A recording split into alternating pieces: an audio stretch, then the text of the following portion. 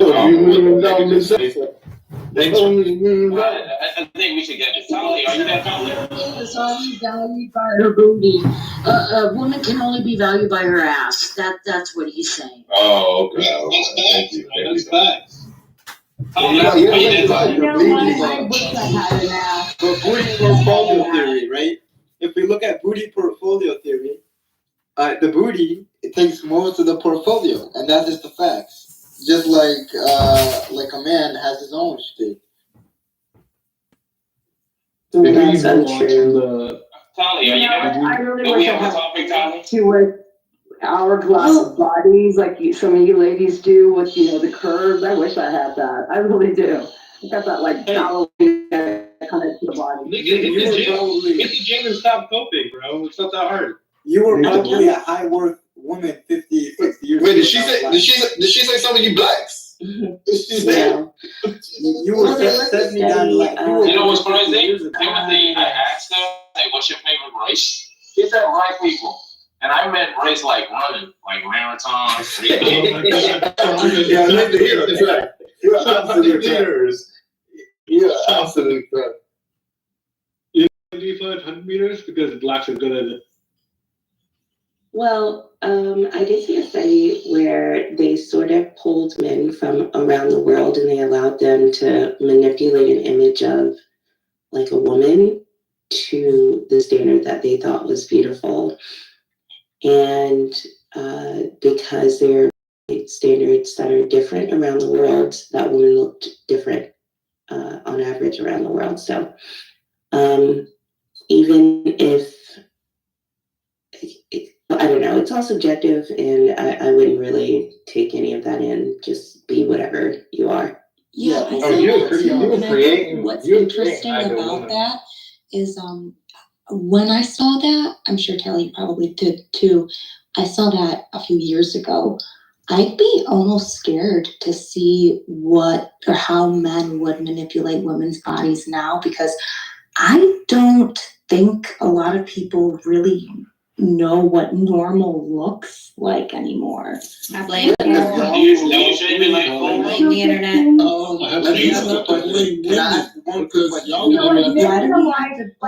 Let's make a deal, man. Let's just make a deal.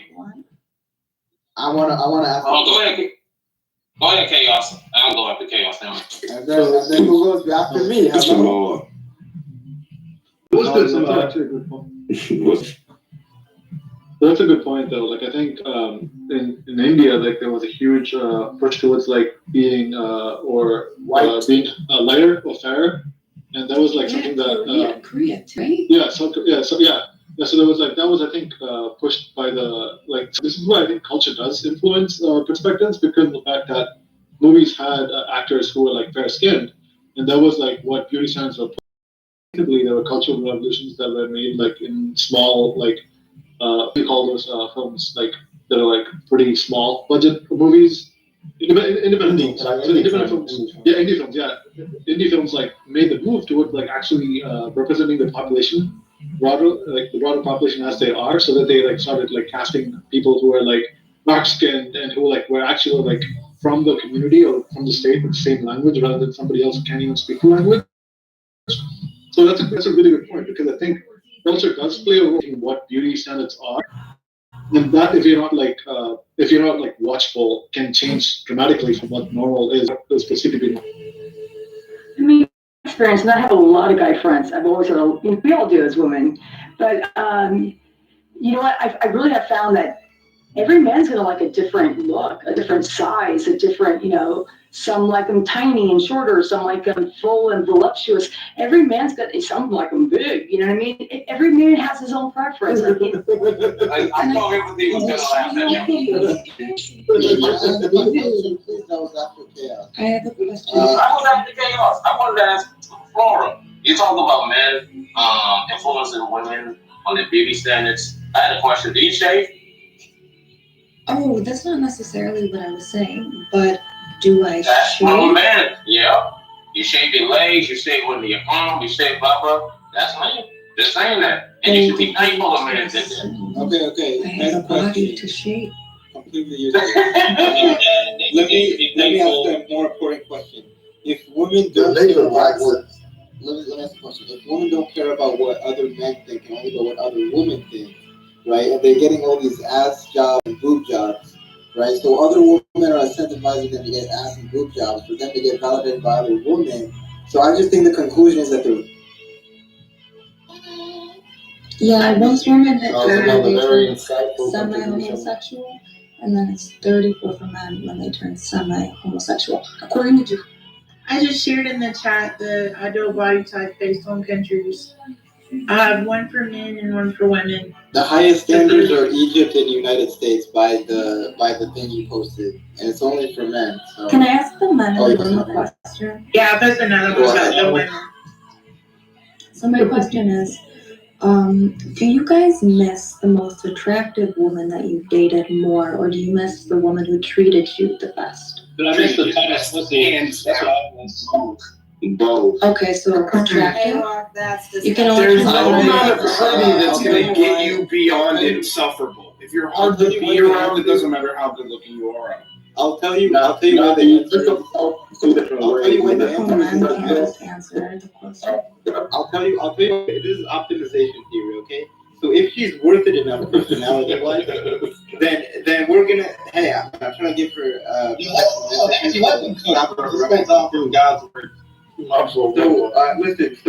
So if she's good enough personality-wise, then that compensates on her looks, right? And the more the personality is better, the more it compensates on her looks. That being said, vice versa can also happen, but if she's so like a 90 bitch personality that is just insufferable, then nothing will compensate. So the answer is you just haven't dated anyone. He is kind of right. There's some that there's some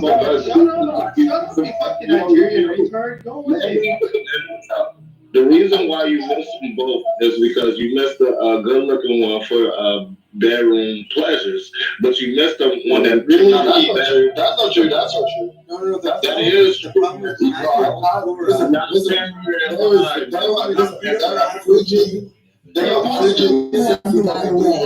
The more attractive one, or The one that treated your but you idea don't like sexual level. the discrepancy we're having right now is because you don't know what we consider a good personality. That's why you think you see these women with good personalities that we don't even consider good personalities.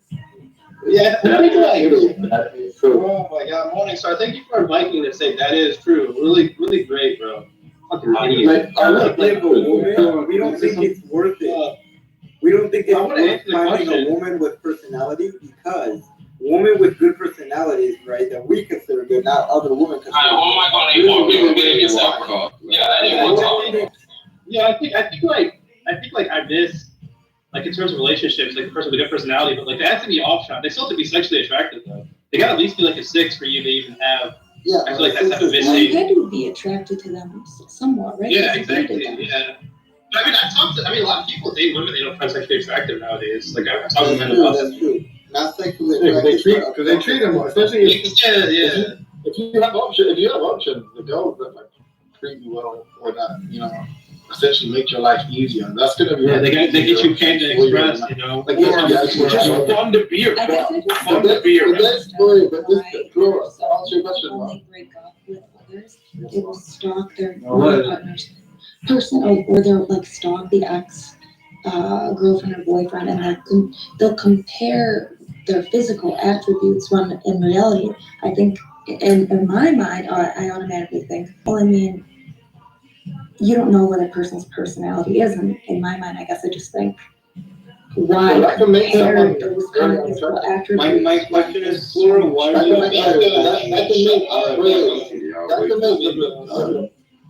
can make that can make someone really physically unattractive. Like that's the perfect What example. can? Like a chick that stroke, like a chick that you, or a chick that doesn't That shit kind of turns me on, bro. that can make it look I'm fine with it. I want to know your stock. Like, I want to know the person's stalking you. That makes me hang on? Because So they're why not do you that- it can make someone Why can make someone really like uncomfortable. we said? Just shut up. Shut up, bro. Fuck But off. because of that, I don't know, maybe. I'm sorry. Listen, we're gonna set up a queue. They allow him to talk. Anyone interrupt them, they get him moved down. Mango, I'm gonna start with you. Let me move you down right quick. Yeah, go ahead, Anthony. I was gonna say like it's obviously they're not. I think we know that like they're not mutually exclusive. But if you are like if there's an element of like sapiosexuality where you are attracted to people's intelligence and personality, that can obviously like the way you assess them aesthetically. I think there's going to be a lot of the people that are really going to be evaluating or spend time or that like very thoughtful in the way they evaluate relationships. I think obviously more how good somebody treats you and assuming there's like a basic threshold of attractiveness. I think that most people are going to say the person who treated me best, assuming of course that they weren't the ones who entered the relationship for good reason. And they're going to say the one that treated me best was the most overall attractive. Because the beauty is just temporary. That's not true. Like we love the beauty of the personality, but the beauty. Who asked this nigga to speak for all people, bro? Who elected you to that? Hey, walk. I don't want to move you down, bro. But if someone's speaking loud in the fence, bro, I know you want to talk, but you don't think you want to listen. What happened? Yo, he keep on talking to me. Hey, walk. Stop calling out, bro. Stop trying to make fun of black people. Now, imitate. Call them out. Imitate. All right, go ahead, Juan, and start. Sorry for that.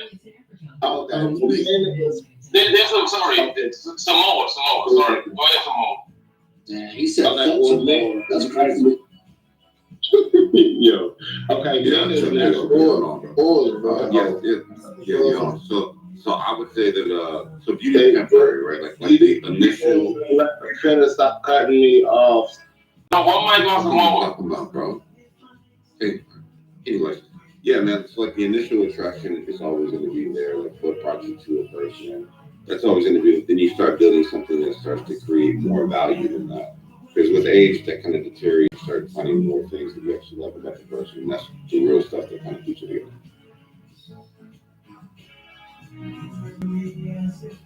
Is there anybody heard of ratchet sexual, which is to say you are attracted by the ratchetness of somebody? Oh, sounds like you. Concrete, don't expose yourself like that.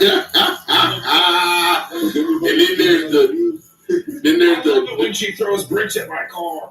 And then there's the dumbo sexual, which is to say the dumber she is, the more attractive she is. Oh my God, yes. That's the best type of fetish, bro. Okay, what you said, girl? You don't like a girl you can just teach? Hey, no, just teach noodles. No, I want one that's unteachable. I want an unteachable one. You can't teach her shit. So, okay. Shut your black ass up, Charlie. Thank you for acknowledging that I'm African American, as I've been stripped in this room multiple times of my title. Okay. There's no more than me. Sure. Speak of the devil. Okay. I understand that beauty standards have changed across the ages, and that the intermingling of cultures may have impacted that. And I think that is an interesting, I don't know, maybe it's a point without a distinction, but it's interesting to me how we have influenced each other. Cool. Did you mean a difference without a distinction? Yeah, okay, fuck. I've only had one cup of coffee. Oh, shit. Concrete? Dumbo sexuality. Yeah, she's got sexy concrete. She's on the floor right now. All right, one mic on Crystal. Go ahead, Crystal. Sorry about my background. Just at the bookstore. But no, I think there's really want to talk about the beer practices, so I thought I'd pick it up. I'm attracted to men who I can control mentally. Men who can submit to and manipulate to mind that I like to play with. And I like to Yeah, she calling you out, Concrete. No, she's You know, my bitch so fast she never learned anything. Didn't even learn a number line. She's so sexy. Goddamn. I don't put up with none of her bullshit. You know who is putting up with her bullshit? Who that? Nene. Good morning. Good morning. Okay, so do you ever You're not a victim, Shasha. do you also ever consider how your choices in a partner may impact children should you decide to have them? Yes. Duh. No, never thought of that. What? No. So you guys are sitting up here saying, I like dumbosexuals. Oh, then there's a chance that your children may be stupid. It was a joke. The fuck? You like people with behavior disorders. Well, I hate to tell you, my God. that may also mean that your children are going We'll have to worry. Now, It means your children will have the warrior gene. I'm going to submit something because I was thinking about it because of a previous line of questioning in the room. But when my nephew was going to prom and he had selected a date, I talked to him and I said, well, you know, statistically, you're likely to marry a Black woman and you're going to have Black children. And do you want to tell, or, you know, when your daughter is looking through your photo album, do you want to explain this choice to your Black daughter? Wait, why she gotta be Black? I hope my daughter's white. She, in all likelihood, yours will be yours. But my nephew then made a different choice for prom.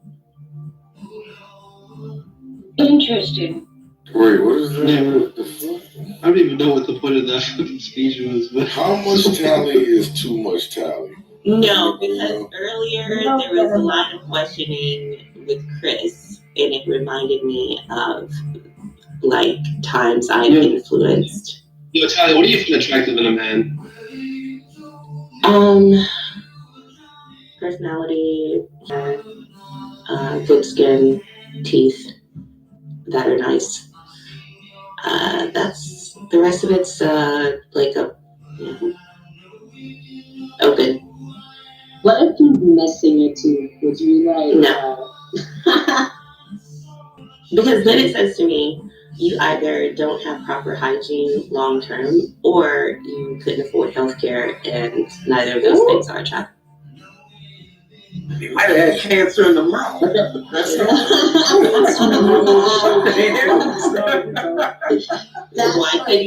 Why couldn't he afford lower your standard for? Why couldn't he afford a prosthetic? Now it's too much to ask for a man to have good teeth. Look at the men getting offended. No, I don't know. It was actually the first two because I wouldn't. There's women with health care. I would like to see a man who doesn't necessarily care so much that he would need to feel like they need to get it. Like as long as he could afford getting it to get it fixed, but didn't feel like it was necessary, I don't think I would really mind that depending on the tooth because I don't know. I don't want him trying to. I don't know who are you trying to. What are you trying to compensate for? You're trying to impress Tally, apparently. That's why you get your right molar replaced. You wouldn't even see that initially. What do you mean? That was the point. That was a joke, dumbass. Thank you. Everyone clap. Okay, I don't like your jokes. They're mad weird. You don't have a good sense of humor. Yeah. This is just taking over. It's time to run away country.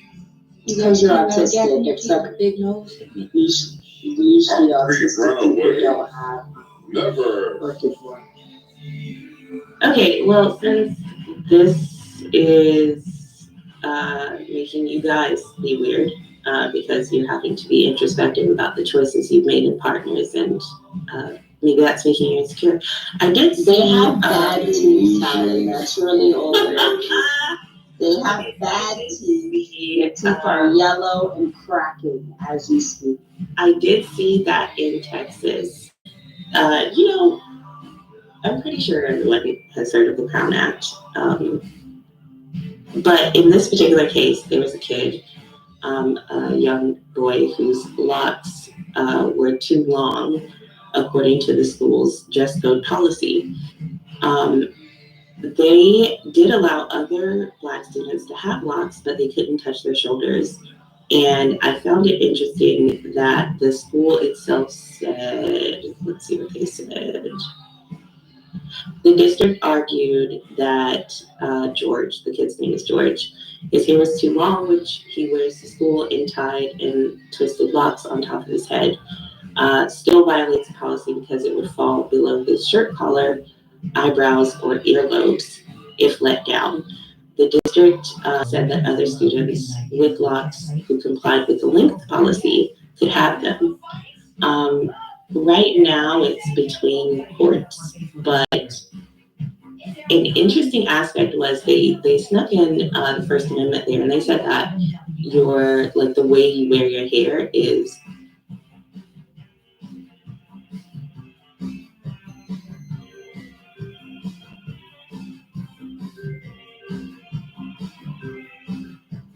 they argue that, or if it apply. I don't know, rules are rules. My son goes to private school, and there's a dress code to follow it. I don't know, I'm pretty simple. And if you don't like it, then put your kid in a different school. I'm confused. Yeah, but it's his hair though, right now. They said his dreadlocks were, like, I could understand if he had them all wild, like Waka Flocka just in his face. But if he also tied back and together and neat looking, then I don't like the hair is. I mean, it's just wild and out. Like, there's some people that tie their dreads to braids or straight backs. And those look really nice. Those could look really nice and neat. I could understand that, but it's like, I don't know. When it comes to hair, when it comes to clothing, I love dreads. My boyfriend has dreads. But when it comes to clothing, I understand. But like hair, like obviously don't go in there looking crazy, but his dreads are his dreads. Like, what do they want him to do? They want him to cut them shorter? Or there was a private school. So there was a lawsuit. There was a private school, and this just came up, this exact thing. And these kids did everything to put their hair up. And it was actually their culture to have their hair in long. And they did not want to cut their hair. I think I would need more context because it's almost like the military. Like, the military does not care what your feelings are. You have a specific. That's the military right now. No. I agree. I just want to know, like, what was the school? What was the policy? They were actually picking on these kids. I think at the end of the day that if your kid attends a school, right, and there is a guideline, then cut your lock shorter to fit the guideline. I don't know. Like, I'm not a big fan of the loopholes. If there is a length that is allowed at that school, then that should be honored.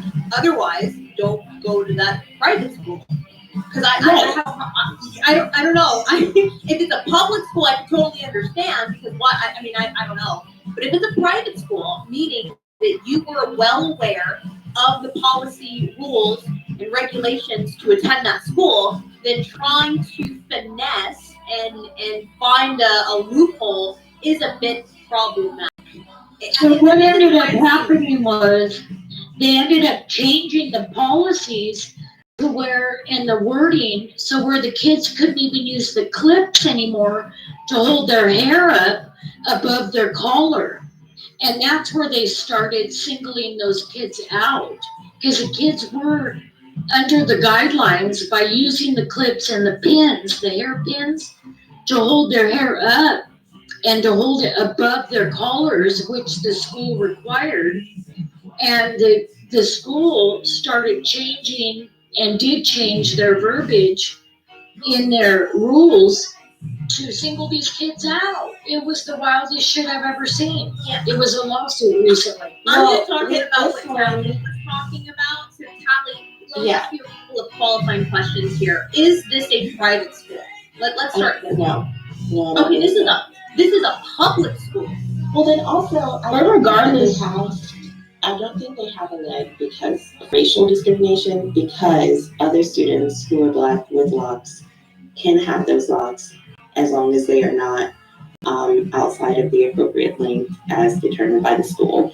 Also, we've seen cases in employment discrimination where the Black people lost because of maintenance or rules around their locks, since white people can also have locks. It's not racial discrimination. But specific to this case, let's see, George, 18, was kept out of his regular high school classes for most of the 2023-24 school year when he was a junior because the school district said his hair length violated its dress code.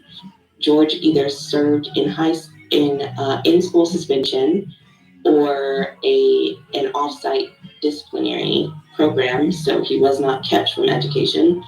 George and his mother filed a federal civil lawsuit against the school district and other leads there. The suit also alleged that Georgia's punishment violates the Crown Act, which was being discussed before the suit, but took effect in September, and bars employers and schools from penalizing people because of hair texture, which doesn't apply here, the texture is fine, protective hairstyles, including afros, braids, locks, twists, and bantu knots. But the school isn't saying that he can't have those things. They're just, their rule is around the length of his hair. And again, I thought it was interesting that they, one, I think, based on my just bare minimum knowledge of these sort of things, you don't have a leg to stand on. Sorry. All precedent says, they get to make these rules. But the First Amendment aspect, where they're including hair in freedom of expression, maybe. But yeah, it was a I've never heard of a public school doing that, Tally. That's interesting. See, if it was a private school, meaning you went in fully aware that was a school of choice by your parents, I can understand. I actually might kind of retract if this is a public school. What ground, aside from a dress code, does a public school have to do with dictating hit? That's I would say the same about a private school though right now. I don't. Like I don't think a student should be required to change how they physically look in order to really get a lesson. That's your physical appearance. That's your. I could understand. I could understand if it's the clothes, right? My children are about to attend a school where they can't even wear like outside belts. I have to buy the exact school belt. I have to buy the exact school pants, the exact school shirt, sweaters, etc. That's understandable. But hair, like I could understand if they come unkempt and they want you to look kept together. But like hair length, like I'm just trying to understand like the reasoning. What is the reason why they can't keep their hair long? Is it because they can hide maybe headphones in their ear, or like I'm trying to understand the logic behind why. Why is it that they can't have long hair? It's because they have. And is it pertaining to all students? The rules apply to black hair. That's the problem. No. No, just a moment. We can maintain. But wait. Just a moment. We can maintain a one mic policy. I do want to answer Shasha's question. So, the Barber Hills School District, this is in Houston, Texas, by the way, said that the policy restricting hair length, specifically for male students, instills discipline while teaching grooming and respect for authority. I think that Leroy was speaking first, and then we'll hear from Ms. I'd like to go after too. So this rule was targeting only the African American students, right? Because you can't say other white children or other people don't wear their hair, and then that school haven't worn their hair long, right? So we see that locks, right, braids, so-called dreads. That's specific. It's specific to a race. So that's where the problem is at. And, conformity, and, they're trying to make sure that this is an old problem. This is not a new problem. This is something that's happened years ago with afros. And dreads. Hold on, let me finish. With afros or whatever. So this is a continuation from an old problem. This is not a new problem. This is about conformity, right? They always thought that the young black people was like if you are not dressing in the way that we want, you can influence our children. You can influence them to be cool because the black kids, with their afro and their braids, they look cool. So now you're going to influence our children. And our children are so easily influenced. We don't want you to do that. So we're going to have a rule. This guy was an A student. What the fuck? He was an A fucking student. He was a behaved human being. You mean to tell me the only thing that you're going to come after him for is the fucking texture of his hair and the length of it? That shit is purely racial. Who's next in the queue? Let me get next queue to y'all. Yeah, Mrs. I'll just paste it to the chat. Yeah, it's just like I said. I agree with what Shai was saying in regards to it being a public school. I pretty much kind of hold my stance here that if you want to attend a private school and a private school has a list of rules and regulations, uniform, appearance, rather it can go as far as makeup, right? There are rules. And if you are going to enlist and you're going to go through the process of being accepted into a private school, academy, whatever, there's really no discussion, because if you don't like it, then don't go. You're not forced to, because it's not a public school that is based on your attendance because of your location. It is choice. So I stand on that. However, the fact that this is a public school and they have taken him out of a school that he has to go because of where he lives, that does not make sense. So I still stand on that. Shy, love you, girl. I think this is just where we agree to disagree. But the fact that it's a public school, that's a bit bizarre. So, and I'll end there. Hold on. I'm not okay. I don't, in my opinion, I don't. So there are religions where you are not allowed to cut your hair. Sikhism being one of them. Some people pronounce it Sikh, but it's Sikh. They are not allowed to cut their hair. People who are Sikh, I mean, they tend to be brown people, so I could see where there's potentially a race issue there as well. And I mean, what if it's for religious purposes? Should they be required to cut their hair to go to a private school? Yes, then don't go to that private school. Yes. Like, if you want to go to a private Jewish school and they have requirements, you have to conform. If you want to go to a private Muslim school or a private Sikh school, whatever the case is, you don't have to go there. You want to go there. Therefore, you must confide to their rules. And if you don't want to, then don't go. So I'm confused. You don't believe that they should have the right to a higher quality of their religious? Yes. The private school should be able to make up any rules, even if they know what exclusions are. Okay, Don. We'll see if you agree with that when I get to my. The word is private. Actually, Malcolm, Don, and then myself. Can I go after you, Tully? Sure. Can I go after chaos? Can I go after chaos, please? Simone, were you also asking? Am I in y'all queue? Yes, please. Yeah, you are. Malcolm, it's your turn. All right, so who's after chaos? Malcolm, go. I'm after chaos. Now it is Malcolm's turn, and the rest of the queue will be posted. All right, I'm after chaos then. Come on, Malcolm. Malcolm, you there? Yes, not. Hey, did you call my name? Yeah, you're here. Oh, yeah, I appreciate it. Listen, for those who say that the private school should be able to set their own rules regardless, okay, under one condition, I would have to agree with you. They take no state money of any kind. None. Because once you start taking state money, not private money from tuition, then the state gets to have a say-so, or should. So those private schools who say, we got this, we reject all state funding, which comes from state taxpayers' funds, then they should be able to make their own rules. But if they get to pick and choose, we will take state funding for this building, for that library, for this technology, for this and that. But by the way, we get to now be 100% exclusionary, hide behind other things we all know what this is really about, then that becomes a benefit for them on both ends. And that's unfair to us taxpayers paying for a private school, but yet we don't have any say-so on private schools. I agree 100%. My son goes to 100% funded school by tuition. Therefore, nobody gets to dictate what those laws are. I agree 100% with you, Malcolm. So, and last thing I say is the Chinese are kicking our ass left, right, down the middle, and our schools are debating on students' hair. So when we try to figure out why we're getting our asses handed to us, it's not hard.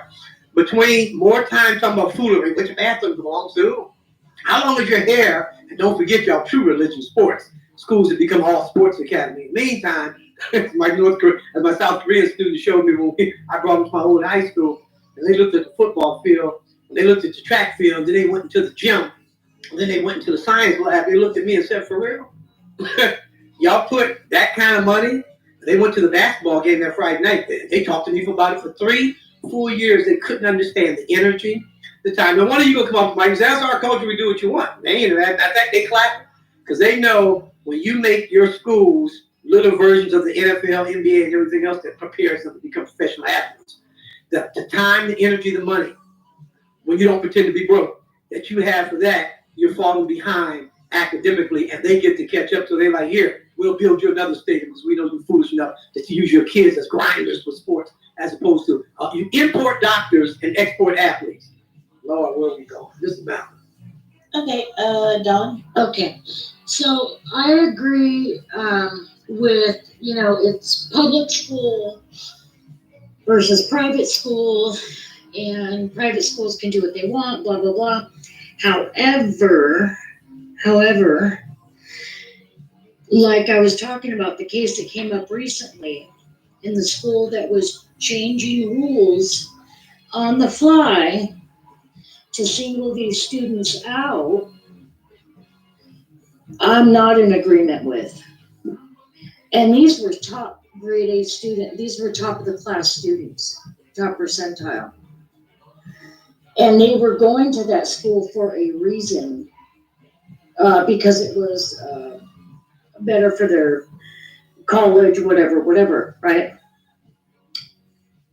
And that school was chosen. However, you can't change rules in the middle, right?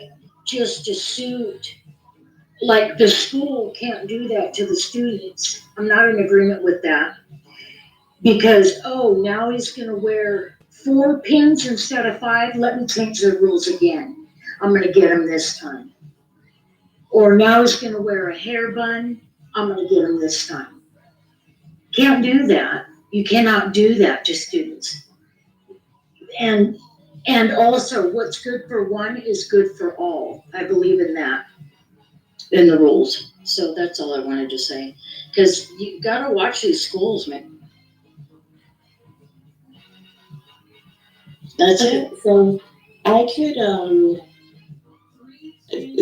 okay, so it's being filed under racial discrimination. So although there are religious exemptions, this case isn't under that purview. Also, he was not kept from an education. He was either an in-school suspension or an off-site sort of campus for, I don't know what they call the bad kid school. We have one too. Continuation. Wherever they said Donald kids. Trump was What the hell did they call that?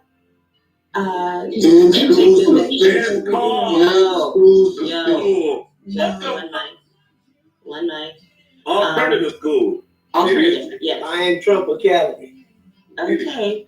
So he would either be in alternative school or in school suspension. So we know based on I don't know if you guys remember those flight attendants who had locks, and the airlines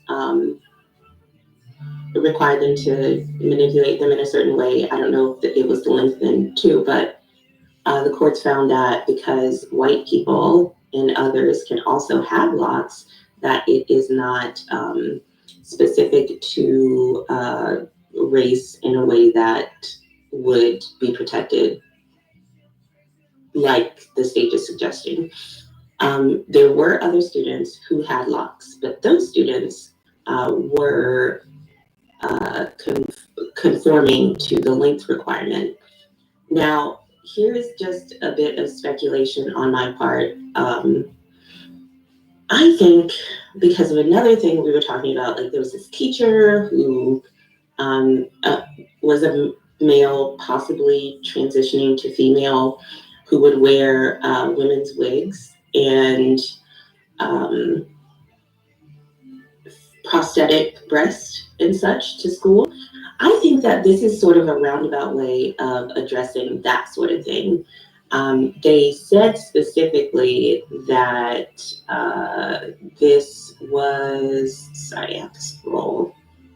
The school said specifically this was about a commitment to teaching the kids about grooming and respect for authority, not race related. Because again, other Black students had locks that were within the lengths, and also the courts have determined that locks are not specific to Black people in a way that it would be protected under a race-based case. But again, they did pull out free speech, the First Amendment, under freedom of expression. They're saying he should have his hair however he wants. Next in the queue is Samoa.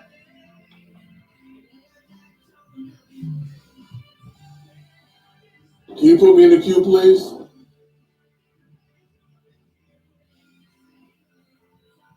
Is he here? Samoa? How am I supposed to know? I don't see him. Put that kind of pressure on me. Yeah. Okay. So in that case, we're on. Sorry, my phone is glitching. I'm gonna have to leave the app. Who? Just a moment. I trust you. Chaos. Yeah. Go on. Thank you. So I went to a private Catholic school. My sister went to a private girls' Catholic school. So there were exceptions that were made for the rule. For instance, like we had Sikh kids who came to the school not because of Catholic education, but because of the standard of education that they got. It was a private school. So the management did make exceptions for people who had a religious exception for having long hair, even though everybody else had to cut their hair. And the same goes to my sister's school, which is also a private Catholic school, and Muslim students attended the school, and they had the exception of like wearing a burqa to school. So I think even private schools do carve out some exceptions if it's like religious based, but I do think that freedom of expression can be misused. Again, this is where I think people need to be a little more nuanced when bringing the discussion. That's all I want to say was that private schools, even though they have rules, can make exceptions, and those exceptions are protected by the Constitution because of religious expression and also like the Fifth Amendment. So those are things that I feel like can be like differentiated, but like making a change. Okay, Jacobus.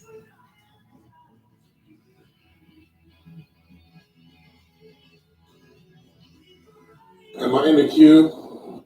You are. If Jacobus is not available, it's your turn. I don't see him. Okay, it's you. You want to give him a countdown? It's actually my turn. Oh, wait. Sorry. Actually, yes. We're going to hear from Shy Concrete. Yay. That's great for me. I'll have to hear that demon after I speak. Anything besides concrete sports and stuff. But anyway, okay, so let me start off by saying I do understand like receiving a consequence if you're breaking a rule, right? I don't really have a problem with schools taking action when a rule has been broken. My disagreement is really with the rule itself. I just don't see purpose in it, simply because like most jobs when you're an adult don't really make your hair an issue. Of course, there's like exceptions, but for the most part, your manager isn't going to tell you to leave work because your hair is too long. That would be really weird.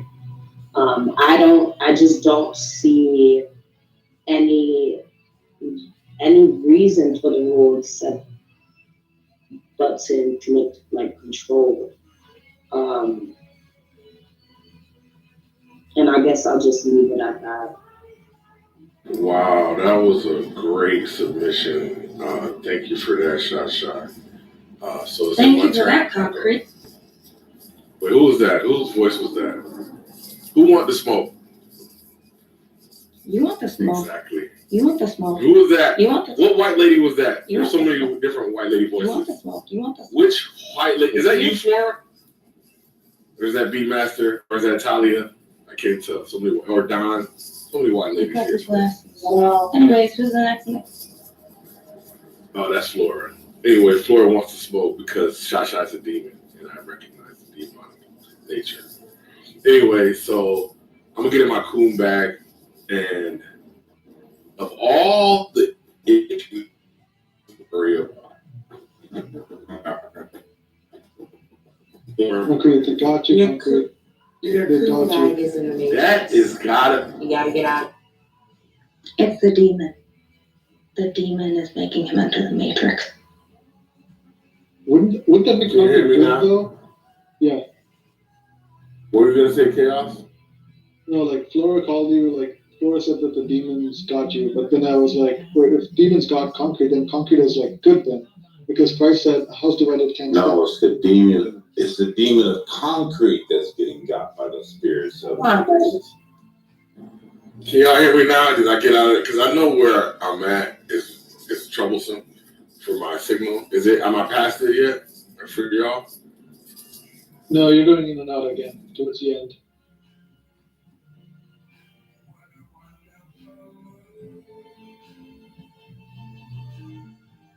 How about now? Yeah. All right, great. So basically, my point, I'll just repeat it quickly. Of all the issues that N-words have to worry about, child literacy, single parent homes, divorce rates, marriage rates, diabetes, cholesterol, blood pressure. Y'all want to talk about hair? Y'all want to do legislation for hair? Like, yo, what the fuck, bro?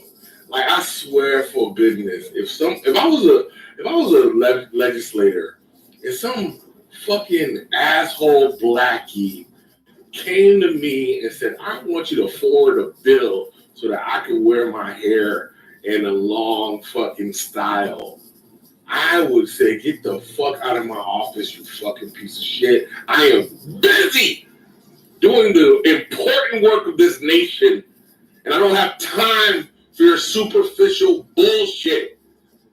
That's what I would say. I would say, I would call my fucking assistant. I would say, get my gun and fucking pistol whip this fucker until they get out of my fucking office. That's what I would say. And I imagine if we took this problem to Martin Luther King, whilst he was getting fire hose and chased by Rottweilers and German Shepherds and all types of police dogs. And you said, hey, while you're fighting for people's rights, how about we add, to like live and have houses and get mortgages and that? Why are you fighting for all that good shit? Why don't you fight for my S-curl? So I can have an S-curl. So I can have a long wave frontal fucking hairdo. I swear Martin Luther King probably would have Then if you would have went to Malcolm X, good dear brother, while you over here fighting that white devil, I want you to also remember I want to wear my hair in a stylish pattern, and I want you to add that to your agenda. I think he would also choke slam you. So please, black people, do better. Thank you. Have a nice day. Okay, I believe we're on, let's see, wait. QQ? Yeah, QQ and then no. And then pop. That would be you, QQ. Laura wanted to go too. Who? Me, but Laura wanted to be after. but QQ's before. I'm sorry, I was in the kitchen. I've been listening. I just want to put in the queue that that's okay. Good job. Knowledge? Oh, damn, that was fast. Okay. Yeah, I was gonna say in response to Shy. One, you're not a victim. Two, I've actually fired someone before because of their hairstyle. So it was this guy. He had extremely like thick and long dreads, and it was affecting the way he wore his hard hat. His hard hat was he just couldn't put it on properly, no matter how hard he tried. And I told him, "Yep. Either cut off the hair or find a way to get the hard hat on. You got to do one or the other." So he, of course, chose to not cut off the hair, so I had to fire him. And in response to Tully, guess what? He was not black, which everybody thought he was black. Nope, he was actually a Puerto Rican guy because dreads are not for just blacks. Well, I mean, that's a twist. That's a what do they call it? What risk? I don't know. I mean, OSHA violation. Right. So I do want to say that, and I posted this the other day in the Discord, that early childhood problems linked to persistent school absenteeism.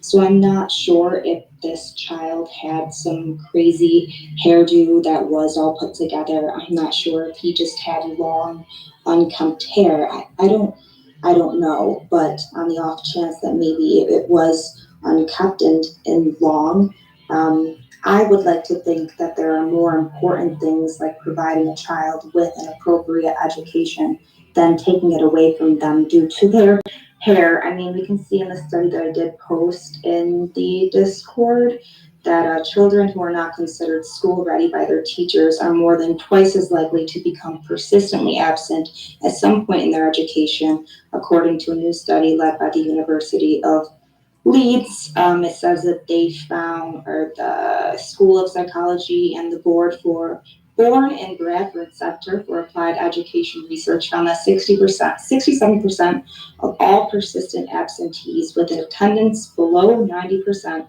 were considered not school ready when they entered reception.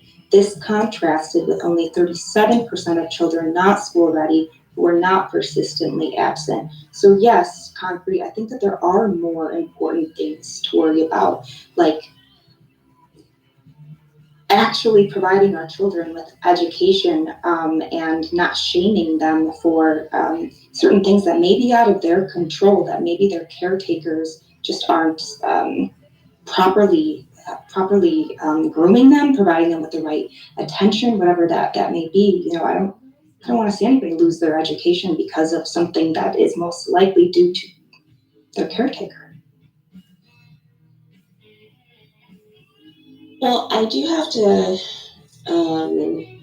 because of people like that, Puerto Rican and Caucasians who have locks, Black people have consistently lost in the courts, claiming that altering their hair is significant to their specific culture in a way that would fit it into racial discrimination. I would put this more in the lines of like the school having something in the dress code against dyeing your hair unnatural colors like green or blue. So I understand that for Black people, we believe that our hair is deeply connected to our identity in that way, but the courts simply don't support that. But I'm really interested in that freedom of expression angle that they're taking, and I'm not sure that this was an approach that was taken before. It's still in the courts, but he wasn't denied an education. He was put in in-school suspension or alternative school. So he still had access to education. His mother was actively involved in a way that she believed he should not have to cut his hair. It wasn't the style that was being disputed because other Black students had locks. It was the length, and that was the school's argument. It was about presentation and not the style itself.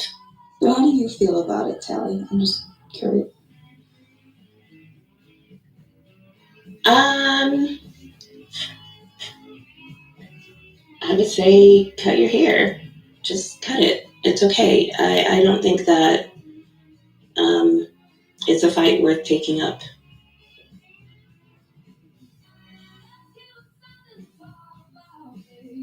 Yeah, I think that.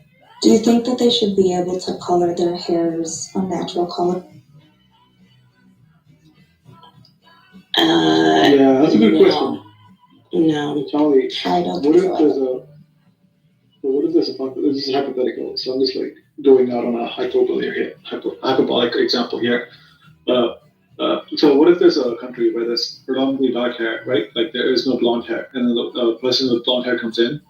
Do you think that because the school rules like they can't like have natural hair, they should like dye black?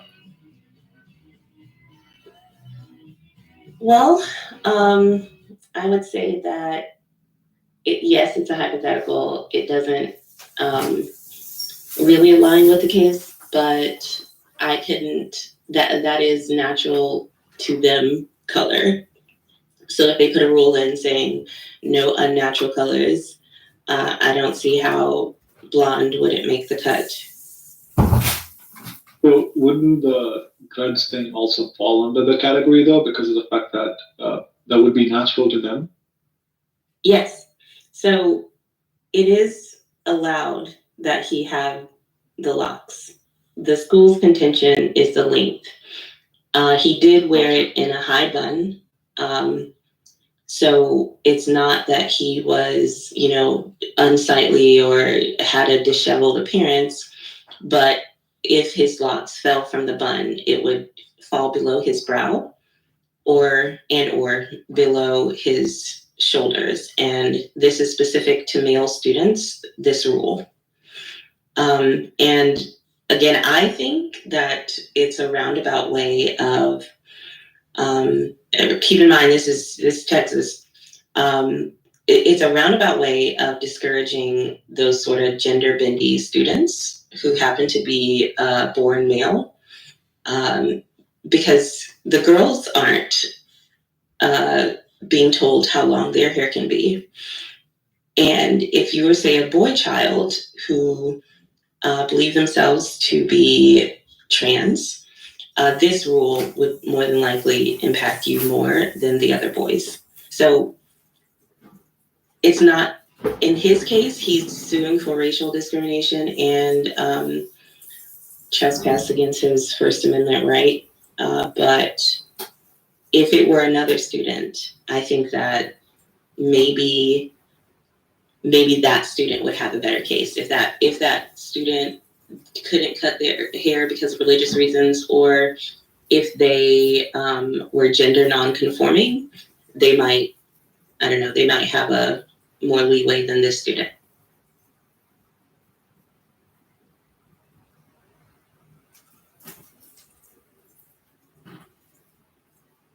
I would be interested in hearing from Dreaded and Matt specifically about this. We were talking about a Houston, Texas case where a student was kept from being in regular classes. He was sent to in-school suspension or alternative school instead, because his locks were outside of the dress code only in length. Other students had locks, but those locks were within the dress code. They did mention the Crown Act. I'm not sure if Texas passed that, but sorry, we have sirens. I really don't think he has a leg to stand on with the racial discrimination, since if you guys remember the airlines where the flight attendants were suing, the court deemed locks not to be specific to Black people in a way that it would fall under racial discrimination, because any old body can have locks. I don't know. What do you guys? Did he lose that case? I think I read where he lost. Because I know he went to court. Did he lose that case? I think it's moving to Supreme Court, where it will inevitably be shot in. But the freedom of expression angle, I can't argue it, but I feel like there's something there, you know? I think there's something in freedom of expression, and what's the other word they use again? It's expression and where the Constitution people. It's freedom of expression. Individualism? I don't know. No, there's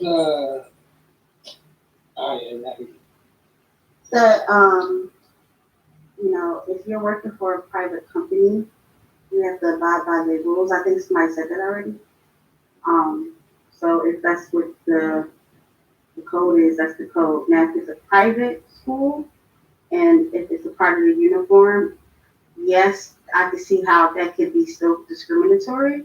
But then that's where academic and school choice comes in, where you will find a school that is more accepting, like a public charter, public school, whatever may have you homeschool the child.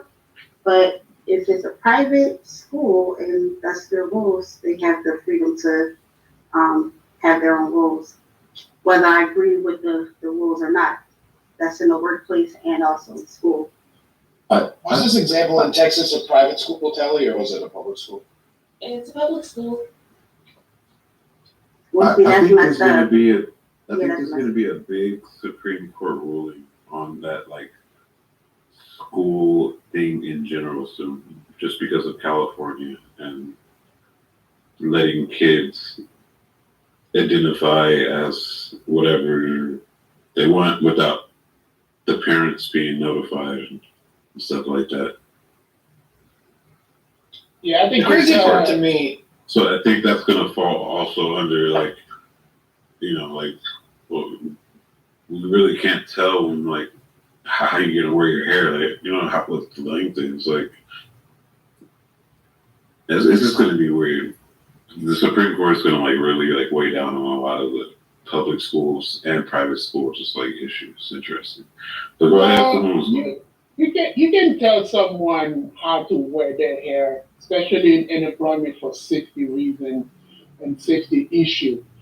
I think the thing is it's freedom of expression and creed. So you will have to demonstrate how you wearing your hair that way is part of your identity, and that violates the way you live your life and the way you express your life. And I think that's what, in New York City, we had a case where the bus drivers were not allowed, like the Sikh bus drivers were not allowed to wear the turban.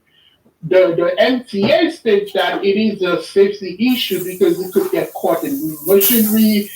People can use it against the employer to strangle them. So they made a valid case. And the way that the Sikh won was because, one, it is a part of their religion, creed, and the way that they live their life. And that's what gives them the right to wear the turban. So it's going to be interesting how is that applicable to school and children when it's like, does an 8-year-old really have a creed or freedom of speech? It was under that. It's still under that. But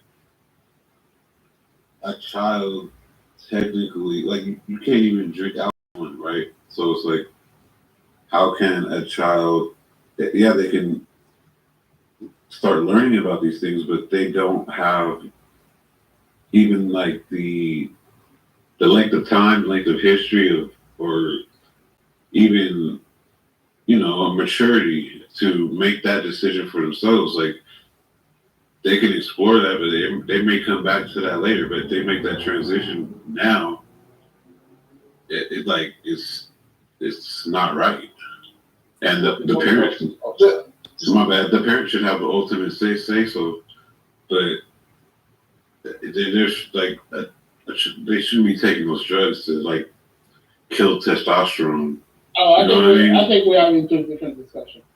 Well, I'm just saying, but this is the California politics that just happened, and it's weird because when California pushes like that agenda on public schools, it was just Common Core, which is still private.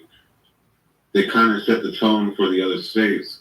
The other states are going to have say-so, but the Supreme Court is going to have to make a real ruling because a child should be able to go to school and have their freedom of, like, wear my hair like the way I want. I should be able to wear the clothes I want. That's just private, and there is that. But they really can't have the right. If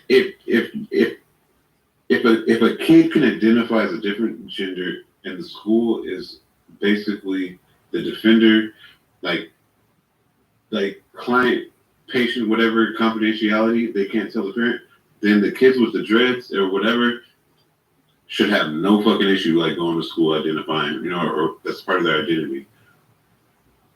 Yeah, when it comes to say, for instance, I believe safety was brought up as far as the workplace for an individual that had dreads.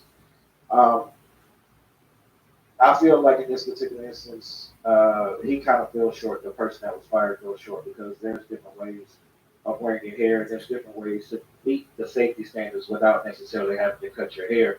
I mean, even if there wasn't, say, for instance, a hard hat that he could wear properly, he or maybe he could have even, probably looked into other things as far as adding a chin strap to the hard hat so that way it stay on his head, regardless of him putting it in a ponytail or not. If you're worried about the person's length of hair getting caught in some type of machinery, you can always tuck your hair within your shirt. That is a thing. But that should only apply to the food thing, and even that, like, otherwise, I feel like the company should supply different types of hard hats that can accompany the hair. I mean, yeah, that's another. No, now you are putting the burden on the company. Well, so this is how your personal choice. Okay, go ahead. The burden should be on the company. Just relax, and I finish my point. I mean, you did bring up a good possible option, but it is what it is.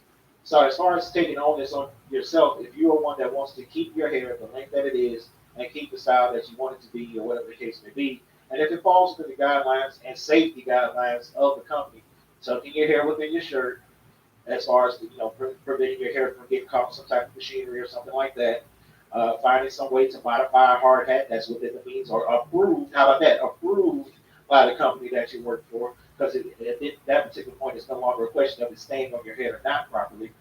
When it comes to the school, and also I am very much aware that when it comes to different companies that you work for, you definitely have to pay attention to the employment contract or the contract you sign with the said employer, the safety guidelines and so forth. So you do need to read that shit. When it comes to the school, if this is a public school and if it's a question of the hair being unkempt, we got to be real when it comes to this. When it comes to specifically black students, if this was a black student that Talia was talking about, we have to understand that when it comes to how non-black people view black people's hair, a lot of times, even though it is properly washed, properly groomed, styled, or whatever the case may be, it is still viewed as unkempt. Okay, so is that a systematic? I'm sorry. When it comes, yeah. No, I just have two questions. It is a systematic thing. Okay, just allow Jetta to land. Yeah, I'm sorry. And then you can ask your questions, and then we'll move to. And let's be real, when it comes to the first line of approval of this child having dreadlocks of a particular length, the first line of approval. You're the matrix. Oh shit. Yeah. You're in the blender. You're up. I'd like to get here somewhere as well. All right, so can I just chime in really quick? Is it better?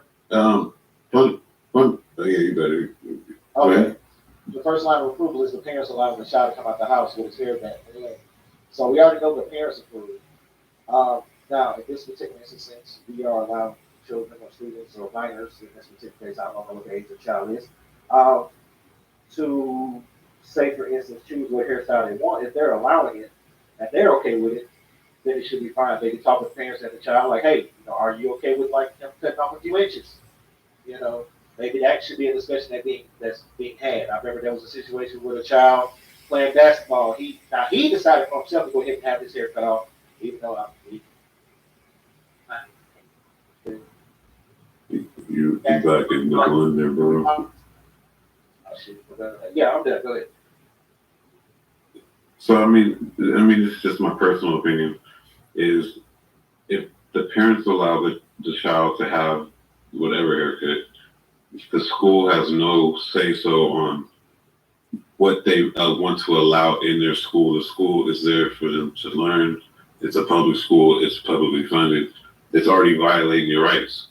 If it's a private school and they want you to dress by a certain code, sure, but your hair shouldn't have to be a factor. And they tell you how, like, only my parents at that point could really like take me to the barber shop and get my haircut. Like the school, so the school's like, hey, like, are they subsidizing that? It's just weird. So it's just weird to me. It doesn't make sense. Versus complying with the school because they want a certain amount. If it's not cleanly, then sure, like, yeah, take a kid home, like, don't bring it back till they clean, like. But when it comes down to the length of it, like, why? For what? What's the issue? Like, the length could be a safety issue, right? So I will give them the benefit of the doubt on that. Secondly, I believe that grooming standards, even for public organization, has been upheld. In New York State, it's been upheld by our state, what do you call that? The highest court in our state have upheld grooming standards. For instance, in New York City, firemen and EMT are not allowed to have beard, right? Because of safety issue and also presentation. So that is part of the standard. As far as like to say that a public school cannot have a grooming standard because the parent gets to decide, well, we have to see. A public school is for the community. They are normally run by a board of the community who decide on this thing. So if the community or the board that represents the community make that decision, I believe that decision represents that community, what they want to be as a community, and I think people need to abide by that. Listen, is the whole hair thing a little bit fucking ridiculous? It is. But I think these people are looking at like a slippery slope situation where it's hair today, tomorrow is going to be dress. Can I wear a bikini to school? Can I wear like a see-through tank top? Well, apparently now you can. Here's part of the problem, right? The motivation should be, in any and all rules regarding public school education, is first and foremost the safety of the students and staff, and secondarily the quality of the education they receive. If the rules don't directly correlate to one of those two things, it's a bad rule. And I suppose you could argue that length of hair could be a safety issue, but I can't imagine where. Like shop class? Well, you know, if it's an elective situation, like a sporting team or something, and saying, hey, look, you can't be on the wrestling team. You can't be on the wrestling team with 3-foot-long dreadlocks. You have to cut your hair. You got to remember though, if you're on the wrestling team and you do got it, you already have a method for having it wrapped up. I get what you're saying. If a kid gets hurt on the playground because of his dress, that happened. You know what I mean? If I can land here. My bad. What I'm saying is there are school districts that have kids that are eating. There are school districts that have seatbeltless school buses. There are school districts that don't have, like guns showing up in school and not reasonable, approaches to solving violence in the school. Children who aren't safe because of bullying or violence in the school, etc. The fact that hair is on the priority list anywhere, as far as I'm concerned, is preposterous. Now, I get it. You can't just have an open policy for dress code and hygiene. You can't have kids running around wearing whatever they want, dressing however they want, insofar as it may become a distraction to the learning process. I can't fathom a circumstance in which style, color, or length of hair is going to significantly impact that in such a way that it demands we reduce the young man's education by sticking him in alternative learning programs or in school suspension. You're literally like the correction to the problem creates a more significant problem than the original problem. And I think this is just a nasty habit of schools, K through 12, specifically public schools, ingraining themselves far too deeply in the life of the students in a way that doesn't particularly focus on the quality of the education. Things that happen externally to the school, kids fighting on Facebook or Snapchat or any of that stuff, none of that stuff should factor in. And this whole, I remember as a kid, the policy was, from the time you leave your front door to the time you return to your front door, you belong to us and we tell you what to do. I'm like, I think that's ridiculous too. We're removing from these kids individual autonomy, the ability to be individuals, and the ability to think for themselves and experience consequences for themselves. The entire point of K through 12 school is not just to pass a state standardized test, it's to become a more educated and well-rounded human being, and part of that is navigating social interaction. Can I chime in? I highly agree with that. Sure, and then we'll hear from Melissa. They are doing everything except focusing on education. Like, their education is broken, but they want to tell you how your kid should come to school. No, it's not like a daycare. Like, I remember going to elementary school, and then when they took away, you couldn't wear shirts with logos on it because it was a distraction. But then we found out that fundamentally it wasn't a distraction. Kids should come to school, be able to dress how they want. If it's not completely disrespectful, I don't even know how you can dress disrespectful. It's a Prussian system of schooling that wants to remove children from their individuality so as to make them good wage workers. It's that simple. Yeah, and it's terrible. It's fully fucking disgusting, excuse my French, because you're already putting restrictions on a kid. So the kid's already thinking, I have restrictions. This is how society looks at you. No, that's not how society is going to look at you, and you shouldn't have that restriction. Just like they say, if you have a fuck ton of tattoos, so you can't do that. Well, nowadays, who doesn't have tattoos?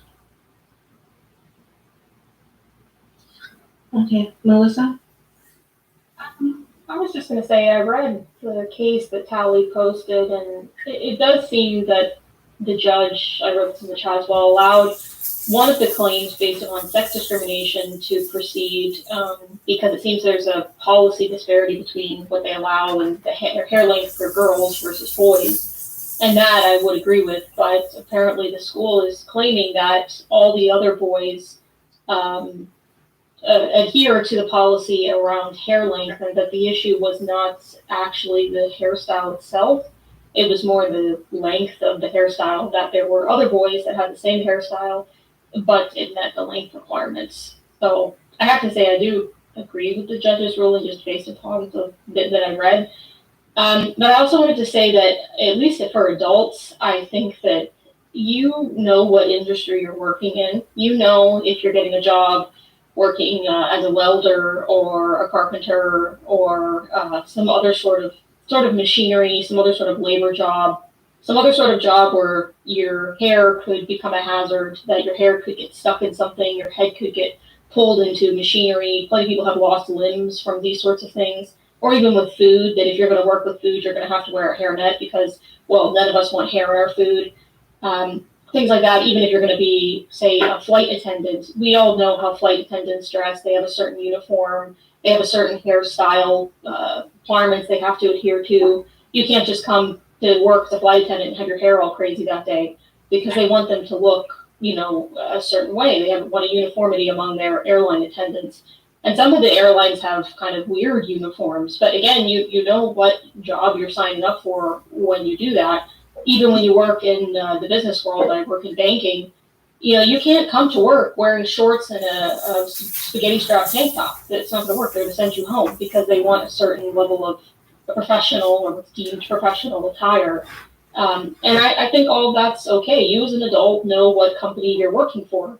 Now, as the company, if the company decided that, okay, today we want to now ban women from wearing pants, and that was never a policy before, I wouldn't agree with that. I think that would be something that's ridiculous. But if you already know what the status quo is, and that's what it's been, and there's a reason for it, then I think that's really on you. If you don't like this hair policy, but you want to have, even as a woman, if a woman wants to be a welder and she has her hair down to her ankles, well, you're going to have to do something about your hair, or you're probably just not going to be a welder. Like, that's just what it is. But if she's a master welder, she already knows how to do and keep her hair out of the welding. Right, but if she wants to have it like blowing in the wind being a welder, well, I don't know. Maybe you're not supposed to be a welder if you care more about your hair than your job. I don't think kids, she would have it blowing in the wind if she's a welder. But my point is just that if your main concern is your hair, and you're fighting over having this kind of a job where having your hair out is a safety concern, I think you have to kind of go back to the drawing board and rethink some things. Because why did you go to school and all of that to get that job, and you're going to be more concerned about your hair? And in terms of the kids in schools, I was going to say, in terms of private school, you have to remember most of these parents are paying to go to this school. You're paying them privately, and again, you know what those policies are before you put your kid in that school. And I think whatever their policy is, whether it's wear pants that are khaki or black or whatever, or wear these polo shirts or whatever it is, I think you should adhere to that, as long as they don't try to institute something crazy like, again, girls can't wear pants, and most private schools do let girls wear pants or shorts that are a certain length. And last thing I'll say is regarding public schools, I just think that as long as the public school is having an equal policy across the board, I think that it's okay. And that's why I said that I agree with the judge's ruling that they should look further into the sex discrimination claim that this boy and his family raised, because I know, even just from when I was in school, I'm sure we all remember, girls are allowed to have hair down to the floor if they want, but boys have to have the hair at a certain length. Keep in mind, I find it strange that we keep bringing this back to clothing when we're actually talking about hair. And, I know a lot of you feel that hair will always grow back, but this is the individual's body that we're talking about. We're essentially talking about altering the person's body. And for a lot of you who are, anti-trans, who feel like people shouldn't be altering their body in such a way, I'm actually surprised that y'all are okay with this without actually. Well, no, I'm not anti-trans. I'm not talking about you. I'm not talking about you. I brought it up. I find it weird that people are actually pushing back as far as like, one, not including the parents, two, not include the actual person that is taking on the alteration of their body in this particular sense.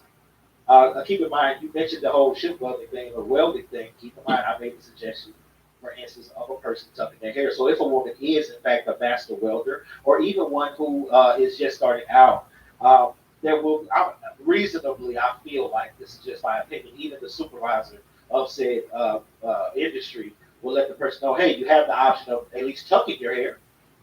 Tucking your hair, put it in a ponytail, tuck your hair, and that way it is safe. You won't get pulled in any machinery. You have less of a risk of any, sparks flying on your hair if you catch it on fire or whatever the case may be, so on and so forth. I thoroughly agree. And then lastly, I feel like if any extra safety things are needed, the company should be providing it. Period. It should be under the company. The company you shouldn't have to alter your appearance for the company. I think when it comes to public schools, I have to throw in, we're in politics seasons and it's been going on for a while. And so there's a thing called cultural wars, right? So this to me, I can't help but think that there's a cultural war, banning books, banning black knowledge, banning black history.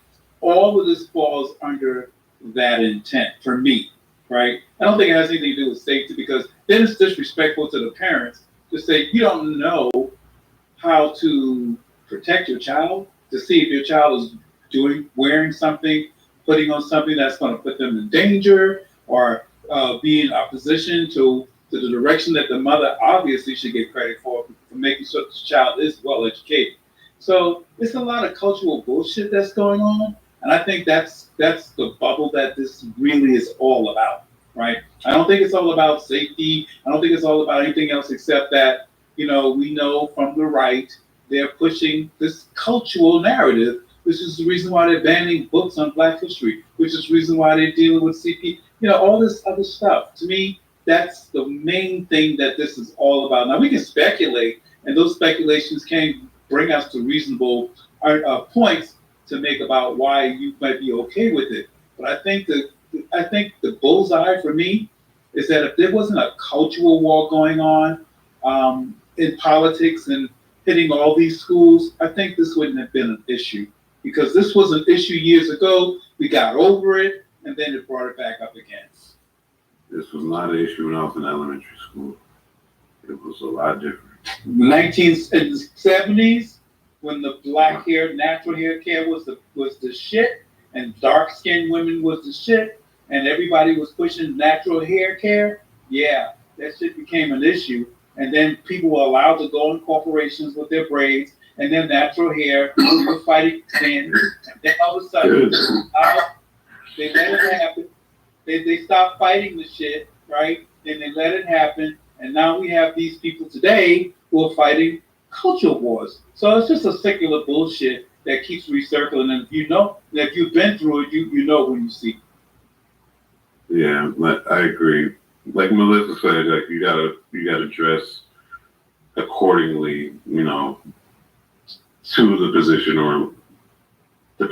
or you're going to. But people wear their hair. Like I don't see people that are in public school or in super corporate positions, nonprofit boards that have dress and they're just like sloppy. I mean, they style it. They're not gonna come to work looking stupid.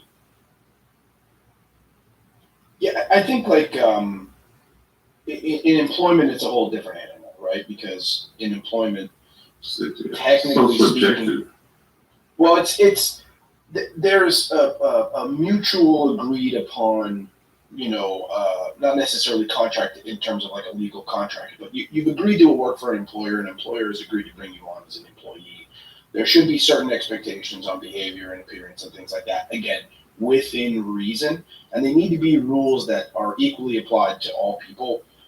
I agree that we can't discriminate on individual groups or sexes or protected classes, etc. The thing about public school especially is, within the context of a private school, your participation is, voluntary and not guaranteed. It's not promised. Your participation in public school as a child is expected, and truancy laws are a thing, and the parents can be held responsible for their children not being in public school, especially if they're not being schooled at home in accordance with whatever their state law might be. The kids are required to be there, and oftentimes it's you have to consider there are circumstances where children want to be in school and they have difficulty getting there because their parents aren't as interested in their educational success as they should be, etc. Or people of different financial means have all sorts of different circumstances. I think ultimately within a public school setting, the priority should be, again, safety and quality of education. And if you can't demonstrate a clear impact to one of those two things, I just don't understand how length of hair could be a safety issue outside of elective things like sports or shop class. Like, I get it. You don't want the kid with 3-foot-long dreadlocks not tying up his hair when he's working on a lathe or a table saw. That's a real problem. I'm on board with that. But when it comes to like somebody's gonna step on his hair walking down the hallway, I don't understand what's going on here. Like if somebody's gonna tie him to a flagpole and he's getting bullied, where is the argument for a safety issue related to length of hair? I just can't wrap my head around it. And I think the overarching theme here is this requirement for conformity, this requirement for compliance, this requirement for removing yourself from individual thinking. These schools typically, depending on the state, but most often have one priority, and that's how do we get the highest possible scores on the next year's state standardized tests to increase our funding and thusly continue that perpetual cycle. It's not about the quality of the education of the student. It's not about the quality of their social interactions that they're having at school, which is a huge part. It's not just test taking and books. It's about social interaction and learning to be a well-rounded human being, you know? So this idea that we would spend any time, and I'd love to see this school in Texas, do you have kids that aren't eating lunch? Do you have kids that are significantly behind the average or the median grade point average? Or do you have students that are you know, having, like, the hair thing should be so far on the other end of the priority scale that there should be absolutely nothing wrong in the school system if they're complaining about the hairstyle or length of a student. Yeah, I feel like they're tackling the wrong agendas in the public school system right now. Like you said, the main priority I'm gonna add to is community, different races, ethnicities, all these kids. They're not tripping on each other, but those should be the next community builders at the public schools, and they really need to focus on that. They're pushing a private agenda on the public kids. Like, it's weird. It's just really weird. And I work with kids that are quote unquote on the spectrum in public schools. They could be one side nonverbal, or I could be mentoring the kid that the school has deemed bad, but the teacher, he just don't like the teacher. But I'm there and we get the work done, and I'm just part of the support system. Right, or they're not challenged enough, right? Yeah. Yeah. Little Steven's bored in class and he sharpens his pencil too much and he talks too much, and thusly it's his fault. Young boys, especially in public schools, deal with this requirement to not be a young boy. This don't be rambunctious, don't be energetic, don't be and for young females, they deal with this constant oppression of hey, you are a sex object to all these prepubescent or pubescent teenage boys, and thusly you're responsible for their reactions to your existence as a human. That's another problem too. So how do you find a happy medium? And I think the happy medium is to understand that the school's going to have behavioral problems. The school's going to have problems with kids' hygiene, appearance, et cetera, et cetera. A uniform policy that, and I don't think this whole khaki shirts, no logo stuff is reasonable, because again, you're stripping these kids away from their individuality. Nothing beyond the shoulder should be exposed. Nothing beyond the upper thigh should be exposed. Safety should be some sort of priority for things like shop class or elective things like sports. But beyond that, let them be humans. Let them be individuals. Let them wear their favorite band T-shirt, or even political messages. It teach them how to interact in society in a way that school's the place where you're supposed to be able to make mistakes. When you're learning to become a well-rounded adult, you're supposed to fuck up socially, and you're supposed to oh, I didn't wear deodorant today, somebody noticed, and that's weird. I should probably get back to the deodorant thing. And if you don't give kids some individuality and some ability to express themselves in a unique fashion, then you're just, it comes back to creating good factory workers, good soldiers, good wage slaves. And this is a Prussian model of schooling that we've been using in this country for the last 80 years, and the results are clearly not working. If you look at places like Scandinavia, where kids go off for recess for fucking 2 hours a day and they're allowed to climb trees and they're not nerfed and they're not treated like worker bees, the outcomes are significantly better. Well, that's similar to our charter schools. But the schools are also I think the administration should have be held to more higher standards of making sure they're relating to the kids and getting, it's not their job to sit there and yell at them because little Timmy smarter than a rocket, but he don't like the way you're talking to him. It's not his fault. The administration is tripping. I got suspended from school in the 4th grade because we were in DARE class, and the guy teaching DARE class told us that a young lady had smoked laced marijuana, and it caused her to hallucinate that her arms were snakes, and she cut off both of her arms. My curiosity was crushed that day because I said, how did she cut off both of her arms? Just, asking a logistical question here. Were power tools involved? Because I can see one, maybe. Mm-hmm. How are you getting through the second one? And I think blood loss and shock is a thing too. So why don't you stop treating us like we're retarded? And why don't you teach us actual harm reduction? Because you are retarded. She used the guillotine. She bit it off. She used her coconut machete, huh, Nathan? I'm sure there's a purpose to the story. But, I mean, let's be honest though. There is a purpose to uniform and grooming standard, right? We do know that every children are not from the same socioeconomic background, and we know kids are kids. So if you want to create some kind of equality in the school, this is why we all wear the same uniform. This is why we all look alike, so that we can tell who's who. Bro, but the problem is when you institute those sort of policies, kids are still going to know who's wearing the Walmart polo that costs mom $5 and who's wearing the $25, $30 Adidas polo from and these kids, the internet goes with them everywhere they go. They know what these kids dress like outside of school. The only thing the uniform policy should do is keep like assholes and tits and dicks in their pants. Like that's it. The uniform policy, like private schools, should be primarily, clearly, just only fucking like results. Get the grades, get your schoolwork done. That's it. That's what you're focusing on. You go to school, you're not there to really, co-mingle and fucking collaborate.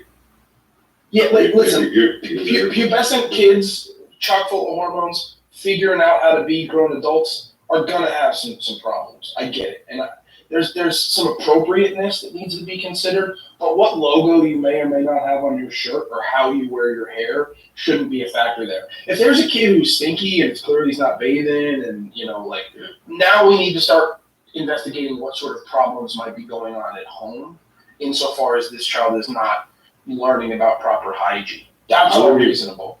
I wouldn't even go that far because that's a much of a reach. It's talk to the parents first, and if it continues, then I feel like school should be like, hey, what's going on at home? You know what I mean? Well, what I mean is the parents should be immediately involved. Yeah, I don't mean like you pull the kid aside and you go, hey, look, is your mom not getting you deodorant? Like maybe that's not appropriate. Maybe it's like, maybe mom's a granola mom and she's like putting peppermint oil on his armpits and it's not working. There's all kinds of situations that go on there. But the fact remains is that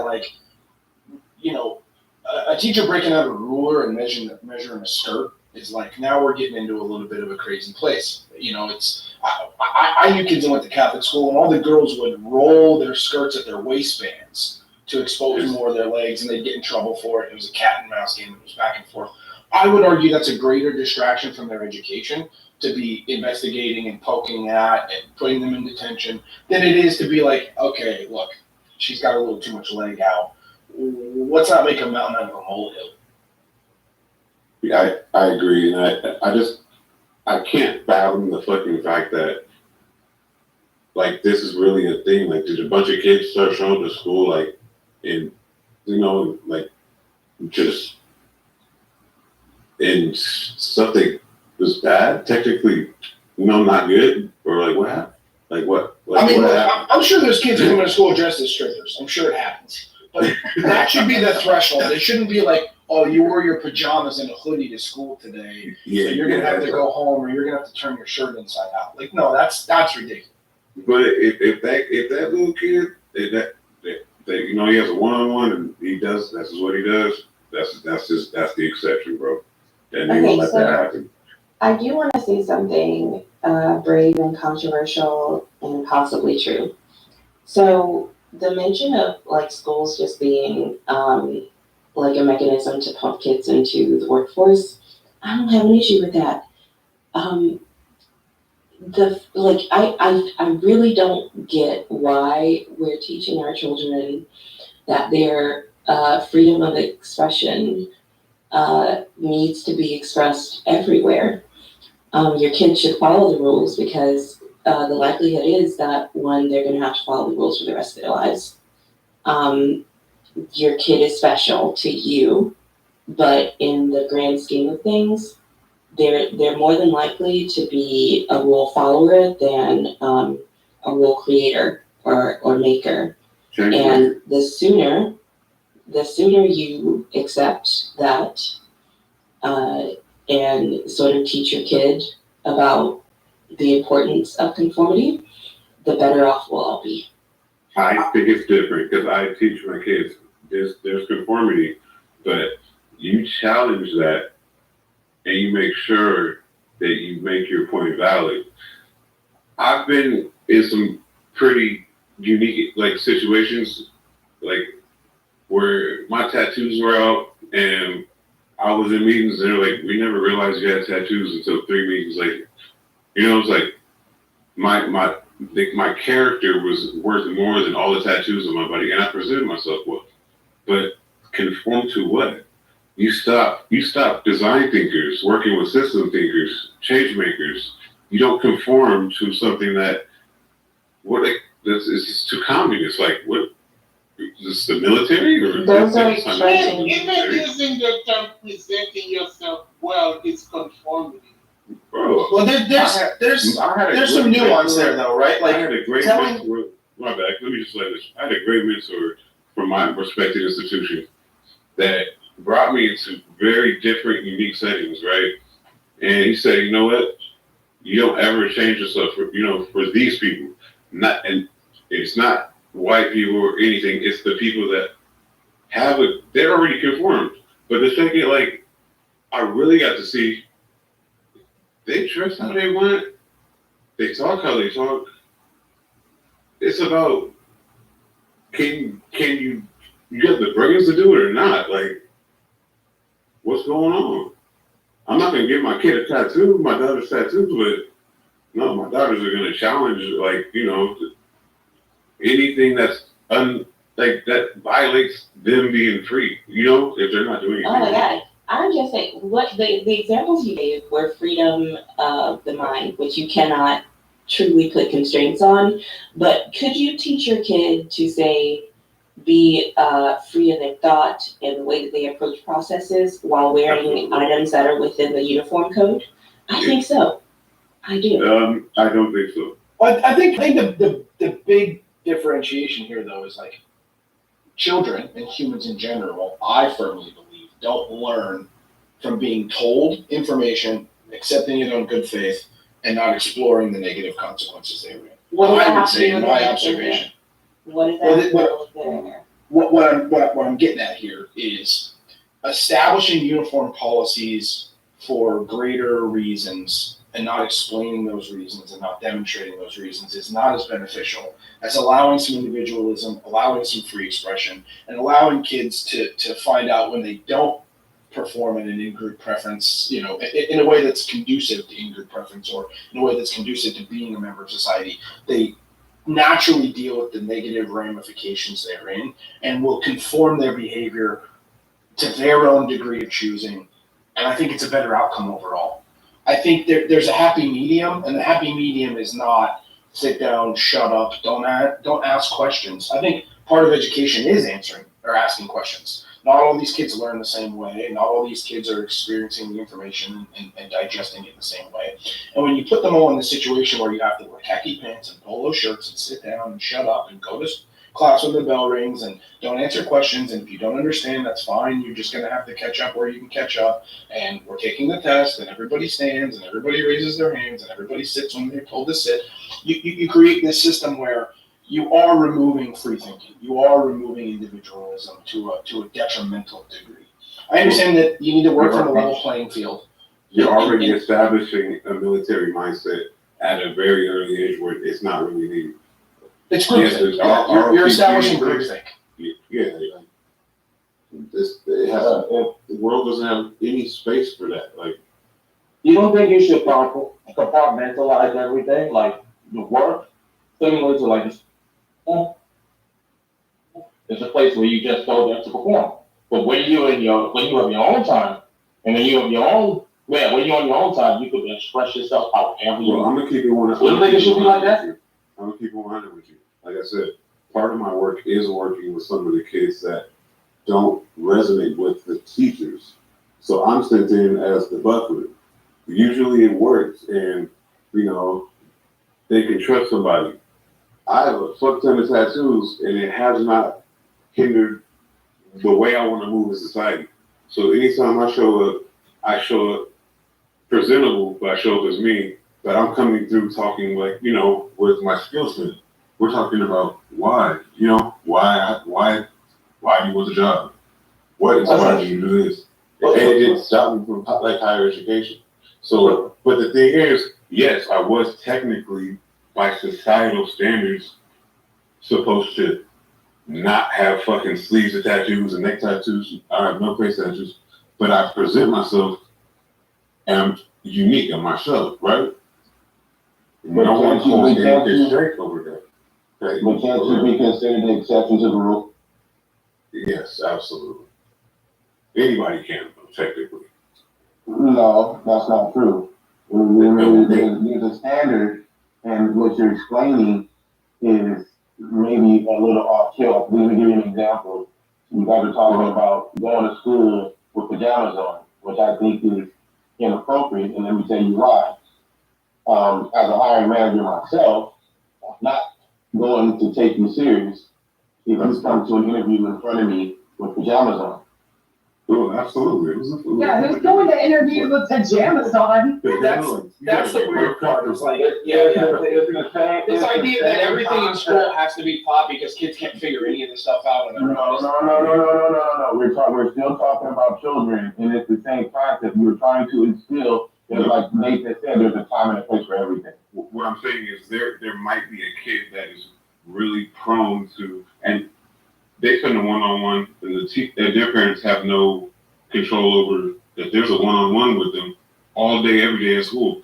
But there's already an exception. If that kid shows up in pajamas, they're not gonna you show up in pajamas. You might be a little bit smart dude, but that's just how he rolls. Yeah, because I went up to school. Hold on, yeah, I went to school in pajamas all the time. Well, not really pajamas. It was sweatpants and a hoodie, but to some people that's considered pajamas. I work in a doctor's office. I know that interviews, you're not supposed to go in pajamas. I think that kids going to school comfortable is important because you're sitting in a classroom all day on your ass learning. You don't have to be dressed up unless you're going to private school. If you're going to public school, dress comfortably. I really think that forcing children to dress up and go to school is taking away the fact that they're there to learn, not there to be, presentable. They're there to learn. So I think judging the children and what they're wearing to school is let's not forget that we don't know whether mom did laundry last night or not. We don't know whether the kid has a reasonable amount of clothing available to him. What we do know is we would rather the kid be in school in pajamas than not in school. You're going to an extreme. We're using anecdotal evidence to try to justify this. I'm listening to what you got, your personal experience, right? That is anecdotal evidence. So the point being is we're talking about the exception to the rule. I don't care what the guys say.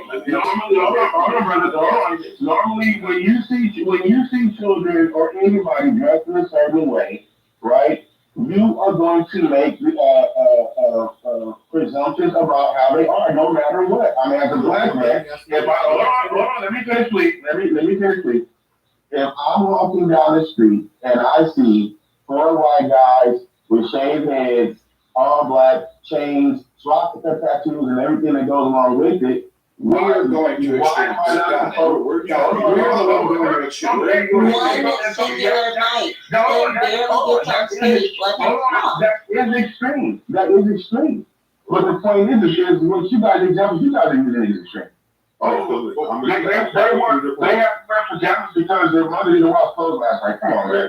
And if they rock it nice, to be honest, I'm not.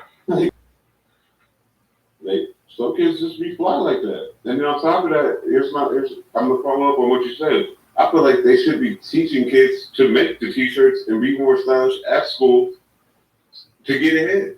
You know what I mean? Oh yeah, let's make clothes. Be creative. Be as stylish as you want.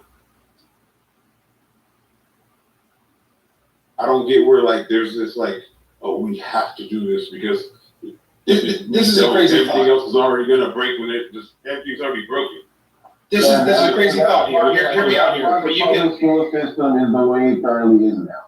You can teach I children think it needs to be that you can wear pajamas to school, but it's not appropriate to wear pajamas to a job interview. Wild.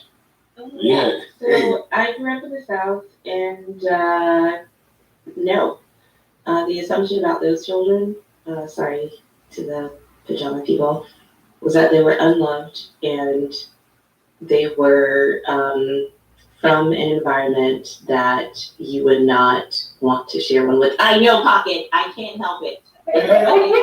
No, Maybe they are. But what if they had it's just the little two-piece, like the little sweatsuit, and they're it's fit, it's nice. Yeah, that's different. That's different. So there are ways. They can't come. When I was in school, I wore hand-me-downs that were 3 sizes too big. Same. I wore my brother's clothes. Same. I wore whatever I can get on to get to school. And I think being in school is far more important than what the kids are wearing in school, as long as it's not inappropriate for the learning. I think they should all be in uniforms. I'm sorry. I remember when the school's fucked up is when they banned the Pokemon cards. Okay, so essentially what I was allowed to wear to school was what you would be allowed to wear to the office on Fridays for like the relaxed day. And I do have a more regimented sort of approach to thinking, but I understand that rules are important. And I also know that in order to find out how to skirt the rules, you have to know the rules. And I think that teaching your children that they should disregard public sort of consumption of themselves is not going to service them in adulthood, in the professional world. Like I can't stress enough that you're probably going to be an employee and not an employer, and probably not going to be the person making the rules and setting your kids up with this sort of starry-eyed idea that they like, oh, I'm free. No, you're not free. You're not free. You're free on your time. So can I say something? Respectfully, like I only took meetings with the president of school and sometimes sit with the board because my issue was different. Like I was working on a different agenda. I was focused on different things, and they were cool. So the fact that I can't tell my daughters to be as smart as they want to be, dress respectfully, conservatively, but be you, and don't conform to any rules because you two are extensions of me. If I'm working with the president of the institution, the nonprofit, right, which is College of Design, and I'm just showing up being me. I'm not breaking any rules. So I personally think that nowadays the young folks put too much emphasis on what they're wearing, the shoes that they're wearing, because that's what they're focused on. And they should be focused on their studies. And I personally think that everybody should be in uniforms. It puts less stress on the parents. It puts less stress on the kids to try to fit in. And all y'all look the same. And not only that, but can I finish? It's all good. It prepares you for the workforce because majority of jobs will have a dress code and or a uniform, right? Especially if you go into skilled labor jobs or jobs that have like a professional format like Cintas. But my whole thing is like if you want them to focus on school and not worried about what the hell everybody else is wearing, make them all look the same.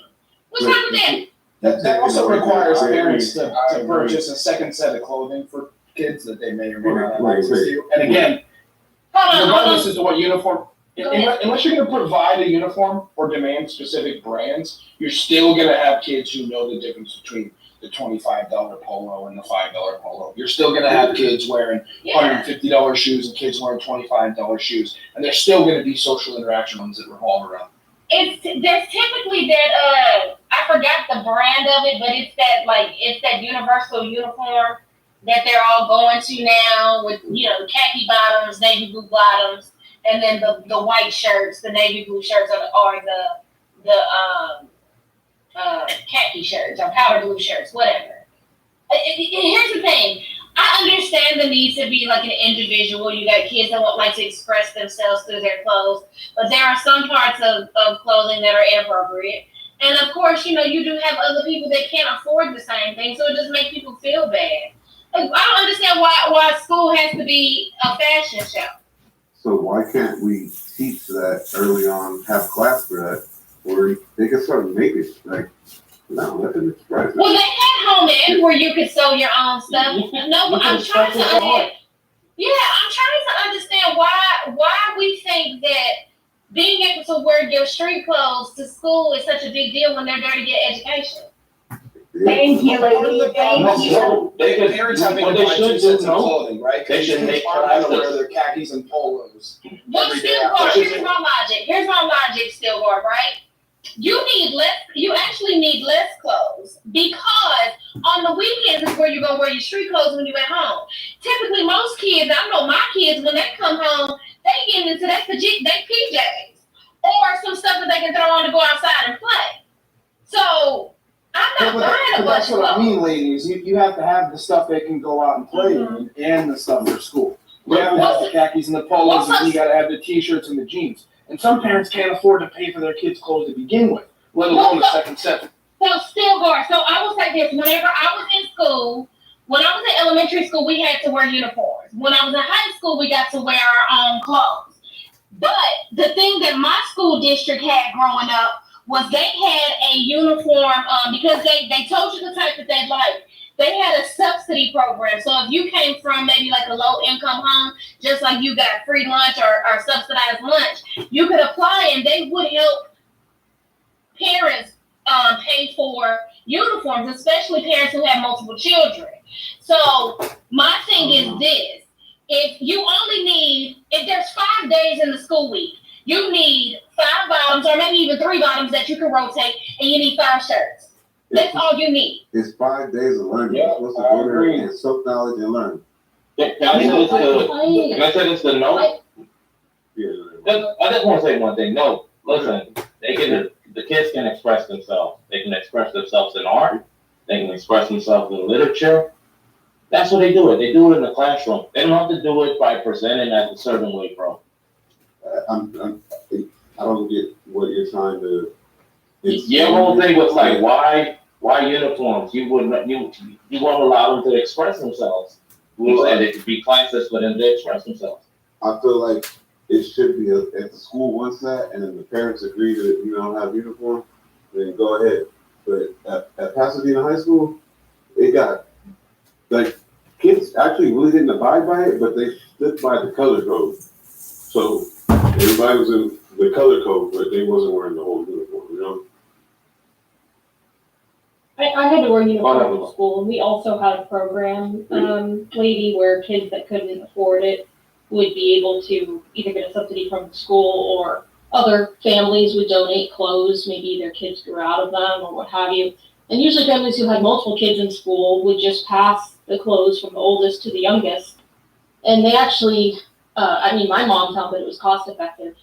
Even the polos were the same for the boys and the girls. So when my brother and I were both kids, and he was 4.5 years younger than me, when I outgrew my white or blue polos, she could just give them to my brother, and it was unisex, so he could wear them as well. It wasn't, and nobody could tell any difference. And a lot of girls would buy a skirt because usually the skirt, you could kind of buy the skirt a bit bigger or a bit longer at first. My mom would kind of like take in the skirt a little bit, and then as I got bigger, she would kind of just let it out. She could even the skirt would be hemmed under. She could, because my mom could sew, she could unhem it a little bit, fix the hem of the skirt. But the skirt, I had one skirt that lasted me four years, I think I maybe had 2 skirts. I know a lot of people say, why do they girls wear skirts? They actually don't make them. It's an option. A lot of times they can wear pants or shorts to a certain length, but it's more cost effective. But it's more cost effective for those families, and usually the girls want to wear them, to be honest. I liked wearing mine, and my mom preferred it. I think I had 1 pair of pants, but I grew out of them too fast. And then for what I was going to say is what I remember in school is that did I have my street clothes? Of course, but my mom, as a lot of other parents, didn't want to constantly buy whatever was popular. One, it wasn't cost effective. But also, 2, she just was like, it's ridiculous that you want this brand. I'm not going to pay $40 for this shirt. It's a shirt. It's not a special shirt. It's not made of some superior quality. I'm not paying for this. I'm going to get you the $10 shirt or whatever. And so to me, I was like, oh no, you know, like maybe I had one shirt like that, but I didn't have enough shirts to wear them every day at school. And if I had to wear a different one, you know, and there were other kids that had those shirts, yeah, as a kid, you'd feel kind of left out. So if I got to wear my polo and my skirt, everybody else was wearing the polo and the skirt. And they did have a certain place or a certain company that you would buy the polos and skirts and pants from. You couldn't, it wasn't a $5 or a $20 or a $15 one. We couldn't tell the difference between each other's polos. It wasn't, this one's better quality than the other one. I mean, besides maybe the shoes, I guess, would be a point. You could, maybe a guy could have different tennis shoes than another one, Jordans versus Nikes, whatever. That may be a thing, I guess, and some of the older girls would have like a purse or something. You know, maybe that was a show of materialism. But I felt it was better than the alternative, which is every day it's a fashion show. Every day it's who has the most expensive clothes. Every day who's wearing this brand. When you're wearing a uniform, maybe there's still a little bit of it. I don't think you can completely get rid of it, but it was a hell of a lot better. And I didn't feel self-conscious with what I was wearing because everybody else was wearing the same thing. I think the universal brand is gingerbread. I'm sorry, I didn't mean to cut. I'm gonna give it back to you, though. Go ahead. I'm really confused. I have a real question. Is all these brands that were not allowing kids to quote unquote have their fashion shows at lunch and recess, they get back, you know, to handle their working class. Would these be the same kids that would build up those same brands later on in the future? Technically, they're supporting these. Sure. They're supporting these companies. Very supporting. But no, that's not what kids are thinking about in school. They're thinking about, let me get my hand on this shirt and this brand so I can show up the other kids at school and make myself better than them and feel better than them because I'm wearing the most popular clothes. Yeah, that's what are you talking about? High school was definitely a fashion show for us. I will respectfully agree with Melissa because high school was definitely a fashion show for us because if there was a new pair of J's that came out over the weekend, best believe the boys were going to show out on Monday and wear that new fresh pair of J's. And if you didn't have them, they were talking about you. But it's easy to say that that's just a fashion show, right? But you also have to consider.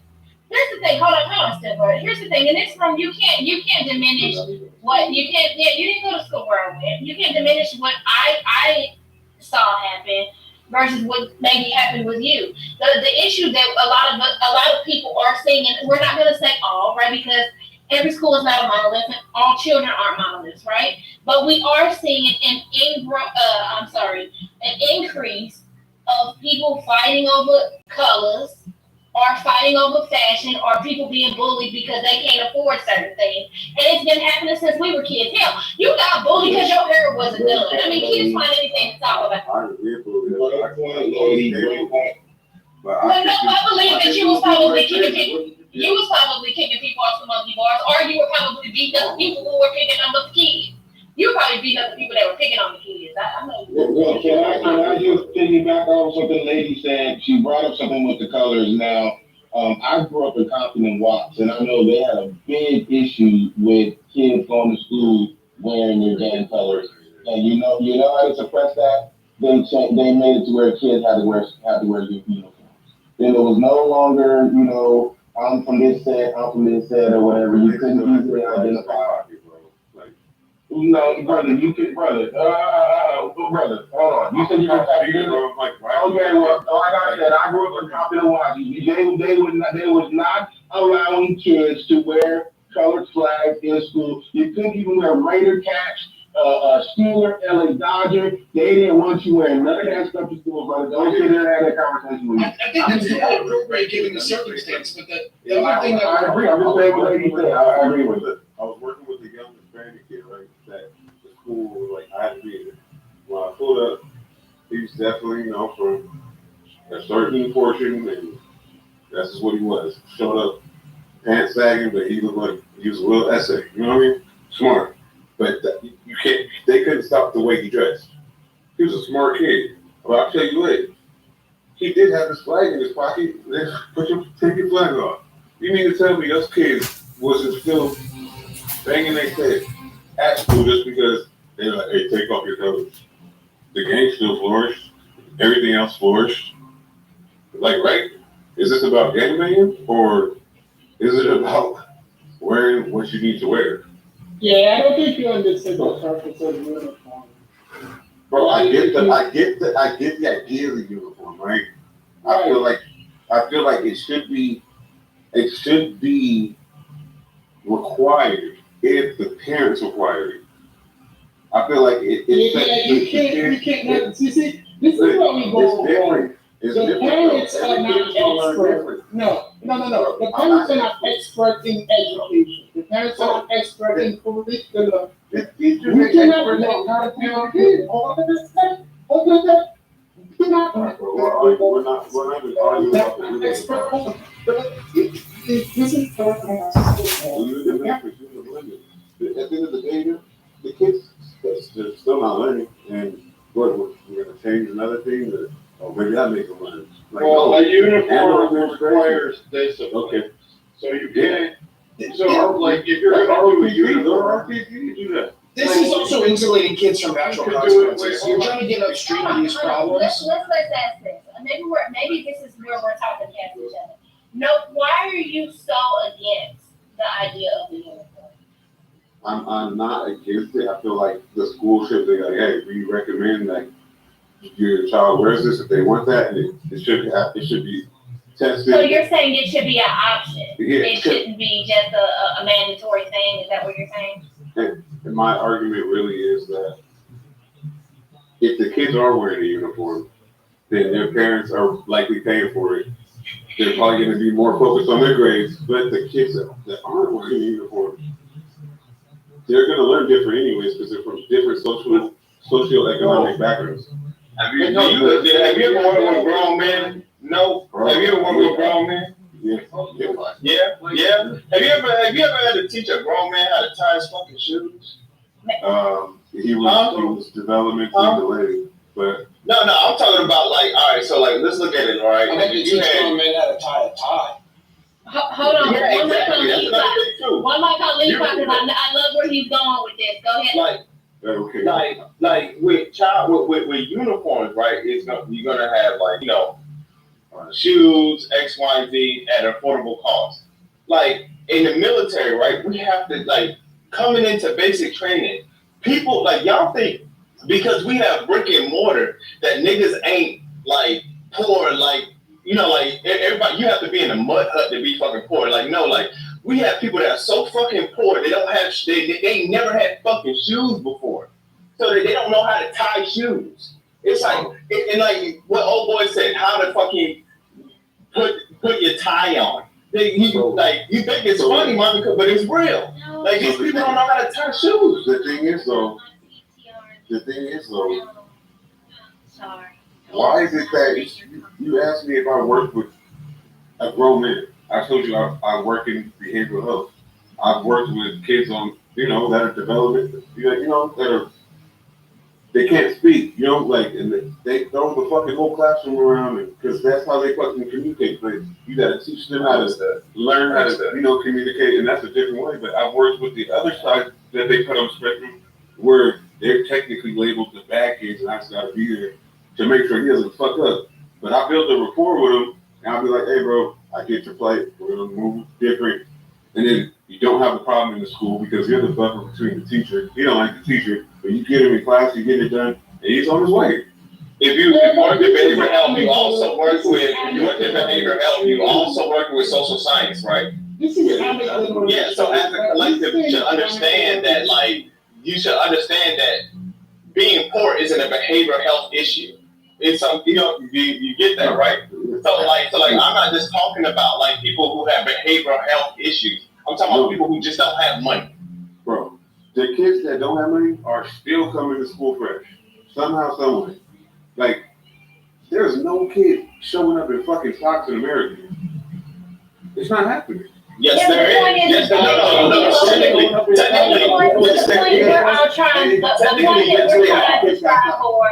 Here's the thing, though, but this is the point we're trying to strive for, is that the focal point shouldn't be, I'm going to go to school fresh as hell. You're not going to school for a damn fashion show. You're going to get this damn education so you can be a functioning adult. and I'm going to increase that at home. You don't need to be focused on what you're wearing when you go to school. I don't care what Cindy Lou Woo down the street got going on and what she wearing. You gonna wear this uniform. Because guess what? That person next to you look just like you. I'm all for uniforms in school, and I think it should be mandatory. And you from the West Coast. You ain't from the South. You don't see these motherfuckers come to school with no shoes on. So like, oh, These folks going to high school with bonnets on their head and crop tops. Like, I can't deal with the shit. I hate seeing kids get off the bus looking like they're gonna go to bed. What is wrong with you? Like, I would whoop my kids' ass. I would. The hell you doing? You represent me. When you're adding a standardized uniform, you're removing from these kids the opportunity to learn those things organically on their own. You're removing from them the opportunity to understand that when you dress a certain way, people treat you a certain way. You're removing from them the opportunity of understanding how it impacts their social interaction with both adults and their classmates. You're removing all individuality. You're saying, trust us, this is better for you. Wear the khakis and the polo. And that's where I have to be. I understand that still. Right there too. But if they're RPC, then yeah, they're wearing the uniform. You're taking away their ability to express themselves. No, taking the ability to express themselves is some of the ways that they can express yourself in literature. You can express yourself in art from schools. With art from school. Like some of those things that's the things that teach individuality. Teach. We're talking about schools teaching, right? Teaching individuality is art. Yeah. And remember, y'all, hold on, real quick. And remember that schools that do have a uniform in place, they have dress down days. They still have spirit weeks. They still have like picture day. They still have dances, and they still have events where you're allowed to dress down and be expressive. So you still have an opportunity to show your fashion. We talking about school uniforms. Those people that go to those schools, they probably already got a person that work out, like, you know, yell or. Yeah, Kendall, I'd love to hear from you after no. Go ahead, Kendall. If you take hold on, can you repeat that? Yeah, I can say that. I'm gonna take a no repeat yourself. Yeah, no repeat yourself, and then we go here from Kendall. I'm not gonna repeat myself. I wanted to hear the comment you said about Yale, and that's why I'm asking. Yeah, I said kids that are going into private schools and are in that way, they're academic, and the parents already got a plan to stay focused, and that's why they got, they move different. I'm not saying that's the way for every kid, but that is mostly, the way they move. I'm not saying they all go to Yale or Harvard, but I'm saying they're primarily focused on getting their kids up to the top. So maybe we should. My point. Here's my point. Maybe we should encourage parents to do the same thing. Let them land that, so then we can have Kendall. Kendall. Look, this is fact. The second you take away art from society, you take away my ability to express myself, connect with the universe, connect with you. Wait, you say that, go look at us. Lastly, you suck up art from society, you take away economics. What are we really teaching? Okay. Can I talk because I work in school? I get what you're saying. No, nigga, it was motto. Yeah, I see what you're trying to do. You're in the matrix. You're in the matrix. We can't hear you. Am I? How can you hear me then? I don't know, but we can't hear you. Oh, okay. How about you mute up and then everybody can? So. Hold up. Hold up, what? The one mic on Tim, go ahead, Tim, sorry for that. Anyway, so I'm just gonna speak on this aspect of it, right? Because I get that there's children trying to find their identity and ways within their peer group by wearing certain styles of clothes. But then I also understand on the school side, right? There are certain schools that have a traditional uniform code, which means they had like a culture maybe before the state took over. They used to be a private school. It used to be this type of school and stuff like that. So then they take over, they switch everything up, but they still keep their school culture intact. Maybe, there's a school that's, letting women only wear like long dresses and no short skirts and all of this other shit and shit like that.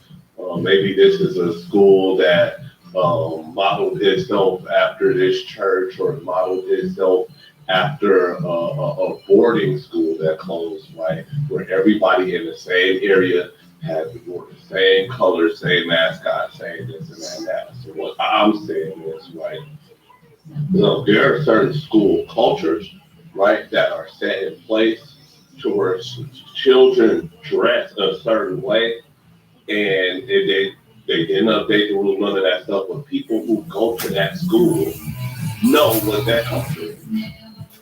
They know it. My thing is, there's not a lot of parents who go out and vet these goddamn schools or go out and tell, they sign the kid up, but they don't tell the kid what to expect when they going into this school. I don't think they. I'm in your state right now. Your state called me up and said, "Hey, can you come down to this certain little park and come find a missing person out in the field?" I am by a plan. No, I mean. Brown wants to have a play date. Yeah. Brown wants to have a play date. Not homosexual at all. Yeah, like what the fuck is this? Did you find the person? No, I'm headed to it. I'm headed to a giant park that's named after a satanic character. Oh, no. That's probably okay. That's what it was, man. I'm still going to be banging, so I'm trying to figure it out. Are we arguing if our school uniforms are good or bad? So some people think that they're effective, and then others have said, like some people's arguments in the room have been it stifles a sense of individuality and them, finding their place in social groups. Does it have a pretty Yes. And then some people are saying that, kids are going to school to learn. It's not a fashion show.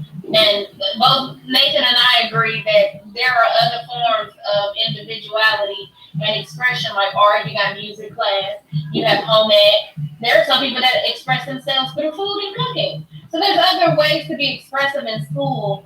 There's poetry and literature. There's other ways to be expressive regardless of how, like, the things that you wear. Is it okay if we ask Brad some questions about his rescue operation? Absolutely. Y'all know we talk about everything. I know we've been on this topic for a while, and if y'all want to keep on it, we can. But let's ask Brad questions.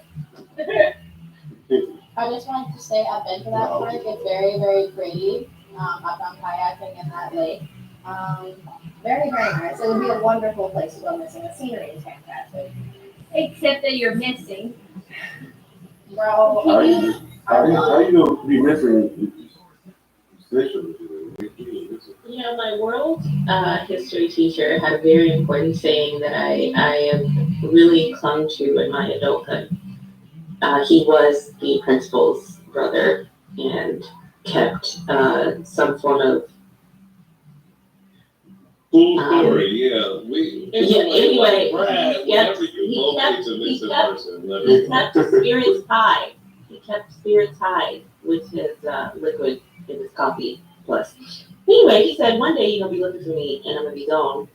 And I love that as an adult. So I don't even know the situation, but I feel like if it's a pretty lake, maybe I'm not missing. Maybe I just still want to be like. Tell me, what was in that cup? What was in that cup? You said the spirits was high. What was in that cup, child? We know what's in there. Brad, are you able to share details, like how old the person is and how long they've been using? Excuse me, Lester. No, I can't share details. A better white one to know.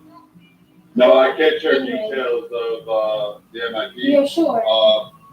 Brad, are you a bounty hunter? A bounty hunter? No.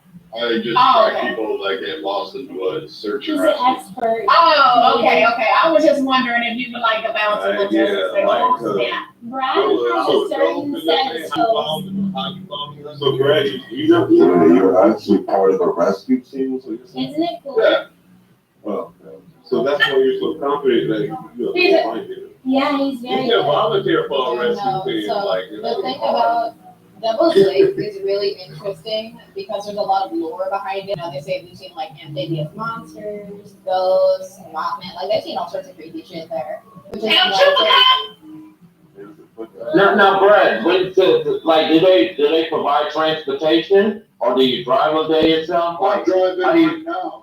I'm what, 189 miles away. I'm headed there now because most likely it'll be a recovery operation, not a rescue. That long. So, we'll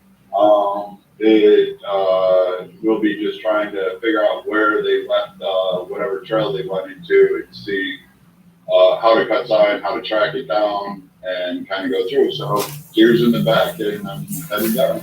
Yeah, Brad, do you know how to remote view? I didn't hear you. I all came up at once. I'm sorry. I was questioning if you know how to remote view. Do I know how to what? Remote view, is that like a psychic kind of what Subanugi can, like, so Brad? I don't have psychic ability. It's not really like the military uses a lot, but Remote actually, view. if you're doing that, because I was curious, because he's so adamant going along, I was wondering, But like, Brad can actually close his eyes and think really hard until it comes. I apologize. you know, that's not. No, I don't think he was saying that. Well, the question I have is, Brad, do you ever do like under? Can you elaborate on what remote view is one more time? He's talking about drones. Yeah, I'm sure there's going to be drones. There's not going to be. That's what my question was, actually. But you're not talking about drones? No, I think he's talking about Like clairvoyant? he's talking about like some psycho, yeah. No, he said the military does it. Yeah, well, they don't affect Yeah, it. he talking about the satellite. They're pretty good at effectively using it. Yeah, you talking about satellite. No, Kendo, he's talking about some mystical, metaphysical shit. All right, what are you talking about? Can you clarify? I don't know. That's what I was saying. Lisa is an expert. Lisa, can you talk about the remote viewing for a second, please? Oh, I thought we were talking about drugs. Whichever you want to talk about, you talk about. Lisa isn't even here. Okay, I was gonna say. I had to refresh, bro. Do you do underwater search and rescue, or do you specifically do land? I specifically do land. I have done underwater. I don't generally like it. That's usually a recovery phase, and I don't like dragging chains and hooks down on the bottom. And I also don't like diving down and finding bloated carcasses. The human body does not do well when it's drowned. It doesn't look. Oh yeah. No, Those are images people don't really want to have. It gets waterlogged up. Yeah, they skin get to falling apart and Yeah, I was gonna say skin slippage. Have y'all ever heard of skin slippage? Hey, let's That's stay very nasty. focused. Rescue and recovery. Skin The slippage. recovery How about you is stay focused and covering shut the up? body. It's It would be nice to Monica. I don't understand why she Yeah, doesn't. please. I don't want to hear about any bloated bodies and all that stuff, man. Yeah, Stop so it. on the topic of rescue me. I need you in my arms. Oh Rescue God, me. no, not the song lyrics. No, I know what you was doing. Hey, hey, let's not do that. After talking about bloated carcasses, I will tell you what I made in my kitchen today. I made Spanish rice, refried beans, and chicken fajitas. But wait, I hope you all have a great lunch after. sounds amazing. Brad, how long do you give yourself? Like, do you? I want to hear about these 72 Mexican hours? I have enough food to go probably 4 days. I've got a med kit. My pack is. The sun's going down. Brad's gonna drink his own. Actually, that's a good question. Politics, religion, or race. No, I understand, but we're exploring how Bear Grylls coded Brad. I feel like Brad So 4 would have days. like a level 2 trauma kit in his backpack. Yo, Brad, you think you could live the rest of your days out in the wilderness? Oh yeah. Oh yeah. That's pretty cool. So you don't. You don't like when you're tracking these. So it's a who's the missing character? I can't give you details on that at this time. That's fine. Well, yeah, they're missing long enough that it's no longer considered a rescue. It's a recovery. So they're not looking for a live person anymore. They're looking for a body to give their family peace. Hey, I don't want to cry at 1:30. I thought you said MIP. Missing person. So you encounter bodies a lot. This is your line of work, I'm assuming, or it's not volunteer. I volunteer at this age now. Okay. I've worked with a number of organizations in a multitude of states and a couple national programs, and so it's been fun. But now I'll get like a message saying, "Hey, you're in the area. Would you like to come out and help?" And I do it, especially since I keep my skills up.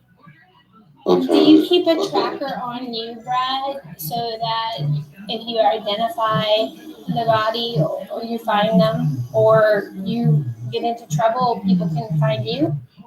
Yeah, so I have a GPS unit, I have a Garmin that's on me, and I take another unit that will attach to police comms or communications for the center, and I'll go out and generally on my own, sometimes with a team, but I'm going to do my sector alone and kind of go from where the last sighting was and see if I can determine where they go.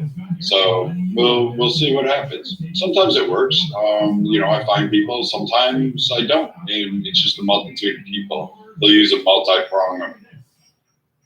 I recently learned a handy my piece of last advice. question. My last question, if you guys don't mind, and so far you can go. Does your dog help you? Do you keep Code is retired. Code is retired. He's 10 years old, so he's no longer. He's now resting in a pet hotel, and KK is probably ordering him a onesie and having his fucking nails painted today. And I know she's gonna do that shit, and it's gonna tick me off. But she'll probably have like some makeover.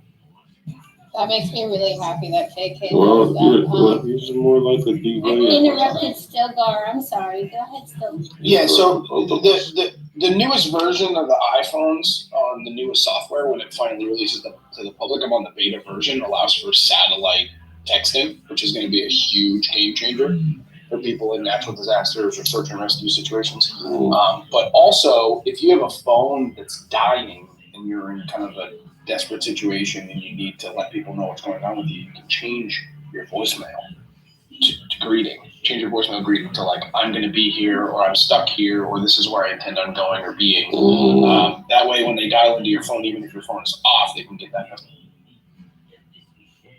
That's a handy survival skill on the next episode of telling people where you're going before you go. Yeah, don't get stuck in a slot canyon to the point where you have to cut your arm off with an off branch. I was going to say, I don't go out to the Here's a good idea that helps. Here's a good idea that helps people like me come find you. Is take the shoes you're wearing, go on your living room rug or kitchen or whatever, and step on that piece of aluminum foil. That gives me a clear identifier of what your track is going to look like, so I can make it out in the ground.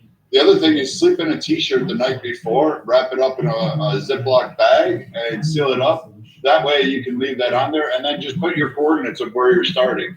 I promise you, if you go missing or there's like no check-in, with those two items, I generally can come find you. But if you give an outline of the area you're in, it helps narrow the scope or your pathway. And those three things will definitely lead to a rescue. Without using a Garmin InTrack or something along those lines to signal to rescuers where you're at. Or one of those beacons where that's an InTrack survivalists use. Yeah. Yep. So do you run into more like when you're finding these folks? Or is it more? Are they alive more often or deceased? Mostly alive. Usually it's just somebody who wandered off the trail, got lost, or broke a leg, got injured, got sick. They've been hiking for a few days, didn't take enough water. Dehydration, number one factor I find with people out there is that they're using food and water. Do you have a story from the past that you can share with us, like a happy ending story, since Talia doesn't want to cry? Wait, is that Digital Dave?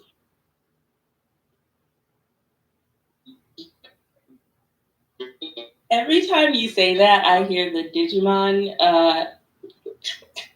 You're in the Matrix, bro. Yeah, you're in the Matrix. I like wilderness survival. Just unfortunately, sometimes when people go missing back up where I used to live, we don't usually find them alive because, well, they go missing in winter. And obviously, in the winter time, you're probably not coming home, which is unfortunate. But that's why you should always be aware of your surroundings and where you're going and be equipped for what you're about to be doing.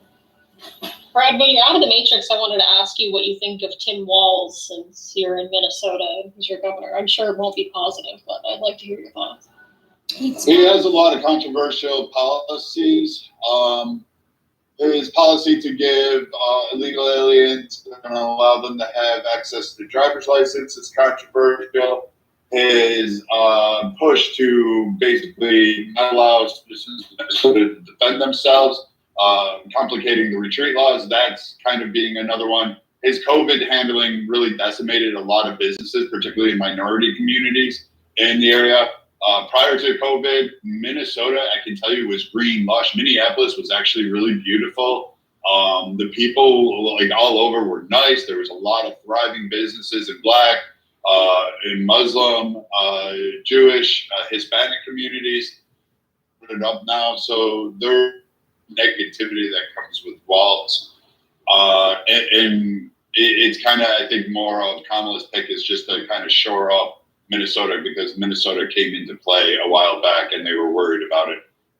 Brad, did you see the Fall of Minneapolis documentary? Yeah. Yeah, I lived it.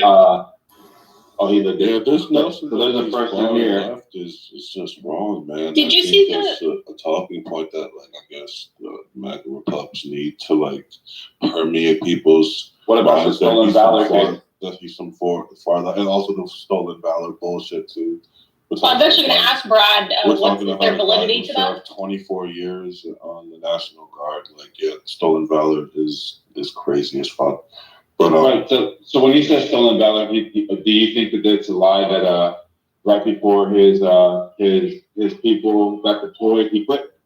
Yeah, that's not stolen valor, though. I saw the story. I saw that story. So this is the stolen valor claim. Stolen valor claim. I just seen JD Vance say he embellished his claim. Congress before deployment. Do you know what stolen valor is? Yeah, hold on real quick. So this is JD Vance. What is stolen valor? Well, I'm going to tell you right now. So there was a statement that was put out, right? You wouldn't have said anything. Hold on, bro. Let's start to first principles because I didn't hear the allegation. So Samoa, explain what the allegation is and the definition. Just wait. JD Vance says that there was a statement that was put out when he was speaking about firearms, right? And he said, we shouldn't have guns on the street of Minnesota like the ones that I used in war. The claim is that this guy never went to war. So if you're claiming to be a person that was active in war, I would believe that this is stolen valor. Yes or no? No. Stolen valor is more colloquially. Stolen valor is more colloquially used for people who are pretending to have served that never served. Hold on. So pretending to be in an active war when you have not been in an active war. No. Samoa. I'm explaining to you the standard colloquial use of it.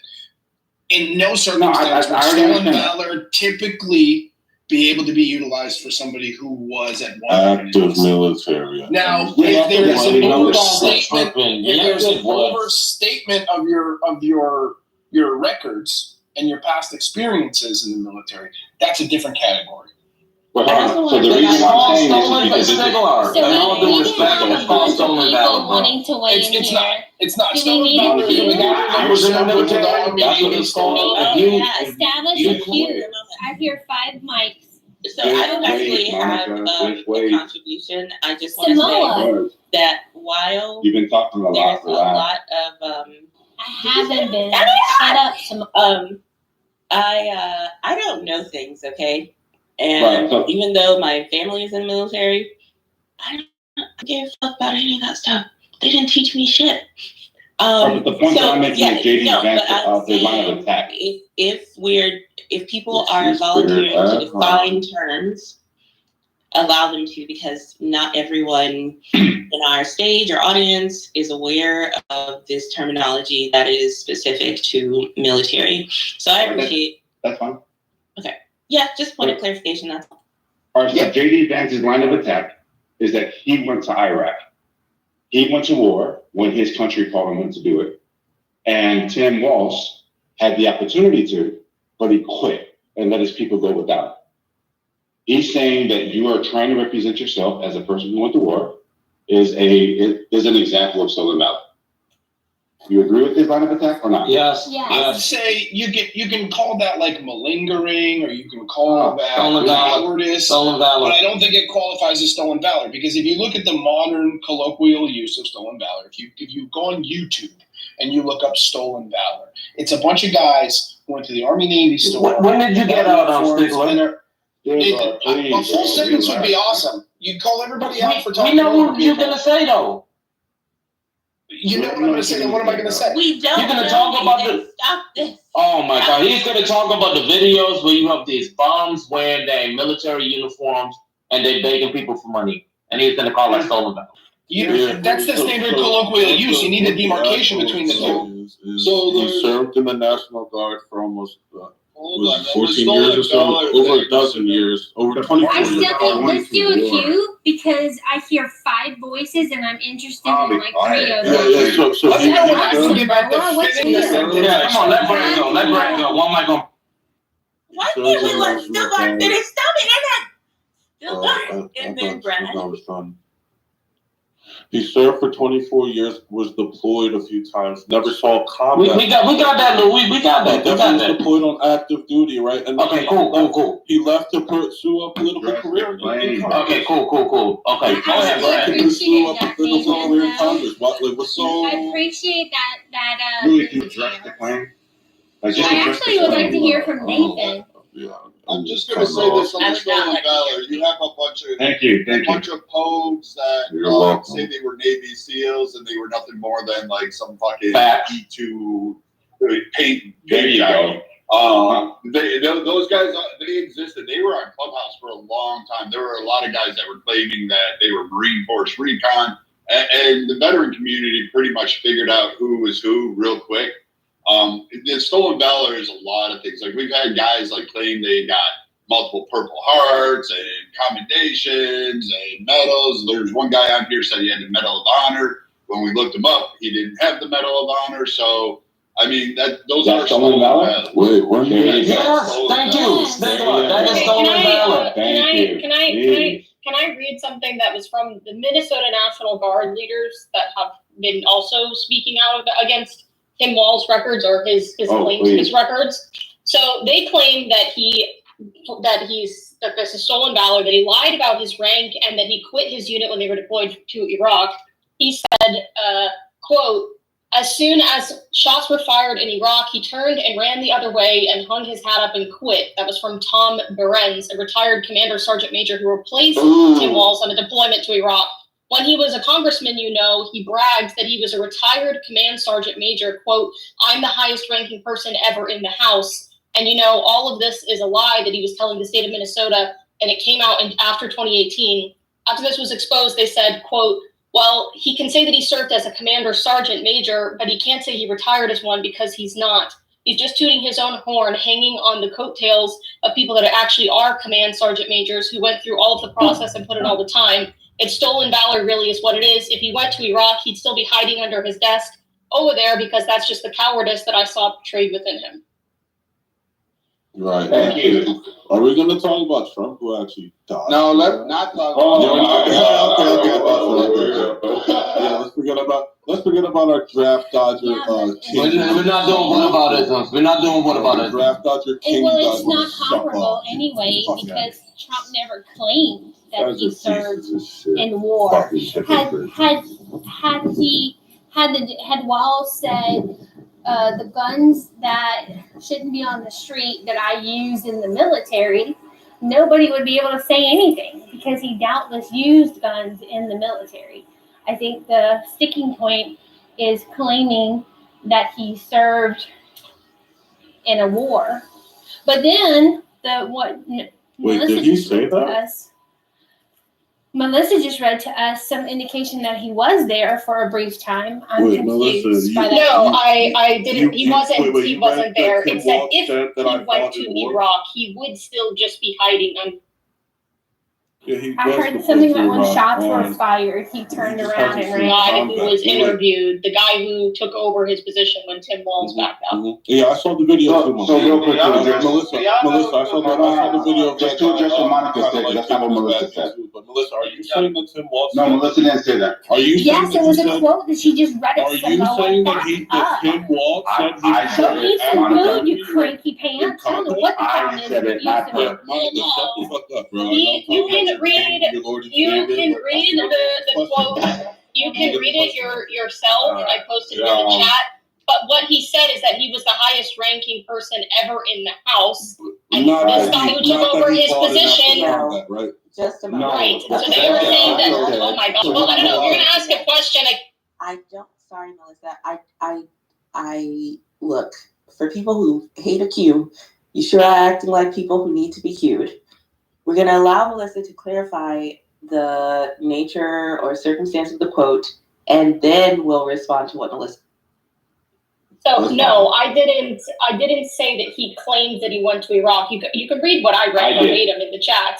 But he said that he was the highest ranking person ever in the House, and that this guy who took over his position in leading his unit to Iraq said that he cannot say he served as command sergeant major. That he can say he served as a command sergeant major, but he cannot say he retired as one because he's not.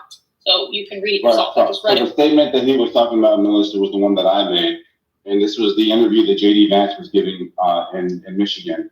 And the line that he's using is a statement that was made on the Kamala Harris campaign website, where he's talking about gun reform. And he said, and the quote that he says is, "We shouldn't have guns on the streets of Minnesota like the ones that I used in war." Okay. That was the quote. Right. And I wasn't addressing that when I was addressing Melissa's. And the issue with that is? He shouldn't have said war. Well, He he wouldn't served. he should have just said in the military. Served. He should have said in the military, and nobody would have had Wait, so anything to do. military Military does not equal war, and war does not equal, like, If come I on. get deployed to Iraq and I'm not, I haven't seen combat, but I'm Active duty. active duty, doing whatever I need to do to like make sure the machine is running. He didn't go to Iraq. He That's didn't the go- thing. He that's did not not- go. Wait, what? That's He not did true. not go to Iraq. When his unit That got is deployed, incorrect. no, it is not. He backed out. This other guy took over his unit He because has he been backed out. deployed over his 24-year tenure with the National Guard. When and where? When and where was he deployed? Maybe to other places, but at least in this instance, he backed out of going to Iraq, and this other guy took over his unit. Yeah, to pursue a political career. Okay, so he didn't go. Maybe he went to Djibouti. I don't know, but he didn't go to Iraq. Maybe he went to Las Vegas. Walsh never went to active duty. I don't think he ever was called up. It says he was deployed overseas a few months on active duty. Yeah, that could be in Germany though, Louis. Like, can we? Yeah. I'm just trying to find out where exactly. That's all. I'm not claiming to know where he was deployed. Japanese booty. What are you talking about? Yeah, I'll put the quote in the chat. So the reference is their campaign. Yeah. This notion he wasn't deployed is wrong. Yeah. Wait, what? What's wrong with like? What about Are you saying that he went to Iraq? No. When did you hear me say that? The word deployed. You said the claim that he wasn't deployed is wrong. Actually, you did say he went to Iraq. That's the reason why you start looking to see where he was deployed. Where did he go? I'm saying he was deployed somewhere, right? That's what it says. He was deployed Don't overseas get for a him few months. confused that he deployed I'm trying to the find National out where Guard he was deployed. during the Minneapolis riots. Yeah, you can go to like Haiti on a like for natural disaster recovery I'm wondering stuff. if that's what Louis is seeing, and that's what he's like. Everything's getting mixed up. And What? put a link in the chat about Trump claiming. His military, no one can good for glad that he's serving in the military. What does that matter? What did he do for the state of Minnesota? Oh yeah, let's talk about that. When they were burning. Well, why are we moving the goalposts before we've even finished adjudicating the original? Did we establish that he wasn't deployed and seen live? What is it, Nathan? Was it live fire or combat? Combat. The sources I'm seeing say he did not see combat during the service at all. There you go. Most people that deploy don't see combat either. Let's be fair. That we're discussing. Right, but most people aren't, most people aren't claiming they were in war, then, are they? Well, I think if he deployed to a combat zone and he was like a FOBIT, for example, which for those not in the know, that's somebody who just doesn't leave post, doesn't go out and on the other side of the wire, doesn't do any sort of combat missions or missions in the field, then you could still argue he was in war, right? He was deployed, but he didn't go still guard. No, that's not how he had his chance. Melissa, the point that I was trying to make was that we hadn't adjudicated it, and I wanted to investigate further. But Brad, if you deploy to Iraq and you never leave the base, you still went to war. It really is literally the equivalent of Joe Biden saying that he got arrested marching for civil rights. Nelson Mandela. Yeah, and he was never there. I mean, but he was not. Yeah, Wells wasn't deployed. Like I don't recall hearing about him being deployed to Iraq. And all you have to do is put him up on someone PTR his full dress uniform, focus in on his chest, and we'll be able to tell what ribbons he's got just based on what he actually achieved. Like we'll be able to tell, particularly some army. I just looked it up. So he started as an infantryman at 17 in the Nebraska Army National Guard. He then transferred to the Minnesota National Guard in 1996 and went into artillery. He served in disaster response missions in Nebraska and Minnesota. And in 2003, he was deployed to Italy, where he served alongside the European Security Force. Then he retired and was elected to Congress in 2006, but he did not see Congress. Italy is not going to. Right. So was I right? So I was. No, we didn't deploy. Shut the fuck up, dude. You were wrong that he went to war. Italy. No, be impeccable in your speech. He was wrong that he went to war. He claimed that he went to war. That's a problem. Also, and he's using his experience in war to deny people their right to Second Amendment. What? That's a strange. No, he said we should not have the same guns on the streets that I used in war. Okay, which is hilarious because the military weapons aren't the same as the civilian.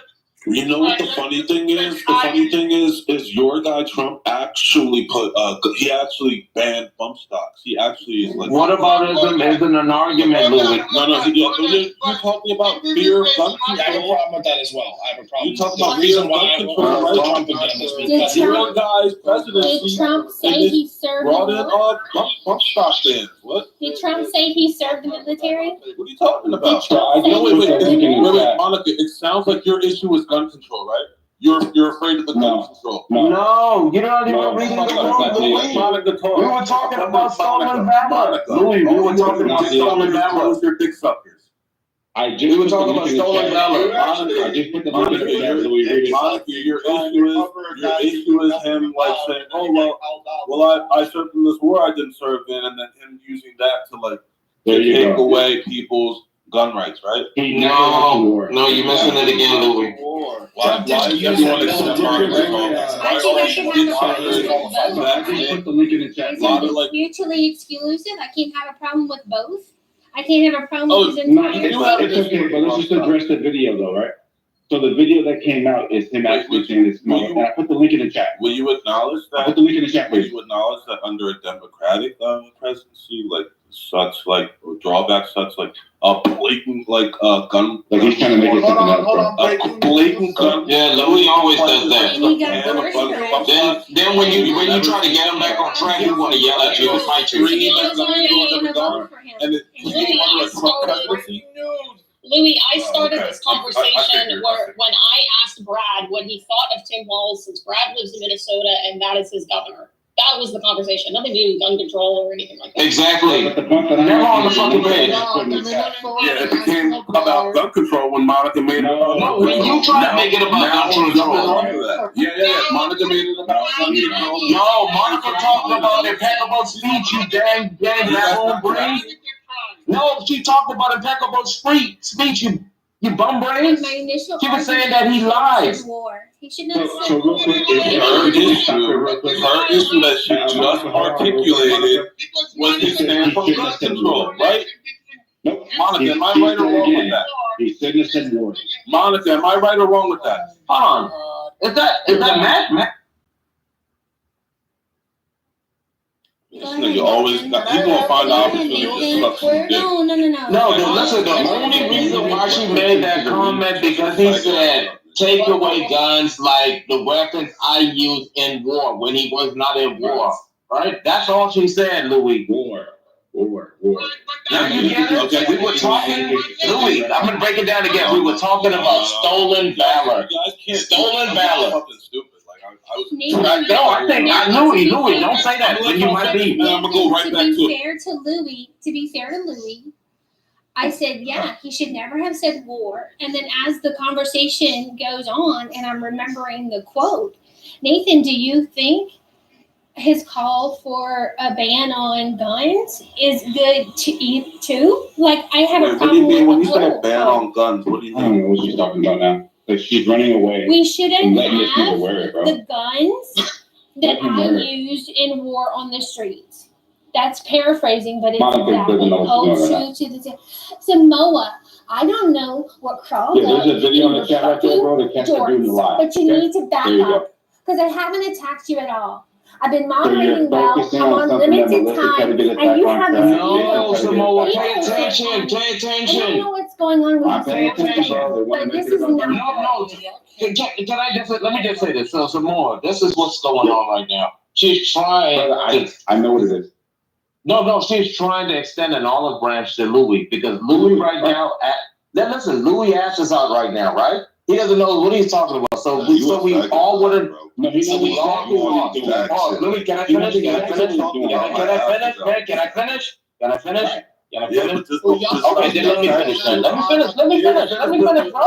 Okay, you can just say it after me. So Louis right now is sitting there with his ass out of pause, right? He doesn't know what he shit, nigga. Okay, shut up. I'm gonna disrupt you every time you say that gay ass shit, dog.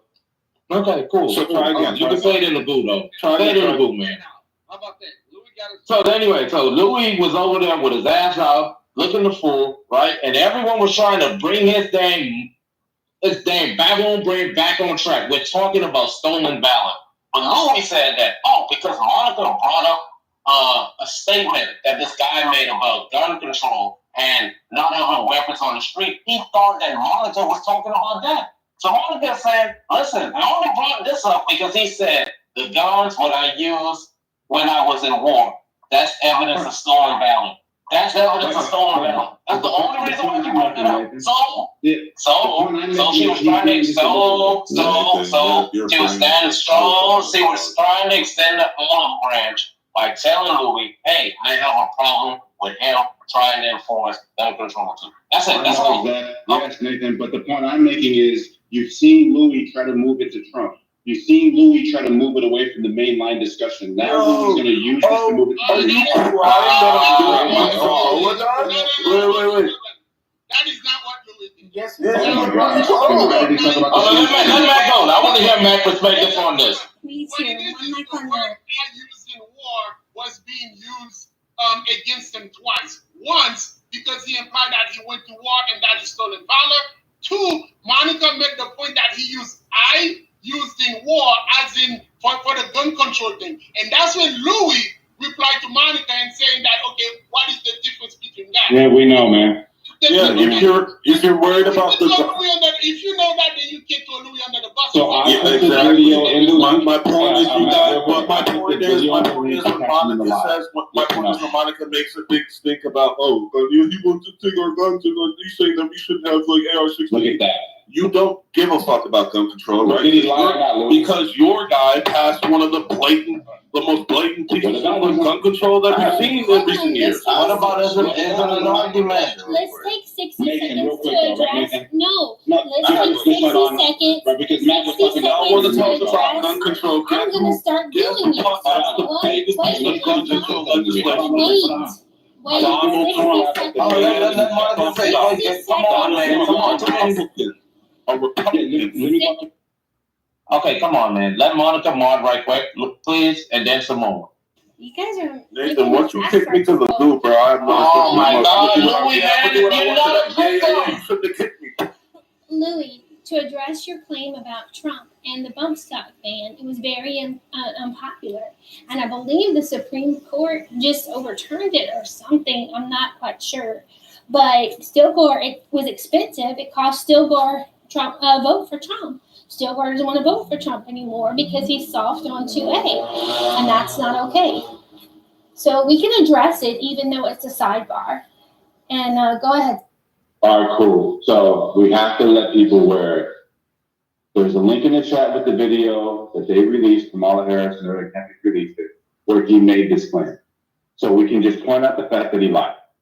So everybody can acknowledge that we lied, or that he lied. He made what claim? He said, I went to war. You didn't go to Yeah, war. I went to the guns. Hold on. Discuss that. Yeah, hold on. So the video evidence there of them releasing of him making the claim, we shouldn't be using military guns like the ones I used in war. So we can say that when he said I went to war, he lied. Is that cool? Can we move to the next one now? Louis? No. So, Nathan. Jeez. Nathan, Yeah, as yeah. former military, like, how do you feel about this stolen valor thing? Oh, we talked about it. I said that there's stolen. I haven't heard your perspective, so I'm. Well, if you were here, Brad gave the perfect analogy when they talked about Poles claiming that they were snipers and all that other shit, and they killed like all these. Yeah, that's stolen valor. Oh, I have a Purple Heart. You don't have a Purple Heart. Stolen valor. I've been down range 15 times, and you never been down range. You always stayed ready. Stolen valor. So stolen valor is a So, like, civilian who claims he's a soldier. Like, stolen valor statement. Stupid perversion. I haven't heard all of them. Yeah, I gotta agree with you. I haven't heard any, like, most of them, but like from what I've heard, I just feel like they're just like there's like a little bit like misinterpretation in some of the things that he said, but like also like like saying that like he could like if he was in Iraq he would be hiding under a rock. Like I mean like me and you both know that like he was a command sergeant major, like he wouldn't be technically on the battleground. Like if people. He would have as an artillery. He would have been as an enlisted. The only thing he's ever done in terms of like any kind of like really, really dangerous thing would be filling sandbags for a river. Oh my God. I don't know. Like I could tell you like some of the I'm sorry. I'm sorry. I thought that line of questioning was done, but you can continue. But we do have to make room for the lesser points. Red Rum and Melissa would also like to participate. So just one question to Leaf and then I'll fall back. Leaf, if somebody was an E5, what would let's say somebody was an E4, E3, whatever, right? Mm-hmm. And they walked around when they were off the base with a 5-star general medal, like on their vest. Would the military hold them responsible criminally? Yes. Yes, they would. That's. They would go under. You're talking about. And what would they be charged with? But also, we're talking about. What would they be charged with?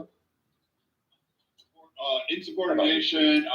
He would be impersonating an officer. He would get a rack of charges. Impersonating an officer. So, like you would have a whole bunch of things. Like he would catch another. You just said it would be an enlisted guy posing as a general. That's impersonating an officer.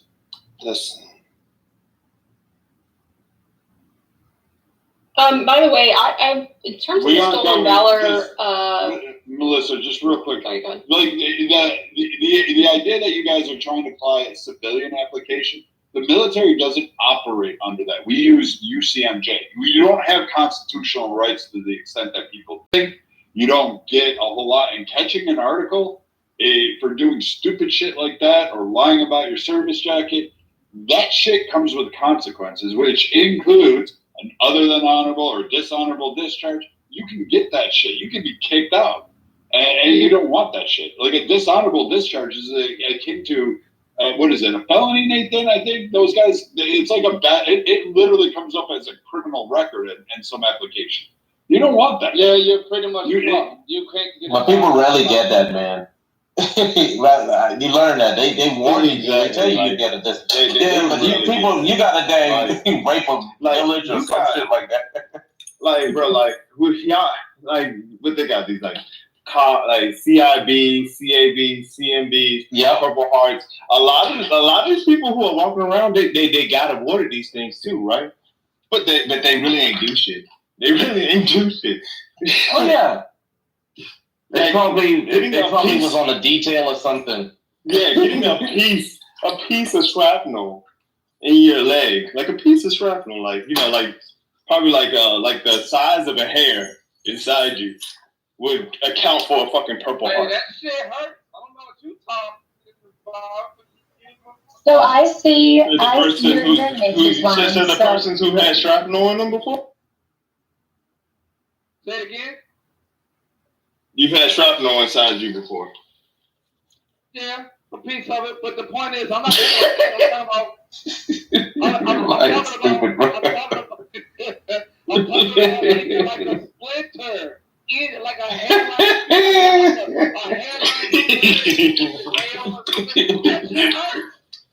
Okay. I'm being a bitch ass nigga right now. Yeah, that's pretty much what I.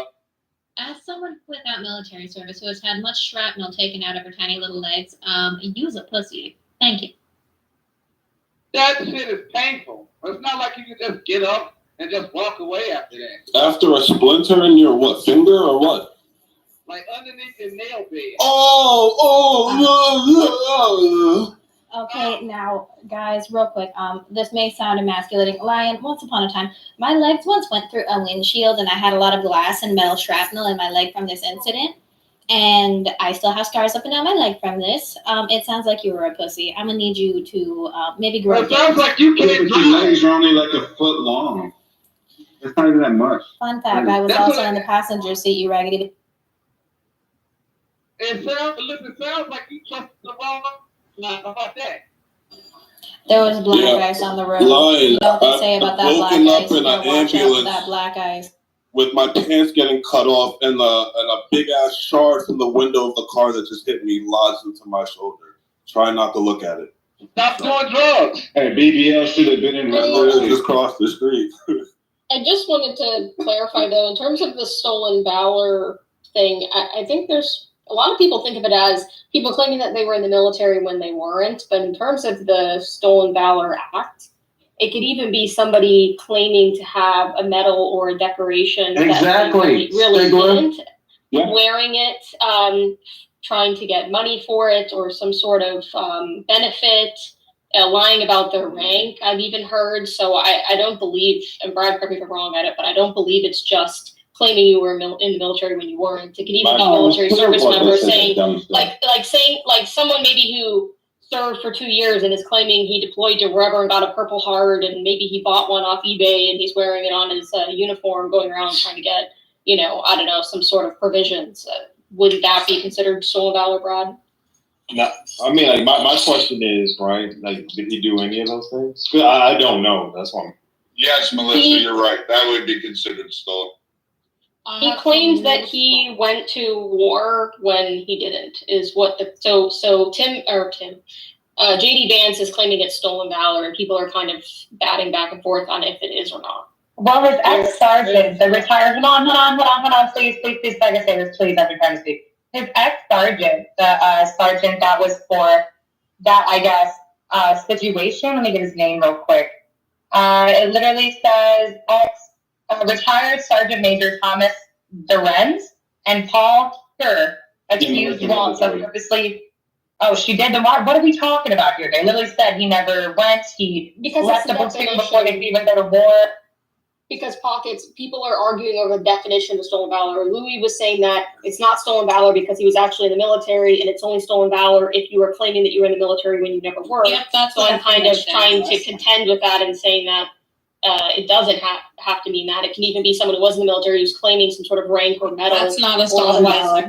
It actually is. If you look at the Stolen Valor Act of 2005, it actually is. They've broadened the provision of the law saying that if you're using unauthorized uniforms, manufacturing, selling any sort of military decorations or medals to falsely represent yourself as having received any decoration of medal, trying to use it to get any sort of provisions, assistance, anything like that, you can be imprisoned for up to 6 months. So, and I just, again, clarify with Brad, who is a veteran, that is. Lefa is still in the military, Melissa. So, Melissa. I'm a veteran. That's all stolen valor. But go ahead. So Melissa, what if you just like claim you did something, like you had a Purple Heart, but like you're not benefiting off of it. You're just like using words. You are benefiting from it. You're getting some type of social respect. Yeah, someone could still say that's stolen valor, what you're doing, but I don't know that you would be convicted under the law, but you would still be kind of claiming something that is false. You're claiming a valor that you did not achieve. That's the point of stolen valor. I wanted to say this really quickly. There's an old saying that says birds of a feather stick together. So Kamala Harris decided Kamala Harris picks this guy who's obviously lying. The president that she was underneath was also a liar. He said that he was arrested for fighting for civil rights back in the 60s. He also said that he graduated the top of his class in law school, which was also a lie. You're surrounded around liars. That's what the Democrat Party. Both parties are liars. I have a dumb question. This is just a history question. Didn't Joe Biden fight against the integration of schools and whatnot? Yeah. Yes, he did. He was actually one of the biggest proponents against it. That shit. People can. He wrote a book operations in Afghanistan. No, he wasn't. Yeah, that's what I'm literally reading it here. Yeah, then you're wrong. In 1978, the thing I'm reading is wrong. The Guardian is wrong. Be quiet. Can you post it, please, Louis? In 1978, Biden passed a school allocation of funding for funding in terms of integration and allowing that. And basically, he gave carve-outs up to the north. And that's why if you go look up in the Northeast, why schools are so segregated. And then you go down south and you're like, the racist South isn't as segregated as the fucking North. And it's because of Biden's little school maneuvering on funding in 1978, known as the Biden policy. That's exactly right. But people can also change their minds. He said that. What year did he say that? I'm not trusting a man who's literally older than the country of India. I'm not trusting a man who is older than the country of India. That's Okay. We talking about racism. He is older. He is older than India. He is older than. What are we talking about, BBL? Joe Biden. Joe Biden, he's serving out his term and leaving. In the country, don't live in India. Blah blah blah. That ain't. But he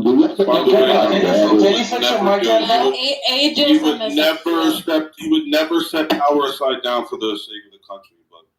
But oh my God, man! There's also a little thing called the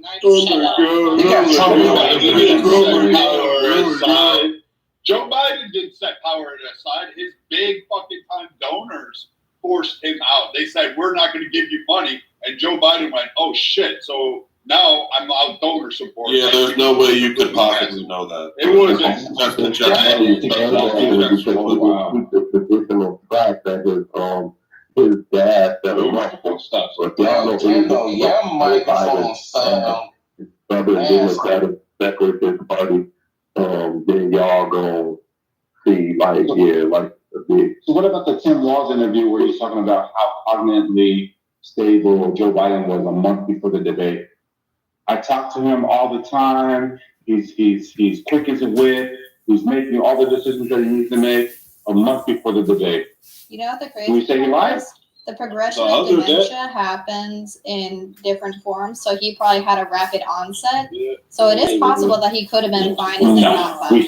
Yeah, so the other day Biden was holding a press conference and he dropped the most, like, the timing of the joke, everything around. He dropped his joke. This guy fell, I guess, in the background. He saw him. He said, "Oh, you all right?" And he was like, "Well, look, I want the press to know that was not me who just fell down." And it was fucking funny. It was sharp. It was quick-witted.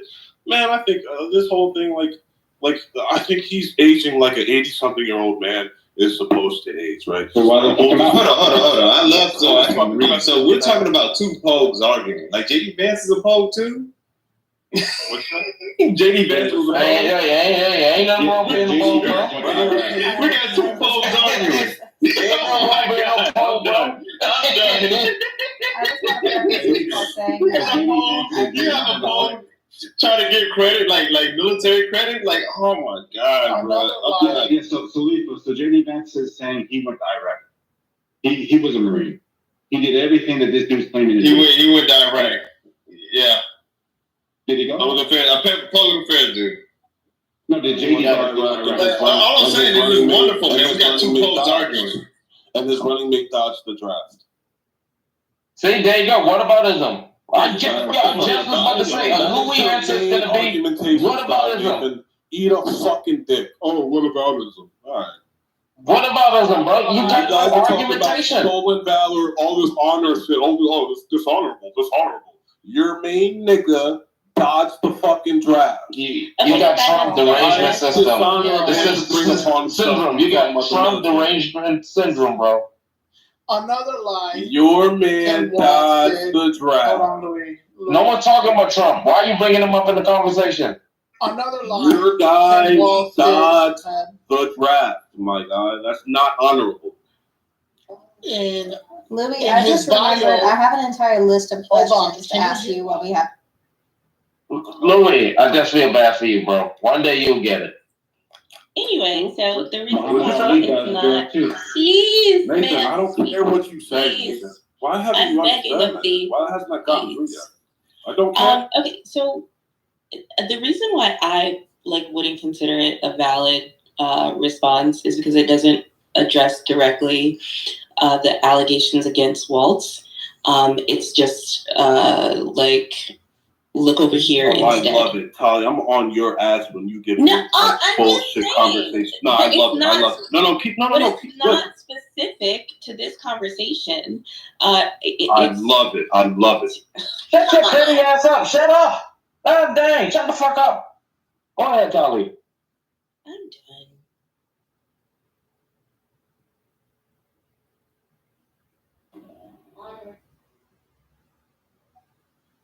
Red Rum, I think you were trying to speak. I don't know if you guys are familiar with these guys' debating styles, but me personally, I think JD Vance, he just turned 40 or whatever, but I think he has an edge because he has more to work with than Tim Walz, because Tim Walz has been a career politician. And this guy's only been a senator for 2 years, and he has to go off of his education and his other things, right? So I think JD Vance has the upper hand here in their sweeping debate. Well, and the thing with Vance being in a Marine, like many people don't know this, a Marine, regardless of what their grade job is, they're a rifleman first. Like they literally cling to that shit. Like I bust on Marines all the time because I'm a sailor. And I love having those bottom bitches, cringe at the jokes I make at them.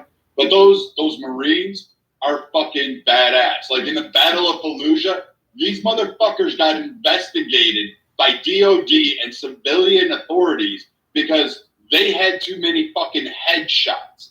I want you to think of this. Our government thought the Marines were shooting motherfuckers at point blank range. And no, these guys were making Pop-Tarts at fucking 500 yards doing headshots, and they couldn't believe the number of headshots directly by Marines. These Marines train with their rifles. Their rifle is part of them. They are riflemen first. So the National Guard is not a rifleman first. They are sandbaggers. They sit there and they do service. So talking shit about branches of the military. I serve. Oh my God, Louis, shut your dang baboon ass up. Shut the fuck up, nigga. Yeah, like they do crowd control. They do riot control. They provide a great service to the states that they're assigned to. And yes, they can be called up. And they do provide. I'm not knocking any of their services. You should see a bunch of National Guardsmen when they roll up to the old country buffet. Yeah. But when you put a National Guard against an active duty Marine, my fucking life is going to be on the line. I'm putting my hands in that fucking Marine, no matter how batshit fucking crazy they are. Because I know that motherfucker is going to put the fear of God and eliminate everybody in front of him. The National Guard will tuck tail and run 9 times out of 10. You were a Marine, Brad, or you said Navy or Marine? Navy. Okay. You know, Marine is.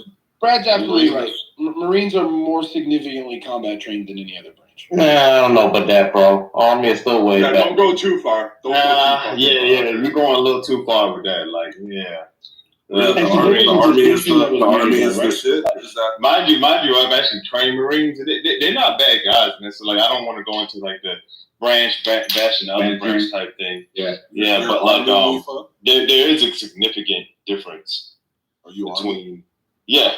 No. But your average Marine as compared to your average soldier, the average Marine is compare an infantry guy. Combat training. Compare an infantry guy. Yeah. So JD Vance said something specific. He didn't say National Guard, right? He said he said Army. Let me ask you a question, right? So, would you compare the Marine Spec Ops to Special Forces? How about we do that comparison? Let's compare the most elitist, right? Who's the best? They operate in different theaters. That's the other problem. Didn't they say like military war? Not really. No. You can't compare like Navy SEALs to Delta. Aren't like Green Berets like this. You can. Well, you can, yeah, but I mean, I don't think you're making a fair comparison. So it would never be fair. They operate What's the context? What's the context? They operate under different models. So like you're looking at things differently. Like the Green Berets, they're even trained differently. Like they operate in teams, but correct me if I'm wrong, somebody in the Army, but they operate more on a model of independence, so like independent thought, independent thinking, independent there. SEAL teams and Force Recon, they operate more in a team fashion, a team scope, surgical and precision. Marines are more of an amphibious. SEALs are also amphibious. They operate. Marines do a lot more. They are. Is that just me? No, that's everybody. So if he's driving from Minnesota to Wisconsin, you're going to get a lot of that really bad signal out there. Godspeed to Brad. Yeah, he's driving through a dead zone right now. God bless him. Well, it's just a lot of trees, but listen. Is that better? Yeah, no, you're good now. Yeah, I'm just saying they just operate differently. They cover different types of involvement. Don't knock the Marines because a lot of people sit there. Those motherfuckers will go up to the bit and you're in the Matrix, Brad. You're in the Matrix, it seems, Brad. But I don't think anyone was knocking the Marines. If anything, I think you were knocking the National Guard. That's the I think weekend warriors, bro. I think anyone who serves, you doing that shit every day. That's their damn job. Props to them. Props to anyone who's at least has the potential that have their lives laid at the front lines. I think that's an honorable thing. Yeah, but if you've been in, you can draw a hierarchy. You could tell who's with the shit and who's. Oh, I'm sure. Yeah, it's like me. I was almost with this shit, but I couldn't go because I was pregnant and I didn't know it. R.I.P. So like when it comes to like let's say like SF team, right? Like they have like each team, right? You have a mountain team, you have a boat team, you have an amphibious team. Like there's for each company, there's like 6 teams. You know what I'm saying? So it's like there is basically no difference, to be honest with you. You know what I'm saying? Like they have a dive team, they have a scuba team. There's to be honest with you, there's no big fucking difference. The only difference is let's say mannerisms. Mannerisms are different, and that's the difference you could tell between. You're talking about the culture, like Navy culture is different. Yeah, the culture, yeah. Because all them SEALs are hanging out in San Diego wearing Speedo. Yeah, no. But the funny part about it, as much as it's a stereotype, they really do that. You know what I'm saying? They really do sit around like they're Beach Boys. Bro, I seen them when I was in Airborne. They do act that way, bro. And that's Brad people.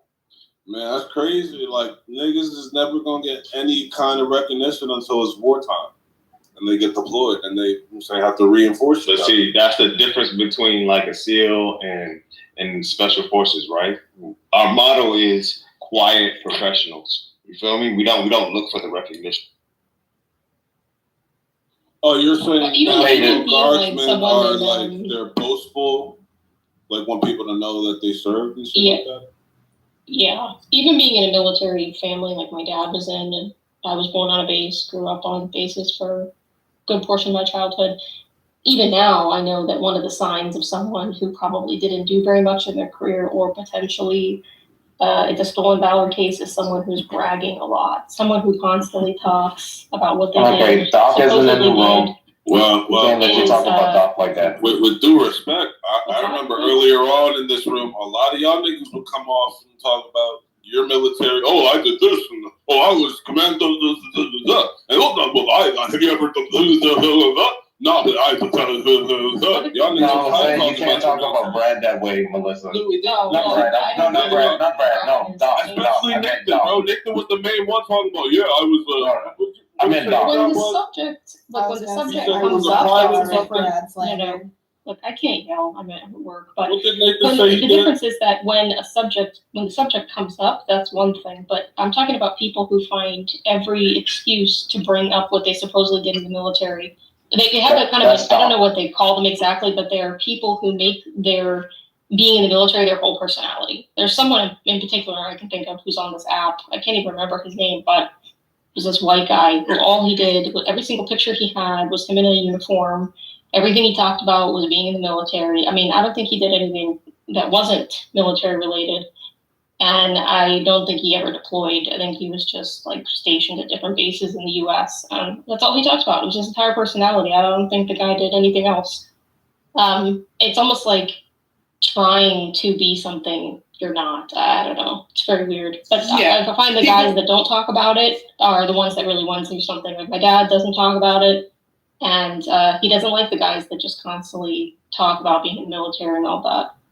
The exceptional people in the military are probably nearly as rare or close to as rare as they are in regular day-to-day society. Like anybody who's been in knows that the military is full of fuck-ups and retards. It's just like any government ran thing. Yeah, exactly. When I first enlisted, I thought like the Army had their shit together. I thought it was a well-oiled machine and organized and shit worked out. And I was like, holy fuck, this is a lot of standing around. This is a lot of waiting for people to invent shit for you to do to keep busy. This is a lot of nonsensical shit. Oh, this is my 4th fucking flu vaccine this year because fucking admin forgot my medical pouch or lost my records. Like, what the fuck? Yeah, that happens a lot. That's just like any government building. It's like mismanaged resources. I think the people in the chat are misunderstanding what I'm saying. People can brag at any point. Sure, maybe a conversation comes up and it's about the military, it's related somehow, and someone who was in the military brings up what they did or something because they see a correlation. I don't think you understand what I'm talking about, but maybe the people that are in the military do. The people that they talk about it 24/7. They don't do anything else. Like it's almost like they have no hobbies, they have no life, they do nothing else but be in the military and talk about how amazing they are. They find every single reason to bring up their supposed military service at every turn, and that's when you start to question, did you really do much? Because it really seems like you're grasping at straws. You're absolutely right, because most people's military careers are largely unremarkable. Mine included. I was an MP. I was in the Army Reserve. My military service is nowhere near impressive. I never deployed to a combat area. I did 1 weekend a month and 2 weeks a year. There's nothing to get excited about. Wait, so Chris Kyle telling his story? National Guard? Wait, Chris Kyle? No, I wasn't in the National Guard. I'm not that retarded. I was in the reserves. That's okay. That makes sense. Wait, Melissa, what about guys who really seen this shit? Like guys who have like the most confirmed, like a Chris Kyle. I mean, he's a very rare case where he ended up getting some sort of notoriety from it. But most of the guys who saw something, they don't seek that out. It may have happened chance, but they don't look for that. In fact, that conversation wouldn't come up unless they were talking to other guys who were who did the same thing or something comparable to them, because they feel that there's no point in explaining it to a civilian because you won't understand anyways. So they just talk about it amongst themselves. That's why I don't know like 90% of what my dad did. There's no point in him telling me as his child what he did or even where he went. I don't even know where he went. Why is he going to tell me about it? I wasn't there. I won't understand what he did. I'm not going to understand when he was in Somalia, in Mogadishu during Black Hawk Down. How am I going to be able to relate to that? But he's going to tell the other veterans that he knows that had similar combat experience to him because they can relate. Yeah, that Louis? I do, but I mean, I don't think it's really a response to what I said. It is a response, bro. A very rare case, Chris Kyle. How many Chris Kyles are there? Talking about the exceptional. You're saying that like most of the guys who talked about the war like haven't really done anything, and I'm just saying like I don't think you could really say that with any like, sort of confidence. No, she said that's the type. That's what you said. No. I can tell you what she said, Louis. Louis, you using whole personality. Yeah, I think he's doing his concrete troll right now. That's what he's doing. This isn't Louis. I don't know what is Louis got, bro. Can we get a refund? Bro, if you show me some goddamn respect, I'll stop. Then I'll show your fucking state some respect. I don't respect you right now. Bro, you gotta earn my respect on boy. And you have to earn mine, my nigga. What are you talking? I'm not trying to. What you call it, bro? I'm nice to you. I say good morning. We're in the same boat. Yeah, but I'm not disrespecting. I'm not complaining, nigga. No, I'm not disrespecting everyone else just to prove a point to me. You get that? Anyway, bro, I'm acting how I want to act, bro. I know, and you're acting foolish. I don't feel the need. I don't feel the need. That's down already reserved or anything. Oh yeah, no, I'm just trying to be well mannered in this house at this point. Shut up, mute up.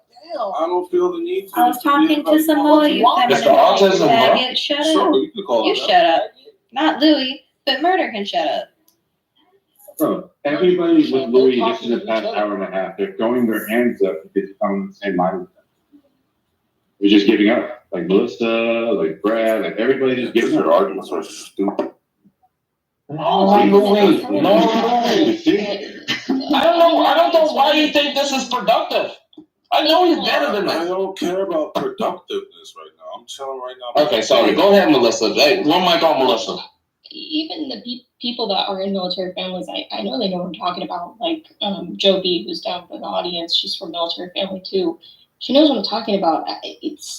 Louis, you're like conflating what I'm saying into anybody who's brought up their military service. That means that they're kind of like a braggart that's possibly claiming something they didn't really do, or that maybe it's an indication they haven't done much, and that's not true. I almost wish I could bring one of these people on stage for you to listen to them, because it's what I mean is the people who everything they talk about is about the military, and they say all these things that they've done. They do nothing else. They have nothing else to talk about. They nothing else. Maybe put a name on it. Uniform. I put a name on it, Melissa.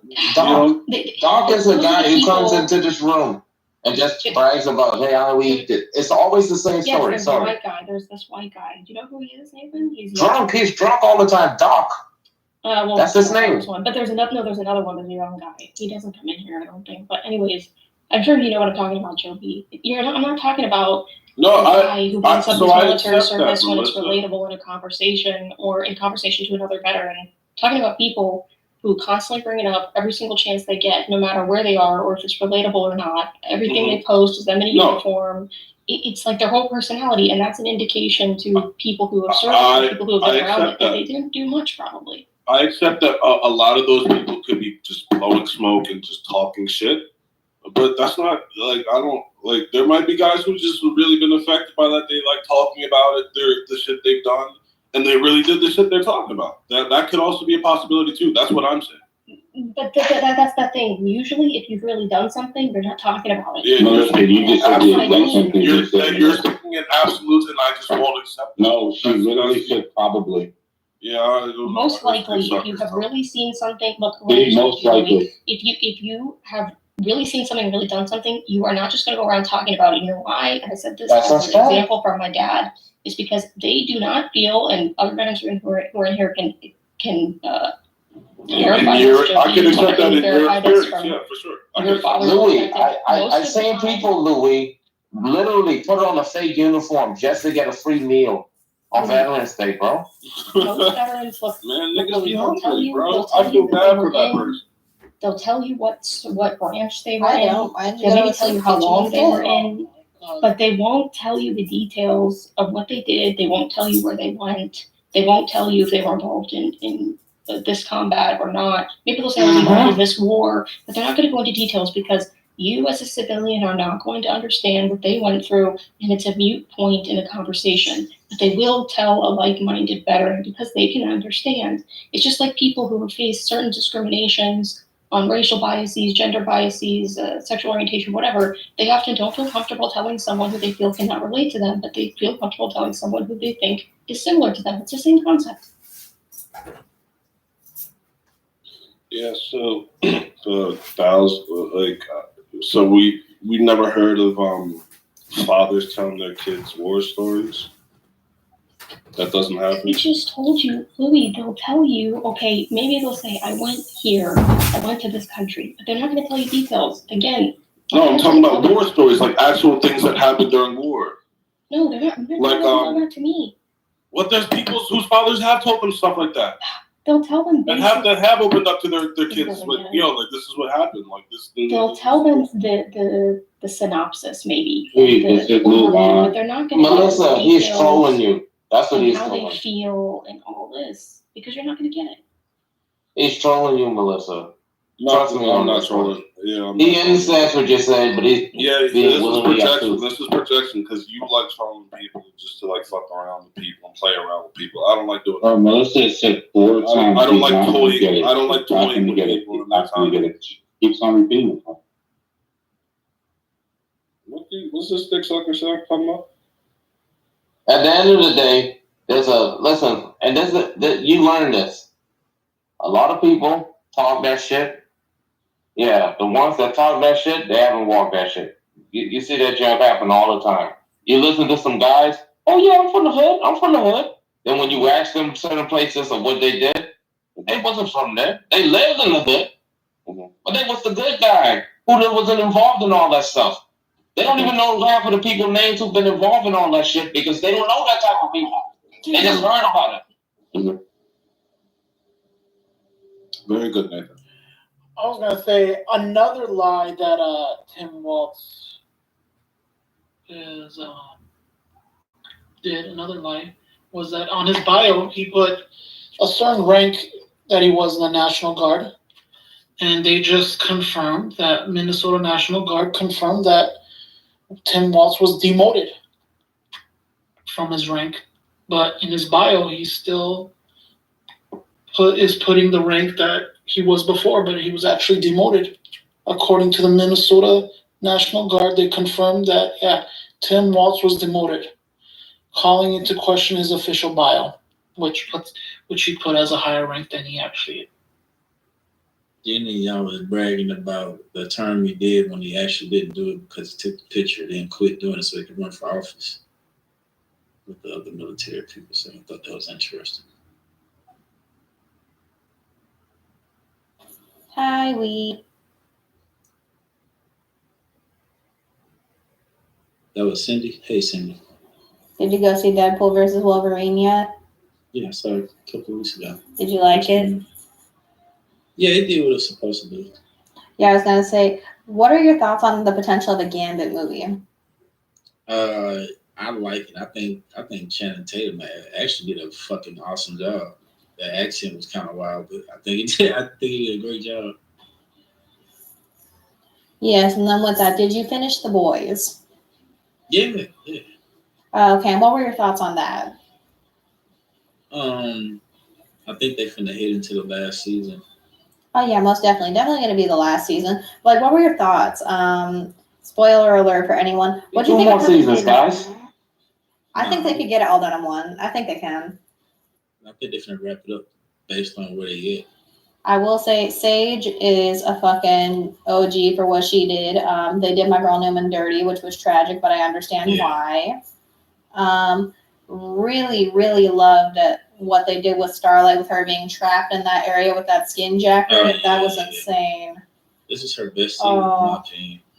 Oh yeah, no, I can definitely agree. You know, it's less, oh, woe is me. I always have to be the good person, la da da. Like, they really make her into one of those characters that I'm just like, God, you're insufferable. But I could tolerate you more after this. Just Sage. The only thing I don't like about Sage is that I haven't gotten even this far in the comic. I ain't even finished the comic because I wanted to watch the show first and then compare.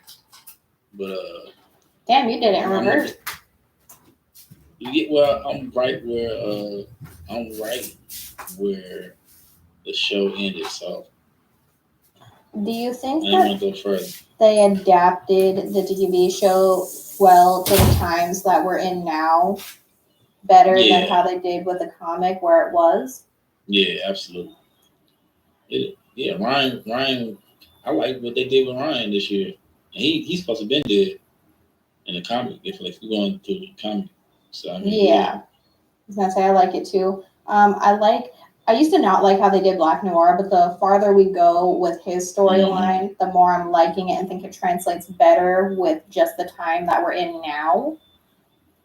Some comedic relief that I enjoyed was when he finally got his murder boner. I thought that was funny. I'm still really pissed about how they did Frenchie. I could have gone without that gay shit, but I understand why we did it, I guess. It was just such a weak. Just for them to end up together. Just for them to end up together. Why did we need that? We didn't need that. It was just pointless. I agree. It really was. Listen, this is worse than when they did Bridgerton and did that gay shit at the end. I was mad about that too. I'm so sick and tired. Listen, I rock with the Tutti Frutti community. I do. But when it comes to a good story, it better fit and it better fit seamlessly or don't give it to me at all. It was just gratuitous for no reason. And then they didn't even flesh it out. He turned himself in, got out, and then that was it. Like, that's the end of that storyline. Like, what the fuck? Anyway, but you see what happened at the end, though, right? I did. I don't get it. Everybody gets captured, and then Starlight flies away, and then Frenchie did some fuck shit though. Frenchie always does fuck shit. That's he turned her in, and then I don't know. I ain't gonna spoil it for the people who still ain't saw it. It's a lot. It's a lot, guys. A lot to digest. I hope y'all watch it.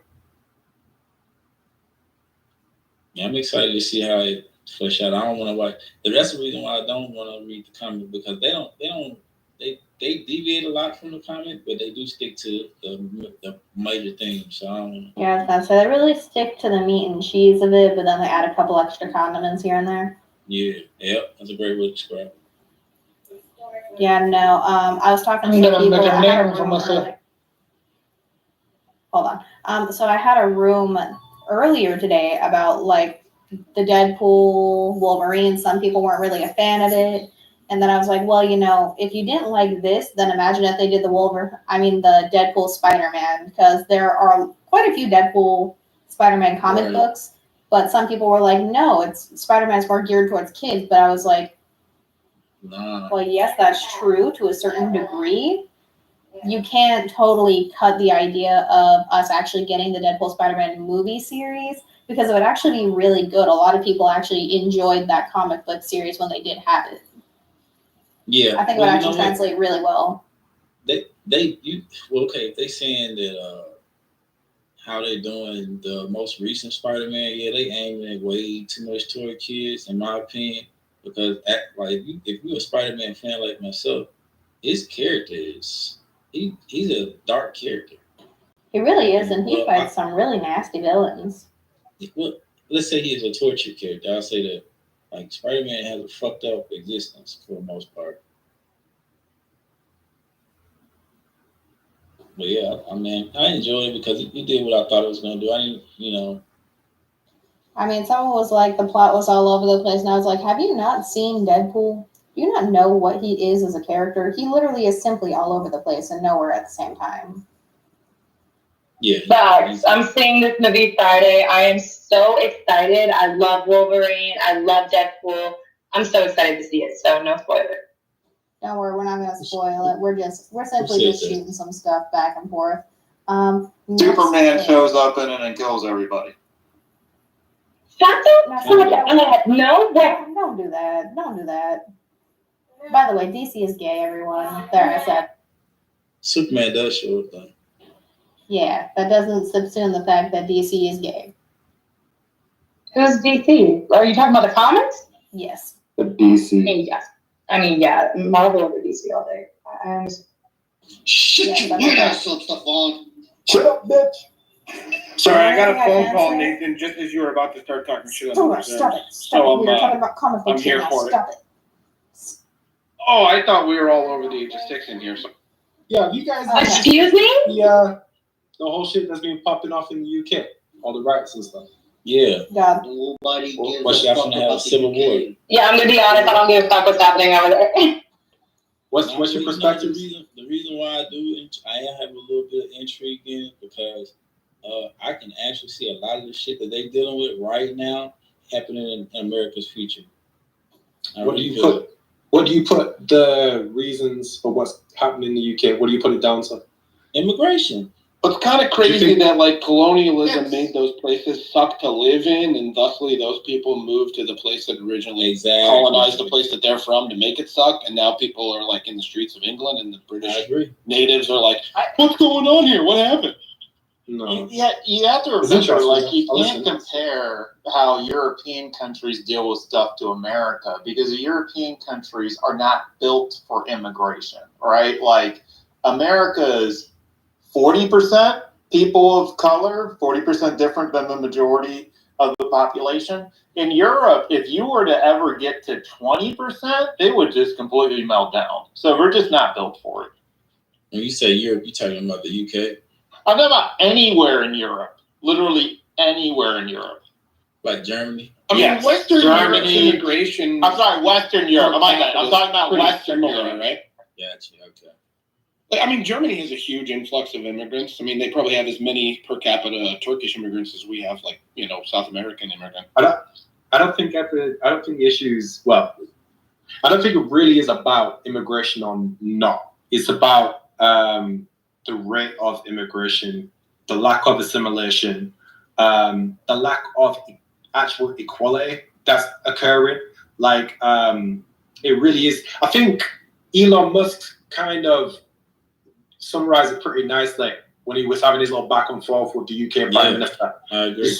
He said some shit about, the UK Prime Minister said something about we need to stop attacking the Muslim community. Yeah. And then Elon rebutted, said, what about all communities?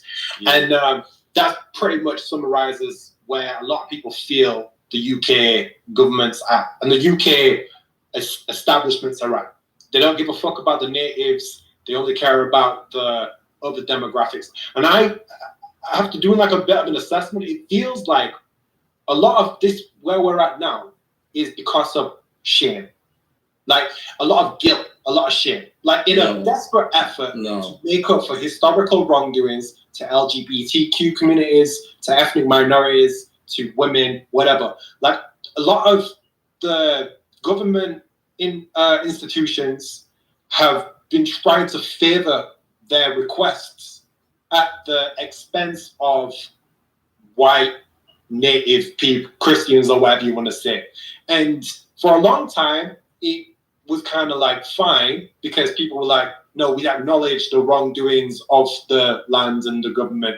these people do need a foot up. Let's actually support them. But then somewhere along the line, when you start to ignore the Native people's concerns or questions or whatever, you start to say everyone that has questions is a racist, that game plan will work for a while because people are afraid of being labeled a racist or losing their job or whatever.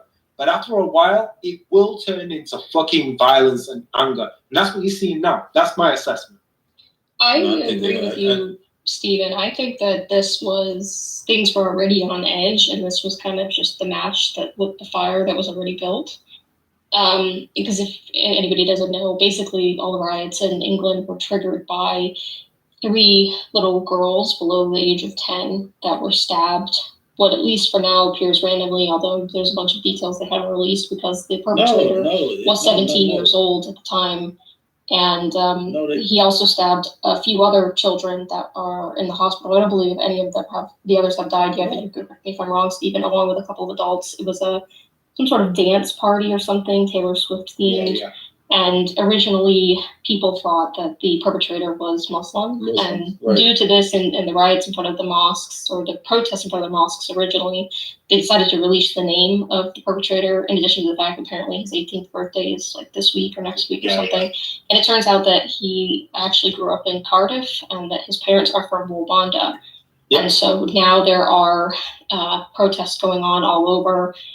Some people say it's just because he's black. Some people are saying it's because of immigration, many different reasons. Personally, I happen to agree with most of what Stephen said. I think that immigration has been happening for a while, but at a much slower rate. And I also agree with CEO that I don't think America is a good comparison to what's going on even the UK or Canada or Europe, because they haven't had the levels of immigrants that we have had.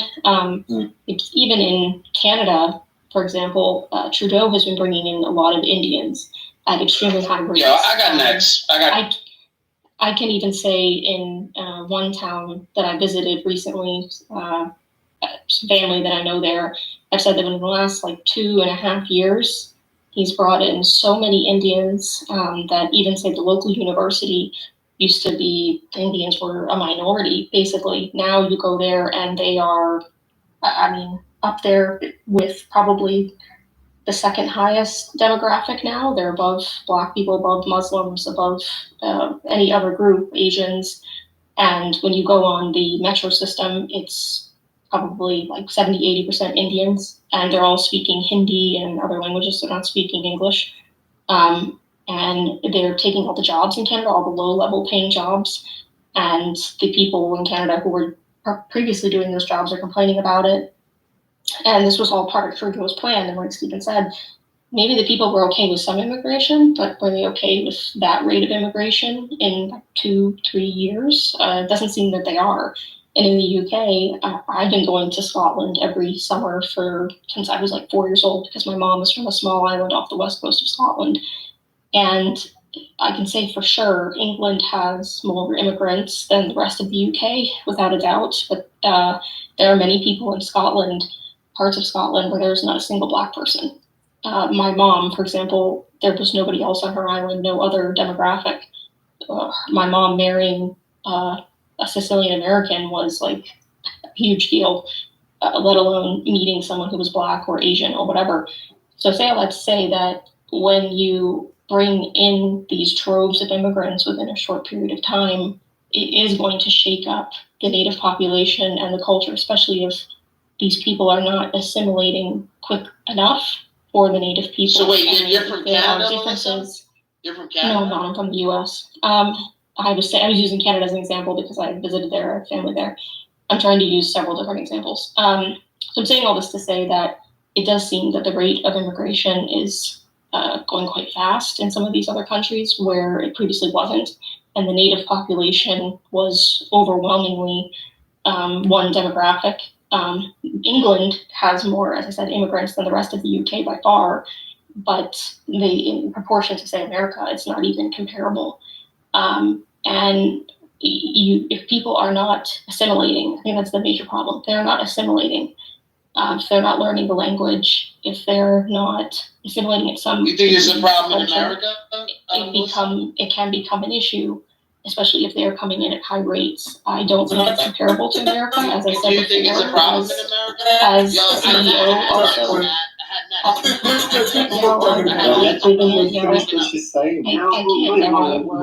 just like, that's just false though. I can't yell, I'm at work.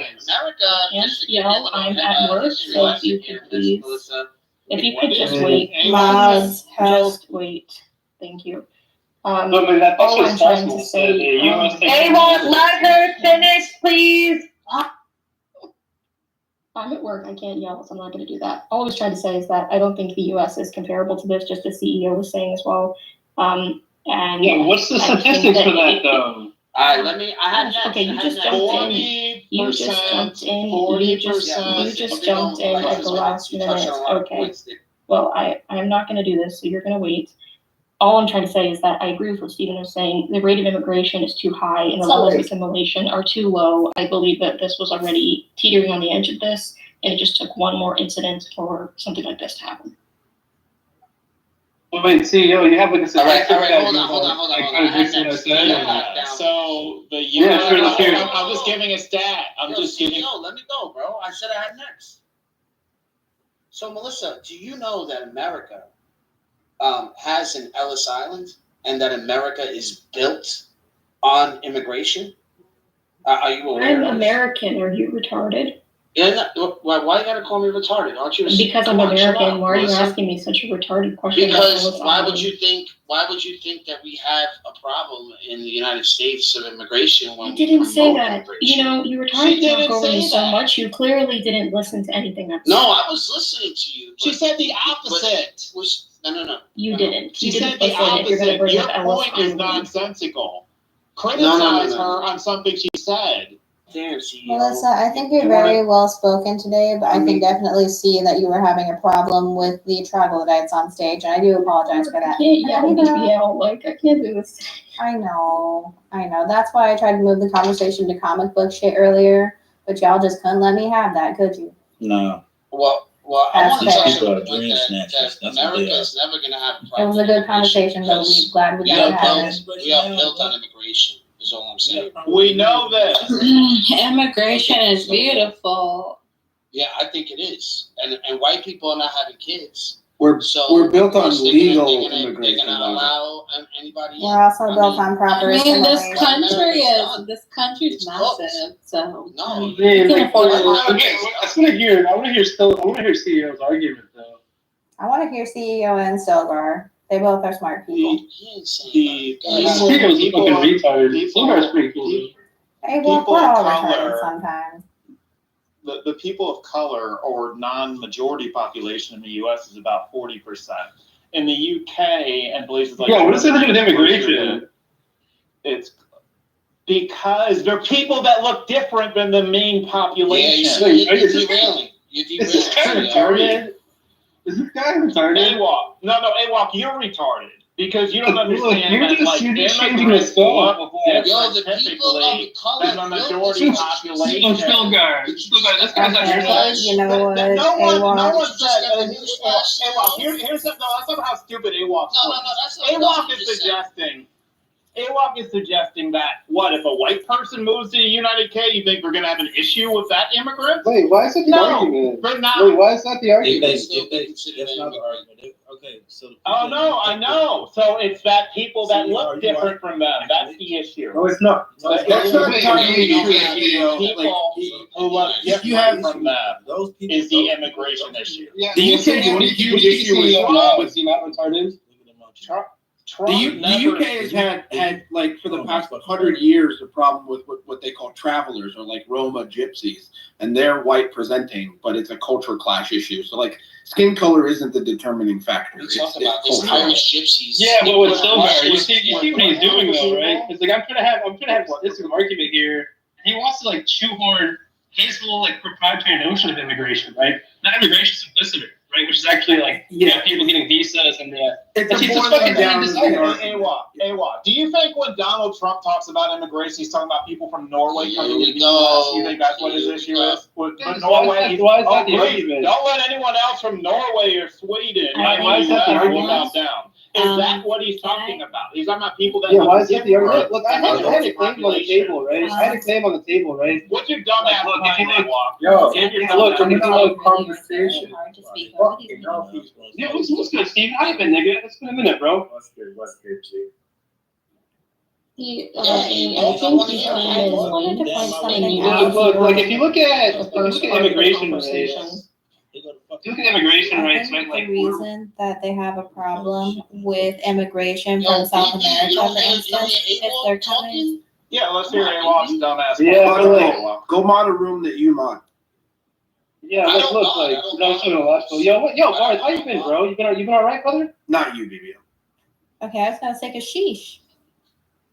I think Melissa hit the nail on the head. It's about assimilation. It's about culture clashing. You've got Turks in Germany who assimilate just fine. They maintain employment. They don't expect people to wear hijabs. There's no such thing as no-go zones, and there's no issue. But then you have like Syrian immigrants that are coming in by the bucket load that aren't assimilating, the rape gangs, the cultural differences.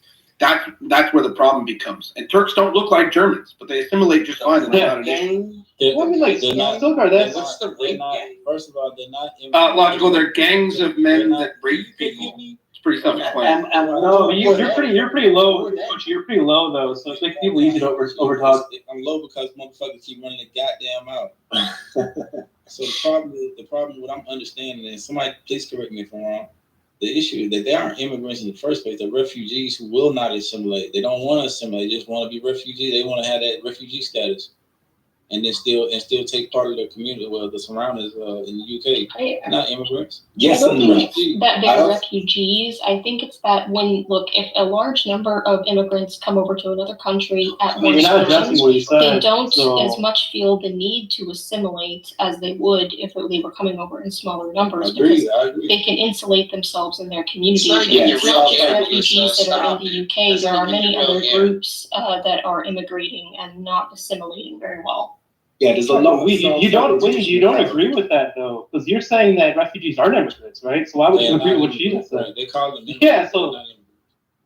So like you don't agree with Melissa, but like, look, CEO, I just want you to like give me some statistical analysis showing that like rate of immigration is uncomparable to when America started, number one, which it isn't, right? And I want you to show me the comparison between the UK immigration and American immigration controlled for stuff like refugees. Can you do that for me or no?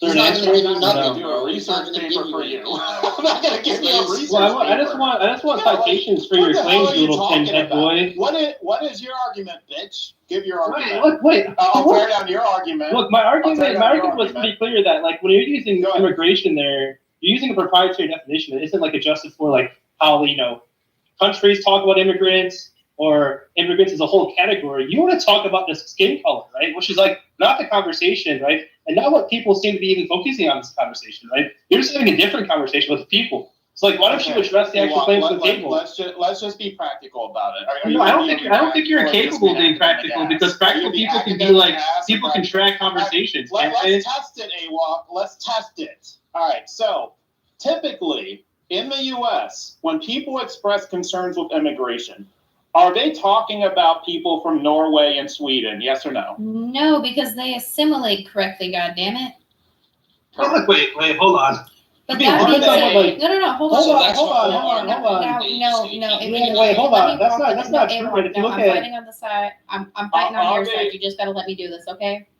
And jump in. Okay, wait. Can I just like stop this guy's throat for 1 second, real quick, and then like we can go? You got it. I'll be. Yeah, look. I mean, that's not true, because if you look at like immigrations from like Irish or Sicilian people, historically a lot of people complain about those guys immigrating, and their main argument was they were assimilating. Today.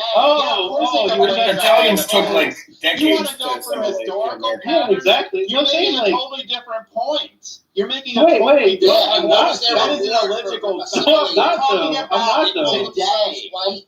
We're not talking about historical trends of immigration. CEO, the problem is your position only works in the vacuum that you've chosen to place it in, and not everyone else wants to place the conversation in that level of vacuum. That's fine. I'm not even sure his argument works in that vacuum, right? Talking about my mom is an immigrant and my dad's parents are immigrants. Let's start low, Elon. Let's keep the bar low. Saying 7 million people in 4 years, not a lot of people. Where does that get you? Just saying. Oh wait, Marshall. I mean, like, I'm so white with my Sicilian last name. You're right. Yeah, I mean, Sicilian, same. Yes, Then you can lecture me on Ellis Island again, why don't you? Because you listened to what I had to say, didn't you? Look, if we had a huge influx of immigrants from the Republic of Georgia that were Muslims but white presenting, that doesn't negate all of the problems. What about a huge immigration rush from like the high class of Indians that are white presenting, right? And people still complain about that happening. The Brahmin people. Now we're talking about arguing that 7 million people coming through the sector. No, I gave you an analysis of a historical trend, right? Talking about what's Like you're And you didn't want to talk about what happened in the past. You didn't want to talk about what happened. We don't have a problem with it because of historical issues. We have a problem with it because the cities have to soak up the people who are here before they get shipped someplace. I'll give you an example. 9 months ago, my sector, in 7 days, processed 65,000 people. The sector above me, Del Rio and El Paso, 115,500. Right? I don't really care to get more people to come over. Historically, the people here who are 92% Hispanic care that the federal government is shafting them and has the last 50 fucking years. No, I think we can agree on that, Marshall. But I think the point that CEO is making is like ludicrous. Like he's saying it's not immigration inflicted or assimilation; it's just non-whites immigrating, right?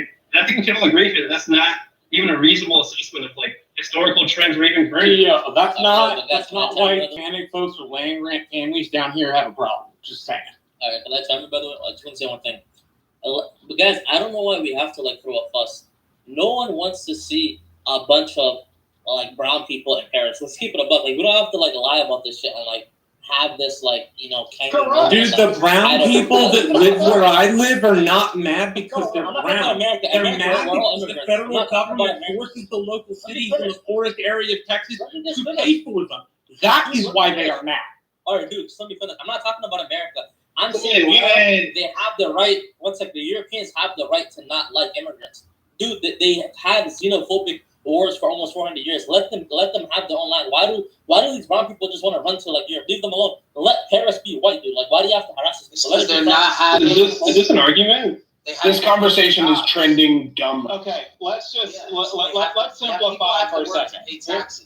Here's a simplified example. United Arab Emirates only is 13% Emirati, right? Everyone else there is from some other culture and they've come in. Yeah, that's because they slaved everybody to work. Yeah, they're slave labor from India. Come on, see. Finish. Good grief. Can I finish? So my point is they are used to seeing other people of other cultures. So people from other cultures integrate better there. Yeah, mute up, they are more accepting of it. Wait a minute, so it comes down to assimilation? Is that what you're saying? They are. Can I finish my point? So, dude, I don't know. This guy's an actual idiot. Like, I've embarrassed him multiple times. I don't even know why he chose to make a fucking good point. You're a bitch. Wait, I just made a good point earlier and I asked you for an argument and you never did. On Clubhouse, I want to smack. You're the only person on Clubhouse I want to smack. Literally the only one. Yeah, CEO, why don't you give an argument? I'm making my argument. Places like UAE and the United States are different than other countries because they have such a high level of population that isn't the majority. They made a city out of the middle of the desert. What are you talking? Of course, you have immigrants. What's wrong with you? How could you compare a place like that? My point is, they get along there. The diversity as well. They get along well there. And in the U.S., we get along better than what they do in Europe. You're changing your plan. It's still going to I am not changing my plan. You should have forced him to know my plan. Because you Yeah, I run promise things I'm through smarter a than your narrow CEO. academic CEO, filter. come on, No bro. practicality. Come on, no come on, logic, come on, nothing. come on. We should have got it by Yo, come on, CEO. What? Like, let's be real. What's your IQ, bro? Like, what? Why 95? don't you make an actual point? All you do is Okay, cool, criticize. cool. You're I'll one make of a those point people right who now. sit I'll on make the a point right now. sideline and you're just Hold on, I'll make a critical. point You right don't now. make any No, actual I'll make a point right now. I'll make a point right now. I'll make a point right now. Okay, look. Your claim originally was that skin color was the defining you gotta make factor. something about my claim. Why don't you make a claim? I'm gonna discuss your claim, and I'll make a Why claim don't too. you make a claim? Yeah, You don't yeah, make sure. a claim. Hold on, shush up. You won't make a claim. Shush up. Come on, buddy. See, go sip some coffee, bro. Go check your fucking Forex trading log. Big man talks and actually handles the conversation properly, right? Fucking retard. What do you even do? Look, buddy. Look, buddy. Come on, can I make my claim now, or do you want me not to? If your claim cannot be a criticism, yeah, but I'll start off. Then I'll criticize your idea after. Okay. I'll switch the organization so the claim goes first. Look, if you want to say something that immigration's like an unprecedented rate, right? Like look at the actual immigration charts, right? We're reaching the same ratio of 1890s, right? It's like we're like at some apex of immigration that I've never heard of before. The rates seem to be like in line with the 1890s, 1870s immigration rates. So you're like free to look up the statistics for that. Like, it's a pretty easy Google search, right? It's like, I don't think like your claim of excessiveness is like actually accurate. Next. Not yeah, that's like, okay, no, that was my claim. That's a relevant point now. No, that's my claim, right? Okay, now look, and then now I'll talk about your claim, right? Okay, so your claim was something. Yeah, maybe part of what you asked for, dumbass. Like, look, what are you talking about? I should have said your claim that Abe brings up because I mean we lost a lot of people to COVID. White people are not having kids. Wait, Bart, can I address him switching his position real quick, and then you can go. Yeah, okay, so like then now, I think still got to make an accurate point, right? Your claim originally was there was brown people immigrating. That was the issue, right? Kind of disregarding the assimilation. Today. Yeah, I am today. Disregarding the assimilation claim that Melissa made, right? Stilgar's whole point about like, there's specific groups of people that seem to immigrate better than others, and he cited like specific instances of that, right? You shifted from that now to just talk about assimilation again. So like, I want you to pick a claim on the table, right? Don't get to go back and forth between race and immigration, right? I want you to pick one and actually make an argument about that using citation. Together, I get it. You're just like one of these people who cannot integrate things together. I understand. Look, man, we and I, you and I haven't had nearly the amount of disagreements that you've had with AWOC, and I can say objectively that like you're just being bad faith. No, Stilgar, I have no beef with anything you have said to date. I have no beef with any of your arguments. Yo, you don't think somebody can steel man A's argument? CEO? You think it's a bullshit argument? Look, someone make his point better so I could have a good faith conversation. No, he said it perfectly. He said it perfectly. We see these rises going up and down. He made a nonsensical point. We see these rises going up and down, especially with the climate within the last 4 years. Again, and I hate to bring up this point again, but white people are now having kids. It's only, and Jews are not considered white. Neither is the urban community, these Albanians that come in, or other white-looking people like Polish or Irish. They're having kids, but they're not considered white. Yeah, logical. They're immigrants. Logical. They're immigrants. So the people of the land are not going to maintain it. The government, it's only right that the government starts to allow more people in to take the jobs. Yes and no. Okay. Just pause 1 second. Because you do touch on a really good point. White people are not having children. White people are also not very religious. The amount of white people who identify as being atheist is on the increase. A lot of white people are less concerned with their community. Majority of white people are still going. One second. A lot of white people are looking at these other communities that are very religious, very family oriented, very guided by values and such, with a certain sense of jealousy. That's another underlying. I'm Jehovah's Witness. What are you talking about? I'm not talking about you. This an idiot. This Mr. guy's like an actual stupid. Don't interrupt my boy Stephen. Go ahead, Steven. He's an OG, bro. Pay some respect, Mr. Fucking idiot. I'm just simply saying, another variable as to what leads to conflict at this moment in time between the whites and people who are not of the native land is a sense of jealousy also. A lot of white people... No. I want to touch on that because the people that rush the Capitol, right, those people are spoiled and those people are rotten because their justification for rushing the Capitol was the fact that the black people were rioting. Could you imagine, like, the real white people that were brought up in this country would ever rush the Capitol and their excuse? You're rewriting is that shit. black That's not people- why they stormed the is that Capitol. They black stormed the people Capitol were because they rioting? believed the fucking election was stolen. Stupidly, but they believed it. And now this is the J6 conversation. Sick, Yeah, of guys. course it is, bro. I mean, Barth does his thing, bro. But Barth, Can no, we you stay can't. on Whoa, topic? whoa, Melissa. Barth is an OG. You can't just move him down like that. That's Well, fucked he up. can stop interrupting people. He's done it to quite a few people. He can come back up, but That's wait the till tax you he's gotta done. pay, right? For the OGs.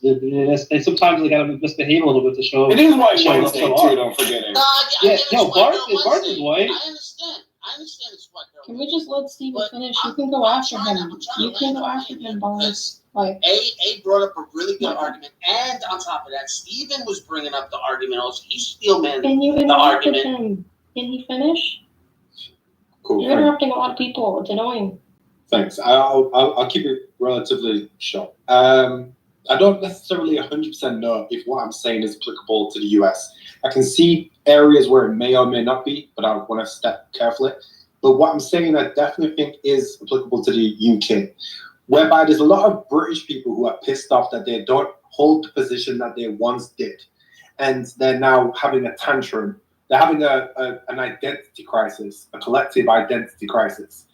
And it's been exacerbated by also recognizing that the things that they don't have is very existent within other communities. And it's giving, it's just creating this sense of who the fuck are we? We don't know who we are. And there's a lot of anxiety, stress, anger, frustration. And it is resulting into what you're seeing right now, riots and such. Now, my point of raising this is what I see as being a solution for them is not to kick off, because you're not achieving anything other than just destroying your own fucking streets and companies and such by just kicking off. What you need to do is learn from these people.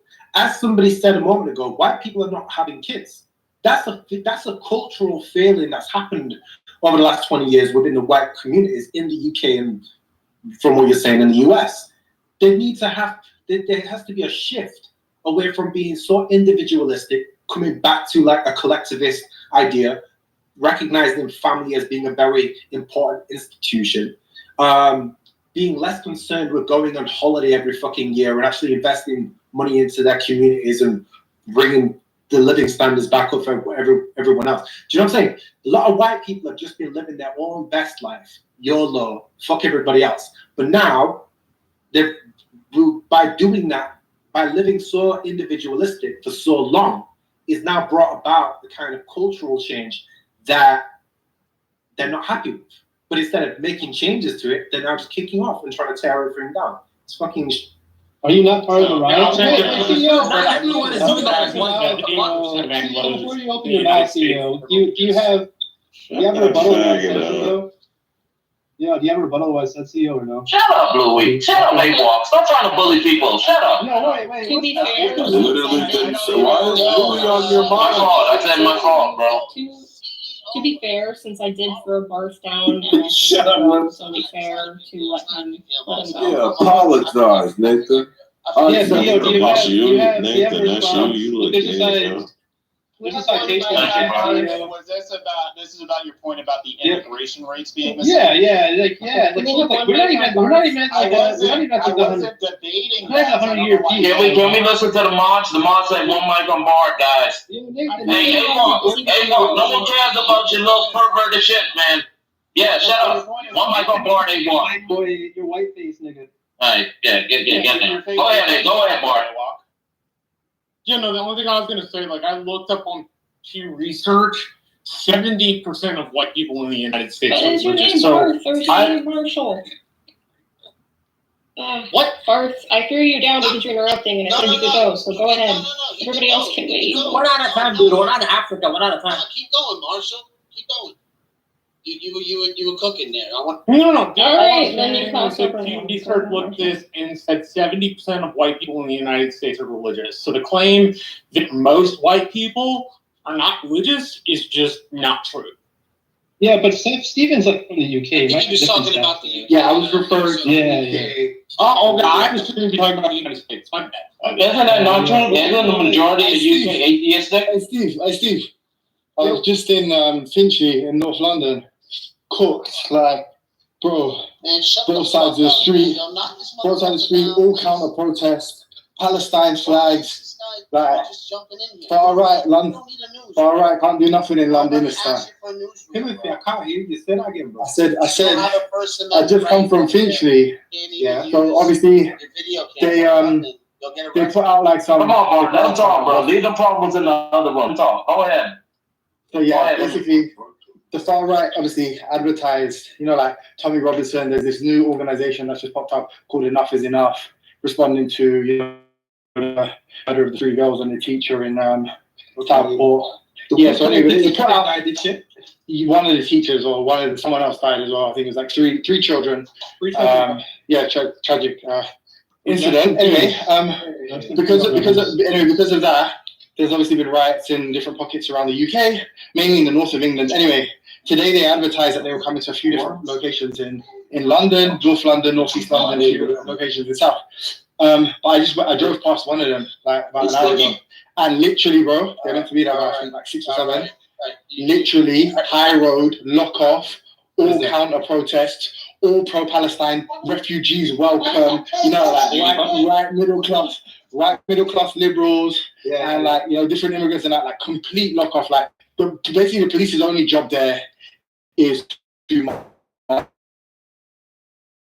protester. So literally, the point I want to make is, and then Walthamstow is the same. So like, the only point I was going to make is like, obviously London, different animal. Do you know what I mean? Like North of England, you can get away with it. You can get away with that kind of racism. You see what happened in Middlesbrough? Yeah. London is stand, no bueno. You get me? Not going from multiculturalism. Nathan,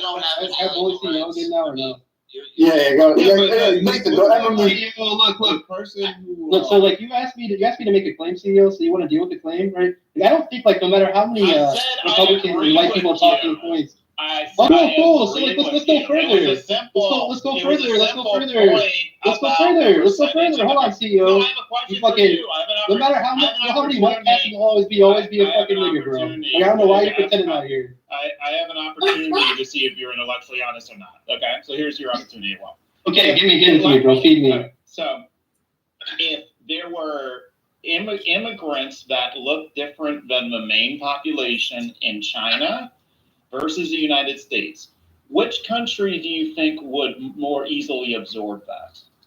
I imagine the United States, but I'm not really sure what the relevance is to the argument here, right? Like, because it seems like if you want to point. Look, that isn't your entire point. Look. Your point was that U.S. immigration. Wait, hold on. Can I respond? What you said? Like, I want to show how dishonest you're being here, right? Your point was that U.S. immigration isn't tiered by necessarily like assimilation rates, right? It's more so about like how white people are, right? That's your point. Then it seems like there's a majority of population aren't white people in like U.S. If you take all the conjunction of like Africans, Hispanics, right? Like then the majority population wouldn't be white people, right? So like I don't think those two things are like equivocal in the same way you want them to be, right? The majority population is white in the United States. No, you're a fucking retard. I said in conjunction with Hispanics and Africans and other immigrants that aren't white, the majority wouldn't be white people. Do you agree to that? Yes, well, that's not true. That's not true. 60% of the country is European descent. There's still a majority. That's 60%. No, even in conjunction with immigrants and blacks and Hispanics. Yes, you dumbass. Well, I'm Yeah, you dumbass. Keep making. Wait, but hold on. Yeah, what it would need to be is that like if white people are more than 50% of the overall, yes, the demographic is like it's white people are over 50%. Yeah, it's 59. Yeah, so it's just barely. Yes. So shut the fuck up. Okay, but this is where numbers. 1 second, but this is where numbers aren't the determinant factor here. You can say that the largest population number is white, so whatever. But if is they walk wrong? So wait, but can I say one thing though? Wait. But I don't But I don't know what I don't know what the relevance is, but like, just to be clear, that 59. That's where. Let's see if AWOC is capable of admitting he's wrong. Yo, boss, people rate me over here. No one rates you. That's the problem. Yeah, Bart is an OG, bro. I rate both of y'all. But I blew, but we that's can't. Bart's my boy, my day one, though. Bart's my day one. We can't be entirely sure that AWOC is not correct because the 2020 census put the population at 61% white, and the 2022 census put the population at 59% white. It's now 2024, and the other thing is that white category doesn't necessarily clarify origin of citizenship. Exactly. Yeah. Exactly. That was what I was gonna. Yeah, because No, but wait, what percentage of that is immigrant? Wait, what percentage of that 59% are immigrant white? Yeah, exactly. Sorry, like I think there's plenty of whites that come from Eastern Bloc countries and Spain. Like as in that there like that. That first generation. We have gay people in this country. That's a bigger issue. We got gay people. They have American whites, and that's it. Yeah. I think. Wait, hold on. Wait. What was that guy? That guy that was complaining about gay people in this country? There's no such thing as white in the UK. Yeah, we don't. Yeah, I identify as a foundational white. Yeah, Americans welcome gay people. No, don't worry, you're safe. Like, that's fine. Like that's fine. You know, that one point could have been wrong, right? I don't think like that. I don't think the still thing is equivocal, right? European immigrants in the U.S. He's right just now, gonna fucking ramble. 4.7 million. 4.7 So what's the relevance? What's the relevance of that? 4.7 million, and you're still over 50%. So what's the relevance of that? You're wrong now. You're talking about.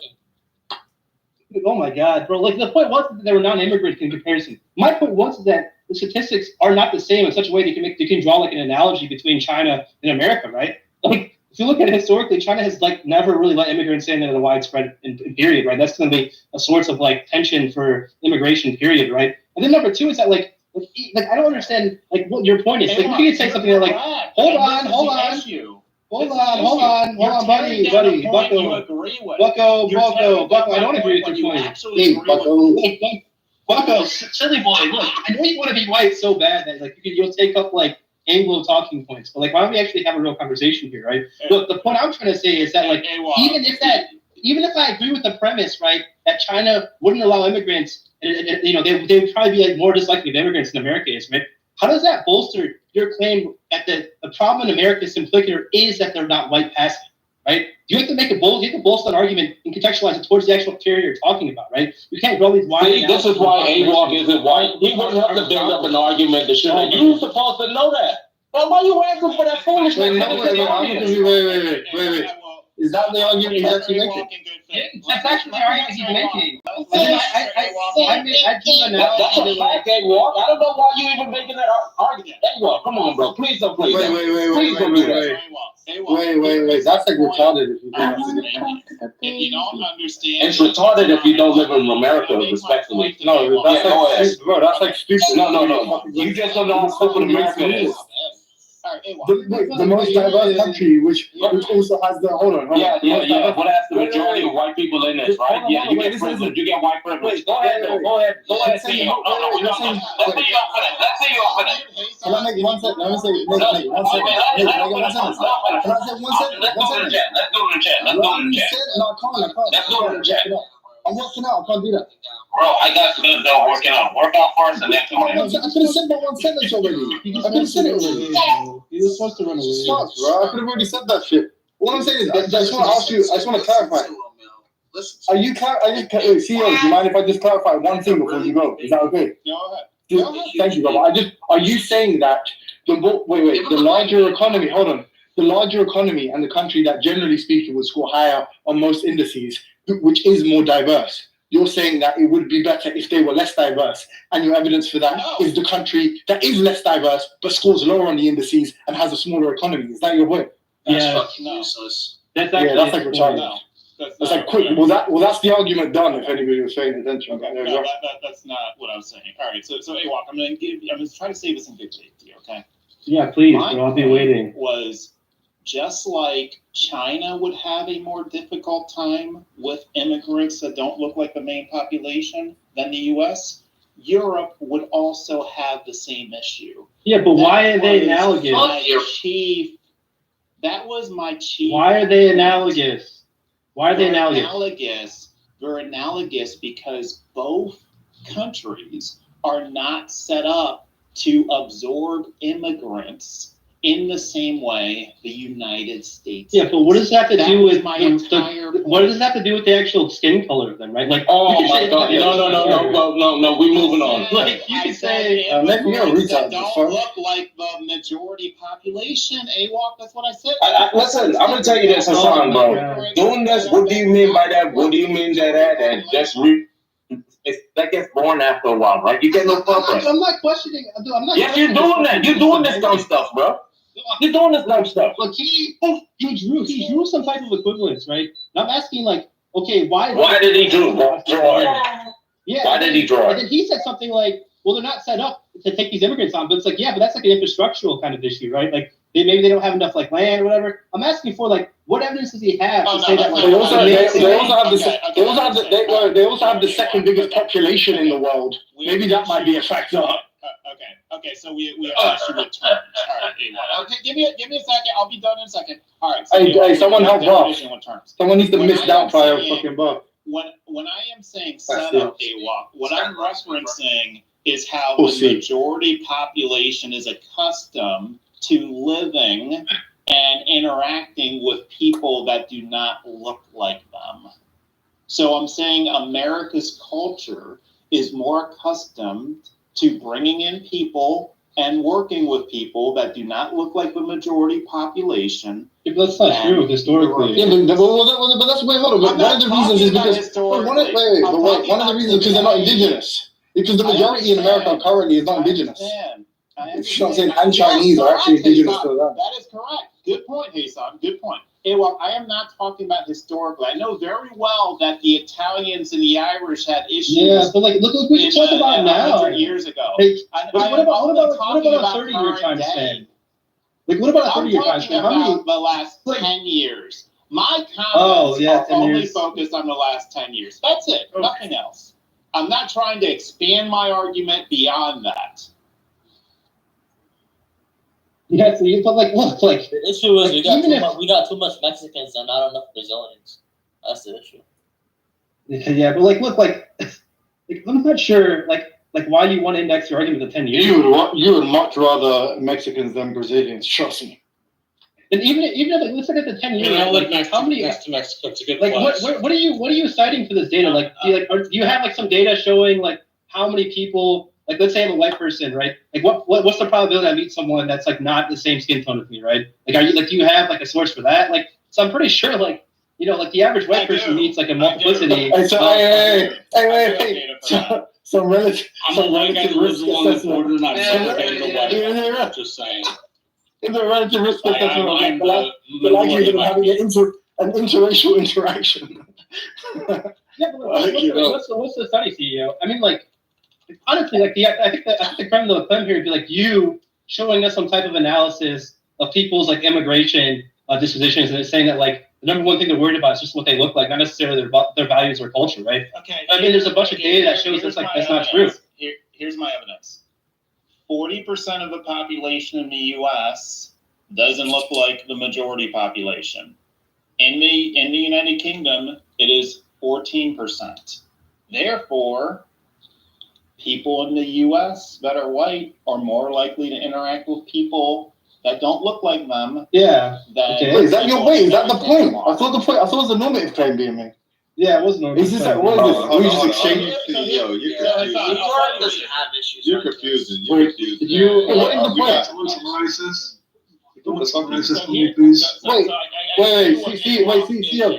Wait, Theo, let me ask you, can I ask you one quick question?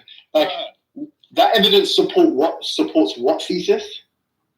It supports that white people in the U.S. are more likely to interact with someone who is white than white people in the U.S. That's just a breakdown. No, that's a breakdown. That's a breakdown of the data. That's a breakdown of the data. Is there no claim concerning how essentially immigration should be controlled or whether it should be unfair? Like, is there no claim at all on the table about? What the fuck are you arguing about? No, he did make that claim. No, he did make that claim. That's not. Here's what AWOP does, right? He doesn't realize I was making a very narrowly constructed. I see how this is a waste of time. I'm a massive AWOP fan. I'm a massive AWOP fan. This is what it was. I made a very narrowly construed argument, and he expanded it and stretched it to be incompetent so that he could make his talking points. So if what was yours? my argument from the beginning, it would be CEO, AWOC's position, he's not the only one that observed what appeared to be you suggesting that like skin color was the prime mover on whether or not immigration works. Like that was an impression that I got as well. I'm okay. Well, the way you said that, yes, that is true. Well, that is a normal thing. You're saying something like. That's still your position. That's still your position. Wait. So you think the primary indicator of successful assimilation? Hold on. You think the primary indicator of successful assimilation or integration is just their phenotype? Yeah, Irish and Italian immigrants would strongly disagree with you. I mean, that's like there's only the problem with that as a thesis. It's going to underdetermine. It's going to underdetermine. It's going to underdetermine. But CEO, you have to acknowledge that historical goings on certainly inform future policies and current outcomes. No, of course. That's why he wants to index it to the 10 years because he wants. I'm just talking about the 10 years. And this is why I was saying that the vacuum you place it in is kind of weird. It's a weird choice. But even that. Hold on. Wait. But that's just going to completely underdetermine the kind of strong correlation you're going to have amongst white migrants and coming from the developed world. Like, essentially, like, how do I know that it's because somebody's white, essentially, or because of some like homogeneity? That's the reason that someone's going to like integrate better or is going to be welcomed into a community more, or it's the fact that they come, or yeah, no, wait, listen. Or just wait. I haven't made the point. Just wait.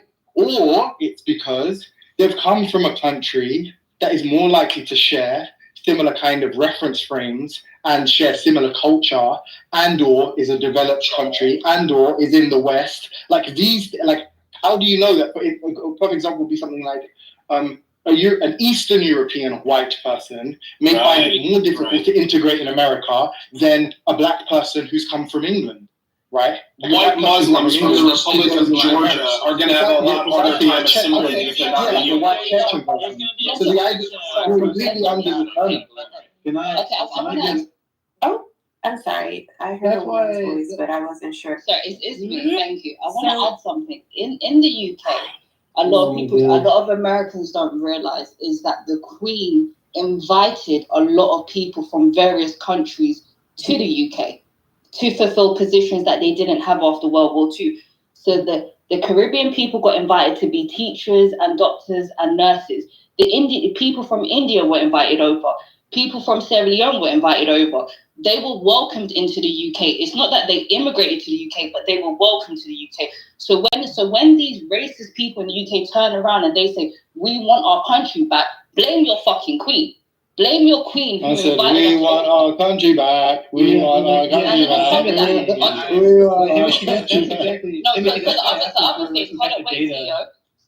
other thing that I'm going to add is a lot of the people that are anti-migration right now, that are protesting, are predominantly white people in the UK, in London as well. So when we're saying white people, right, we're not just saying all white people are racist in the UK, because there's a lot of people. No, it's working class inbreds. It's mainly working class inbreds. It's a lot. So when you hear us saying, you know what, there's like racist white people. These are white people that don't have education, that don't have degrees, that are being assisted by the welfare state, that have criminal backgrounds, that are pedophiles, and their only claim their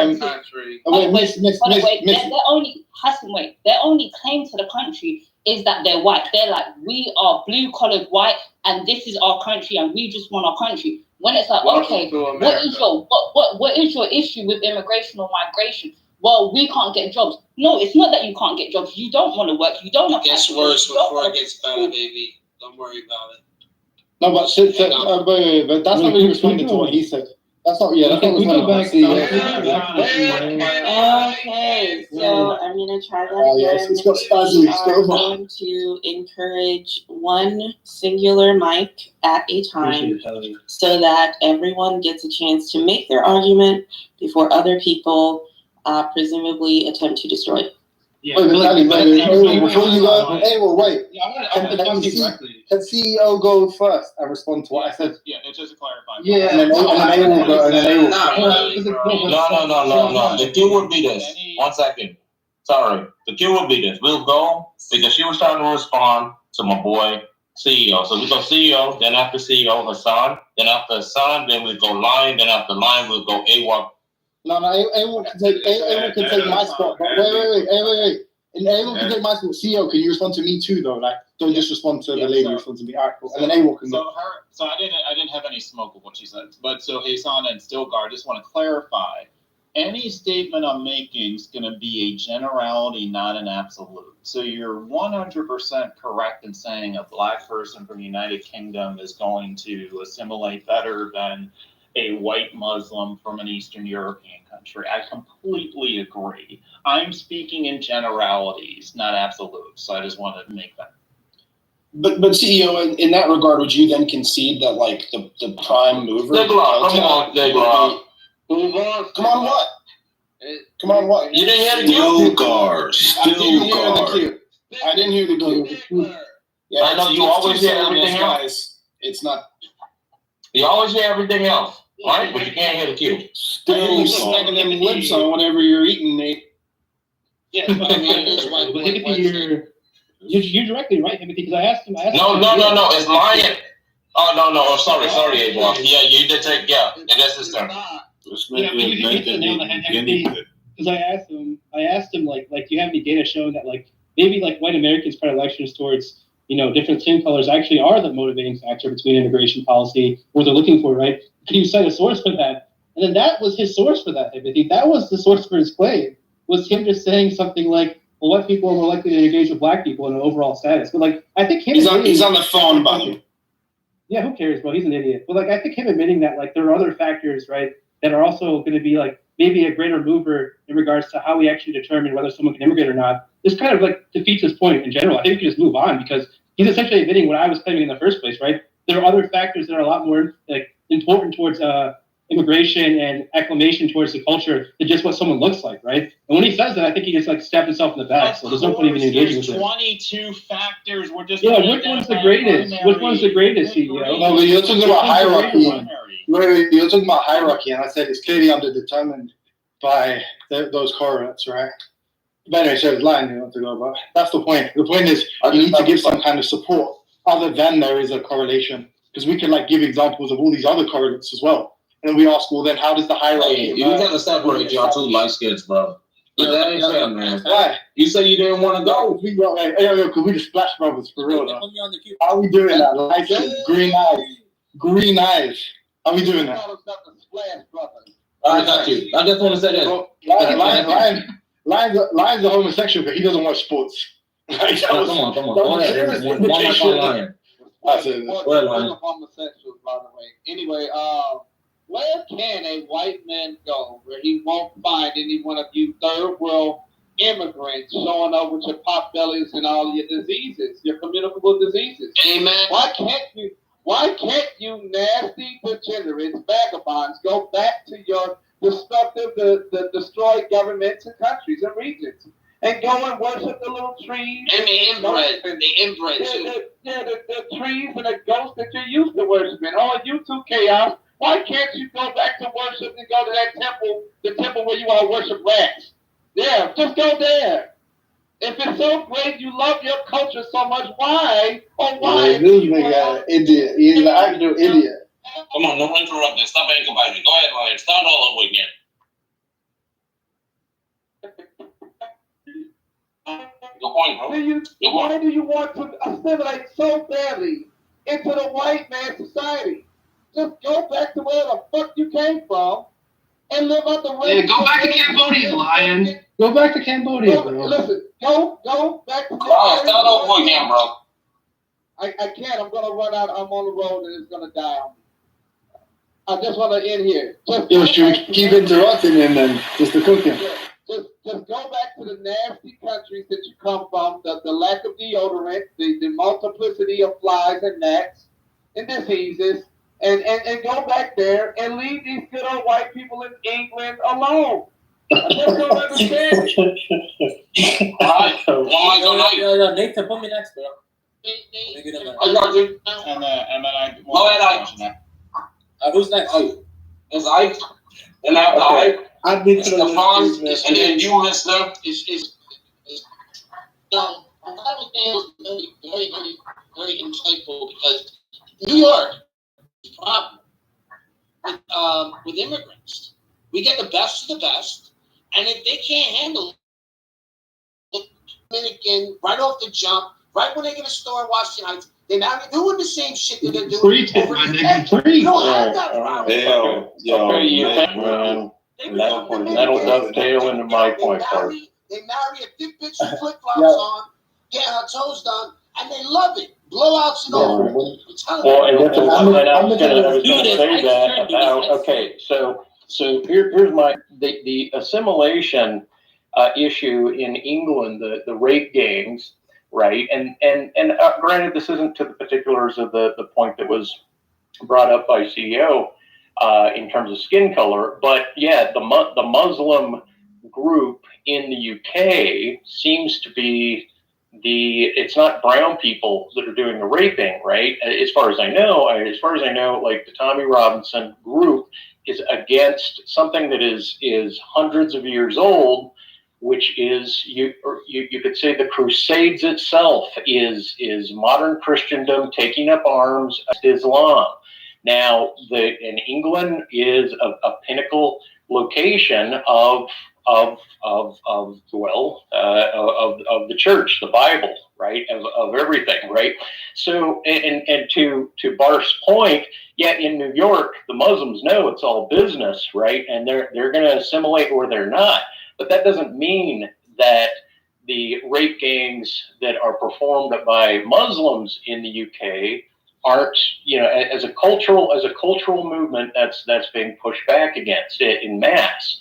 Right, in the U.S., the Muslim population compared to the Hispanic immigrant population, they I would say for the most part they do have their business, but then there's the idea once again that the theology masked or integrated with a politic runs the parallel roughshod, meaning in Islam, the way politics is furthered, their idealism is integrated into their theology. When they do, if they do get a foothold in the U.S. like they did in the U.K., right, then that's where the pushback comes from, right? To me, it's still an adage or an argument against the Christendom against Muslim theology. I believe all of this is rooted in there, and the immigration issue in the U.S. is fine, but as far as meaning it can be discussed differently because the majority are South American. But yeah, we get all sorts of different people from all over the world coming in. That's true, both illegal and legal. And so I'm just trying to reemphasize that since the Crusades, the theological difference between Christendom and Islam is so significant because of that in the U.S. we have freedom of religion, but in here lies the rub, is that if the Muslim population increased to 15%, or if you take Dearborn, Michigan, I believe, right, taking over an entire district, right, such as to you can make the claim, but what I'm suggesting is the remainder, the Indians, the East Indians, are not. Shut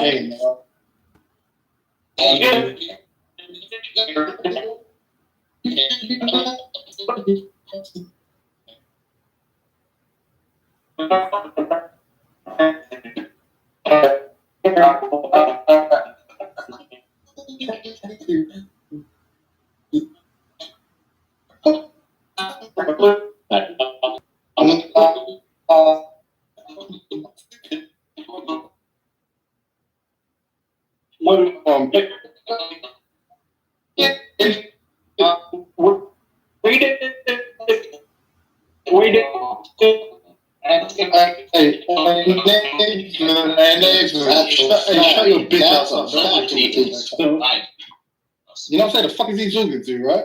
You don't even sound right. What's enough, man? You sound too proper. Go ahead, Thank you, Nathan. So the American immigration system, I believe, the way the legal immigration system works is that it's based on the country that you're born. Based on the population, that's how like people allocate or process your applications via the green card. Unless there are some there are some circumstances where like if the country needs someone for some special purposes, like the nuclear program that was there before World War II, like that would be exceptions made apart from that rule, or to marry someone. So that's where it changes. But I think paperclip. Yeah. So there are exceptions being made, but generally speaking, the way the immigration system works, like in America, is that it is controlled by a country's population. That's why when you look at Chinese immigrants or Indian immigrants or even Mexican immigrants, when like they have the longest queues when they're in process for their green cards, that's because they do want to control they want to have a healthy population, with regards to like nationalities as Americans. That's how the policy actually works overall in general. Unless like if you consider visas are different, like on a need per need basis. But if you are looking at the American population, it is like when people do become American or get to be American, those are all like funneled through like your both countries like population.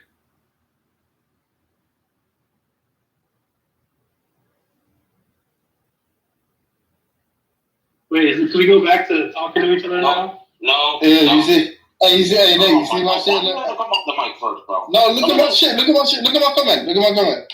I actually stopped what I was doing to write that. Jibbing on folk. Oh my God. Is it Rogers or Mr. Rogers? Are you there, Mr. Rogers? He's been jibbing on Okay, Mr. Rogers, and then we can circle back to Mr. Rogers when he's available. Okay. Yeah, run away to you, fucking pussy. Get out of here, bitch boy. All right, let's go step on. Yeah. I was just wanting clarification because I was driving at the time about the assimilation part of the conversation. How are you guys determining successful assimilation? But for me, just quickly before I open it up for people that feeding back, me personally, I'm saying something along the lines of living in accordance with a recognition that the country you've moved to has a pre-existing culture, set of traditions and so forth that have to be respected, even if you don't necessarily engage in them. A learning of the language to be able to communicate and engage with fellow citizens and following the law. I mean, what about an abandonment of your own culture and religion for the sake of a European one? Voting against your. We're currently in a queue. We are currently in a queue. That's all right, like, it's all right. No, but he asked the question though. He did ask the question. Yeah, how many baby mamas do they have? They smoke blunts? Like it's all that shit, bro. Then they have fitted caps. When it comes to the culture and race interest would be a good sign of assimilating. Think about it. I think the simplest way though, Steve, is like whether or not there's incidents, like whether they're like as in the. Sorry, man.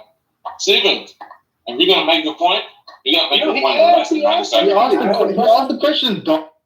Okay, I get it, but we don't do asking questions when it's a queue. We have other people that want to speak, so respectfully, I know you want to get this answer out, but not today. Yeah, put on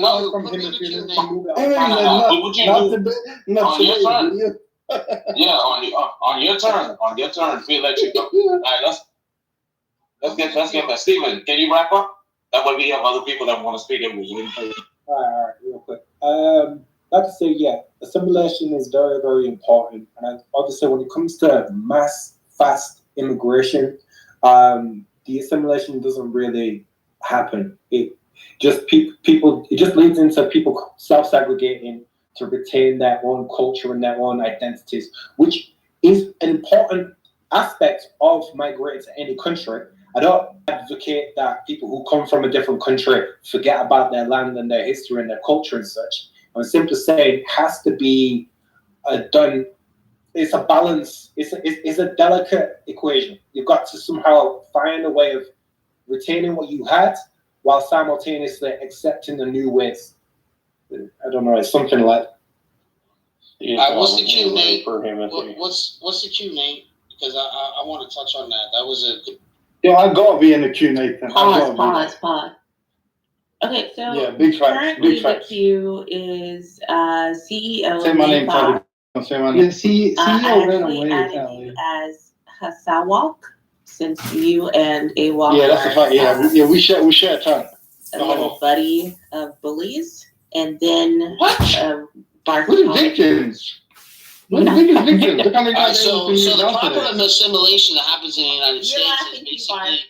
No, well, they're not talking. So the proper assimilation in the United States is just muted. Actually, we're gonna move on to Liba. That's cute, man. Yeah, we're actually gonna That's cute. That's cute, Lost Cool. Mute your ass up. Hey, mute your bitch ass up, man. Hey, chill. Write it down. Write it down. You'll be fine. Yo, respect my nigga bars, bro. Don't be talking to him like that. Go ahead, baby. Okay, so I think someone in here had mentioned the history about the English Defence League EDL saying that a lot of it stemmed from Muslim gang rapes. Majority of the rapists in the United Kingdom at 82% are predominantly white males. So when it comes down to the English Defence League saying that it's Muslim people raping people in the UK, that technically isn't even factual, right?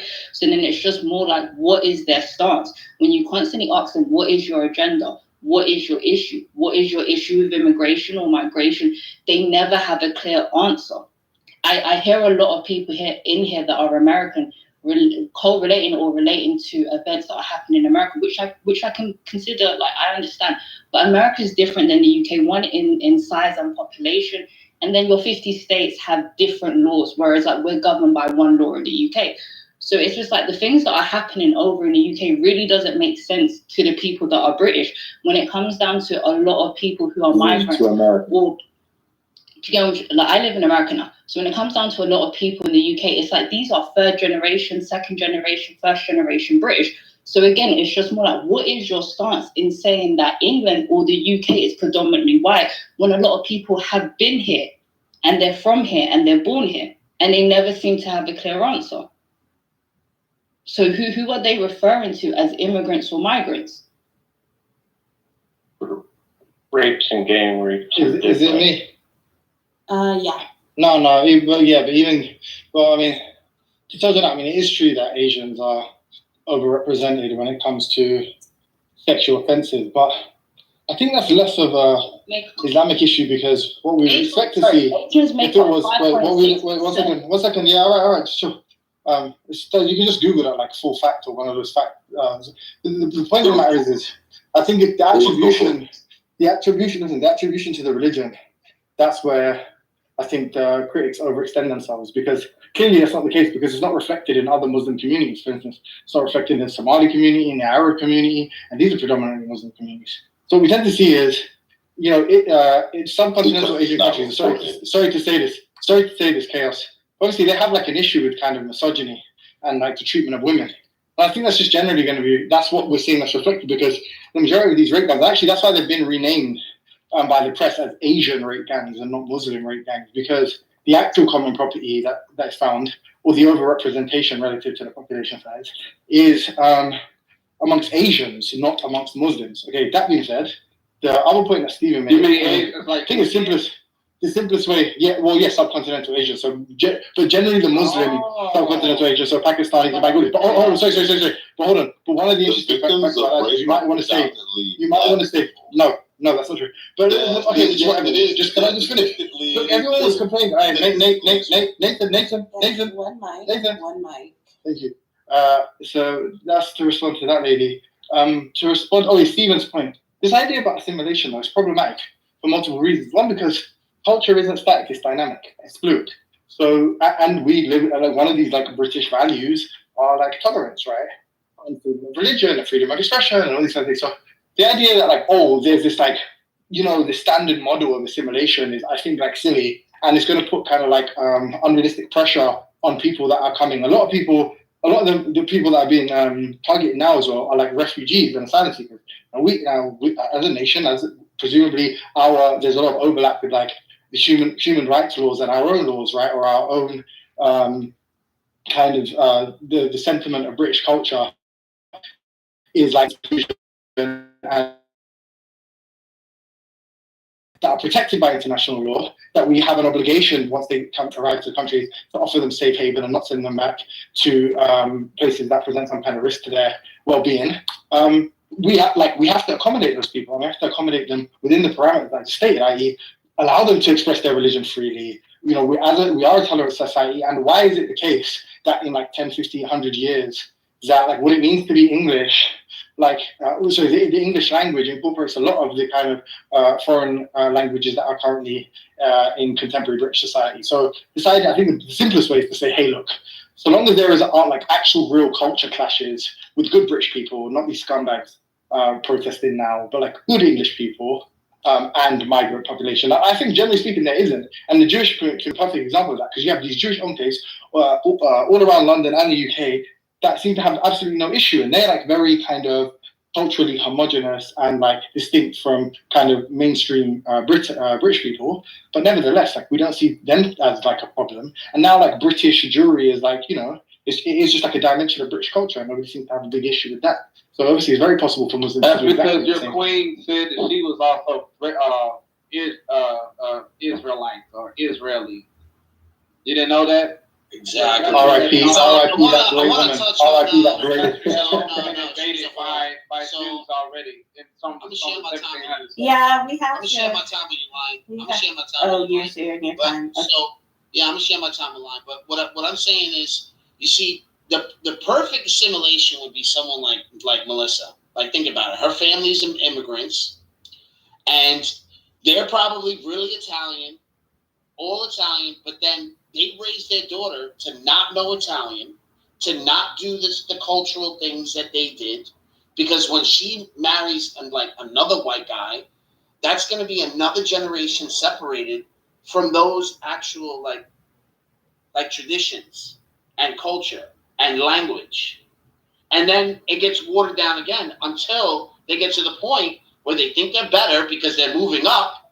Because when they got here, they were immigrants, right? So they're moving up, thinking that they're going to keep moving up, but they have the same ceiling like everyone else in the United States. And by that time, their culture is so far removed that they are now white. They're slaves now. They're slaves to the system.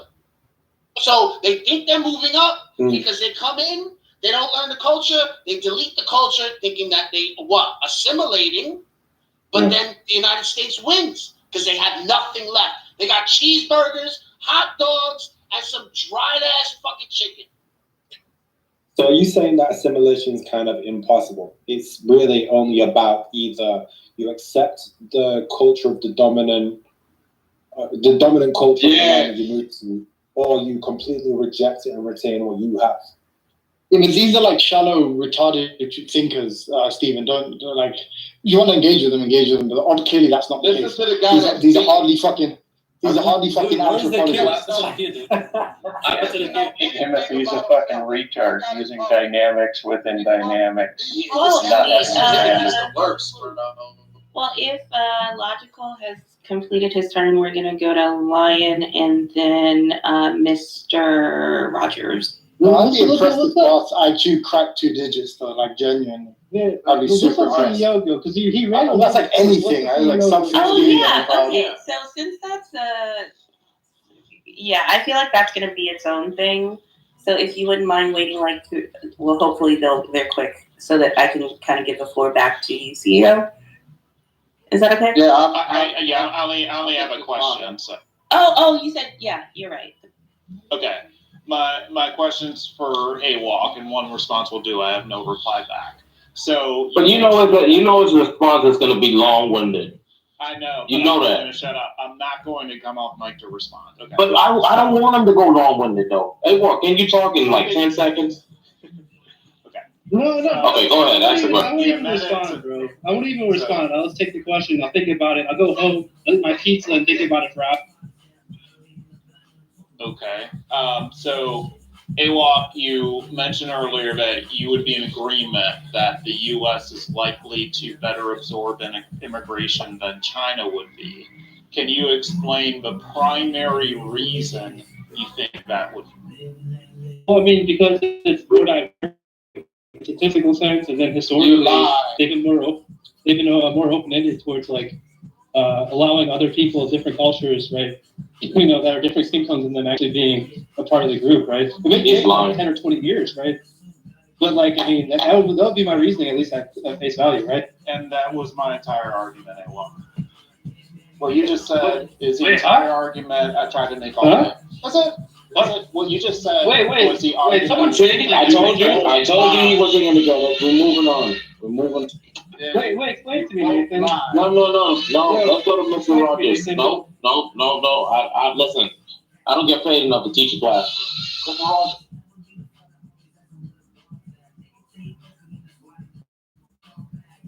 Mr. Rogers, are you there, Mr. Rogers? Yeah, could you hear me?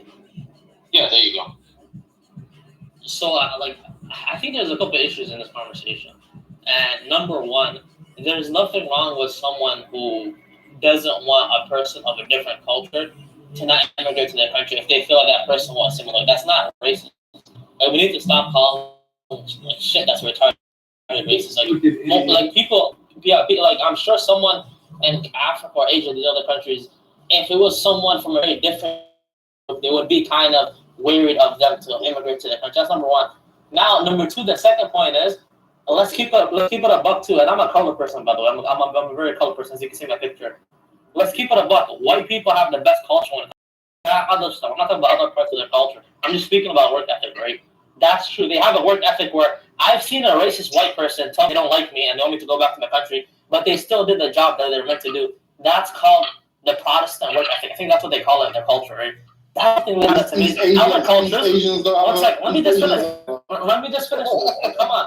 Listen, everyone has black people. Everyone has an amazing part of their culture, right? But the point is, let's not try to make this country super diverse. Let's keep it at 55% white. We have a good amount of colored people. Let's keep it here. Let's close the border. That's enough. Stop trying to fucking import 100,000 and Venezuelans. And if we're gonna import people, we should do what the Hungarian prime minister said. We should only import sexy women. We should not import any men from Africa.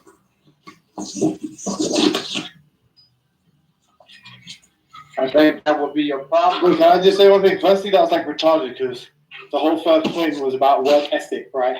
So clearly just employing attractive women, which I assume that they aren't going to be high-skilled laborers, right? That's not a necessary condition, but obviously be antithetical to your original strategy. But then secondly, actually that's false. East Asian nations have seen the greatest economic development over a short period of time than Western nations. Western nations have had the benefit of colonialism and obviously in the case of America, the transatlantic slave trade, however, have had economies based solely on exploitation, outsourcing labor. So their labor, internal and domestic labor, isn't obviously the main feature of their empires and civilization. In fact, East Asian countries, South Korea most notably, I think it's the only successful IMF loan story in recent times has had this rapid economic development. And obviously China, the best example, second largest economy in the world, coming from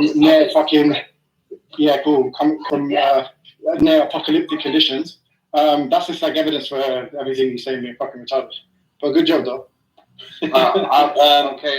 Sorry, one second, Glenn. There's another point to be made for immigration, right? Immigration is a net economic benefit for a country, right? And insofar as you want the country to be competitive economically. As a blanket statement, it's not always a benefit. Depends on if they're coming over. Yeah, let me finish. Holy shit. Jewish, so he knows a lot about economics. Go on, man. Okay, so basically, when you bring up a citizen, right, you have to pay for their schooling, depending on what country, and their health care, right? There's a whole bunch of social programs, right? You have to pay for the police to protect them. You have to pay for the fire department to protect them, right? All of that is a cost sunk into a citizen who's homegrown, right? And the theory is, once that citizen becomes a productive member of society, that is, has a job and pays taxes, right, then they will pay, the amount they pay in the end will outweigh the initial investment that you put into them, right? But if you have an immigrant, you didn't pay to educate that person. You didn't pay to protect them for their through their 23rd or 25th, however old they are when they emigrate, birthday, right? So it's a huge net benefit to a country, right? Just this simple, in this simple context, right? It's a huge economic benefit to a country. There's other ways in which immigration is extremely beneficial. I can go into those if you want, but just in this one example, one simple context, right? You can see clearly how immigration is extremely profitable for a country, right? What, aside from illegal immigration,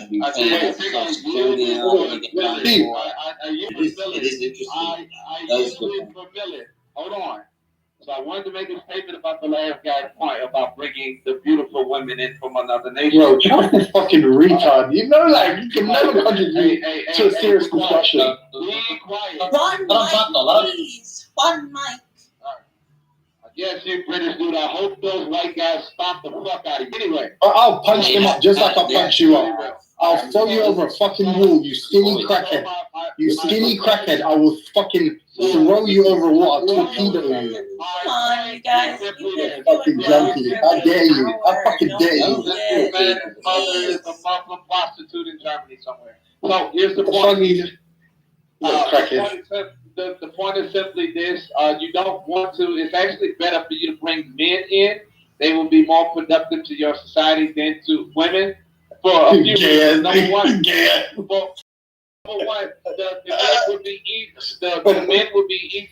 men would be easily influenced by your nation's women, who, by the way, they're the ones who maintain your culture. I don't know if you realize that men don't maintain cultures. Men go out.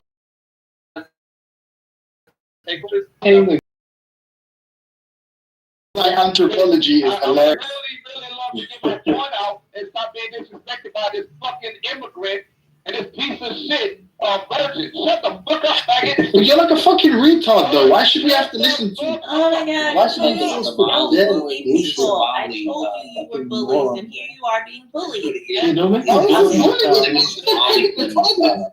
All you gotta do is be quiet. I got it. Okay. Everybody, all the Yes, one mic. This idiot with his like fucking Andrew Tate. One mic. All right. Hey, if not, All I need is one mic. One mic. Someone please move this adolescent child to the audience. The point is simply this: if you were to bring in the men into the group, they could be swayed by the women of your culture through a soft approach rather than a more domineering approach. Number one. Number two. The only reason men maintain the cultures that they're in is because there are women that of their own culture that are pushing them back. Number three, you also introduce a new genetic strand that could help your society rebuild. Remember, they're going to have children, and you're going to probably want to mix with those children to make your line stronger. Exactly. There. Not so stupid anymore, you fucking moron. Do you think that was a wait? You think the latter portion of that was a vindication of my earlier criticisms? You are really a monkey. Like, you are genuinely a subhuman. You are easily, the pair of you are easily the stupidest people on this application. You know how many people it is? You know how many people you know how many women you can date? You don't have that. You have a huge problem. Fucking retard. No, I tell you, I gotta ask you a situation like. Okay, cool. Why are you obliged to listen to idiots? Isn't the whole point of you being a mod? Hold on. Isn't the whole point of you being a mod to curate a good conversation? Like, what's this like? What is your job then when you're a fucking robot? Oh, just there's a queue, this one, that one. Like, no, prevent the fucking retards from speaking, so you can actually listen to an interesting conversation. It's not why don't you just check out? Domo arigato. Yeah. No, but I'm saying, why do you no? But tell you, look. Why do you stay and listen to this bullshit? You get paid. I'm genuinely interested. Like, why do you stay? What's going on here, dude? Like, let's have one at a time. It's not Wakanda. One at a time. I'm super confused. I don't know. This is one of my rooms. If this is one of my rooms, gone. Rock would never be able to speak. He would never be able to. That's why he's so lost. You want to let me speak? No, I said boss. I said bossologist. Oh yeah. No, I would. Of course, I'd let you speak, Tally. Of course, you're welcome whenever you want. No. Whenever you want, Tally, you can come up to our. Actually, you know, Tally, we might even make you a mod over our side. You know what I mean? We say we're the rooms nowadays. Room is dying. Huh? You're in the rooms nowadays. Come, you know what rooms you got? The God Talk rooms. Oh shit! Yeah, I didn't realize. Everybody but Lion and Boss are welcome. Chaos, we would love. Chaos, we would love to see you over there, brother. We would love to see you over there, brother.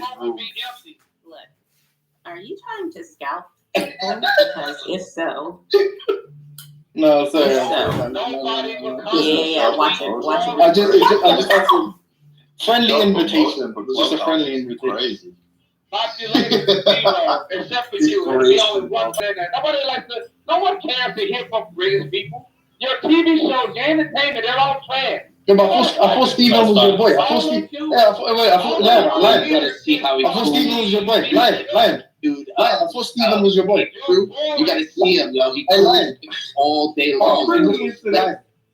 Why are you talking about our people like that, though, bro?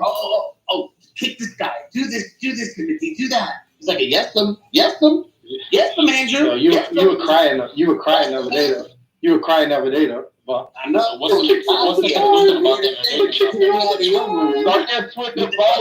I wish Andrew was here. Because I would prove to him that you're here to kick me out over there. And I told him, you guys follow me around. And he's like, oh, they don't follow you around. And look at you. You're here when I'm here. And you want to make it relevant that you're here and that you don't like me. Well, thank you, bud. I appreciate you too. Now, if you go to your room, I can't go in there. So just go in your room. Why come here and complain about it? I wish Andrew was here. I wish your little Uncle Tom was here. This way he can be so proud of you. So proud of you. Timothy is why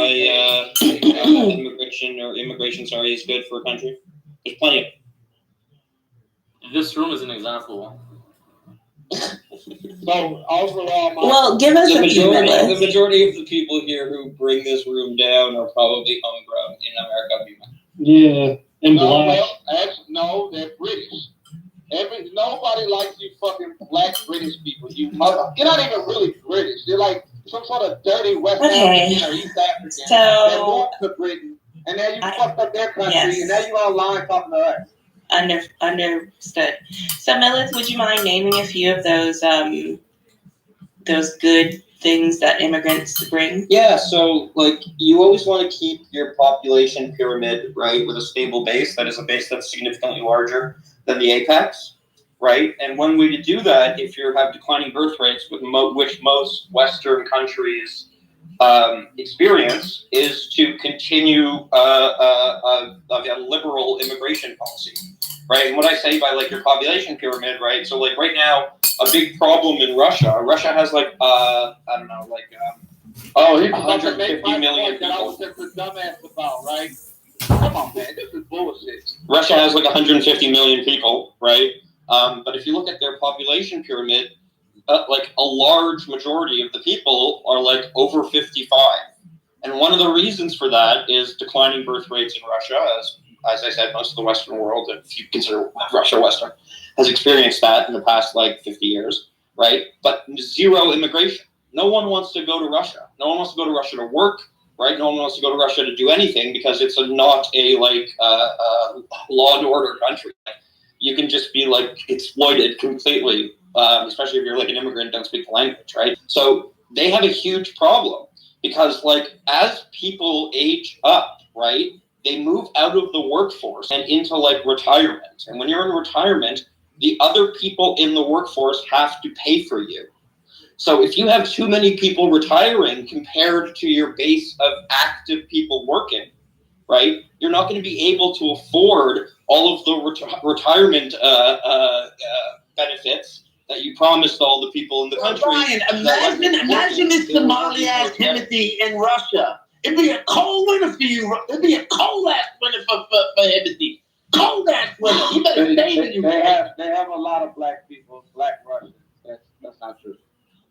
Please don't do this. St. Please. Petersburg. Millet, They did you also get a have chance to lot of land? Jewish Russians as well. They have a lot Anyway, of did you get a chance to land, Millet? Russian too, though. No, they did not. You're an idiot. Well. As a matter of fact, Putin was raised by Russian Jews. Yeah, everybody's Jew, but the Jews. Got it. Yeah, Russian. Any responses to Everybody's Millet? Jew but the Jews. That's exactly right. The Jew, I was right? asking if you got a chance to land. Yeah, like, I don't know. It depends if everyone understood what I said. No, let's move on, Will. If you put me to sleep, like, could someone actually respond to that? Like, can we have some discourse, maybe? Yeah, why don't you respond to it? No, I agree with you. So, I mean, like, I'm waiting for some pushback here, or maybe some intellectual thoughts that aren't just based around, like, character assessments. Oh, you agree with him? That's sometimes the same fucking thing. Interesting. No, dude. Why? Yeah, I mean, like, interesting. I don't even know. There's Like, you conflict want to becoming steal too that your point? logical. Yeah, you want to like say what you said earlier, maybe more precisely, and it didn't involve like insulting him if he. No, I'll do it the way you understand. See, have a lot with claim spending.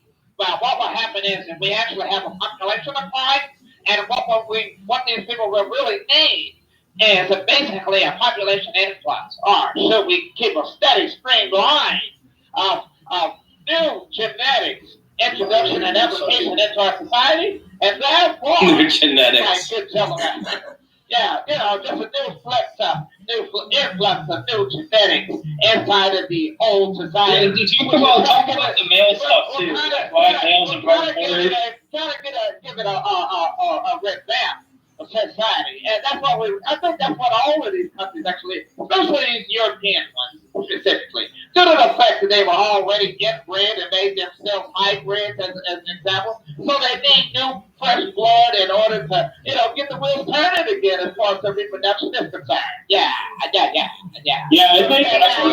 import only the hot chick. Yeah, I think Israel has the best immigration policy. Shut the hell up, dude. No, I'm for real. Yeah, I hope that immigration policy kind of goes reverse on those guys. Yeah. Yeah, I mean, Jews are leading the way for immigration in other countries, but not in Israel. Yeah, they're kind of like hypocritical. Yeah, you're absolutely right there. They make everybody else. Yeah, they do assimilate kind of well, though. They do assimilate other people kind of well. Then after that, they kind of like poison everyone else and then help depopulate other nations within their borders. Yeah. That's interesting. I understand you completely there, Ryan. And I think it's your point about women being not important as men now, culturally. I think it makes complete sense now because he's talking like that, I know. I'm speaking your language, am I? Yeah. Lion, do you have any, arguments, or do you just have, assertions? Like, you just have statements that you make? Here's my argument. That's an argument. England is my argument. England. What about England? I'm not sure if you're tracking your own statements, Lion. No, he's not tracking what you his own said statements. before. Remember, he wanted to spiel about how we can't import women, we should be importing men because men are more likely to assimilate to culture, even though doesn't seem like that's the case. They're more likely to sheep along. If anyone can help you, you lost. So listen, men are more likely to assimilate to a culture if it's the woman introduced it to them. So if that was the case, right? No. Lion. Not gonna argue though. We want sex. Male immigrants coming in. No, Lion. That's all an assertion. Let's just deal with one thing at a time. One second. Let's just deal with one thing at a time. Yeah, Gandalf had the best immigration policy. Yeah, Gandalf. He was ahead of his time. Yo, don't shut up, bro. Chaos Jackie engagement. All right. All I have to do That's your fault, man. That's mean. You're mean. Talking, bro. You're ADHD, motherfucker. Everyone's talking. Hey, you have to skim on your mic, Ace. Skim on your mic. No, they don't have to scream. Oh, yo, Chaos, let's talk over this fucking Simeon ass nigga, bro. Please. There you go. Talk that shit. Such a white male. Anyway, so women are more. Notice how you won't listen to that. Yeah, you got to put your nose, and then they understand. So that's what I'm doing. So it is historically a fact that women are better capable of getting across certain information to men than men could possibly ever do. Therefore, Okay, if you Lion, that's called an assertion. So why don't you just give the reason, give the argument for that assertion before you move on? Wait a second. I need you to shut your white mouth. Shut up. And then I'll ask you. So, what I'm saying is this. If you allow the women to introduce themselves to the new blood coming into your society, there would be less clashes and there would be a faster assimilation rate than you currently do the other way around. Okay, what's the evidence? What's the reason to believe that women assimilate men faster than men could ever? Yo, Miller, just let fucking Chaos go. I'm waiting to hear these. Oh, really? Question. Miller, what I told you. Really is what I told you. Go ahead, Chaos. So I think that's kind of. That's the name walk. I don't like you trying to bully people in this room. You don't have to talk to us that way. Go ahead. Shut your fucking mouth up. Thank you, Nathan. I want next thing. I want to touch. No, let's everyone shut up. Everyone shut up. Let's let Chaos talk. So I think that's an interesting observation, Lion, but it kind of contradicts what the GOP says, because they are like worried about like military-aged men coming in, causing like disturbances in America. So if your policy of like them men assimilating quicker because the women like help them to do it were true, that would be like the GOP's like fear mongering, and rather than like it's based on like if what you're saying is true. If what you're saying is true, then it means that the GOP is just fear mongering based on like no facts. No, I'm just saying the GOP is using it like. I'm sure a lot of people would say that I'm contradicting their beliefs. I don't give a fuck what they think. Wait, are you? Lion, let me touch on your point real quick. I don't really think he understands what you're saying. I really don't think he understands what you're saying. What the fuck does it? Yeah. When did the GOP become a part of the conversation? He doesn't get it. He doesn't matter. It's more about. He doesn't get it. So in New York City, I'll explain this to them, Lion. So in New York City, just like I was saying before, when the Muslims come here, they marry these Dominican girls. Now the Dominican girls, when they come here, they're gonna flourish only on the dudes, the other immigrants that come here that are getting money. Because these are beautiful Spanish women, right? And they're gonna pick and choose. So the Dominican guy that comes here that don't have a job, he's not gonna really have much of a choice to be with somebody. He's gonna have to work hard, you know what I'm saying, and be with another bum ass bitch like him. But yet, people that come here, right, that have money, they're gonna choose whatever women they want, and they're usually gonna be the chulas. The you know what I'm saying, the ones with the big tetas and the big nipples, you know what I'm saying, and they're gonna flourish. Not the poor dude that's coming here that's looking for a girl that's like his culture, and it's gonna be real small. Now, logical, is it possible that woman that he's choosing up on, do you think that she's gonna teach him at least a few words in Spanish? And next thing you know, he's saying whole phrases, and there's a big likelihood that he may go ahead and completely just dump his entire faith over this woman. Is it a huge possibility? Depends on how big her ass is. So women have a strong ability to influence men to move in different directions. That's it. Here's my answer. It's always been that way since the beginning of fucking time. Oh, they don't, dude. Women get assimilated in Compton. What are you talking about? You buy a car because you want a woman. You want a big ass house because you want a woman. You buy these fancy clothes because you want a woman. No, but the woman didn't tell you to buy any of those things. Bro said, a woman does her hair because she wants a man. A woman does her nails because she wants a man. Everything you do as a man is trying to catch a woman. The power of the pussy compels. That is the entire That's right.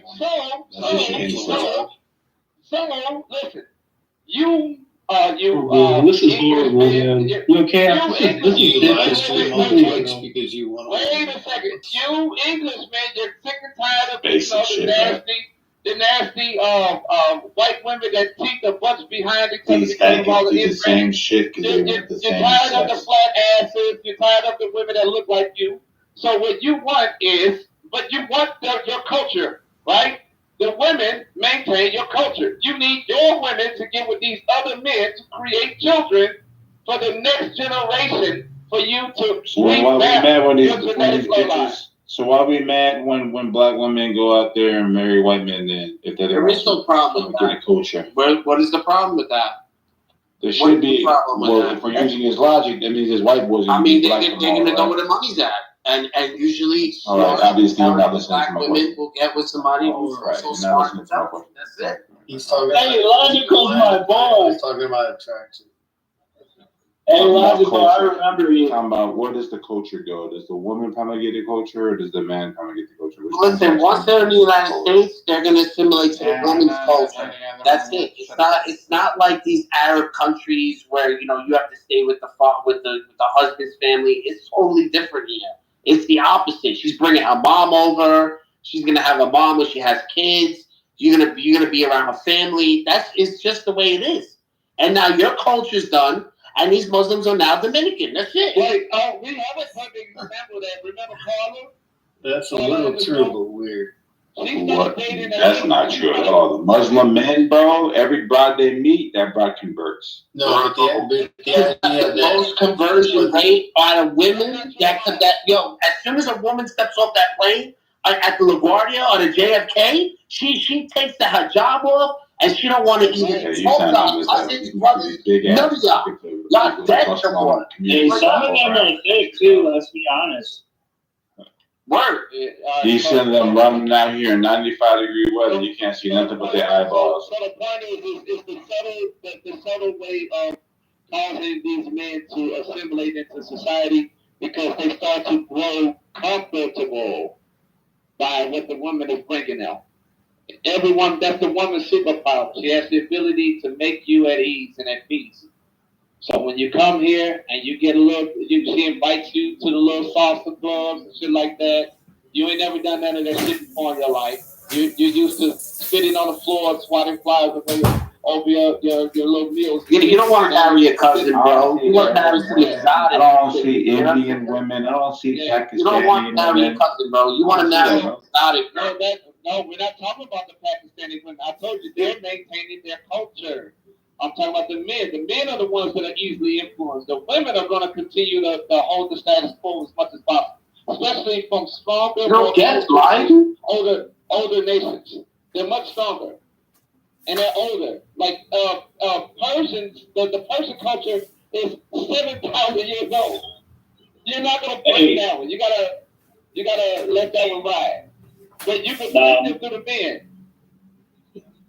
Muslims are definitely not assimilated. What do you mean? Obviously not, bro. They got no choice. You weirdo. They got massive pockets of the population all across the country, bro. They got mosques that they're bringing up, Minnesota, Michigan. They got big ass women specifically there, bro. You want to look at the statistics? You lose the women off the jump. At least 50% of the women when they come here, because they're not trying to do that shit, bro.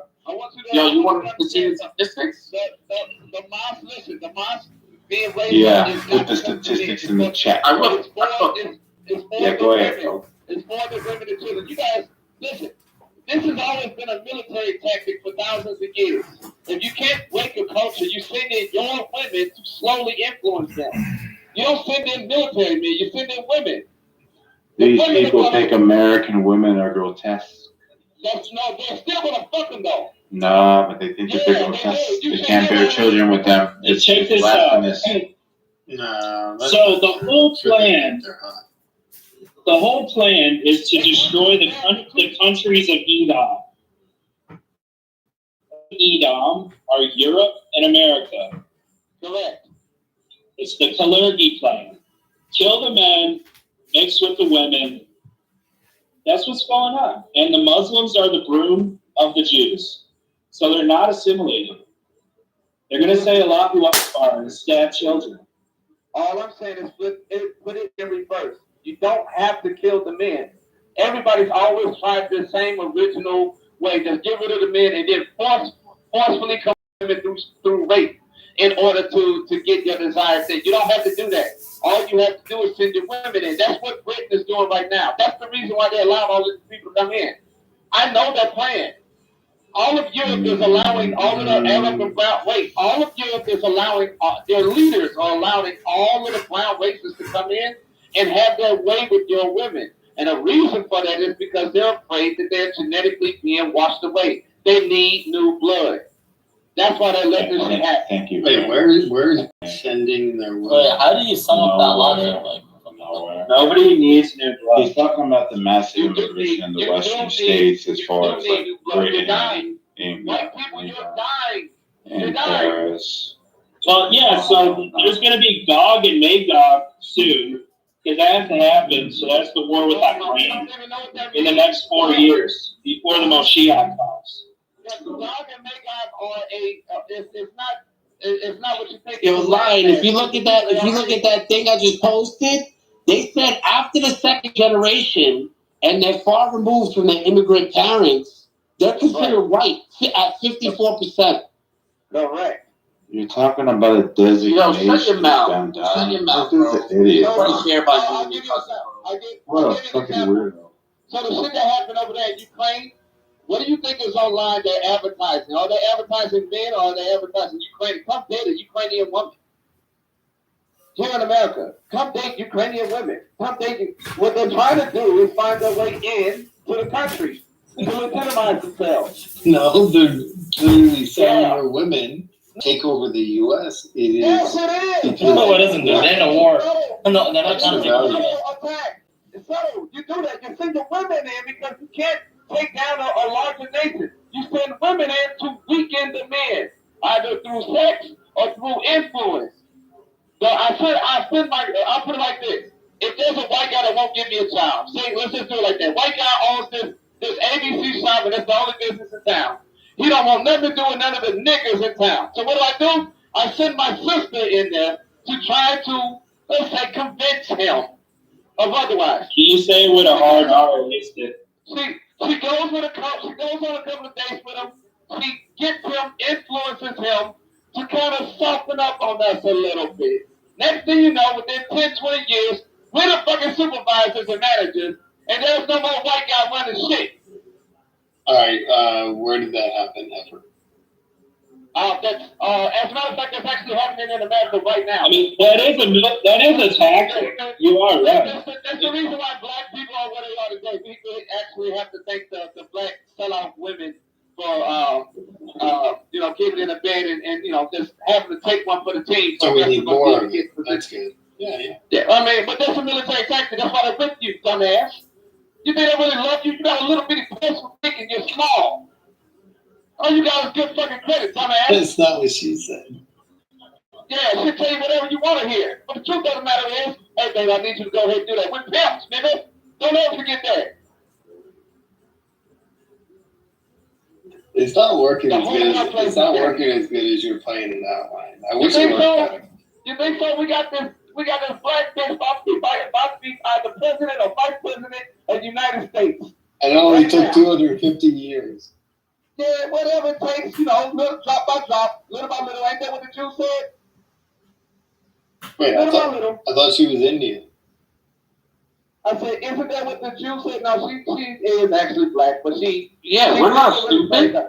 The Indian people, listen, they're controlling the pharmaceuticals now. They have the most people in the world. We want to open that door. We will open the door and allow all the intelligent doctors and engineers that come from India, and we're going to invite them in just like we did to the Germans after the Second World War. We're going to Hey, this is chess, not checkers, cracker. What's the most powerful piece on the chessboard? She has the ability to influence anybody. The queen. She can move anywhere. She could get in what the king or none of the other men could ever get. You clearly don't play a lot of chess. The most powerful piece is the pawn on the first move. No. Oh my gosh. Just be quiet. That's only if you control the center of the board. Yeah, listen, don't talk about That's already after. Yeah. That's already after a few decisions have been already made. Point is simply this. That's what's happening. Everybody's doing it. You think it was the most powerful piece was the pawn. Yeah. It is. Sound profound. It is. It's the one that opens up the targets. It's the one that softens up your enemy. It's the one that controls the spaces that you go to. The pawn is the most powerful piece on the board. Every chess master agrees with that. All of you guys that play fucking Microsoft chess probably sit there and say the queen. The queen can move everywhere, but the queen is often baited and fucking killed. Right? So she's the most targeted, but she's not the most powerful. If people lose their pawns, they don't quit the game of fucking chess. If people lose their queen, they quit the game of chess. No, they don't quit the game of chess. The queen's gambit alone is a move that chooses. Sometimes they do. Jesus Christ. Do you play chess? Queen's gambit. I'll do this. Play a chess game right now, both of you. Whoever wins is right. That's it. Admit. I've got like 15 minutes before I reach my destination, but you clearly don't. The queen is the easiest thing to take somebody into losing game. Let's stop talking shit. Let's not begin. So I was using that as a metaphor because of the fact that she can get in and out and into any situation, and that's the woman's power. The same thing also goes with her ability to influence others. That's also the reason why the white man is using the black woman right now to try to influence black men for voting against their own. You figured it out. And Lion, what happens when the pawn? What happens when the pawn gets to the other side of the checkerboard? What piece do you think they pick? Lion?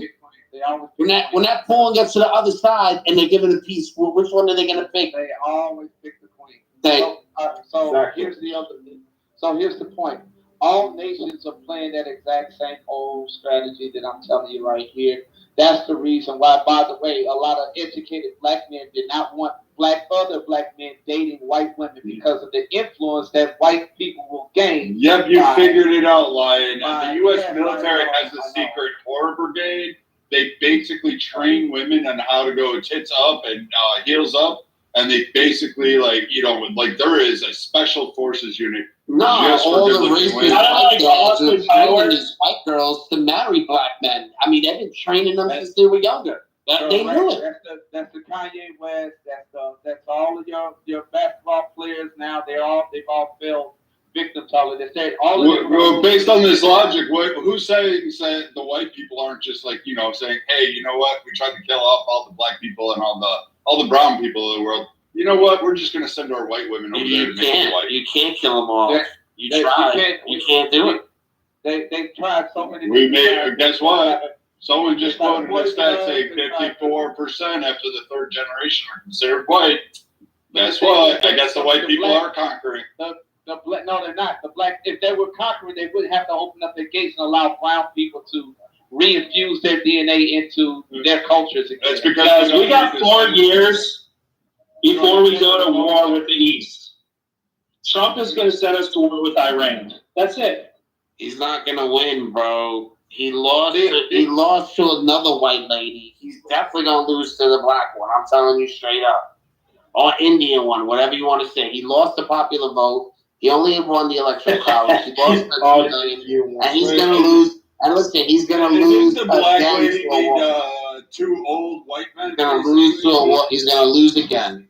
Come on, man. And also look at the black lady and her affiliation. Either way, listen, our next president is the Messiah. Wait. Her woman's affiliations are exactly the same affiliations that previous presidents and also KKK members. Dude, Jews love Trump, bro. That's it. They don't love Kamala like that. Bro, Kamala is perfect for presidency. She doesn't have any children. It depends on the Jew you're talking She doesn't have children. She already has a Jewish husband. She picked her vice president that's married to an Indian woman. I mean, it's perfect. Put it this way. Either way, the Jews are going to win. Okay? America's going to be destroyed. So when you hear white people say that we don't have the America that we grew up with, the America that we have is dead, I'm hearing white people all online saying things like that. That's what they're referring to. They don't have any actual leadership that represents them, personally them anymore. And that's what's going to lead to an uprising.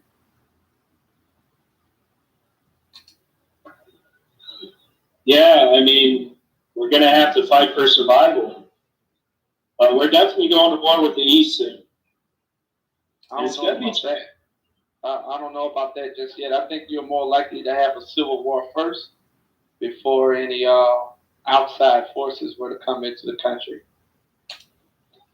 And this would literally fall right in. This would literally fall right into Putin's lap, literally. Yeah, that would make a lot of sense. Yeah, being white in America how they operate is not cool anymore, bro. It's just you guys should just drop the whiteness. Just let it go, bro. It's dead. It depends on what part of the country, though, you're illogical. I kind of feel sorry for them because, you know what? Hey, I don't know if any of you all ever moved from your black, trashy-ass neighborhoods and then moved into a white one, and you're like, yeah, it's so nice here, right? And then 10 years later, a whole bunch of other niggaboos just show up, and the white people start, like, moving away. Yo, lying. It's going to happen again. And we're going to tell Melissa right now. We're going to tell Melissa her parents. And then next thing you know, you're like in a Ferguson situation, and you're like, man, this used to be so nice. What happened? No. Who's really gonna feel it? Who's really gonna feel it is once Melissa has kids, right? Some of us did not have to move out of our black neighborhood, right? And she's like, oh, but all of us kids to be better and better. They're not gonna be better. They're not gonna be better. You're gonna hit that glass ceiling just like everybody else, Melissa. You're doing good right now because you have like because she has like that chubby Italian like looking type mom. That's the reason why she got the hair over. She want to look different. She want the fat fingers.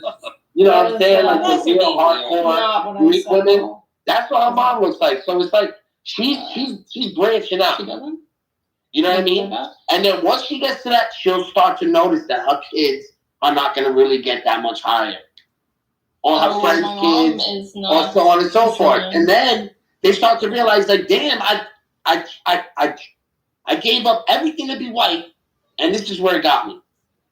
So I think you've got my ancestry a little bit confused. My mom is from Scotland, and my dad's parents are from Sicily. So maybe you can make that argument about my dad. Some say I look like him, but I don't know. My mom's not that. She's actually been quite fit her whole life, so I don't know what you're trying to get at. My point is that once whites are no longer a I guess you could say influence of not just that, but an influence. Influence is better than population. Yeah.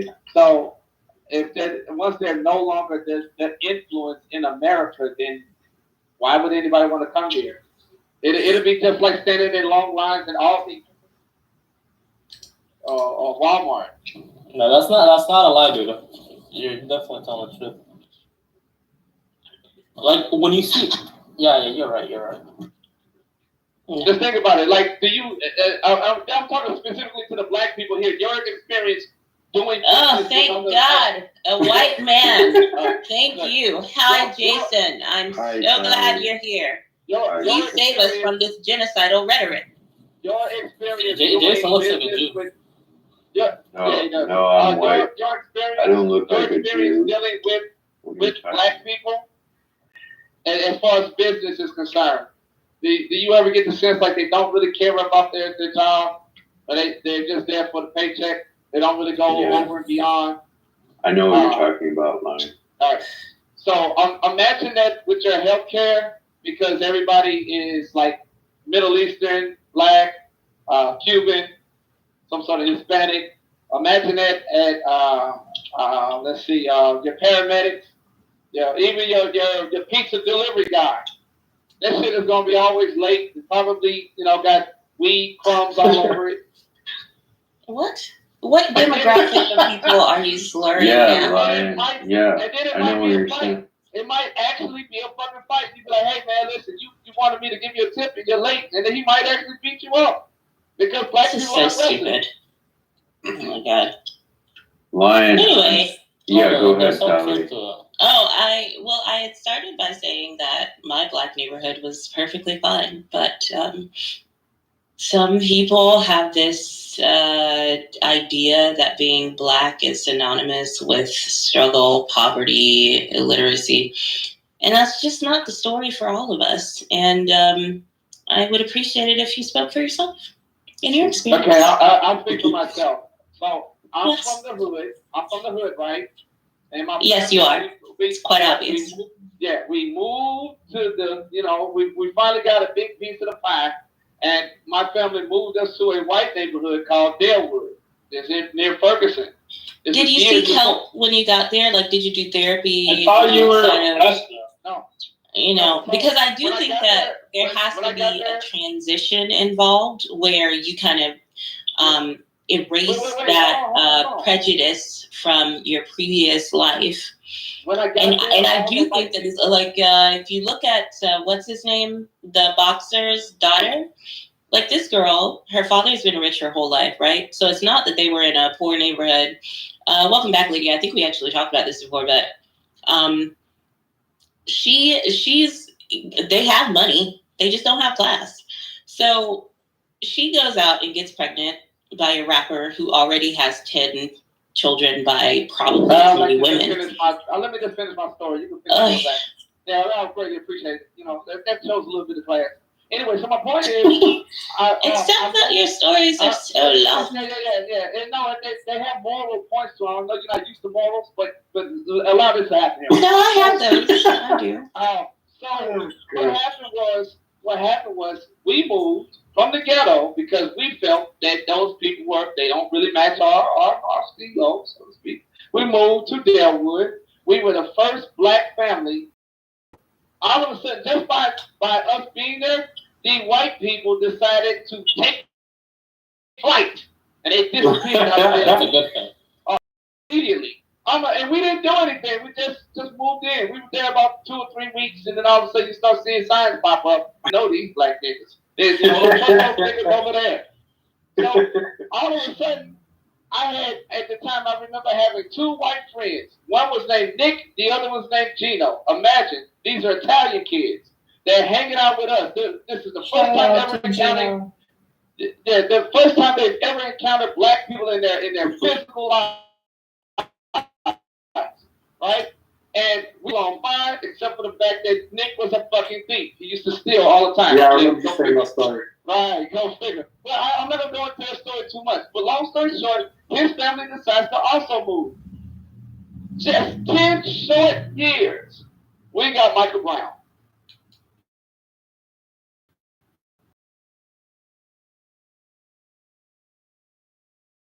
That we moved from. Wait, so why don't you go follow them? Oh, I feel like empty the room. Empty the room with cultural dialogue. I feel like it, like trash tends to follow white people.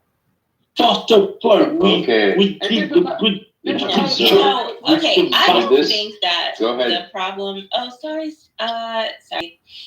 Oh, I do want to hear from you, Jason, but I don't think that the issue is necessarily racial. I think that maybe there's some cultural differences, like Cindy described, paying good, clean dollars to move a white neighborhood only to have another Hispanic family move next door. But this Hispanic family isn't like her Hispanic family. They had like the husband was like out in a wife beater, and there's like a car in the front yard, and they're like barbecuing in the driveway. So those are like cultural norms that are different across socioeconomic sort of borders that are reflected by the boundaries of neighborhoods. So it's not that Cindy was necessarily angry. Shut up, Frank. Frank, control yourself. So, it's not necessarily that Cindy. Shut up, Frank, son of a bitch. Talk to him. Yeah, tell him, brother Frank. So it's not that Cindy was upset that, another Hispanic family moved in. It was more so like that Hispanic family moved in. And it does make a difference, I think. I just wanted to say, I think what Lion is describing is a real issue, and white communities probably should be like working to integrate the Black people that we want in our community. So then we won't move away, right? We want Black create people? that opportunity, right? And so like some people have different values than others, and you know we can't tell. You're harder dating a Black guy though. And we can't. But if he's the right kind of Black guy, it's fine, right? I mean, if my daughter's dating, if my daughter's dating LeBron James, that's okay. You know, if my daughter's dating Thomas Sowell, I'm fine with that. So we just Can you we just to need complete his story, please? yeah, please. And so we just need to have like a more active engagement, and that will prevent white flight. So I think it's like we need to work with the white communities to settle on their Black integration strategy. Not all of them are going to want to do it, but some of them are, and those communities are going to derive an advantage and be longer lived. You know, they're not going to have to flee if they figure this out. Yeah, white flight is justified, and a lot of it's justified sometimes, and then sometimes it's not. But a lot of the time, it's justified. Respectfully, you know. We should try and integrate like South Africa. Why not? Wait, explain that. I mean, well, respectfully, a lot of us try to get it. A lot of even Black people try to get away from a certain. That's what I'm trying to say. People. Like we're just Yeah. we can try posture and like act like it's not true, but in a lot of the cases it's justified. Now there are some cases where it's not, where it's like, what the fuck is going on? But that's Black people who do the same thing in terms of making the same amount of money, growing up with raising their kids right, X, Y, and Z.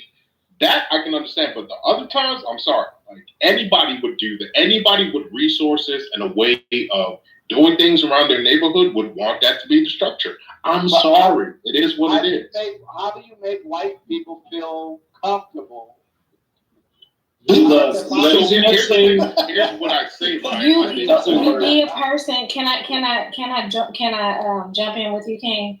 I didn't say, can you be a person who cares about your own shit? Can you be a person that puts your best foot forward just like the next? I need you to work just as hard as I'm working to have something better, and stop trying to come and steal my shit because you didn't work hard enough to get your own shit. Take the time to put in the work, get your credit up, right? Stop being an idiot and stop thinking that you know everything, because clearly that you don't. Get with somebody who is successful and learn the steps. And then maybe somebody will want to live next door to your silly ass. Agree. But what I'm talking about is, all right, so baby, you from the same area, right? Right. Your family moved in a little bit after. Your family started moving in, and that's when the white people started flying, right? They left Deadwood for the most part. Maybe about 5 years after we were there, yeah. Yeah. What I'm talking about is, what is it that the Black people could have done that, like specifically my family, we could have done that could have stopped the what we call the Great White Flight? I don't think it was your family, baby, because you can't use yours as an example, because y'all didn't let your family from the east side come visit y'all. I think people should stop letting their family that comes from the hood come and visit them and ransack the damn neighborhood. And I'm not even trying to be funny, but that is what happens. You throw a barbecue because you, quote unquote, made it out of the hood, and now your cousins and them see where you stay at, and they're scoping out your damn neighbors. So they done brought their asses over there and started some shit. And to not to mention, right, here's what happens also too. Like, I'm gonna stop being like bashing my folks. But a lot of things that we see happen is White Wednesday. It's okay. Oh, well, a lot of things that you see what happen. Remember, when you have older people who own homes and they pass on, a lot of times their children don't want to maintain the house. So for them, it's easier to either sell the house, and a lot of times they sell it to a property management company. That property management company does accept low subsidy housing. So they'll accept that Section 8 voucher, that home voucher, and then you will get those people that are permitted to move in, and they bring that low vibrational behavior with them. So everything she said was right. everything she We said were was talking right. about the benefits of it. Well, we weren't directly talking about the benefits of assimilation, but like, just come on. Like, you can maintain a cultural identity. Like, I have a very strong Black identity, but I don't need to wear it on my head or something. Like, I'm Black at home. I'm always Black, but like the projection outwardly of my cultural ties, I don't really like. For what? For who? Who? Right. I mean, you can look at me and you know that I like chicken. I don't need to sit up here and tell you that I'm gonna cook fried chicken 6 times this week. You know I like chicken. You know I like hot sauce. Yeah, You know I like collard greens. I like jollof rice. I like all kind of stuff. But I don't have to act like it. I'm just kidding. Go ahead, Ken. See, my thing is in the conversation, Lion, I would say in the modern day and age, because I look at the situation you brought up, and I would think that these are one of the cases where it wasn't necessarily justified. But the interesting thing in today's time is that I think less white people are, because of how integrated things are, I think white people in general today are less likely to collectively do a white flight based off of skin color. I think that's highly unlikely. I think if there is a white flight, it's because of something else. White people are more integrated with. You said what? I think they gave up. You know why I say that? All right, so how white flight even happens is this. In the past, these areas, especially like in St. Louis, these were designated areas to only be passed down to other whites. So if a white family moves out, they can only sell to other white people. And what happens is this. If those white people decide to hold on to that land for too long, I guess you could say the authority uses black people, black impoverished people, and they put them into a white neighborhood, which causes a big real estate rush.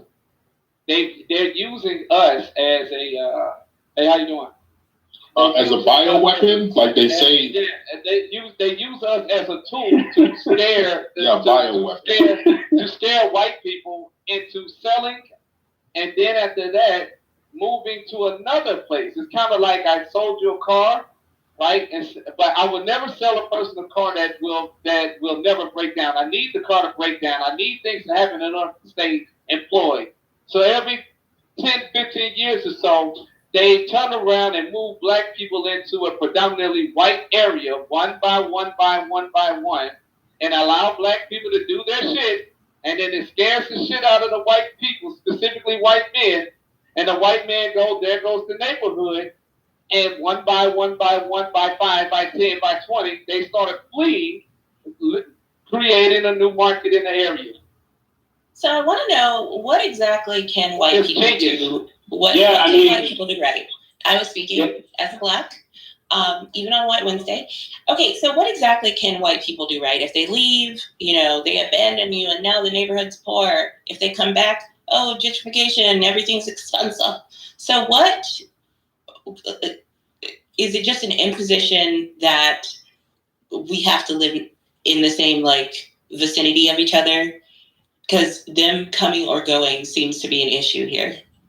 I don't have a problem with them coming or going. I'm giving an observation.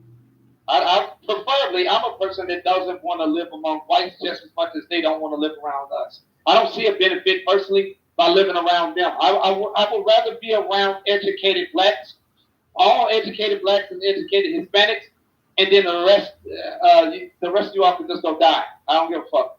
You and your kids, you can go die, and your old folks. The people that made you the piece of shit that you all could die, the whole lot of you. That's how I see it. But unfortunately, I respect that. Even I. Why do you respect it? Why do you respect it? Why do you just tolerate it? Hold on. Even I. No, I respect. That's the healthy way to feel. You're stupid. You should feel that way. Even I, as a black homeowner myself, I feel the ills of whites. I don't want to live next to Pookie. I don't want the police. No one cares if you want to live there.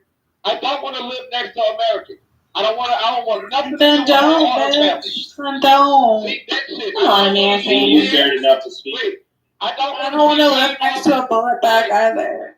I don't want to see weave on the street. I don't wear weave. I don't wear that. I don't want because I miss you, baby. Why are you yelling? Why are you yelling? American, you have to you're not helping. You'll have Tally, stop coming for me. I'm not coming for you. I'm just asking that you. This is the second day. Whoa. Hey, yo, You pause on that, are being disruptive. I don't want to live next to professional breeders like American and people of our line. I don't want anything to do with that. I don't Stop want mentioning me by name. Lion, okay, we get it. We understand. I don't know who moved We in the understand. audience, but stop You that don't want to bullshit. live. You don't want to live next to white people. Okay, Lion, we get it. Your bro needs the mat for real. I didn't just. You want to live. Black men You would be want to killed. live. You want to live with educated black people and Hispanics. Massacre black please. Come on, boot. You should boot her threats of violence. Okay, unacceptable. Yeah, that's pretty base. Who said that? American woman? American, yeah. Okay, so, She's got to go. No, Jason, you're lost. First of It's all, violence. Jason, you don't She's moderate saying from the violence stage. She's saying No, violent you stuff. don't get to. Okay. American And I really woman is a professional troll, and she's Okay. gonna say stupid ass stuff to be provocative. Okay, well, sometimes And- though. The thing is, too most much. black women believe like American. I mean, it's one Most thing they to just don't talk say about. out like that. Okay, but Could you try that? yeah, That's the crazy part. Okay, so we'll hear from you, Jason, and then I just want to sort of give some or get some insight from American about how she came to her conclusions. Did you want to land? Yeah, sure. So I'll just say, sure. Lion doesn't want to live with some people. He wants to live with other people. Lots of other people are like that. I get that. But we're really talking about this problem. The way Tally put it, I thought is really interesting. She's like, look, the black people move away, or the white people move away, rather. It's white flight. If they move in, it's gentrification. And it's like, well, what does normal look like that? Like, where is something not a problem? And I think that's a pretty fair question. All right, so I answered that. I thought I did, but I was cut off because I guess you didn't like the answer. So I do want to be segregated, as you can tell. I strongly believe that my group should have our own little table where we sit, and the rest of you all can have your tables elsewhere, in other places. I don't want your group trying to mix in with my group because you see us being successful, or you see we got clean bathrooms, or a nice place for kids to play and stuff like that, and we seem to care about families. No, you didn't care about families. You wanted to be where you are, so stay where you are. Stop trying to, live off of the benefits of my hard labor and men like me. I'm a blue-collar guy. I work hard. I come from a strong family, a religious family, and we have very strong values. And all of our people are married. We strongly care about marriage. We don't go to prison, but we will beat your ass for disrespect. That's all. Okay, Jason, to answer your question, I think what Lady, I'd like to hear the ISO between Tally and American after Lady, please. Sure. Okay. Jason, I think when you asked the comment that if white people move in, it's gentrification. Wouldn't you agree that it's only gentrification when they take the properties and they start raising the value of them so that way it's not livable for other people? So I guess what would make it more quote unquote normal would be just that equal opportunity housing for everybody. And I don't mean equal opportunity as in you're getting housing vouchers. I mean that everybody is entitled, okay, if we're going to base everything off credit, if somebody has a great credit score, they should be entitled to the same loan rates as anyone else, right? Because we're just looking at credit score. If we're only looking at credit score, then we should be judged upon that and only that, and not, the skin color. But I'm gonna Okay. Okay, thank you. We'll pick this back up. Sure. American, are you available? I think we have a problem with one thing we have a problem with as far as the gentrification and the price life. American, your voice sounds so different. Is that Selling Tally and American were waiting for she's not here anymore. Yeah, so thank you. But no thank you. And so what we have a problem with is that the gentrification comes in and I see it on a different scale. And I see it from a different scale is when they move into historical Black communities and raise up the market value and then try to come in and change or deface the value of historic Black ornaments, centers, statues, stores, stuff like that. And they put up what they think should go in our communities to fit their agenda or their comfortability. That's what I don't like when it comes to moving into our. If you're going to move into our communities, respect the community. Keep the community as it is. Don't come in and try to change what's already established. Right. Well, I think Jason was just asking, like, what would it look like so that it wouldn't be classified as such, and that's why I was saying that things should be. If we're going to build up the community, let's build up the community, but let's build it up fairly. Let's not elevate prices. If we already have people that have, they're maintaining or they're thriving at a certain income level. The problem is, right, and I'm sure you all know this, let's say, for example, a subdivision starts being built down the street. Well, 2 blocks over, they build a nice strip mall with all these convenient shops and stores. Well, the problem is because that shoots up the property value because now you have to pay specific taxes to help sustain that shopping center. But so instead of allowing it to be mom and pop places, it ends up being high-end corporations like chain places. So there's nothing really pouring back into the community. It's pouring back into corporate America. Here in Colorado, there's where I live at. I live in Denver, and there's a historical Black community called Park Hill, and with the construction companies like Westside Development, they wanted to come in and take a historical golf course and turn it into nothing but stone and raise up not only the property value, but bring in more traffic. And they wanted to build like a strip mall, like you said, and build nothing but apartments. And so it takes away from the greenery within the community.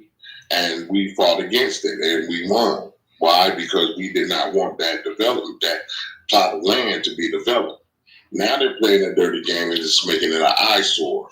And so we're still fighting for a park to be put in that because we need more green space. So that's another form of gentrification when you come into Black communities and you want to build up nothing but brick houses or brick apartments and change the property value and not obey by the property easements that are placed on some of these lands.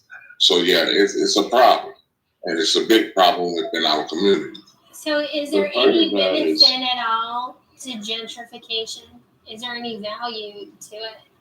No, there's no value. There's no value to gentrification because, like I said a while ago, when you look at Black communities, we're very comfortable with our Black community. We don't need strip malls. If we have a mall or stores, then let us have what we've already built. Don't come in and deface and destroy what's already established. So no, there's no value to gentrification when it comes from other. But there is value. We've heard your opinion. Well, there is value to gentrification. It's just a big competition. You gotta. So you guys. Gentrification, in the sense that Ryan brought up earlier. You said what? Solomon first, and then you guys fall in after him. Appreciate it. There's value, unfortunately, Seven. I'm just speaking the truth. I don't care about size, blah, blah, blah. Let's just have an honest conversation. Okay.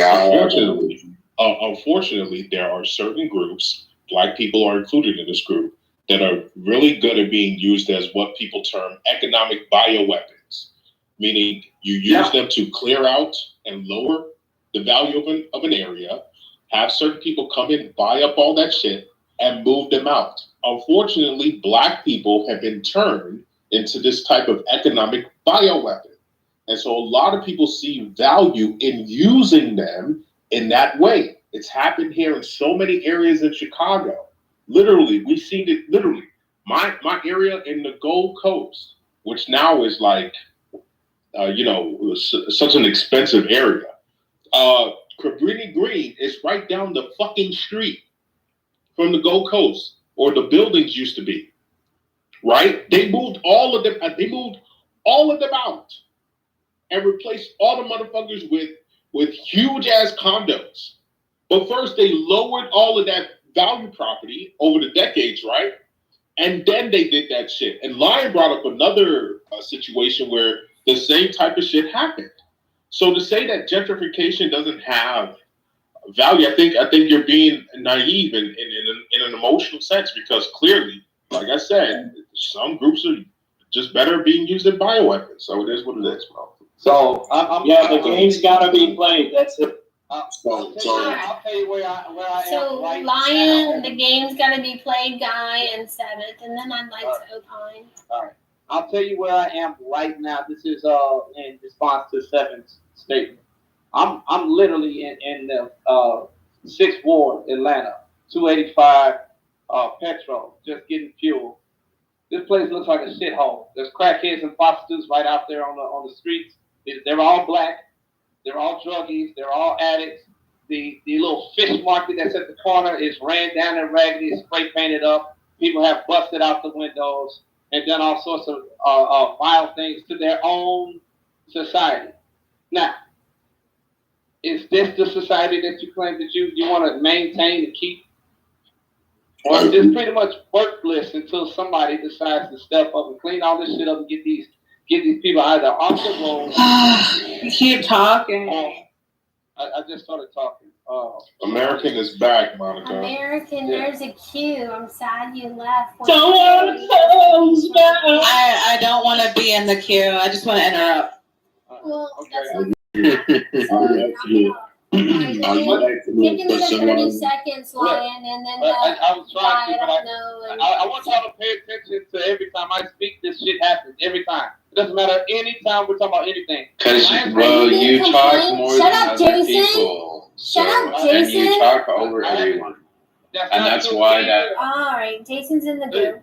He has a different call. Like, I do it too. I moderate when I don't have the moderator badge, but he was warned earlier. He can come up in a minute. Lion, 30 more seconds about the topic, not about how you're not going to get time to talk. Yeah, all right. So the point is, Seven, that the problem isn't that you want to maintain the society, in my opinion. The problem is you've got grown accustomed to being indoctrinated and believing that this is the culture that you're supposed to accept. Ran down, raggedy ass shit that nobody gives a fuck about. You start crying when some foreigner, some Arab or Jewish guy comes in here, some innovator that comes in and decides to set up a Starbucks in the neighborhood. You start crying then, but you weren't saying shit for the 15 years when this place is getting ran down and drugged out by all the gang members and prostitutes. The problem is not them. The problem is you. They are, of course, the serpent, but you keep letting them in because you won't you won't stand the line and and respect your own area. You won't take care of your homes. Okay, thank you, Lion. Who's next? Whose voice did I not recognize? Who I said to go next? Did you put me behind Lion? No, I put you behind someone else, but if they're not gonna speak up, you can go. All right, Lion, to answer your question, and I'm going to respond to King as well. It can be beneficial if it doesn't cause displacement, and if it's done with a properly executed community benefits agreement. If the community has an input and an honest chance to state what the community really wants and needs, as opposed to what the money machine wants for their bottom line. And that's when gentrification can be somewhat beneficial, it deals with the community. And to speak to you, Lion, then what I would like to say is, let's look at how those communities became in that condition. And we're going to talk about that community, or say a community that exists in different parts of America, where they're run down, where they're decrepit, where the property value is low as hell because nobody wants to live in that said community. I like to get to the root of how did that community get like that? What caused that? And was it just so much about people didn't give a damn about their community, or was there's a flux of reactions that caused that community to be like that? So you said crackheads. What made crackheads? All right. What created a crackhead? And yes, some of that was a choice, but then again, some of that was imposed. What created gang violence? Where did they get the guns from, right? Because we don't manufacture two things in our communities. We don't create cocaine plants. We don't bring it to our communities. We don't have a gun manufacturing state or distribution in our communities. And so we can see how those communities got like that. And those communities got like that for a reason, because they want them to wipe each other out so they can come and take over those properties, right? We see that all over the place in different areas. They'll let them be decrepit. I mean, the government, the local government, the mayor, you know, will see these communities and do nothing to change these communities for those communities. Affordable housing for those that live in those communities. Change those communities. Yes, ma'am. All right. No problem. So if we're going to speak on those communities, let's speak on how they got there and how they can change. You're in Atlanta. I'm originally from up the street from you in Greenville, South Carolina, straight up 85. So we can see all of that exists within certain said communities. But I do see in Greenville how they're changing those communities and allowing people of those communities to still exist in those communities. They're not gentrifying, they're changing them. They're changing, they're knocking down the decrepit houses and putting up better houses. And then they're putting those same people back into those houses instead of allowing foreigners to come in and move in. So I can agree, but I do believe there's a better system to place into those areas. All right. If people own mortgages, their value will go up. Oh, DNT, were you the one who was supposed to go after Lion? Yeah, I spoke my piece before that. I said the game's got to be played. Anything else you want to add before I go? Yeah, if people owned mortgages, you know, setting up new businesses and stuff like that would increase their value. It'd be a good thing. But I can see how it'd be a problem with renting, yeah. That's it. But again, it's like nobody's entitled to anything. We're in a competition. It's a permanent struggle. So everyone should always be prepared for the worst. So in my mind, gentrification is going into a neighborhood, making renovations and repairs, and improving the neighborhood so that the property value for all is increased. Now you can say you're pricing out some people out of the neighborhood. I guess that happens. And also the neighborhood is safer for the people moving in. And that's always curious to me. My last point, and then I'll yield the mic. I don't know if American Woman wants a conversation with Tally or not. Oh, she's gone again. Okay, so what do you want people to do? Because it's white flight or it's gentrification, and it seems like nobody's happy with either of them, and yet they happen. So are you saying that black communities aren't safe? No, I don't believe I did.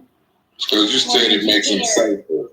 So you said it makes them safer. No, I said upgrading and replacing blighted housing with safe housing, with nicer housing, renovations and repairs on a blighted home, that does drag down property value for the whole neighborhood, and then you make it better, and then suddenly everybody's property value goes up because the blighted house is no longer there. No, ma'am, you said it makes them safer. You said something about something makes something safer. Right. When you have wealthy people come into a neighborhood, they usually care about their property. So they're probably going to put like security cameras and other home defense things in place so that if there are break-ins, then they can turn over the footage to the police and the perpetrators might get caught, so there'll be less break-ins in the neighborhood.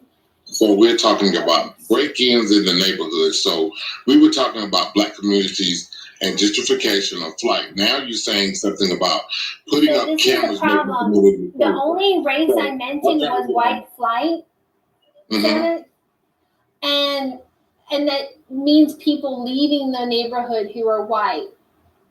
So if people are leaving the neighborhood who are white, are those black neighborhoods or those are just neighborhoods? Poor communities are more dangerous than wealthy. Exactly. Excuse me, you want to change your narrative from black communities to poor communities are more dangerous than middle class and wealthy neighborhoods. Do you agree? Regardless of race. No, I don't agree with that because so you have data to show me that lower income, lower resourced, poverty-stricken neighborhoods are safer than middle class and upper middle class neighborhoods. I will show you this right here. White boys commit more break-ins and what they call them, burglary, midnight burglary. Again, you're talking race. I'm talking class. We're not having the same conversation. Now you're just getting racist. Pretty typical. We are because wait a minute. Your white hate is showing. Well, no. I'm gonna tell you why we are. We are because having the same conversation because we were talking originally about black neighborhoods and gentrification. That are poor. Black neighborhoods that are poor. You're forgetting that part. That's what we're talking about. Well, I come from poor black neighborhoods, and we were safe. We were safe in our neighborhoods. We could leave our doors open, and with nobody coming out. I lived in the projects, and we could leave our doors open, and with nobody. 1960s. No. I don't care when it was. I'm speaking on. Wait a minute. Do you live in a black neighborhood? I didn't make a racial argument, Seven. No, I asked you a question. That Do you live? Racial and not classes and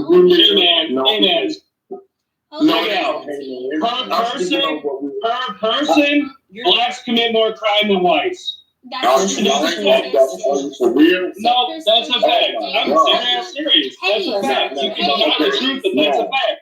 Now, being that you said that, let me hold on. We don't have to make this contentious. It really doesn't have to be. Crystal, hold on. Please don't. Please don't make it extra. We're just having a conversation. And if the statistics don't bear out what I thought was common knowledge, that people with lower income and less resources sometimes resort to crime, then I'll stand corrected. It's not race. Miss Monica, it's not race. Miss Monica, let me say this to you real quick, and I'm gonna hush. Looking for the data, please share it in the chat. Okay. I'm gonna show you. You don't need no stinking data. Yes, we need data. Data, what gets measured gets improved. What gets measured gets improved. Let me do this real quick. Miss Monica, let me say this to you. One thing about crime in poor communities, we sell more drugs, right? We will sell drugs and more. Let me speak to this. We will.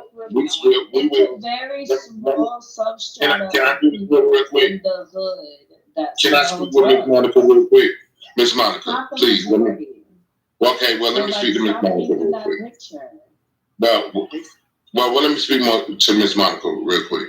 Miss Monica, and coming up from the 80s into the 2000s and 2024, drugs are a part of our communities that we're trying to get rid of. We do have violence, just like any other community has violence, and drugs, because in my community, drugs are just as affluent. It's just not as attacked or instructed to be attacked by the authorities. It's more undercover, right? We do ours out blatant. And so then you get break-ins. Then you get break-ins. White people, young white men have more burglaries than black people. We call them midnight burglars, which is a high charge. You get 20 years for that. Why do I know that? Because in prison, which I was a part of, you get more white guys coming in for car thefts and for break-ins and stuff like that. We don't do that. We have violence. We shoot. But just like you have murders in white communities, you have murders in black communities. And the guy said that black people commit more crime. That is totally inaccurate. And if you go look at statistics from Google or anything, you will see a difference between violent crimes, blue-collar crimes, and so forth and so on. Domestic violence is on the rise within both communities. And so I'm not going to do a black and white back and forth battle with people, but I will not allow people to say that poor communities are more dangerous than middle class, because that's not true. That's not true at all. And so I will not allow people to say that. Why? Because I'll ask somebody that says that, you can look at statistics, but do you live in a black community? Can you do the police reports and see the difference? And so it's fair, but it's not fair to say that only black people in poor communities are more dangerous when you need more cameras up. That's not true. And so middle class is just as dangerous. They have more violence. I live out here in Denver. There's no such thing as a black hood, period. You can't find a black hood in Denver, Colorado. So most of Denver, Colorado is middle class. Way more violence than Atlanta. Way more violence than Chicago. Due to statistics. Why? Because it spreads out. You got the mountains area. You got down into the rural area. Then you have the more city area. There's a lot of violence going on in Denver. So, let's be careful when we say poor people have more dangerous communities. Do your statistics. Yeah, y'all need to stay off the first 40. Yeah, can I say something real quick? A couple things. I just hopped in the conversation and of course we're talking about this. Crystal, it's a little hard to hear you, Mama. Just a little bit. Hold on. Can you hear me? That's much better. Much. Okay. All right. So a couple things that I've heard so far as I'm back into the room. So, Monica, you all were talking about gentrification, and I heard the entail of Monica saying that, well, in Black communities it's not as secure, and that if the gentrification allows wealthy people to come in and put in more security cameras to make the communities more safe, which is, I don't know if she's trolling or if she actually believes that. So, yeah, a couple things I wanted to bring up because she wanted data, right? Number one, poverty, wherever, it doesn't matter the race. Poverty, we all know that the likeliness of crime is going to happen in poverty-stricken environments, whether it be white, Black, Hispanic communities. If there is poverty or a disproportionate amounts of distribution of wealth, you're going to see crime more higher. So this whole, I live here and I see it. We live in America. Denver is not going to look the same as Philly. Philly's not going to look the same as Columbus. So that argument is stupid, no shade. But I wanted to bring up some data as we're talking about crime rates by race. First of all, before I say the data, we all know that crimes happen by per capita. So if you are in a specific area, you're going to see most likely the people who are within your community environment and also financial status. You're going to see more crimes happening per capita versus just putting it all in one big bucket.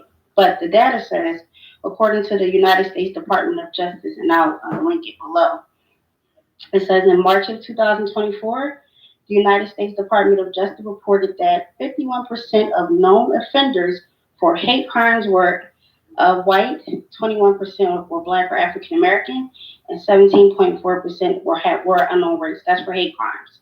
For arrests, in 2019, the FBI reported that 69.4% of all individuals were arrested were white, 26.6% were Black or African American, and 4% were of other races. For juveniles, 62.5% of those arrested were white, 33.9% were Black or African American, and 3.6% were of other races. And then it also talks about carjackings. It says Black people are 93% more likely to be victims of carjacking than the national average, while Hispanic people are 64% more likely and white people are 48% likely. So again, we all know that crime, it goes by per capita, right? So when we sit here and make blanket statements about, oh, well, the Black community, has the most crime, X, Y, and Z, it's per capita. It's not just a blanket, oh, well, we all have the same sort of communities. Some people might be in the suburbs, urban settings, population matters. There's different median outcomes as it pertains to wealth and income. So we can't sit here and make it a black and white thing. And I know, Monica, you like to troll to get a reaction out of people, but you want data, just Google it. Just Google the data, you'll see. But to say, oh, well, gentrification is okay because the wealthy whites are going to come inside and, provide security cameras because Black people don't have security cameras. That's silly. But I'll post it in the chat. Thank you for that valid data, because that kills DNT's argument that he tried this while ago. DNT, do you have a rebuttal, or should I go ahead? I don't really have anything to say. I can say that what I said in the chat, I said the majority of crimes are committed by poor people is not the same as the majority of poor people commit crime. So I don't know if I had to make that distinction, but very important. So yeah, my data comes from the Department of Justice. So that's not just no blog coming straight from the government. Crystal, do you want to take a closer look at the data with me? What I just read? Mm-hmm. Sure. I have a couple minutes. Thanks. So white people, whatever that is, in our society comprise of about 50 to 60% of the population. I would agree, which means, and that goes back to my point about per capita. Mm-hmm. Yes. And you all are the majority. Right. And they're responsible of, what did you say that percentage was? 60%? Yes, because you are the majority. That's why I say you go by per capita. We're on the same page with that. Right. So Black Americans are comprised of how many? What percentage of the population? Monica, we are on the same page. You don't have to walk with me. This is white America. You guys are the majority. That means that what I just said, that it will be more of a honest conversation to talk about per capita because you all are the majority, which means you will have more of the crime. Just like how you are more of the welfare recipients. Right, by number, not percentage. Hey, right? Hispanics are included in whites too, so it's not even accurate. No, and it's still low. Did you guys? Okay, I'm gonna yield, Crystal, because I know you only have a few minutes, and it looks like some other people. Yes, absolutely. I just want to say one last thing though. No, you have time, honey. I want to give you as much of my time as you want. to say that the data is inaccurate when I literally posted from the Department of Justice, .gov. What statistics are we looking at specifically? So if you click on the link that I just posted, let me go back to it. So I see it. It's talking about hate crimes. That's what the conversation was about. No. It's not just hate crimes. There's other crimes on there as well. That's why I said, what are y'all looking at? I gave 3 specific examples from the website. Is it the FBI stats? Like, no, I thought we only care about the violent crimes. So listen, y'all. It says 3 different categories. One was for carjacking. I gave 1 for arrest, and I gave 1 for hate crimes. But there's more on. If y'all just click on that link, they're talking about more than just hate crimes on this website. Just click on the link. I clicked on it. From what I'm seeing, it's a release of the 2022 hate crime stats. So that's all I see. I don't know if I'm tripping. Maybe like you sent the wrong link. Hold on 1 second. But it's specifically talking about hate crime. So on here, if you go down where it says offenses by crime and category, these are talking about hate crimes. No, hold on. Among 13,377 hate crime offenses reported. And then it describes the differences, I guess, between persons, property, and society. So this is specifically talking about hate crimes. Right, but there's a section in this art link because it gives an overview about in March of 2024, and then it goes into arrest, not for hate crimes, and then it goes into carjackings as well. I can PTR it. Please, just maybe send the link again because the most recent. Are you talking about the most recent one you put in, or hold on 1 second? Because the most recent one you put in is simply about hate crimes, babe.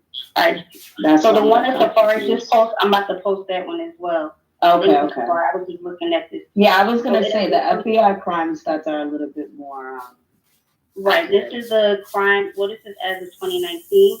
But this is crime in the United States, and it goes by which offense, the percentage of different races. So if you look on there, it tells you how many white people committed that crime. Yeah, I've went to this link plenty of times. I kind of know it. And what specifically are we focusing on? So I'll go back to my point. So Monica got off mic and said, because again, I've been in the room, but I'm not really listening. The only thing that I heard Monica say was that you all were talking about gentrification, and I heard Monica go off mic and say that Black people, it's okay, like gentrification is okay because wealthy people bring more safety inside Black communities, and she used security systems as an example. And I put in the chat, wait a minute, Black people, and we don't have like security in the Black communities. But my 2 points that I'm saying is that it's not about Black or white, it's about poverty. Where when you see poverty in any sort of community, you will see higher crime. That was my first point. And then my second point was you're going to see the numbers and also percentages per capita as to who commits the most crimes. Well, obviously, it's going to be white people overall because this is a white country. They are the majority. So you're going to see more of that. And so I provided data for that specifically. But I am saying that we shouldn't focus on race because I feel like that's being dishonest in the conversation. Now, obviously, Black people commit crimes. That's the obvious, right? But if we're talking about who creates the most, I mean, the statistics show it's white people because it's a white country. But I don't think that race should even be a part of the conversation. And I heard race being brought up by Monica, though. And Can we talk about violent crimes? Because the stats say that 13% of the population is responsible for more than 50% of violent crimes. Yeah, but that's not true. You know why? Because white people commit. Well, if we look back at the statistics, Nathan, it said that white people commit more hate crimes. So is hate crimes violent? Hate crimes can be violent. They can be. Okay, so But that's not necessarily. Well, so if a hate crime is violent and white people commit more hate crimes, then what does that say? I said that a lot of white people commit hate crimes. I was talking about violent crimes. Okay, that's a violent crime. Like as in like No, murder not and rape and necessarily stuff? violent. Yeah, In fact, hate wasn't crimes are not there- necessarily violent. Wasn't They there can a just be Jewish like hate guy? speech. Wasn't They can be there a hate Jewish? speech. Wasn't Well, there a Jewish hate guy speech. who was arrested because he Hate speech is not a crime. defamed his property with anti-Semitic slurs, and then you found out that he actually did it Is recently? hate speech considered a crime? Yes, Monica. I'm glad you brought that up. It As a can matter of be. fact, they do that to themselves a lot to try to gain some sort of sympathy. Well, Jussie Smollett did it best. You gotta give it to him. Yeah, that was some bull crap. Handing a job traditionally done by white males to Nigerians was brilliant. I don't know about that, but I know that Jussie Smollett blamed what kind of people to the crime. That didn't even happen. Hate speech is not a crime. Yeah, because you got a freedom of speech. So again, Nathan, if the statistics say that white people commit more hate crimes, then that speaks in volume. What is hate crime? Tell me what it is. I just looked it up. So the Wait, FBI, hate crime can be a violent crime against another race. So the FBI says that a violent crime is composed of 4 offenses: murder, non-negligent murder, forcible rape, robbery, aggravated assault. These are the categories in which violent crimes are defined in the FBI.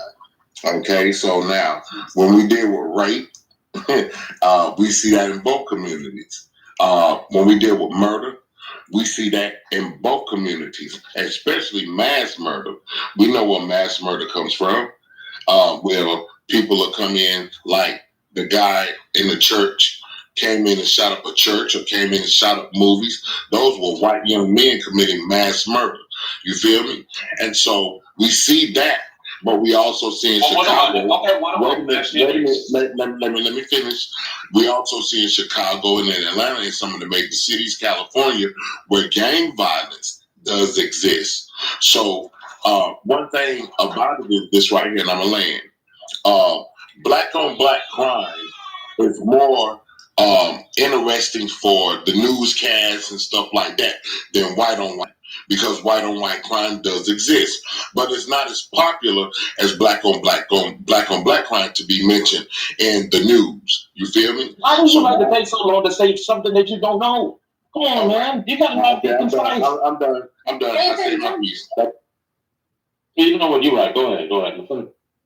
The attack is always going to be on me anyway in this group, so I'm good with it. But I do understand the difference between the two and how they exist. White on white crime exists. It's not as popular to be spoken about. Black on black crime exists and is very broad throughout the news. We see it every day. It's not even that time for you to start complaining about the room yet. Hold on. I just put the crime stats in there. You got it. Chat. Hey, Lion, don't do that, bro. I just spoke on what I spoke on. That's all. That's the same thing you meant to post, right? Yeah. You so just scheduled to start hating on the room in an hour and 30 Yeah, it did the same Lion, come on, man. I thank you, brother. Hey, don't do that with me. Do that with somebody else, all right? I'm cool with it. The article that we keep posting, Miss Andrews, there's an article within that site. You just have to scroll down because it did the same thing for me.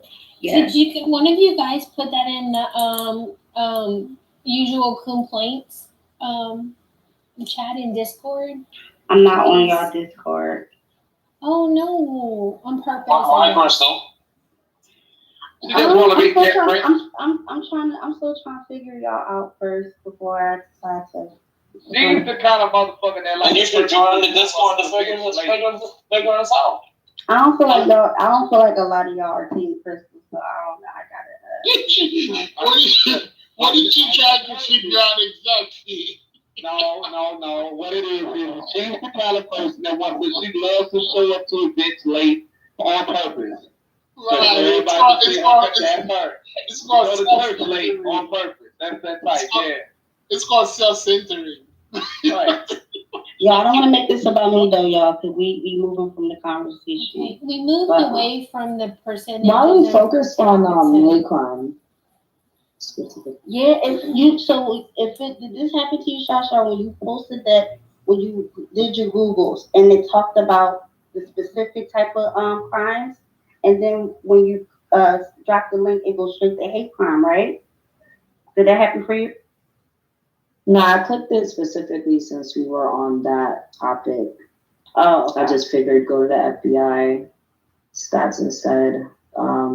But they have an analysis of basically everything, of like all crime as well. It's interesting. Shy, does it have the percentage of Black Americans? Does it have the demographics? Yeah, it gets into everything really. Are Black Americans still 13% or 14% of the population? Well, I'm worried about Black people. I thought it was White Wednesday. Well, the argument on the table was, and I actually didn't agree with anything that Crystal said, except that she misheard me. I repeatedly said in my question about white flight versus gentrification, I really was aiming more at a class struggle than a race struggle, but Seventh kept introducing race over and over and over again. No, I did not. I don't know if Crystal heard that part. No, I thought I heard you. Yeah, I had Miss thought I Crystal. heard. Hold on a second. What was the point of that question? Well, what she said was that when gentrification is all right, because when the rich people move in, they make it safer. And so, because we were talking about the Black community and gentrification and white flight and stuff like that. So when she said that, it caught my attention, and I asked the question. I said, "So are you saying that when white people move in, they make the Black community safer?" She did not want to say yes because she knows she had misquoted herself and shouldn't have said that when rich people move in, Black. Not necessarily white people, when rich people move in. Okay, but now let's go back to.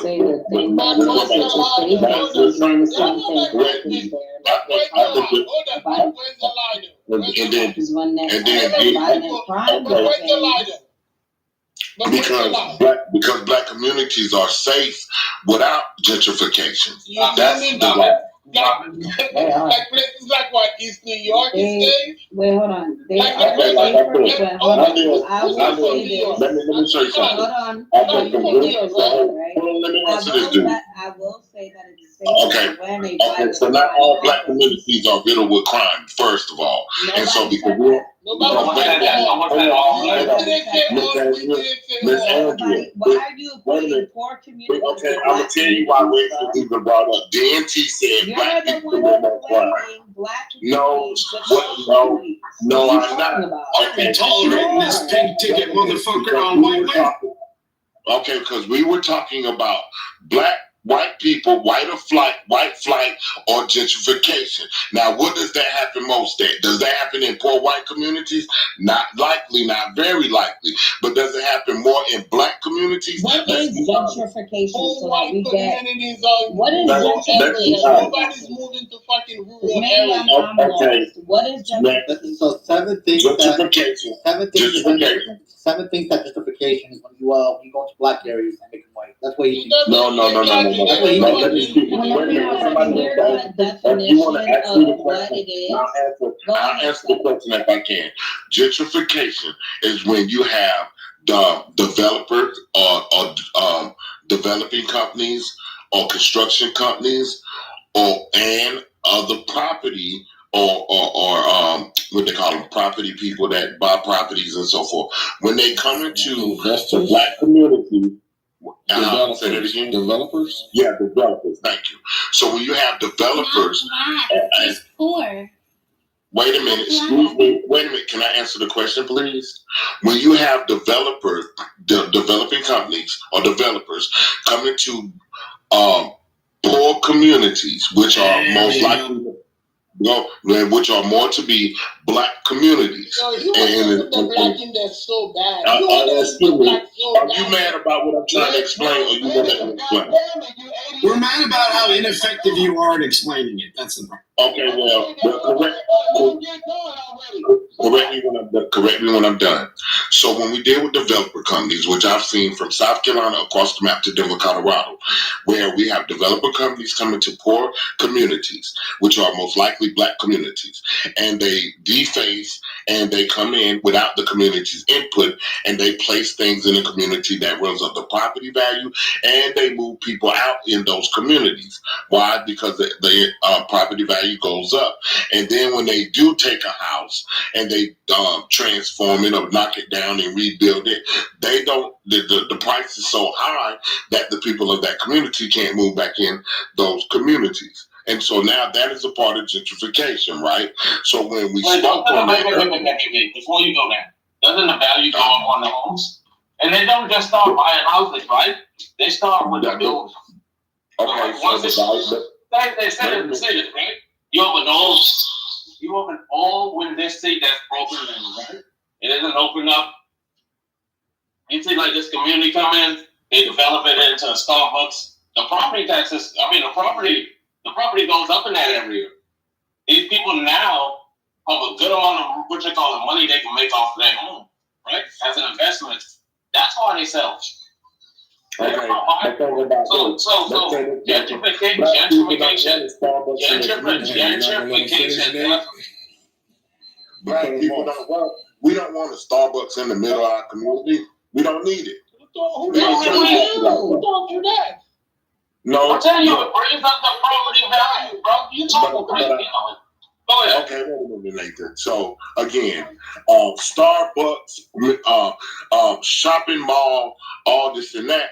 Regardless, some communities need those things. But I'm gonna tell you what the real problem is. If you take a Starbucks and you drop it in the middle of the black community, right? Does that Starbucks does it take away a financial from the community, or does it add to the community? And see, that's one of the problems. It adds to the community. Let me say this and I'm gonna let you all speak. It doesn't add to the community. Why? Because the black dollar doesn't circulate more. But if you go to Jewish communities, if you go to regular white middle class community, their dollars circulate 10 times within their communities before it leaves. When you bring a Starbucks in the middle of a black community, that black dollar doesn't circulate as much as it does in other communities. Now we can see that. And so it devalues the community. And so we need things within our community that assist our communities, right? Instead of devalue. And that's just the way we feel. That's the way we feel. Why does the the Starbucks dollar doesn't circulate in the white community either. Why does a black person, Starbucks is a franchise. Why does a black person own the Starbucks? Starbucks not a franchise. We don't own it. We don't own Starbucks. Johnson owns Starbucks, honey. Yeah, but look at who you're talking about. He's the 1%. You know what's worse than having your neighborhood gentrified is not having your neighborhood gentrified. You know what's worse than a real estate developer coming in and fixing up houses is leaving crack houses in your. Okay, so now listen what I said earlier. Whoever said something about crack houses. If you're gonna knock down the crack houses, which is an insult to the black community, because not all black communities have crack houses, but the ones that do, just most of them. Okay. Just most. No, we're not gonna say most either, because my thing is this right here. Have you been in every city in most black communities? No, you have not. And so then you said that's an opinion, but I'll speak on it from a I traveled to 32 states and 3 different continents, sir. So I'll speak on it. So I'll speak up Every on neighborhood has a crack house. Okay, let's say this then. Being that y'all are throwing up crack houses, what about meth labs that exist in the white community? Let's talk about those. If you know where The regional makeup of a community has nothing to do with investors' willingness to invest. So investors in property investment specifically look for dilapidated properties in which they can get a return on their investment via sweat equity. Okay, but they will come. I'm gonna let y'all have it. It's like a whole community stressing the fact that they need a grocery store and they need development. Hold on, wait a minute. It's like a poor community stressing the fact that they need grocery store, and the developer comes in, installs a whole Foods. How did that help the community when half of the residents can't afford to shop there? See what I'm saying? That problem is upstream, sir. That problem is up. Now, y'all can have it. They can afford now we're speaking about from the opinion statistics, and people are throwing stuff at me from opinion. But you know what? I'm going to let you guys have it, and y'all can continue on this conversation. Thank you all for letting me speak. Thank you for letting me speak. I appreciate this is ridiculous. Like, what do you guys really want? Like, have you ever been to Brooklyn? Wait a minute. Do you know what happened in Brooklyn? Now, just a while ago, you said you were black. Now you're saying, what do you guys really want? No, you're not. No, because now you're saying, what do you guys really want? See the difference? You mean unreasonable people. Some people are too racist with color hair. You want it black owned, you don't want it black owned. People cannot buy. The reality is, no, we want black owned. We want it to be black owned. Let me say this real quick. So obviously gentrification has its benefits, it obviously has its negatives, and the work around that is what they called mixed income housing, which is to say they develop a complex or community that both supports people on fixed incomes or low incomes and market rate incomes. So to say that gentrification is not an issue, it obviously is. There's people, communities being displaced if they don't take provisions. People in communities would be displaced if they didn't take steps to like help, the existing community be able to remain in that area. So why are y'all trolling this man? Wait, 1 second. Why are y'all trolling this man? 1 second. Why are y'all trolling? Why are y'all trolling this man as if you don't understand the negative aspects of gentrification as it's regularly practiced without taking into account the existing community? Are we taking? Go ahead, man. In New York, right? They already do that. So, for instance, for every single apartment building that goes up in New York, 20% is reserved for low-income housing and the people that already live in that community.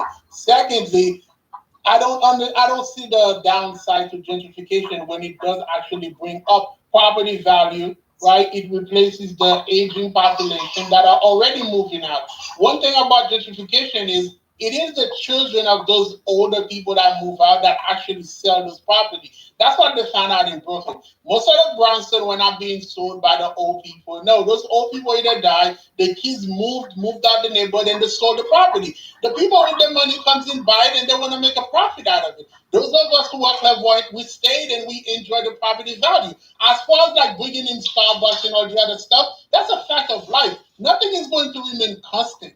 Things have to change, and we have to be able to change with it. Like anyone that's ever been to New York, compare New York 20 years ago to now, we have a much better city because Michael Bloomberg brought gentrification. We were able to invest in infrastructure in the city. We brought in, like downtown Brooklyn is fucking amazing. Like Dumbo used to be a place where the mob used to dump bodies. Now you can barely afford an apartment there. It is a very beautiful waterfront where you can go and enjoy a beautiful Saturday with your family. So I don't understand the beef with gentrification.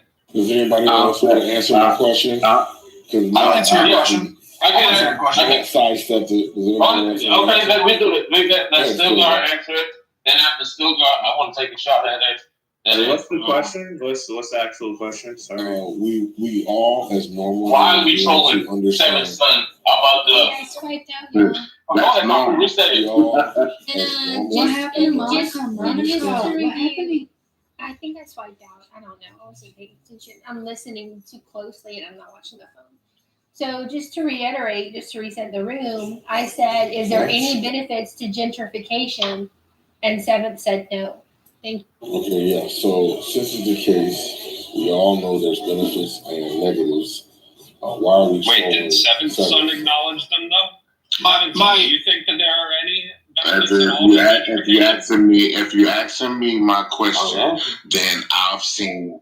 If you're asking me that question, I've seen it where the gentrification has been more negative than positive in black communities. All right, more negative than positive. So there are some positive benefits to gentrification. Just a simple yes or no will suffice, because that's wait a minute. Wait a minute, please. Oh my God! Come on, Seven Son. You gotta allow people to make the point. Oh my God! Give me a Seven questions if you don't want him to answer. So no, but he already did answer the long form. So now we just need a simple yes or no to confirm if he no, I does don't not want the think long there's any form. benefits. All I was going to say was, like Matt said in New York, it has been beneficial. I haven't seen that. So again, if he said it's beneficial, based on your experience, I don't think it's based on the areas that I've seen. Yes, right, true. All right, fair enough. He has not seen any benefits to gentrification based on his experience. Go. Yeah, you eliminated the key ingredient, which is for black people. Okay, I can break it down. Yeah, I can break it down. I said a lot of gentrification, right? So if you calm down, bro, because you get excited for no reason. Oh, I'm going to answer the question, bitch ass nigga. Okay, you gonna calm down or no? No. Anyways, like I was trying to say, before I was interrupted by concrete. So here's the case, right? This is why gentrification is good, right? For black people. First of all, not all black people are poor, right? Not all black people are the dang bottom tier black people that makes up seven cents community. Those individuals, they get it the worst, right? Because they get moved out of their area because they're probably like in gangs or something like that. They move in another project that's there. Then they move into other neighborhoods to another project that's likely in their enemy's neighborhood or something like that. Yeah, those are problems. But for black people, right, the benefits are this. Well, if there's a Starbucks in the community, the property value, the houses, they go up. That means that if your house was say if your house was $25,000, right? That whole property, they have a dang Starbucks that come in and bumps up $50,000. Boom, $75,000. Now you got a 50%. You got a $50,000 profit on your home when you sell it. That's a good thing. That's upward mobility. That's what you want as black people. But the Seventh Son, they don't have that, right? Because they don't own a house. What they own is apartments. But what it does help on those individuals is it helps them get jobs. If they know how to clean up their dang drunk ass, if they know how to stop smoking, they can go grand and then get a job at Starbucks. That way, they can date a white girl and then, come on, man, now you're running yourself muscles. No, do you hear that, though? It's not. No, do you listen? Whether or not you hate black people. Like, we know you hate black people. We know you hate. No. I'm trying to get some benefits. I'm not trolling them. I'm not trolling them. I still got the answer. I gave the negative. Right? I gave the negative, and now I gave positives. And I know you don't like to listen. You like to harp on the negativity, but I need you to listen to the positivity. And then I want to finish. Thank you. No, nothing was bullshit. This is all true. So anyway, Seven, like I was trying to say, right? So I don't like to Seven, okay. There's some people and then let me show you another positive, right, Seven Son? Okay, man. Okay. Let me finish. And Seven Son, another positive is this, right? Do you like that? All right. Can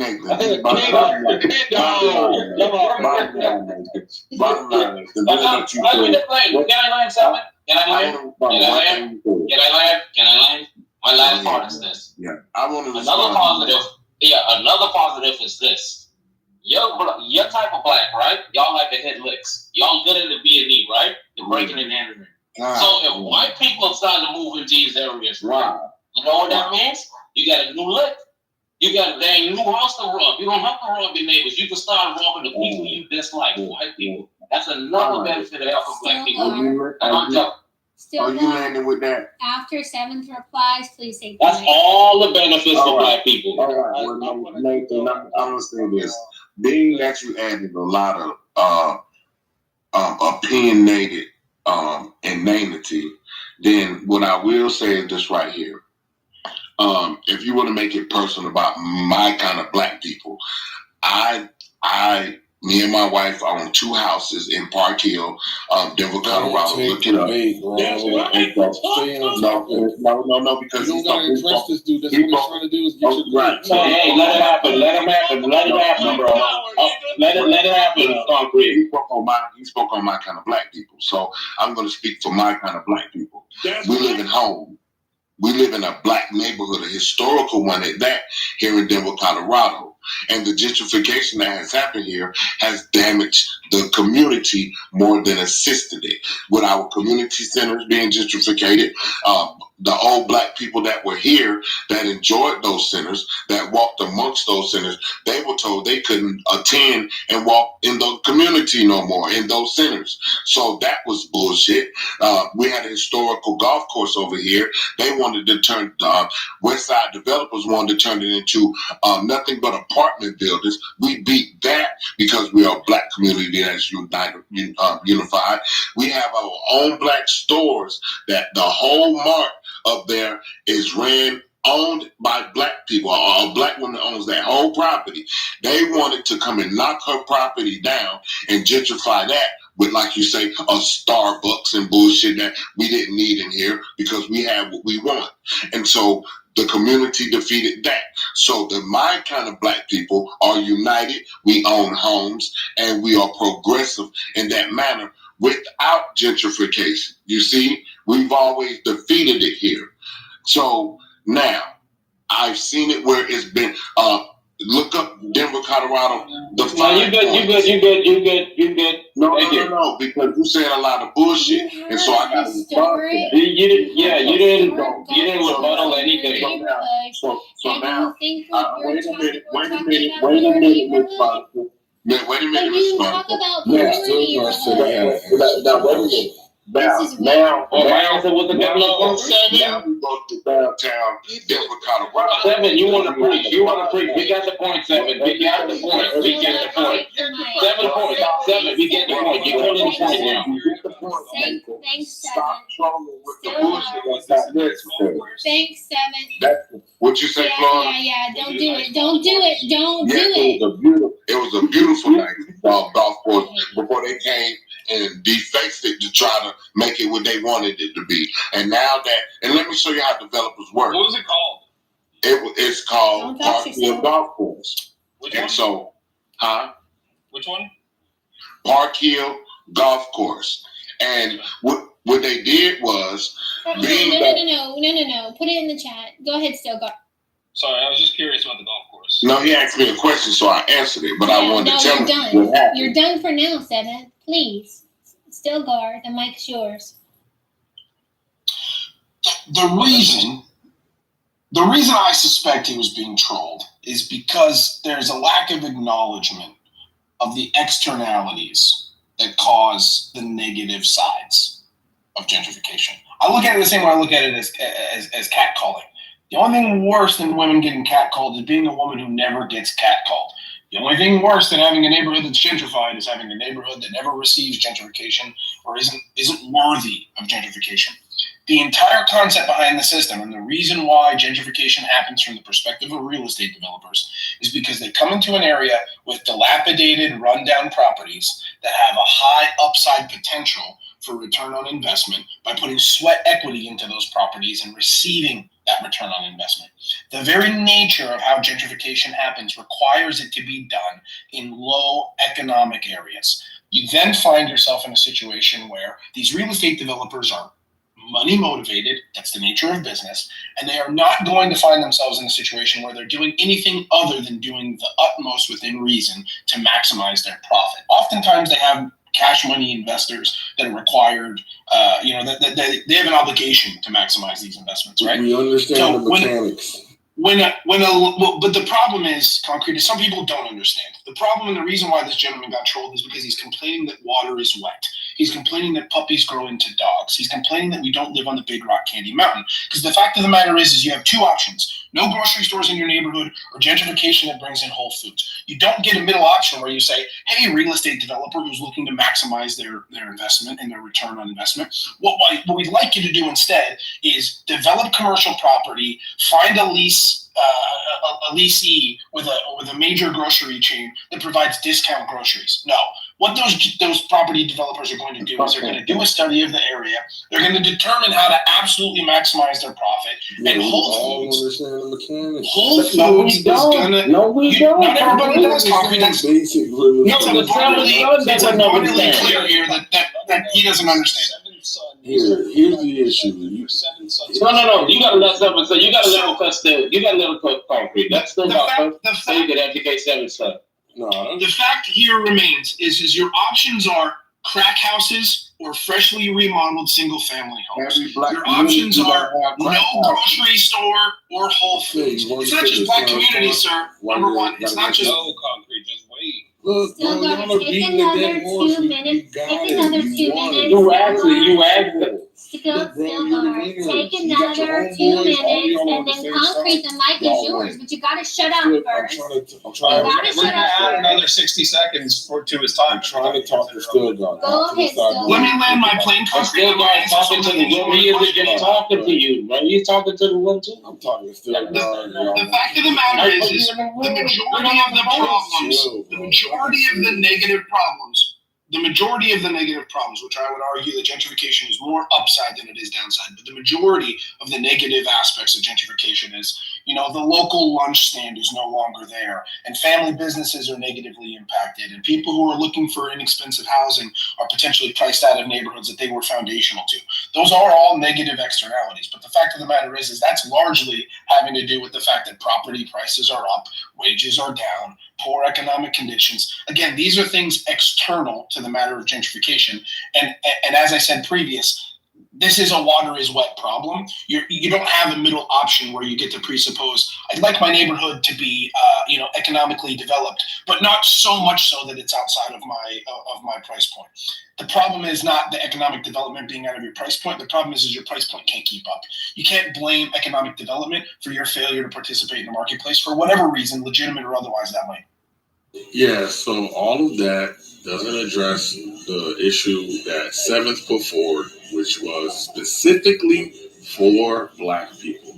So if you ask a question about the benefits of gentrification in general, and somebody says, I don't see the benefits for this particular group, your response isn't to give us the mechanics on how gentrification works, right? Your response is to either acknowledge that he's correct or acknowledge that or make an argument for why he's wrong. Right? Specifically Black people. That's number one. Number two, you don't have to just gentrify like dilapidated environments. Just imagine an environment where there's nice sized lots and there's some feature, maybe water, proximity to some other location, i.e. downtowns, where somebody is going to say, this neighborhood originally was only $350,000, $500,000. I can tear it down and I can build a $2 million McMansion, right? That's also going to be a neighborhood that eventually gets gentrified. It has nothing to do with Black people. It has nothing to do with poor people. It's just an ability to take a lower valued neighborhood and make it a higher valued neighborhood, one property at a time. Doesn't mean you don't have Starbucks. Doesn't mean you don't have grocery stores. It just means there's an opportunity there.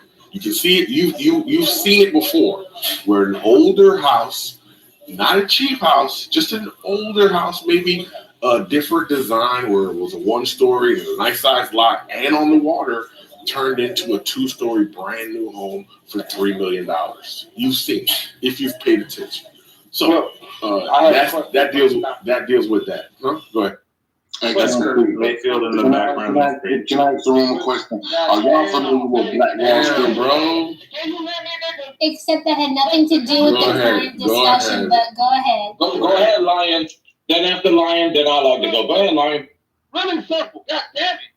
Concrete. Why is it that they never seem to do this in places like West Virginia, where all of the land, the homes, and all of that stuff that was once owned by white meth heads, crackheads, pill poppers? Why is it that they don't seem to do that there, but they only seem to do that around black areas, black historical? No, it's not only black areas. It's also, like Stilgar said, upside potential. Now, upside potential comes from a myriad of reasons, right? Upside potential could be because it's cheaper than the replacement cost, which is to say, you're selling it for $50,000 and you can't even build it for $50,000. Which is to say that you're automatically going to be able to like put $20,000-$30,000 in and have an upside, right? No, what I'm saying is like there's some places in West Virginia where literally the land is no upside. Like there's no upside. That's it. There's no upside. Yeah, there's no upside. You have to develop it way too much. So there's no desire for people to live there even when developed. There's no amount of investment that would be required to make it desirable is not cost. The same reason why you don't sell cell phones in Sierra Leone. Areas that are gentrified, it's like if they're not inside of a big city district, they're just outside of the big city district. And there's already a lot of development around that they can just kind of add on to a little bit. It takes minimal investment. Well, think about like so this. That's what. Like thinking about like this. Like all our major cities, if you think about it, they are built around something valuable for the community, which is going to be like ports, right? Which is going to be something like. Ports is like entertainment venues, education opportunities. It's going to be somewhere where the jobs are going to be, and then everything grows from that, right? And the jobs and the infrastructure. Well, the only time you get those artificial cities is when there's a lot of dead towns all across America that almost literally nobody owns. There are actual towns that if you had $400,000, you could buy the entire town. Right now, across the but the thing is, after you bought it, what are you going to do with it? Who wants to be there? That's the thing. The infrastructure is there. The infrastructure is there already. These are already towns. I'm talking about. But this is a side issue. Now you have to get businesses in to create jobs. So you buy all the if you can get creative enough, you can squeeze money out of West Virginia. You can bring all the businesses. It's possible. I gave the best argument for how it's beneficial for black people, and no one addressed. Still thinking that you're doing the same thing now with the Starbucks in the black community. Why is it that you're not doing the same thing in these communities? That's the point what I'm trying to say. You already have look, you're not listening to the answer, bro. Listen, every part of the infrastructure that you're talking about. You're not listening to the answer. I am listening. I can still make your argument right now, you dumb motherfucker. So look, if we're right, then we're right. If we're wrong, how are we wrong? Okay, tell us how we're wrong. Thank you. So shut up, so I can show you why you're wrong. You gotta get off the crack, bro. You gotta get off the crack. You gotta get off the crack. That's the reason why you can't do it. How do you have a meeting? How do you have a meeting? This is how you respond every time somebody disagrees with you. How do you have a meeting every time you disagree with me?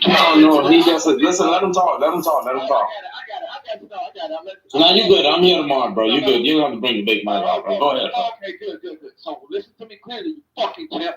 What I'm saying to you is this.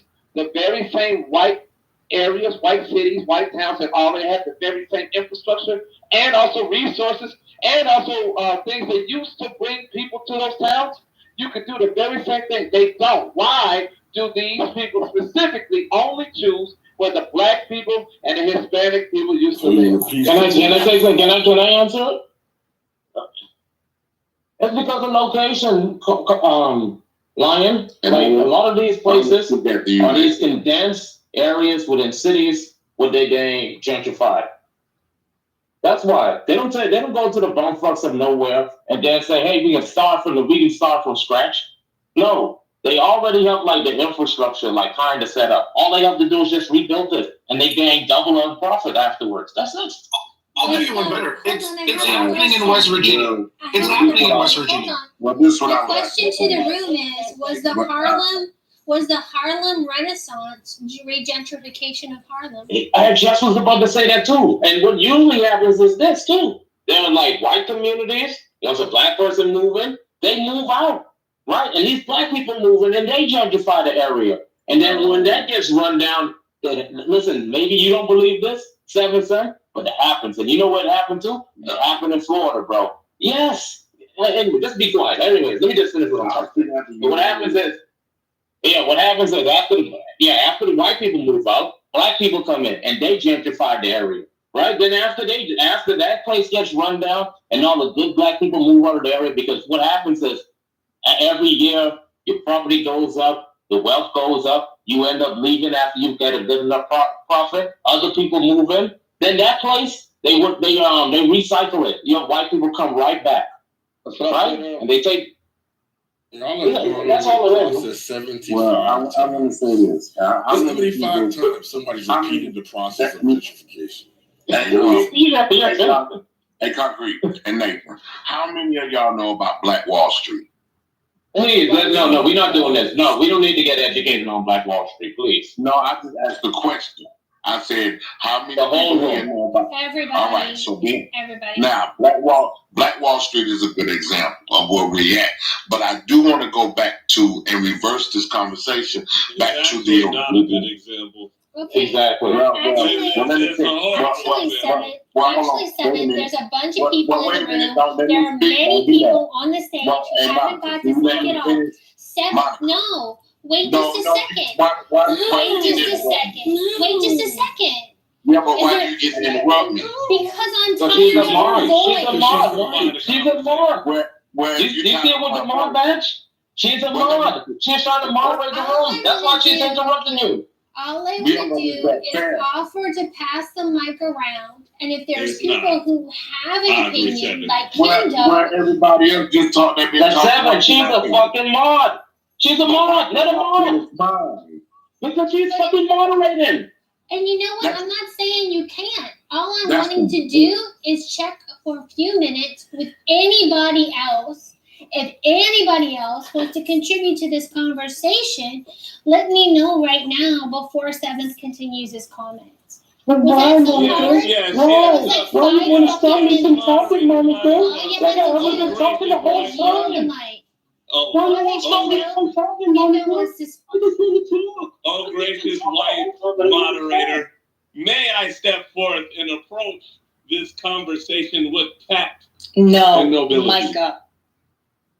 Hey, shut up. You don't even talk anyway. Shut up like you usually do. Tell us about the burial grounds, Kendo. What was that voice? Like, you weird.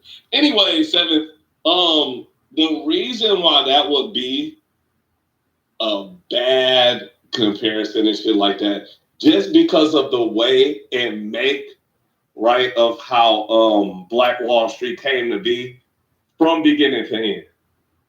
So you could look at the black part and the successful, all that kind of shit and shit like that. But because of how that city came to be in the first place, right? It doesn't go along the traditional track of where everywhere else could kind of implement the same thing. You get what I'm saying, right? No, I don't, and I'll tell you why. Because Black Wall Street. You're on my list now. No. Yeah, you on my list too, bro. You on my fucking list. I have to be on. That's cool. Y'all can. All right. Go ahead, 7 Seven. Let's do it in 2 minutes. Go ahead, bro. Well, Kendo, the reason why I disagree with that is because when you look at when we came out of chattel slavery, and those properties were owned by the black community, the black people that lived in that area in Greenwood, and so what they did was they developed it by themselves. And being that they developed it by themselves, they controlled it and ran it by themselves. And the economy in that area was growing. And if you go back and look at the whole structure, and the racist system during that time said, we will not have that.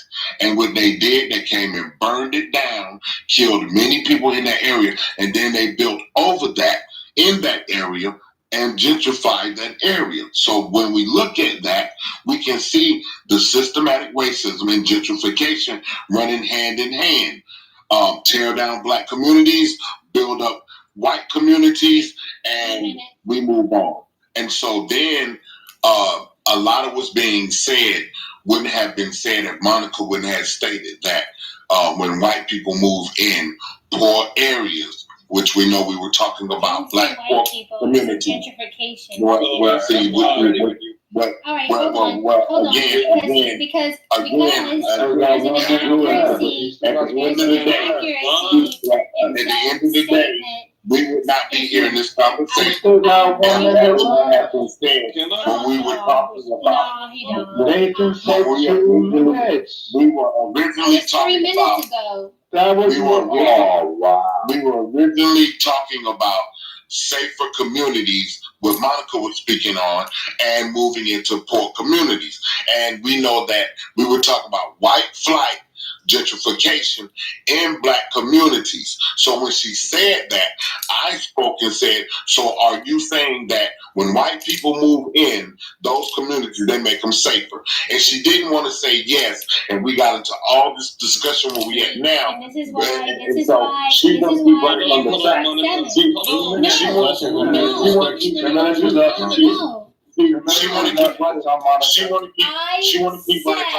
that she said. Listen, I muted the room. I muted the room, not because you're right, because you're being rude. There's a moderator trying to clear up the air, but you still want to push in narratives. Listen, no one's saying that you love your feelings. No one's trying to devalue your feelings, bro. We're trying to say maybe you need to point your anger in the right direction. I'm not angry. But I'm not angry. Obviously, you sound upset. I'm speaking on what we're saying, Nathan. Okay, but maybe you misheard it. She's saying that she did not say that. But that's You're a saying lie. that she did say it. No. That's a lie. Let it clarify. Okay, cool. Let it clarify. But let me finish what I said. This should But clarify. if you're wrong, Seventh, then you should be stopped before you keep. No, that's not Nate's policy. You have it embedded in your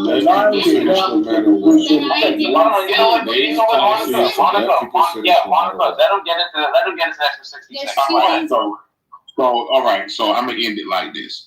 When that was said, and I'm gonna build up this. We were talking about gentrification and white flight, and we were talking about that in poor areas, which we were speaking on black communities. And when she said, when white people move in, when richer people move in, they put up cameras and it makes it safer. And I asked, so you're saying that when white people move in, where are they moving into? They're not moving into their own neighborhoods.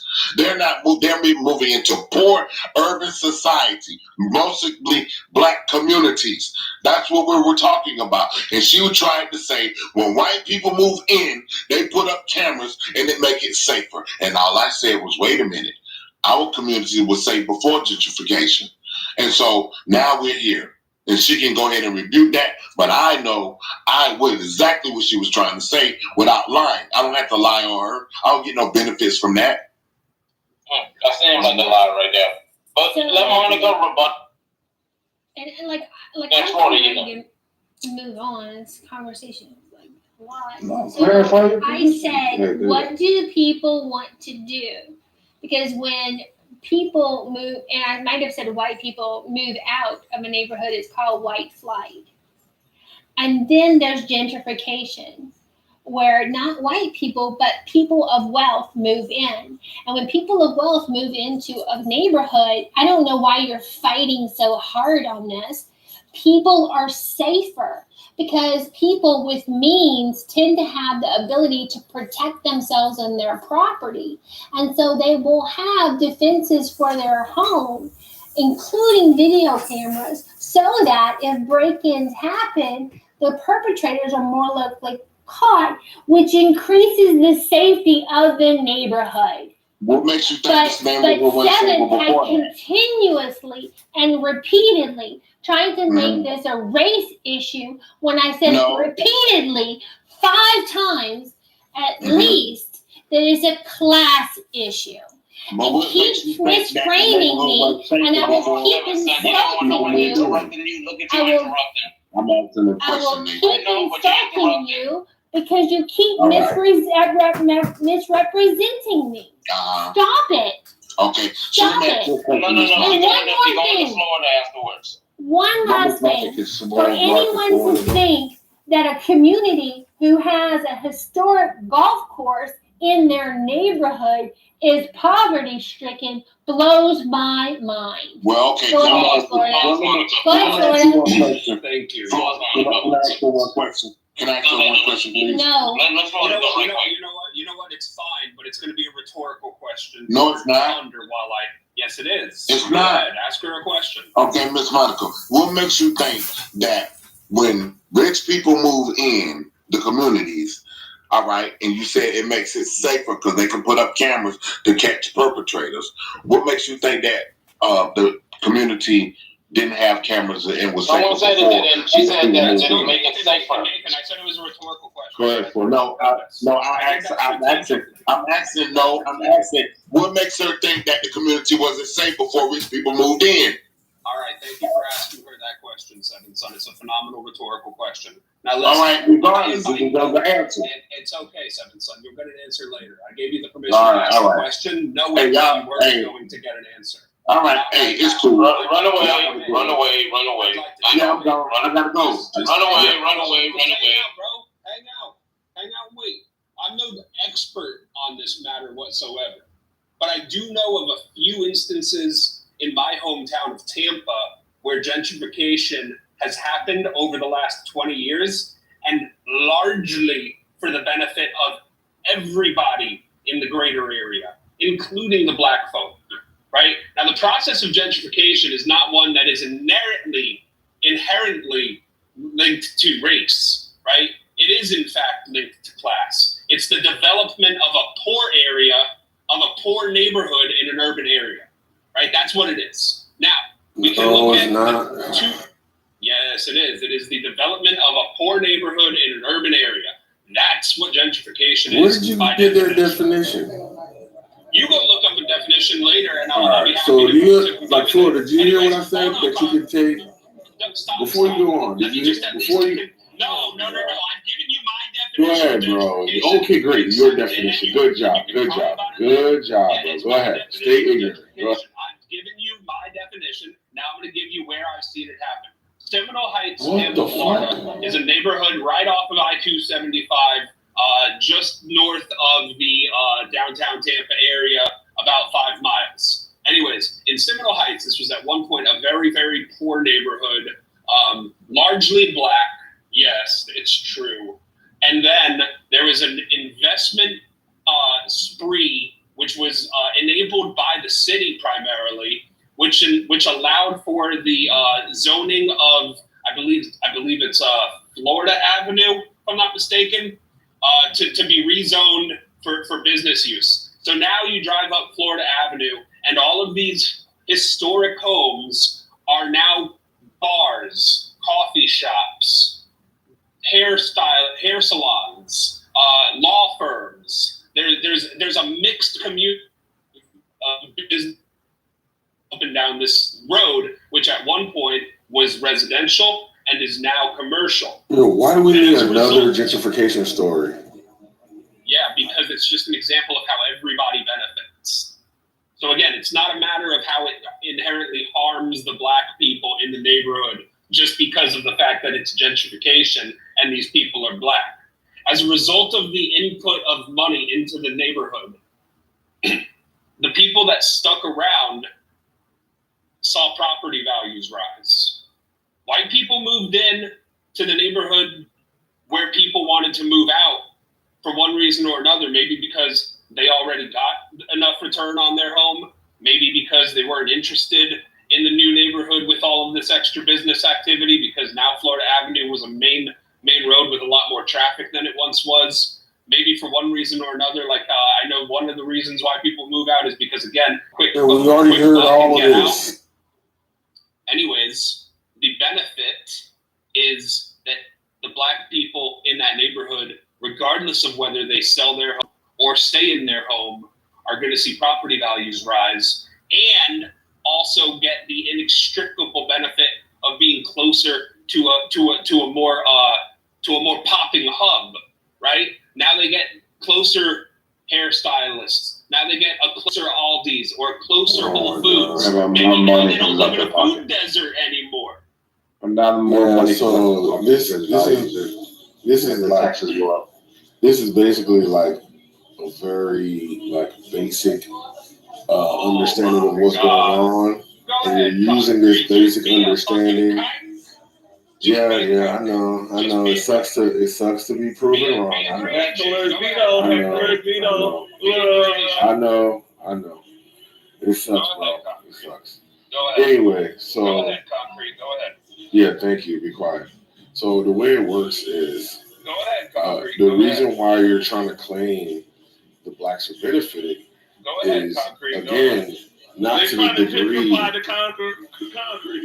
Not to the degree. Not to the degree of like the average black. You're talking about the outliers. Now, if your argument is there's going to be some outliers in the community who benefit, nobody's going to argue about that. Obviously, Seven is talking about the majority, or you got to stop crying. You got to stop crying. The purpose of my story was to say how I people know that are going to it's White Wednesday. I know you're weak. I know Go ahead, you're weak. How does concrete whisper, bro? You still louder than Florida. The majority of people are benefiting, not how the majority of people are negatively impacted, and it's only a small outlier which benefits. Yeah, I get so it. now you're literally twisting the entire purpose of my submission. But I'll continue. So, Florida, you gotta understand this. What's this name? The Seventh Son was appealing to a certain situation, and Concrete is trying to explain it to you. Of course, I was just trying to explain it to you, bro. You just tell your mom to stop over talking, bro. Like you hate when people over talk, but your mom is doing it. Fucking. I thought he was giving it back to me. I thought it was. You got your mom. Concrete, you can't perpetuate over talking and then complain. Yeah, you just remember when you was over talking. Mods are held to higher standards, regard. Mods are held to higher standards. So how can interjection? He was complaining about over talking. This is the thing. Y'all kill every conversation, bro. Y'all just allowed other fucking conversation. Yeah, you're talking to your mom. I hope you're talking to your mom. I'm talking to y'all. You're crying right now. You got your mom crying right now. Yeah, look at him. Let him crash out. Let him crash out, Concrete. You got your mom crying right now. Look at him crash out. So anyway, you're crying right now. Why don't you address Tulsa, Oklahoma? Why don't you address Black Wall Street? You haven't brought it up. You can't give children toys anywhere. So the whole point is, thank you. So the whole point is, the argument's obviously going to be the average black in those situations. You're appealing to the outliers or not the average black. And even if your home goes up in value, you're just talking about your neighborhood's value going up. Your home could still be undervalued. Why? Because after you own a home for a while, it starts to deteriorate, right? So the roof is going to go out, the windows are going to be outdated, the kitchen's going to be outdated, the bathrooms are going to be outdated. Do you know how long it takes for a kitchen? Do you know how long it takes for a kitchen or a bath to deteriorate, to be outdated? Roughly 5 to 10 years. That's it. So if you've been there for 30 years, you're ridiculously outdated.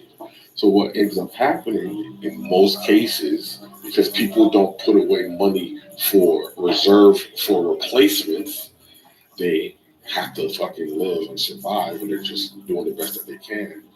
What's going to end up happening is somebody's going to offer you money on your house, and it's not going to be the value of the house. It's going to be enough to make you. It's going to be separate. It's going to be the difference of the market value and the repair costs and a profit for the renovator.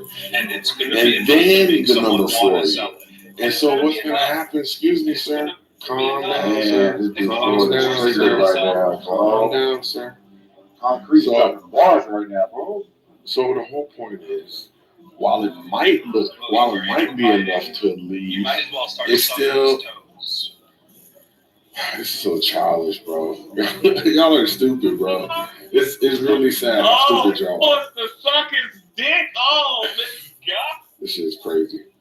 Anyway, so no matter how you might think they're benefiting in the moment, long term, no, we're not going to count that as a benefit. Why? Because you got displaced, and anyone who understands the real estate market, wherever you're going to go is going to be very expensive unless they're retiring to West Virginia, and who wants to be around those crackers? Yeah, they didn't get forced out of their Think about what house. Concrete just said, right? Got cut off by concrete, Samoa. Oh, well, look what No, you didn't, you fucking weirdo. Yeah, let me rap it for you, bro. And I let you Wow, continue. you are a crybaby bitch, bro. You are Monica 2.0. You don't want to hear what I'm going to say. It's going to destroy. I don't care. Just don't lie, crybaby. And let me go to Florida, bro. Forced out of those homes. I got you, They bro. were offered an amount of money for their home, which then they had to consider the pros and cons of taking the money and going somewhere else, or staying in the home and having no money. And they decided to take the money and go somewhere else because the net positive was worth the move. And so they do. And that person that's buying the home is going to go and fix up the fucking bathroom. And these people are probably going to go buy something with a nicer and newer bathroom than what they already had in their previous home. But nobody's forcing these people out of their fucking previous house. Nobody said anything about forcing, so I don't know why you keep talking about forcing. It's not about what you said, it's about what you imply. Wow. It's because they're being offered money below market value, therefore it's bad. But it's still enough money for them to be happy to take an offer and go somewhere the fuck else. Go ahead, sir. Do you know anybody that will do that? So I think that if you look at it right now, the value goes up, and I think this is a good point that Concrete was making. So in order for you to be able to get market value, you would have to invest more money to renovate the property for it to appreciate in value. So when you say they're not forced, what other choices they got? It's either take a 30% cut or fall more in debt to get it above bar, and then still get low ball because of who you are and what you are. So if you're in that situation, you kind of feel as if your back's against the wall and you have no other place to go because now the culture is changing everywhere around you. You're saying for a person to adopt that position of being there for 30 years and you'll be better off going somewhere else down the road, when they're saying we're trying to hold on to what we have. And Seventh specifically brought up Greenwood District, as far as Black Wall Street, where they destroyed everything, value went down, people came in to reinvest, built everything back up, and they were forced out because of the fact that the cultural shift and the traumatic experience that they all experienced at that point in time. Could you say that these people weren't forced, or would you say Black Wall Street would be? Yeah. One second. Samoa, did you see the documentary? No, it's Florida. I never got to answer the rhetorical. Wait a second. Samoa, did you ever see Did you ever see the documentary Uncle Tom? Yeah, shut up, faggot. Yeah, shut up, faggot. Samoa, did you ever see the documentary Uncle Tom Part 2? Where it talks about Greenwood and how it was rebuilt. Monica, you are such a years. You are Just a few years after the riot, it was rebuilt and indistinguishable from right before. So then what do you attribute everybody selling everything and moving away to? You should watch the documentary and then get back to me if you haven't seen it. Because people want to go to greener pasture. You know what's funny though? All the New Yorkers that sold their brownstone. How many people died in Greenwood? How many black people were murdered? How many black people were murdered in Greenwood? Keep having a retarded ass conversation. Monica, Florida got pushed like Monica. How many black people died in Greenwood, Monica, being you watched the documentary? Yo, that's not the conversation. Why you guys always do shut this? up, man. Yeah, because she spoke on it, so I'm Yeah, asking so her. my reaction to what Samoa presented is that instead of looking at it as if these people are cut off of the rate of their home. Maybe they're looking at it as if they're getting a 20% raise on the price of their home that it was valued at previous to this gentrification. And that 20% raise is now such a net benefit to that family economically that they're choosing to take the 20% extra margin on their home and running somewhere else. I'll say this. I do watch this happen. Concrete's fucking Jewish. Right. See how disrespectful that is? And I've never disrespected you like that. Man, you a thug, bro. You're not no problem. God damn, man. Go ahead. That's the most racist, dumb shit. So the trick, let's add what Samoa had said, and let's add on to that. All right. So the trinkets that are going to these black people, they're not going to be able to go and find another place somewhere else. It's just, it's literally, you get a little bit of change and you live high on a horse for a few minutes, and now you've lost the only asset that literally ties you to the land. The entire point, this is the real reason why I kept trying to get concrete to get to the point of why exactly do they seem to only want to do this sort of thing in the black and brown communities, historically black and brown communities, and not the historically white ones. They don't do that in the white community. So I mentioned what they do. Oh, they do, Lion. They do. No. Oh my God. They do it in the communities where people can't afford their Lion, I'm gonna tell you that. They do it in places where people can't afford their Lion, just think about this, Lion. There was a nice white community. One black person moved into one white community. All the white people leave. Now all the black people move in. It's a black community. The black community then gets gentrified again. That just gave me. Let me finish my point. Lion, let me go after you. Okay, no problem. All of you chicks can go after me if you just hold on for a moment. Man. So they don't do this. They don't bomb white communities. They don't. Moving the goalpost. They don't purposely go out. So here's another point. When someone said that the white communities are safer, yes, that's a fact. The white communities are safer. Why? Because the white police officers are there to serve and protect white people. The black communities are not as safe because there's nobody to protect them. There's the point. So the society starts to fall within itself because of the leadership that's been put in place. They're doing so are these communities over-policed or under-policed? No, don't interrupt them. Don't interrupt them. He's trying to preach. He's not making an argument. He's just preaching. Go ahead. Take it like that, still God. Wait. Let me say something. Listen, I had to listen to your monkey ass. I had to listen to Florida. I had to hear 7 go on for 3 years. I had to hear Concrete Spaghetti, the over-emotional ass, keep going on and on. I'm sitting here quietly listening to you chimps. I come off the mic patiently, waiting to respond to you fucking retards, and this is how I'm treated. How about you? If you do, what? To be fair, Lion was the only one that waited his turn, and that's the only reason why I'm not fucking interrupting him. Shut up, Florida. Monica bitched you. It's the nonsense. Monica bitched you. No, Lion just wants to talk. Let him talk. Let him talk, man. He isn't talking to us. He's just talking. Don't worry about it. You guys continue walloping in this little circle of retardism and just fall into your own shithole. Bye. Okay, this is why we have nice things, because you have people like fucking Queen on the stage. Sorry. Monica bitched your ass. You're never going to forget it. Can I say something real quick? I know you guys want to argue and shit, but I don't really care. So here's my thing. Concrete is right. Lion is wrong. Florida is wrong. And it's not because I like concrete. So here's the reason. Let me break it down real quick. And Nathan is right. First, I thought we were talking about gentrification. I don't know about the bombing of the white neighborhoods. I feel like Concrete said, that's moving the goalposts. We could talk about that if you guys want to talk about that, but let's just stick with gentrification.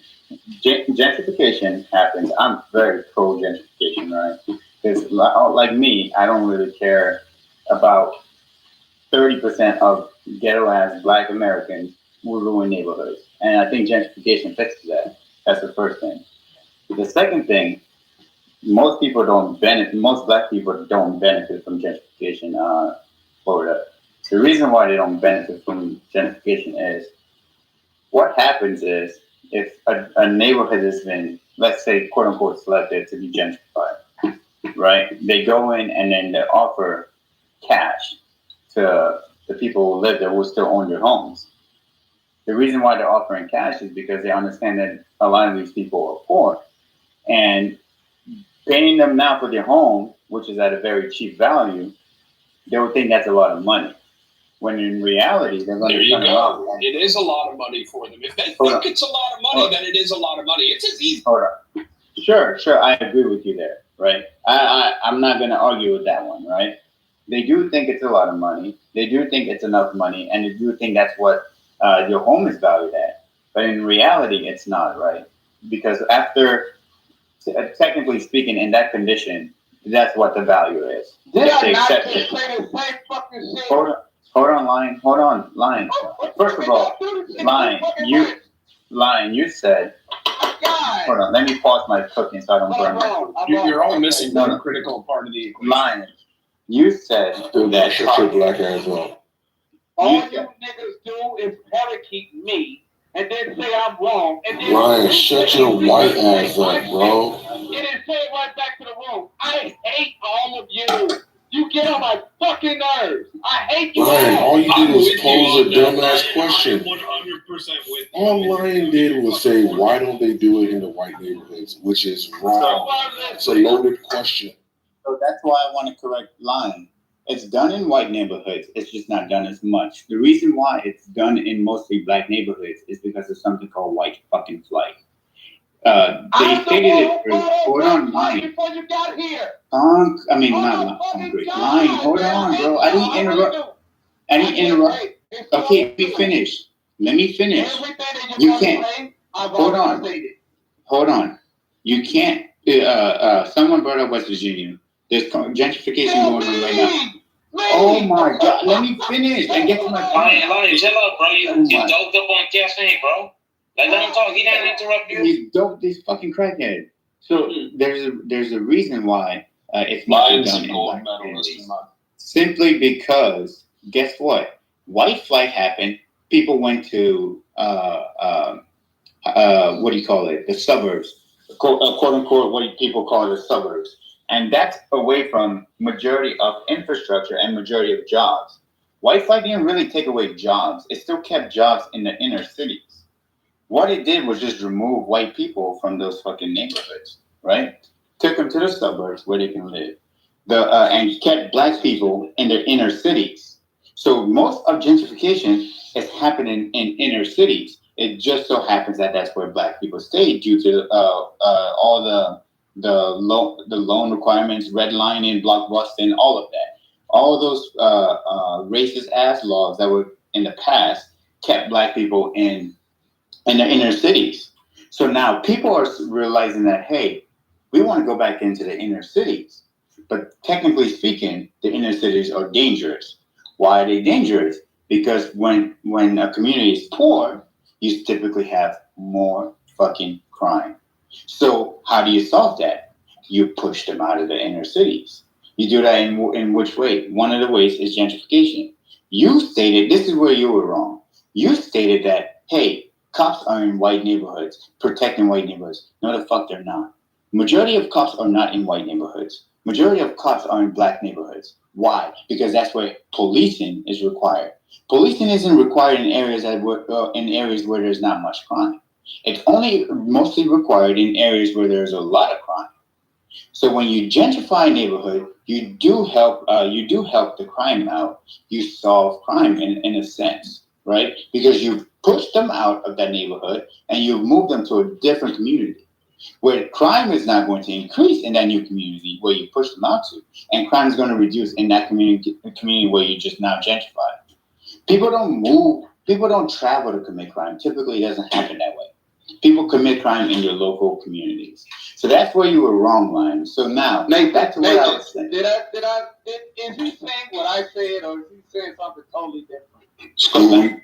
You wrong about crime too. We in the movie Foodie Time. It's hot, boss. I know, man. No, I'm almost done. So back to what I was saying about gentrification. You came off the mic to say I'm wrong and then you agree with me. No. Like the rest of you fucking chumps do. Every He said you were wrong about it not happening in white areas. That's all he said. What the hell are you talking about? Who said anything about You were wrong. in white areas? I said No, gentrification doesn't happen in these white. Never mind. Go ahead. Go ahead. And what? Go ahead, school. No, school. Let's go finish. Let's go finish. Let's go finish. Right? Let's go finish. So finish making my talking point. So lying. Anywhere that there's white people in a mass, like in the inner city, and there's jobs in that area. That's what Concrete was saying. When you have inner cities are typically, the big ones are typically around a lot more fucking jobs. The white communities in West Virginia don't have infrastructure. They don't have fucking jobs. They don't have all these white areas where there are a lot of white people there, but there's not many jobs there, right? So there's no reason to gentrify that neighborhood because for what reason? Property value isn't going to go up. There's no jobs. People are not going to want to move there. Just because you make it a city brand new doesn't mean people want to move there. People have to move for a reason. That's exactly why people jobs. move there. No, people move for jobs. People don't move to a city because, it looks clean. Tell me the story of Las Vegas, stupid. Jobs. What was Las Vegas? Okay. Come on. Now we moving on. Let them land. That's what happens all the time when people interrupt. He said he is almost wrapping it up. Go ahead. So you have to understand that gentrification happens on two fronts. You have to have an economic growth in that area. You have to have reason why people want to come back to that area, right? That's one of the biggest requirements for gentrification, or else people wouldn't do it. So white communities, they're not in inner cities. Okay, Lion, that's all I wanted to say, and that's why you were wrong. And Florida, dude, come on, man. Gentrification might help. Control yourself. You gotta control yourself, bro. Gentrification might help one black person, but in reality, it helps 99 white people. So Florida, that's kind of weird to say that it helps black people. No, it doesn't. It really doesn't. It will help if they give them the money to fix your own fucking properties and then sell your property at max value. Then it will help them. But guess what? They bring white property owners in, buy the community, fix the community up, sell it to white people. Because then they outprice them. Even the people who live there get outpriced because they can't even fix your own property. That's the thing. When you sell your property, you have to sell it. That has anything to do when you up Well, school, that's what you do, right? You must be white. You buy dilapidated houses, you renovate them, and you rent them out. Point, so she's gonna try to denigrate you. No, what I'm telling school is try to argue the point. Wanting to put the sweat equity in. That's the rules when you have an investment.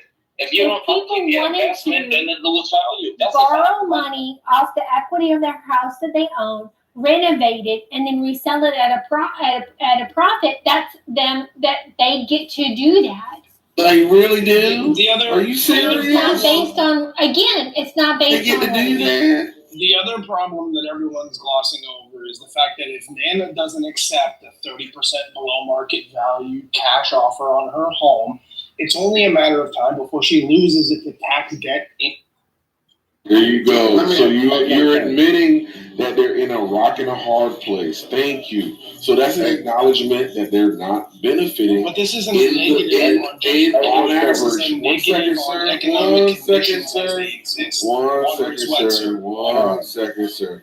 Yeah. So like I said, you've acknowledged it. Thank you very much. You wanna walk it back because you want to walk it back because obviously. You want to walk it back because you obviously didn't realize you were walking into a bear trap. But yes, they would end up losing it to the taxes because guess what? As the property values in the area increases, so do the property taxes. Right. Also, guess what? So does your insurance. And while all of this is happening, your house is continuing to deteriorate. So yes, they are facing all of the issues. So when Seventh says it's not beneficial in general to black people, you're basically saying, yeah, I see what you're saying. I agree. No. Thank you. Yeah, but no, water isn't wet. You get water isn't wet. Water isn't wet, still go. One thing that's not getting your point will be valid if you was a manufactured problem, right? One thing we overlook. Y'all are moving the goalposts as per usual. Hey, they are, but I'm gonna keep it in general. One mic on Matt 7th, and then you can go after Matt. After Matt, please. Yeah, so concrete. What you're saying is right, and I do know people that fell into that trap. But then again, you cannot blame the developers for that very specific problem. If people have poor property management and poor financial education, it's not on the developers though, right? It's not predatory at that point. This is just the circumstances that happen. Nana has the opportunity to sell 30% below and not have to worry about the debt or lose the house. Yeah. Who created that problem? Nobody is trying to place blame. The question on the table, is it beneficial to Black people? Seven says no. You said, that seems crazy. As we unpackage it, you realize, yeah, those people are fucked. Is it predatory? Absolutely. Are we placing blame? Yeah, of course we can. But we're not. So appealing to all of these, Matt, are you in the middle of gentrifying the neighborhood? Tell me if you are. Well, Exactly. Try to feel better. He want to sleep better at night. Nana is getting kicked out. That's not the point. It is business as usual. Like you guys love capitalism until it's time to be capitalist. You guys want to be capitalist until it's time to be capitalist. And then all of a sudden, here comes the flowers, here comes the Nana losing her house. Well, Nana should have taken care of her accident. Let me say this, Matt, and I'm going to respond to you as well. For you and your people, because I can hear the accent you have, it is just strictly business. It's nothing but business for you and your people. But for us, it is a pyrrhea. It is a disease for you to come in our communities and be faithful. And what I mean by this is right here. I don't care, and I'm going to let you know exactly where I stand. I don't care so much about houses being developed and stuff like that.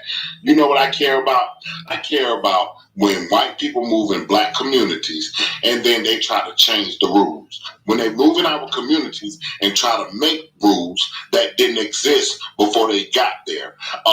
And I could use so many examples, bike lanes, car with the they call the humps, the bumps, which you got to drive over. Speed bumps. We got 1,000 of them where we didn't have one, and they didn't help not one thing. They tearing up our cars. Let me see. They only tearing up your cars. They only tearing up your cars and speeding over. Let me finish. And so another thing, our community centers, guess what? Our community centers were structured a certain way. When white people move in, they changed that. They actually changed they deface. And what I mean by deface, they want Black communities to fit their comfortability. And that doesn't need to exist. If you're gonna move in and blend in what we already got. Don't come in trying to change everything that we already have established. Why? Because it's working for us. We don't need you to come in and make everything all lily white. It wasn't all lily white when you got there. No, because I'm going there trapping him. I'm going there trapping him. I'm gonna back Samoa up because I'm guaranteed Samoa gonna say the same thing. That's one thing we don't appreciate in the Black community. We don't appreciate that, and it's not necessary. And I'm gonna speak back to Nathan. When Nathan said, when one Black person comes and move in a white community, we don't come in trying to change it. We trying to blend in with it. Take another minute and then they. Well, no, I'm just gonna say this real quick. When I'm getting to Samoa, I'm just gonna say this real quick. It only takes me like 30 seconds. First thing first, because when you go into a white community, they already got the same things in place. The things that you complained about are safety. Okay, the reason why you got bike lanes is because you don't want them on the sidewalks, since the sidewalks aren't even. You hit a sidewalk bump the right way, you're going to go over those handlebars. Secondly, you got speed bumps. First of all, they only tearing up your cars because you're going over them too damn fast. It's a speed bump for a reason. Slow the hell down in a residential area. So you don't run somebody up. No, man. So you don't run somebody else. Please let her finish. Thank you. I'm just saying, you gotta let people, you gotta understand that some things are put in positions to be safety. First of all, a lot of the neighborhood that I grew up in, it got to a point where the young folks now, they stupid and retarded, and they like to come flying down the street and hitting corners. And you know what happened? They ran into my daddy's yard and hit a tree. And now he's liable. But guess what happened now? They put a speed bump down. You run it now. Go ahead and fly down that street now. Your car gonna be jacked up. That's the whole purpose of things of that sort. To stop people from doing that dumb stuff. Miss Lady, can I speak to you real quick? No way. I'm not saying that. So one more question, and then you can address both of them. So then, what do you attribute to the value? I have a question after you too, tomorrow. The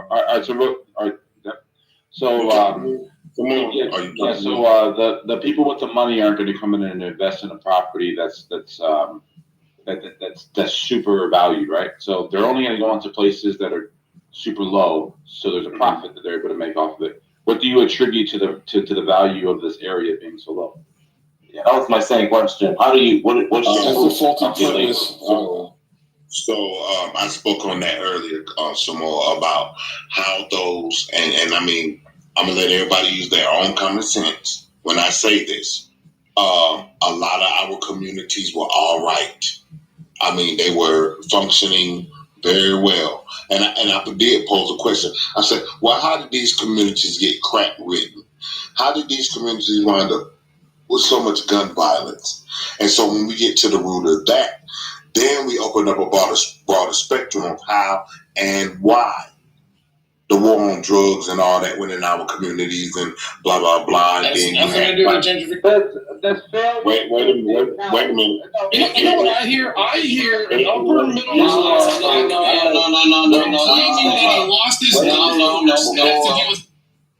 No. I don't care what you heard. Let this man finish speaking. And listen, bro. Please. And this is you, son. You gotta know how to be concise. Just say the historical reasons.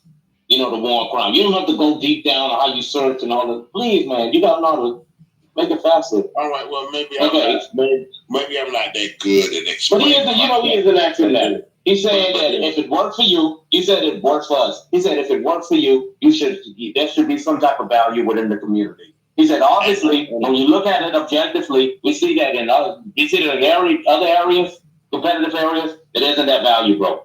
So how does it work? How do you know, or how do you show the value of all the work of how it's working for you guys? That's what he's trying to Let me say this real quick. Go ahead. Go concrete. Go ahead, concrete.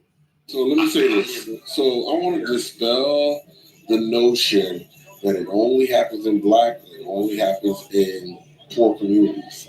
There is a gentrification of middle class communities to make them upper class communities. I explained it. It makes sense. You know it makes sense. And you will see it in the regions where they have the most desirable land, i.e. waterfront.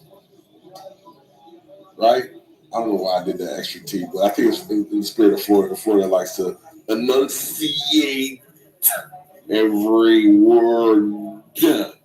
Anyway, so again, just imagine a coastal town where they've got waterfront lots, and I'm gonna tell y'all a real fucking story, bro. Because a nigga like me is blessed. So I'm in real estate and I'm in construction, obviously, and I've been parlaying with real estate attorneys, right? They look at construction contracts, they deal with developers, they do land use changes, so on and so forth. So a motherfucker called me and said, yo, I got some ideas about a city that we can take a look at and look at waterfront lots and flip the waterfront lots. He told me the location, obviously, and then we started looking. You be mad, Are you building low income? Be mad, motherfucker. No, they're not low income. So you're gentrifying the neighborhood. That's the whole fucking story. Concrete's a Weirdo. gentrifier. That's the whole story. Concrete's a Shut up, Monica. gentrifier. Shut up. Shut up. Yeah, So only shut up. gentrification Let me finish my point. Shut up. Thank you. So the whole point is he identified a neighborhood. Why? Because he was driving there. He knows a general contractor. The general contractor is building 5,000 square foot houses on the water for $900,000. They're gonna sell them for $2 million. Why? Because it's the motherfucking water. Why? Because there's something about that town that people are okay with it. Why? Because somebody else did a development and it fucking worked. Why? Because the population seems to be growing. Why? Because there's all these fucking features, like maybe water and bike trails and all that other shit that white people love, right? So that's it. That neighborhood is going to get gentrified. And why don't you build the first mobile in the liquor store? Concrete just kicked out Nana. I hope you're happy. You know what I would like to see? I would like to see segregation happen again, and then see what everybody thinks about that. Why? Because this is a rich black man who owns 2 houses complaining about speed bumps. Well, hey, no, it's not so much about speed bumps. I use I'm sorry, speed bumps and bike lanes, my fault. Okay, excuse me. Well, I'm gonna show you something, man. Still, being that you want to be direct with that, I just only use those as an analogy to say, hey, if you move in our communities, right, respect the community. And I don't care about bike lanes so much.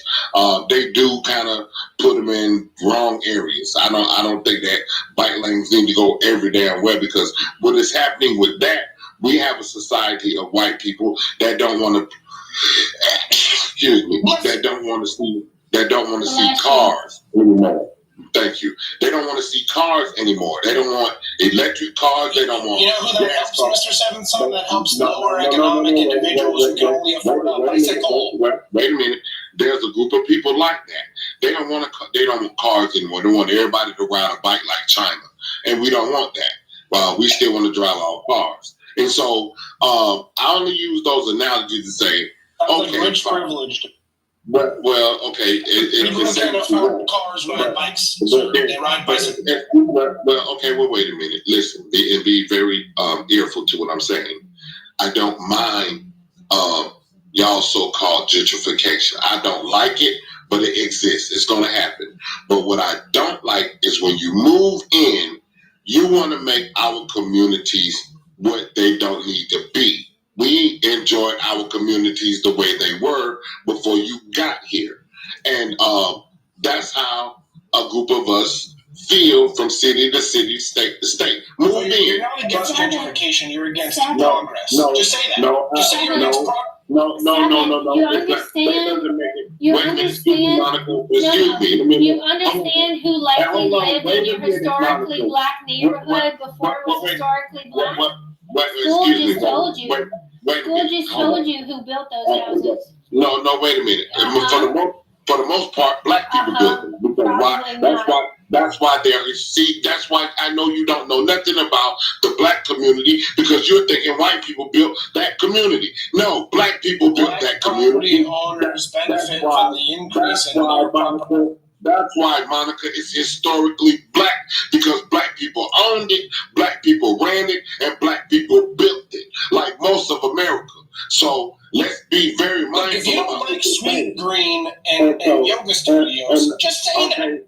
Okay, you can make up all what you want to being funny, but I'm being very serious. And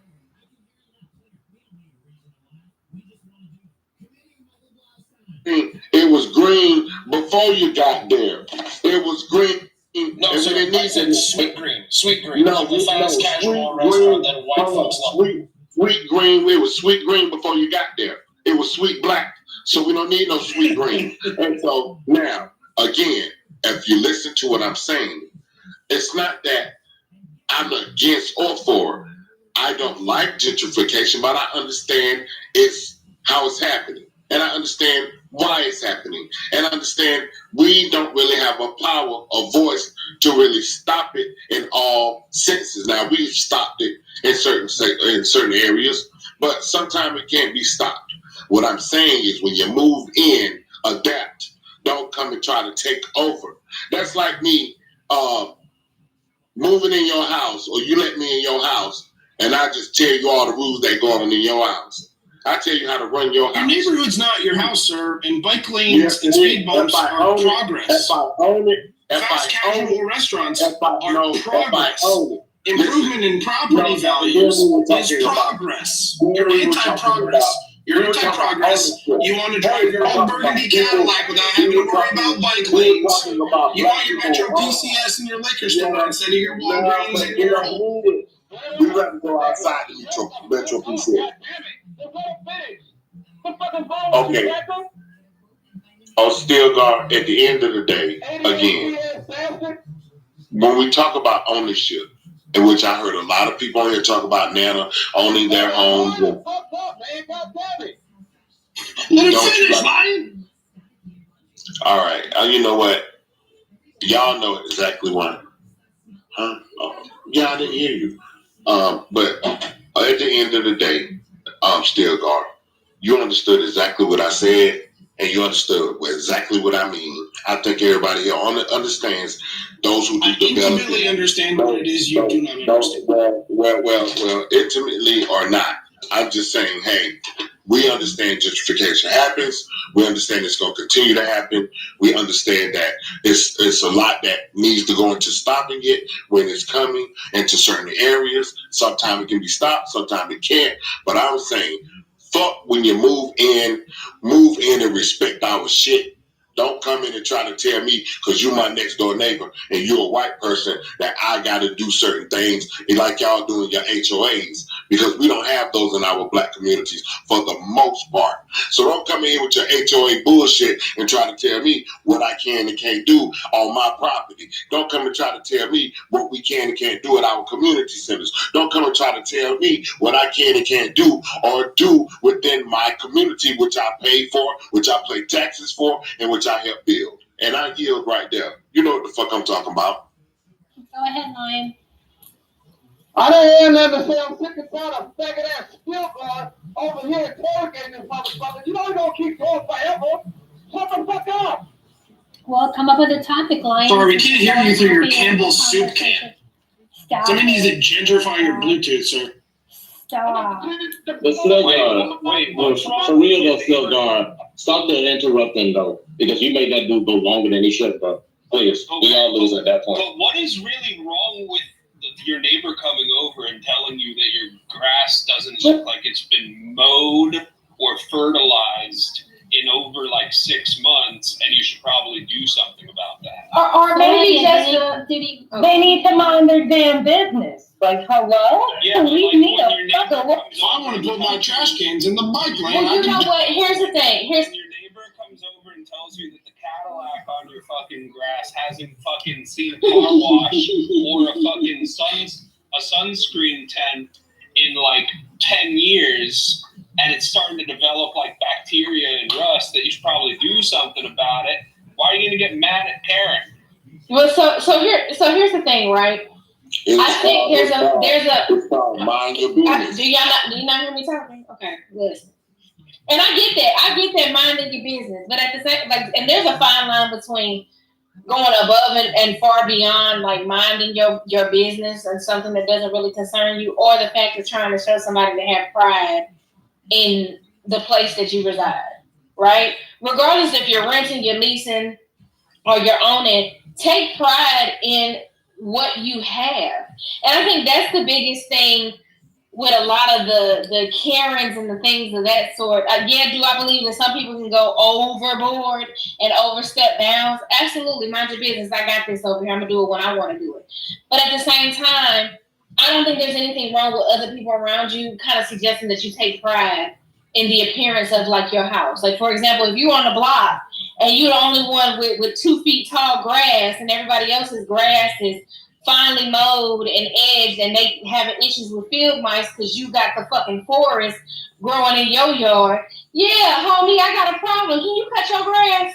There's snakes and shit that keep coming out of your yard and trying to crawl into my gutters and in my toilets and shit. And I really need you to cut your shit. Take pride in what you have. That's all I'm saying. I honestly, like me myself in our old neighborhood, We did have one of them lazy ass neighbors. Lazy ass neighbors, they start a project and the shit be half painted, or the damn fucking, they start like cleaning out their gutters and the pile of the shit is just laying on the damn driveway. And it's like, damn, you don't give a damn that your shit looks like shit.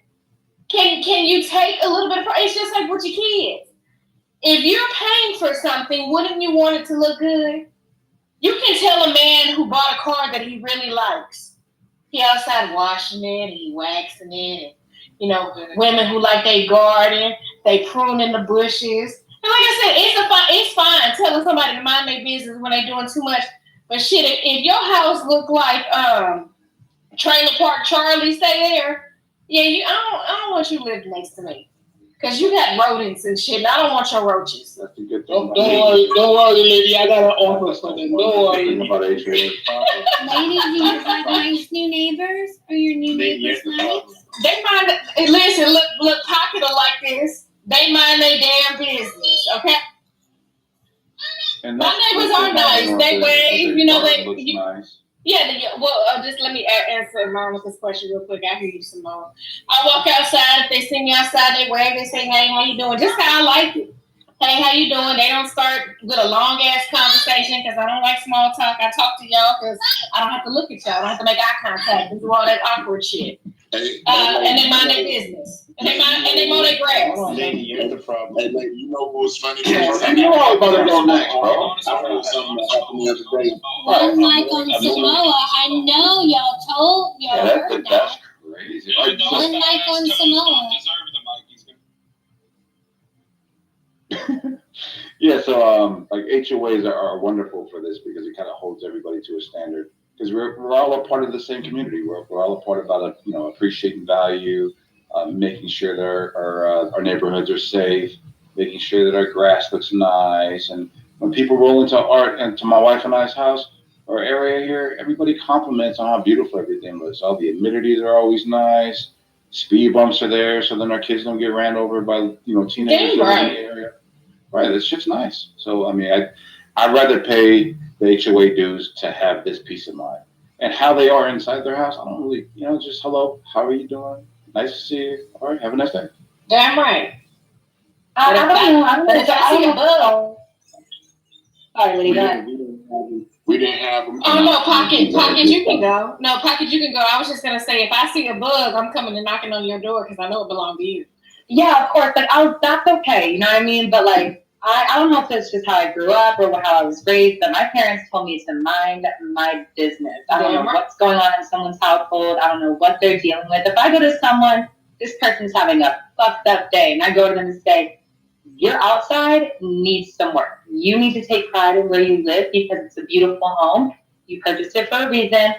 You should take care of it. And they just fucking, that's just like the straw on the camel's back, and they fucking lose. I'm not going to be the one that caused a new Jeffrey Dahmer to be made because I fucking commented on the wall. You just called so me. that's the type of shit where I'm just like, mind your business. You know what I mean? You don't know what's going on. What if it's a single mom going through 4 kids with no baby, not good milk in the life, and you're just like, your mom looks like shit. I'll watch your kid. But Pocket, if they get out, if they get out of pocket with you, I'll just stand behind you with the G26 and be like, we don't want no problems, dude. We don't want no problems, dude. Clean your fucking yard. So maybe I have to come over here again. A dilapidated property next to your property can impact your property values. It sure can. Your business. That's my. Sound like you breaking something. Who the hell breaking something? You banging on something? Don't break it. You break, you buy. I can see later right now coming out. Let me there are motherfucking snakes on this motherfucking yard. Trim back your motherfucking hedges. They're 2 inches too long. Sorry. Tourism requires new PTRs. We need OG gangster PTRs for Lady with her self-defense and lawn care mandates. Well, everybody should. Let me put it like this: if you live in an apartment, everyone should understand. Let's just say you got your nice little apartment in a nice little area, and you just moved in. Everything is great for the first, week or so. all of a sudden you notice a little critter crawling across the wall. You don't even have anything in the apartment to even attract these critters. Then after that, you're looking around and you trace these little critters going through a hole and let's just say in a closet floor from the next door neighbor. To the temple. Oh, no, sorry. You're not going. Ridiculous. Sorry, I couldn't stop. All right. Yeah. So then after that, you knock on your next door neighbor's apartment, and he opens the door, and all sorts of little critters start running in and out of the place. And it startles you, and you jump and do the whole heebie-jeebie dance. And what do? Do you say, all right, listen, I'm going to mind my business, right? Or do you bring it to somebody that can do something about this? Because this here is affecting you. You're paying rent here. You didn't pay rent you're not paying rent for cockroaches and all sorts of other critters. Right? Ladies and gentlemen? By them living there, right, by them living there, they're actually making it worse for anybody that wants to rent from them. There's no more tenants are going to leave. The same thing applies to houses, neighborhoods, and every other thing. We don't want your low-level jigaboo ass in our community. Just because you are black does not mean that we are the same. We are not the same. Our mentalities are different. You don't give a fuck. I do. Keep your ghetto ass where you at. Look, and pocket to your point. If you that person that's over there and you all sad and feeling decrepit and you need some help, just let me know. My kids always need something to do. They'll come mow your grass, clean your house, they'll paint your fence. They always need something to do. Talking about they bored. All right, we'll go make some money. I love that. I love that because in the neighborhood that I grew up in, that's what we did. As kids, we would go out and mow people's lawns. This is how we got our money. Go out and mow people's lawns, help them with shoveling snow and trimming bushes. That's literally what we did as kids. I don't know if it's times have changed. Yeah, I think it's the same for all of us at this point because times have changed. Once cell phones got to play, these kids got lazy. Let's just say that. So I really think, get some kids out there and do the work. I think that's awesome. This is what I like the structure about the black community or the black communities I grew up in. Not only that, and today in 2024, we need this. I don't need no HOA. What I need is black men to take accountability for being leaders within their communities. And when we see an old person who can't cut their grass and don't have the money to pay for somebody to cut their grass that's knee high, then it's for the men of that black community to go to that elderly person and say, hey, ma'am, I'm going to cut your grass because I see it does need to be done, because it's not always a nasty, filthy person. It can be old people in these communities that need that assistance, but everybody want to complain about it. Like if you got a white person living next door to an elderly person and their grass is not cut and they don't have family members that come do that, and they're calling the police and the whoever the fuck, the resources or fuck whatever, instead of the black men within our communities saying, hey, and this is what I was speaking about in another group. It is for us to go help these elderly within our communities with their trash, with their grass and stuff like that. And then you won't have your Karens next door in your face. Because if a Karen ever went to my grandma's house talking shit, she won't be able to leave about that yard or out in front of it, because she gonna get done up. Because I'll beat the fuck out and deal with the law after that.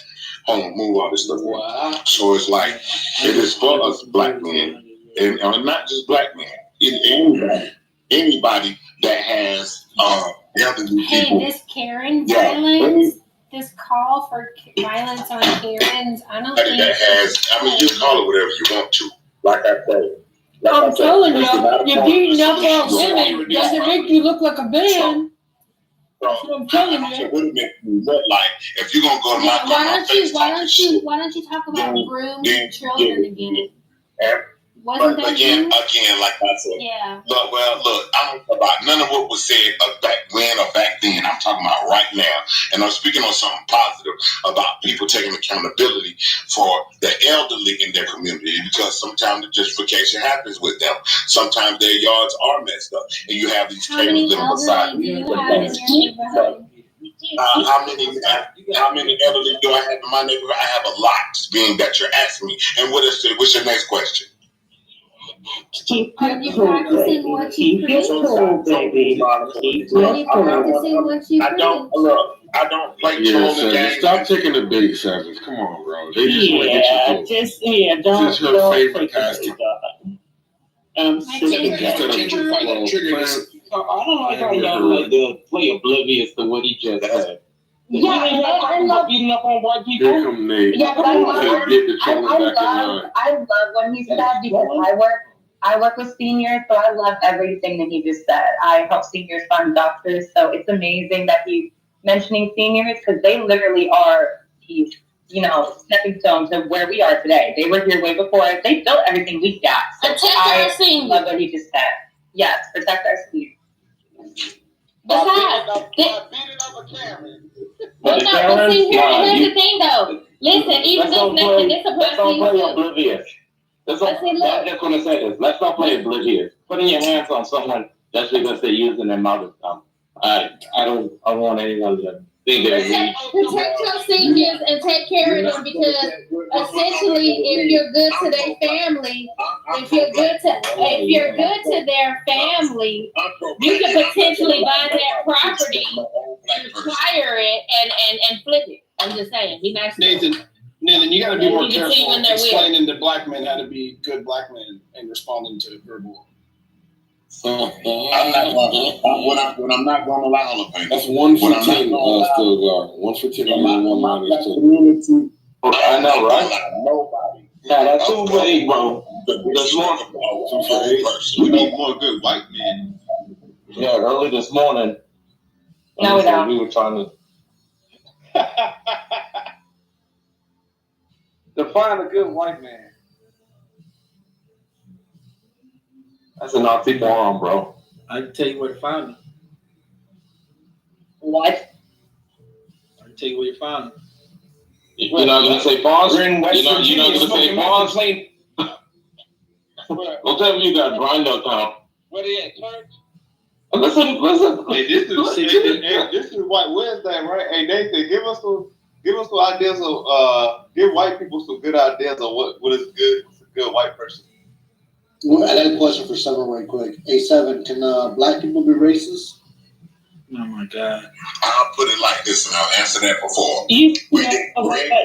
Don't answer that. I'm acting as your attorney. You don't have to answer that. No, it's not. We be like, no, I can't do it anymore. Let me answer that, and it's gonna be funny.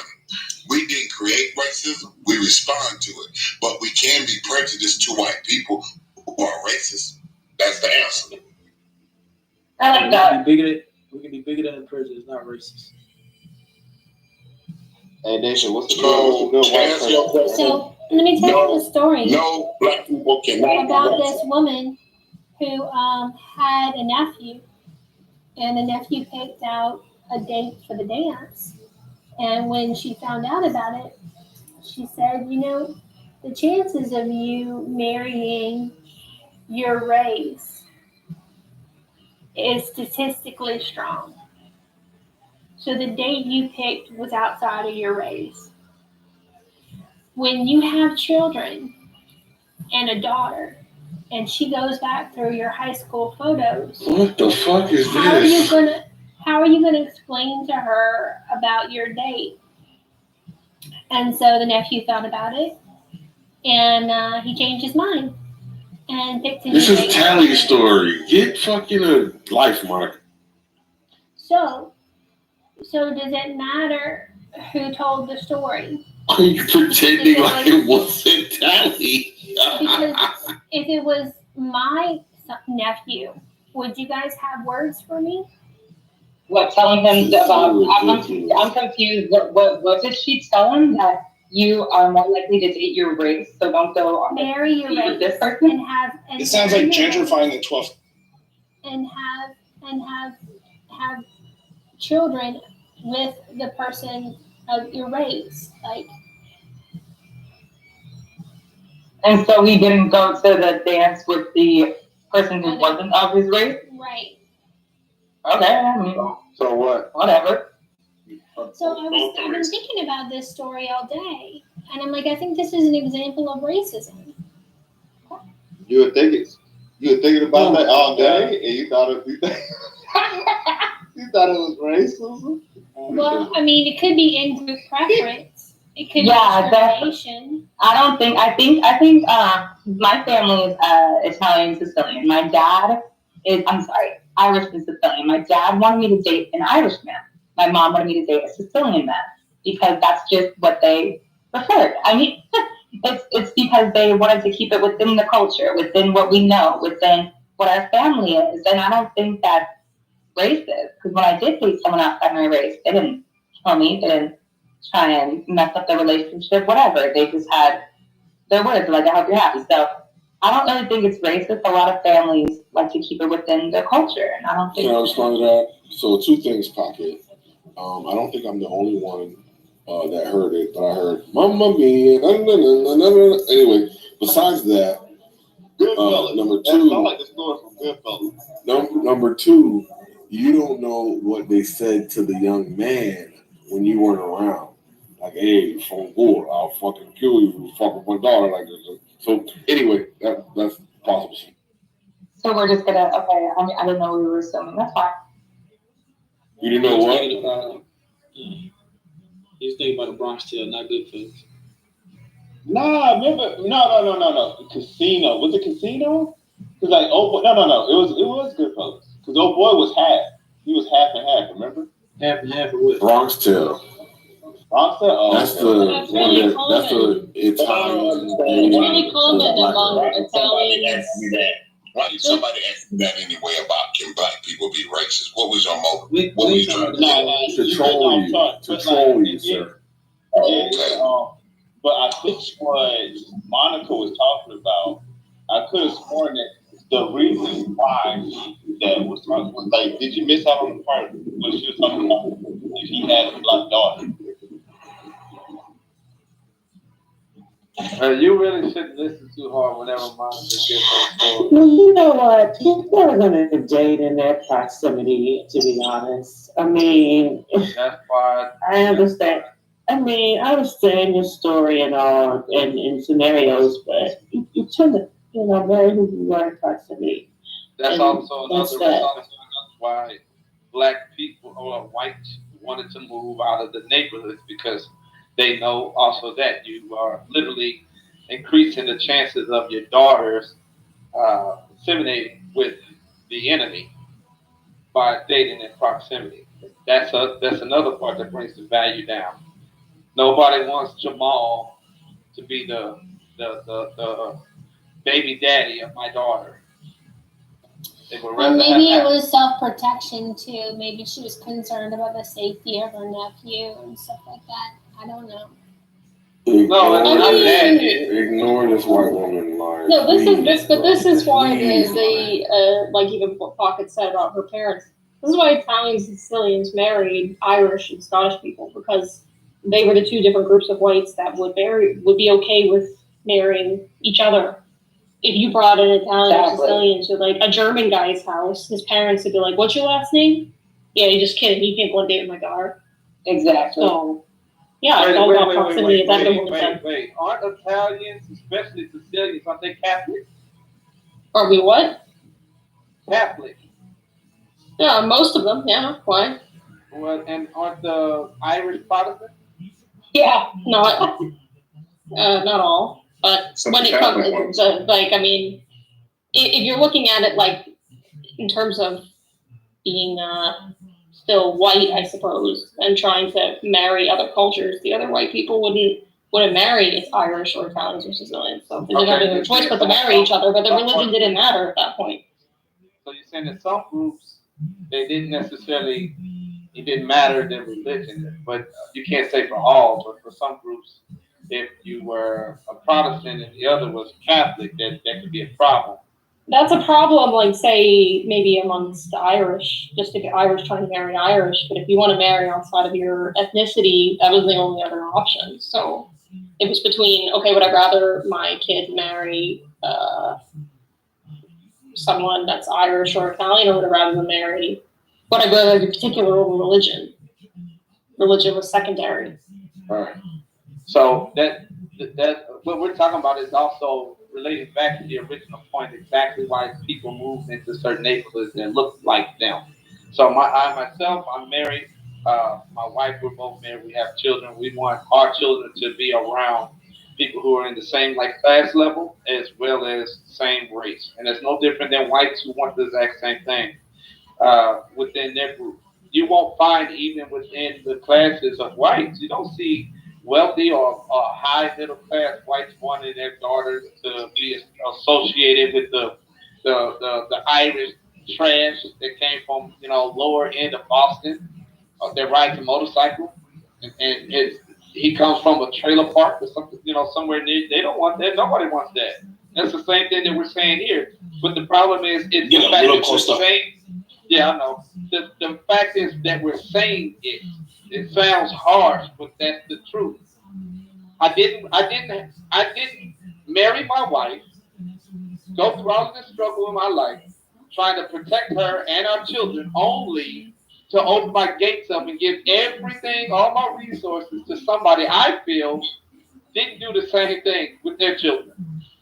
I don't even want my children associated with your children because of that fact. And it sounds mean and cruel, and we're supposed to love everybody, but the truth of the matter is, I'm the only motherfucker saying the truth right now. So well, hold on. Kids are gonna be friends regardless. Okay, kids are gonna they're more pure than us, and I get it. They don't know. I get it. Right? They don't know. But they are unaware. Not my kids. I'm gonna tell them to stay away from me. They are unaware. They have no experience of how the world actually works yet. Get away from them cracker ass eater.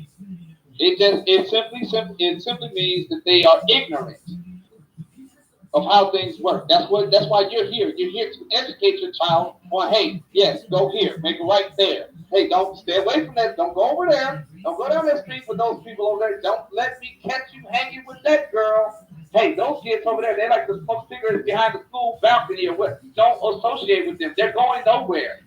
That's what you do as a parent. You don't go, oh, well, hey, listen, you got to treat everybody equally. Everybody is a child of God. It's all okay. We're all, we're just learning and growing. No, you're a fucked up, terrible parent if you do that.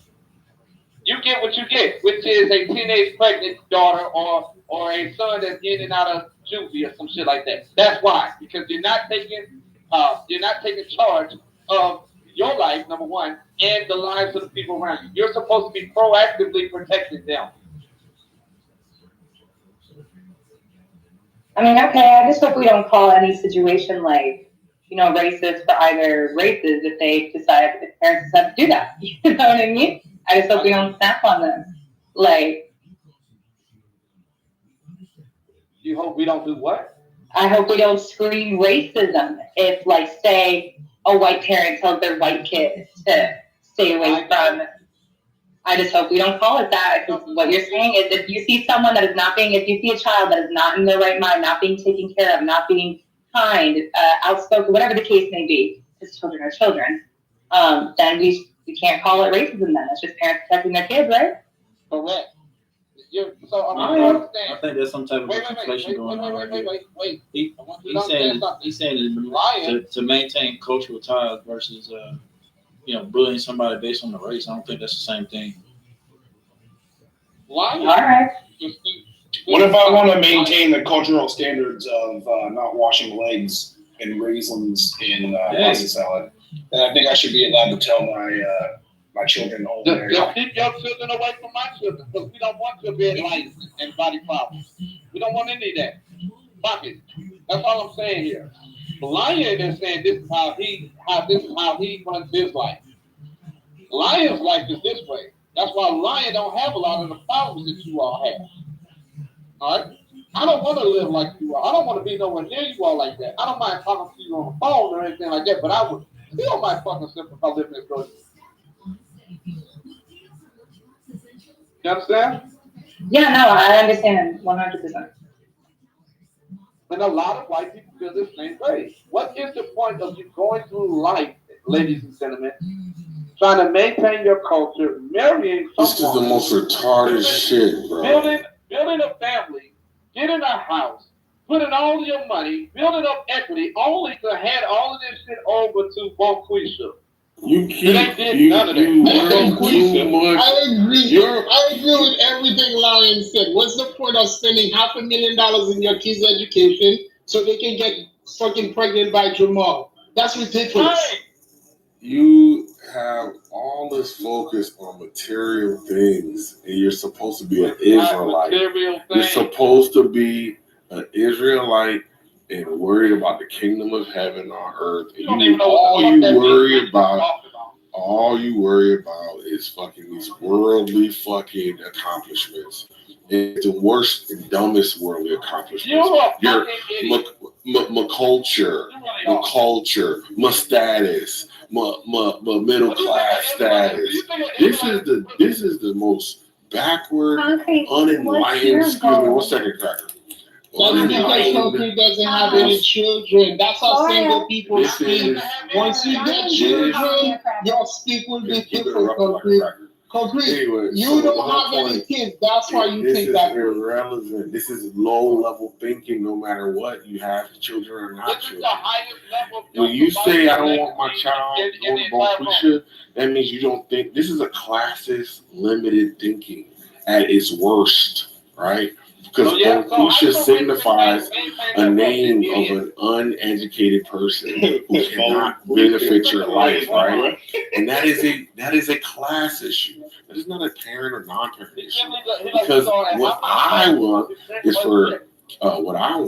is for all the children to live their bestest lives as much as possible. Can you imagine living in this fucking bitter ass world and you got some asshole telling you who you can marry and who you can't marry and all this other dumbass bullshit, what neighborhoods you gotta live in?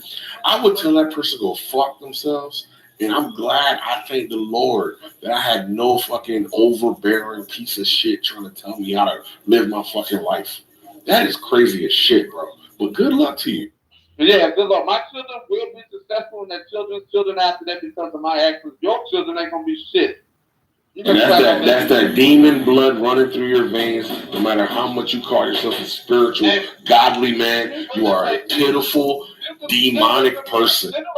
And children like bring home people that you don't approve of, and then you're gonna have to decide if you love your You think this is the right way to think, man? and your grandchildren This weird ass shit more as than a fucking, you love your ideology. as a fucking. Think about in the scheme, an American scheme of things, where Lion exists and how he thinks that he is going to be like some dominant force in the next, let's say, generation. Right? 25 to 35 years, right? Do you think that is that's a reasonable position or some sort of delusion of grandeur, right? It's obviously delusions of grandeur. Because he has no idea the complexities that the next 25 years, he has no idea the complexities the next 25 years are going to present to all of us, such that he wants to announce some sort of dominance.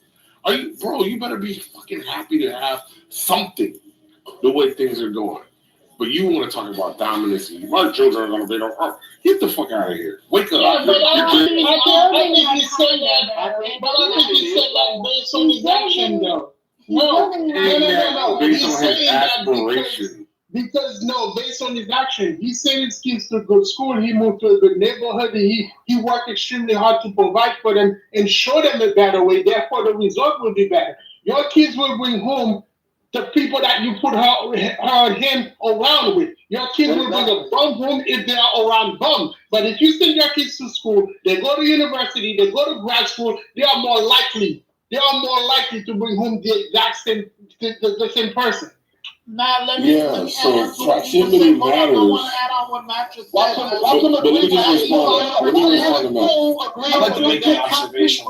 Let me respond to that real quick.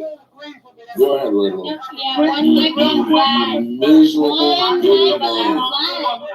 You miserable, thirsty little man. Get out of the way, you fucking weirdo. I'm gonna say I'm gonna say around 95%. It's all about parenting, and that's why I'm gonna add to what Matt said. And I think that's what he was trying to say, but he was more talking about surrounding your kids in the right environment, right people, which is also part of it.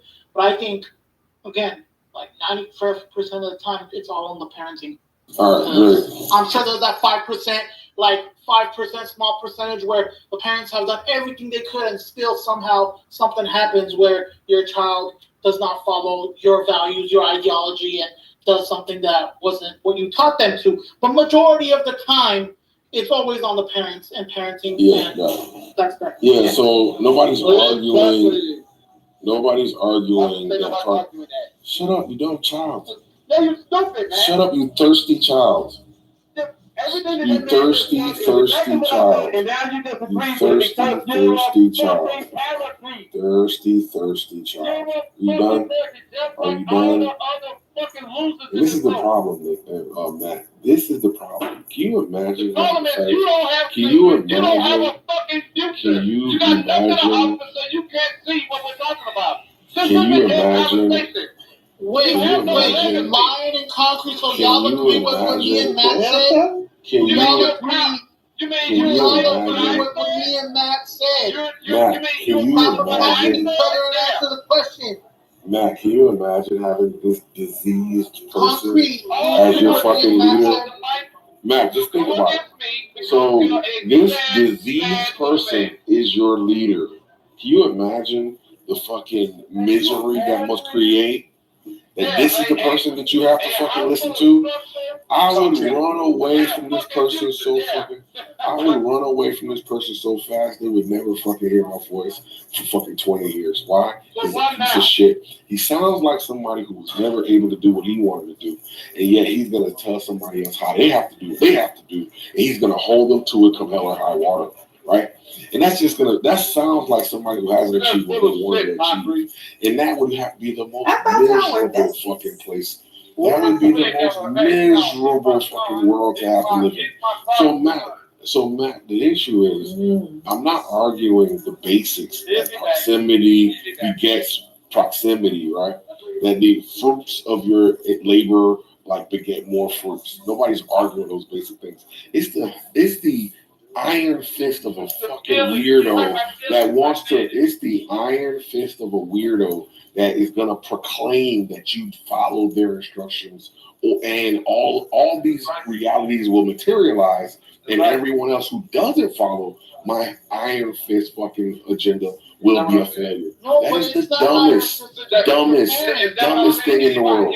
Have you ever noticed this phenomenon of the flamingest, body glitteriest, banana hammockiest gays have conservative dads who watch Fox News, and the children of teetotalers. Children of teetotalers. Don't say that, still, God. I hear what you're saying. Alcoholics. Yeah, I hear what you're saying, but fuck. That's different. They are born that way. I wouldn't wish that on nobody, bro. No, but you gotta understand his point. So him, we had to endure that bullshit from that clown. Number one, he doesn't have children of his own. He has no idea what I'm talking about. He has no clue what it means to be a legacy. He doesn't have a sandwich in his mouth. Yeah, that's a PB&J. I know PB&J when I hear one. No, it's not. It's actually chicken and french fries. So overall, the point is simply this. You don't know how to lead a household. Because of that fact, you'll never actually get any of that shit. If you leave your family wide open for the world to influence them, you'll get a person just like Concrete, an unfulfilled, selfish little loser who doesn't actually have anything coming to him, except probably some tranny dick. Now, my point still stands, ladies and gentlemen. People move to these areas for the sole purpose of not just ensuring the likelihood of their wealth being maintained within their group, but also the wealth of the next generation, i.e. their children, being maintained within that same group. We call it class. All right? Everybody does this except for the most uneducated, deplorable, lowly level individuals who think that love is love. All of you people who think that you are always perpetually in the same exact category as your daddies was and mothers, or whoever them motherfuckers are, in the generations that came before them. because you weren't planning, your families were never planning ahead. You never got ahead. I happen to be from a family that thinks long term and made sure that their children got out of bad areas and put them into nice areas to eventually bump into people like Lady. That would have never ever happened had they kept me in East St. Louis. I would have ended up just like the East St. Louis people to a T. Never actually achieving anything. Never becoming a business owner or entrepreneur or any of that shit. Possibly being killed like a lot of teenage boys that are in the area. That's why people do what they do. Now, what happens on the flip side is the white people that are already in those neighborhoods that we move into, they understand from their perspective that this is actually a bad thing for their children because they don't want their children intermingling with me. Meaning, they feel that I'm going to bring their children down while I'm going to be socially lifted up. That's the problem. There's no value in a white person allowing their children to hang around black people because it just brings them down. Versus a black person hanging around wealthy whites, it will bring them up. Case in point, Concrete. Concrete himself has absolutely no value to bring to the world, but because of his association with wealthy whites, he now feels like he's just like them. And he comes in a room and starts talking as if he is. Me, on the other hand, I actually built myself up from the ground floor. Now that I've made all of my things, I don't want to give that up to somebody that's in the very bottom, regardless of my race or their race. I don't want my sons and daughters associated with Ray Ray or Sukihana. That doesn't benefit me at all. That literally takes my generation back to East St. Louis.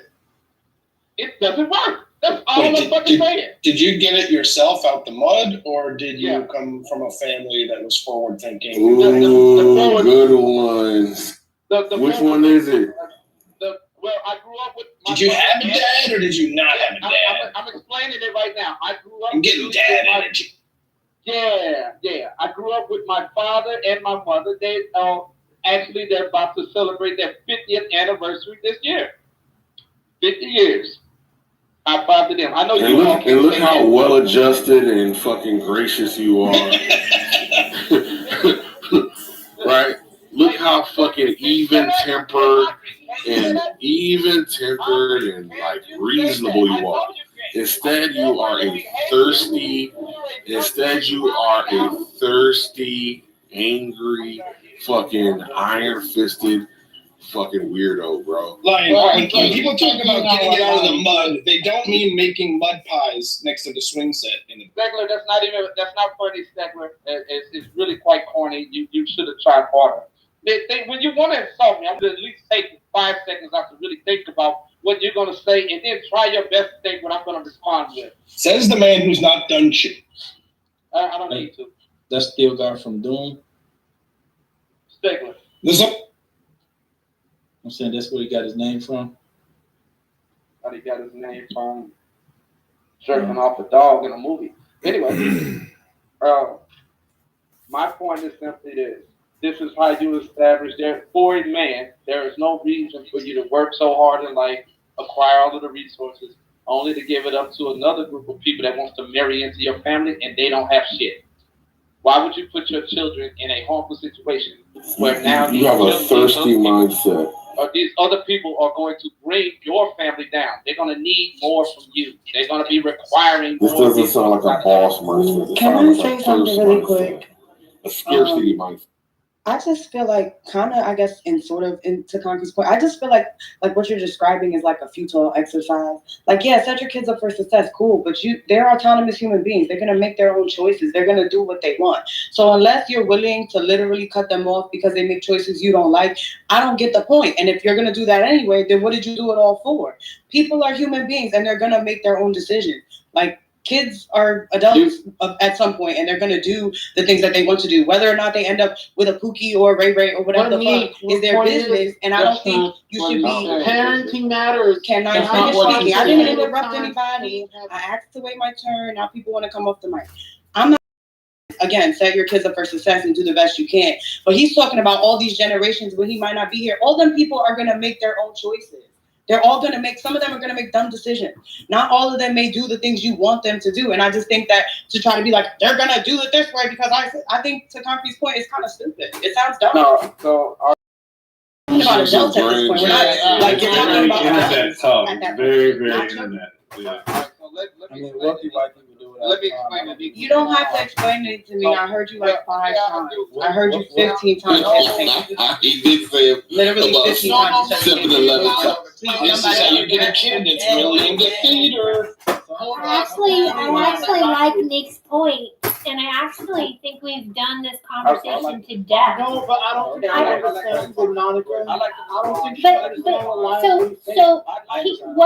what? But everybody's You heard what I said, Monica. okay. Hold on.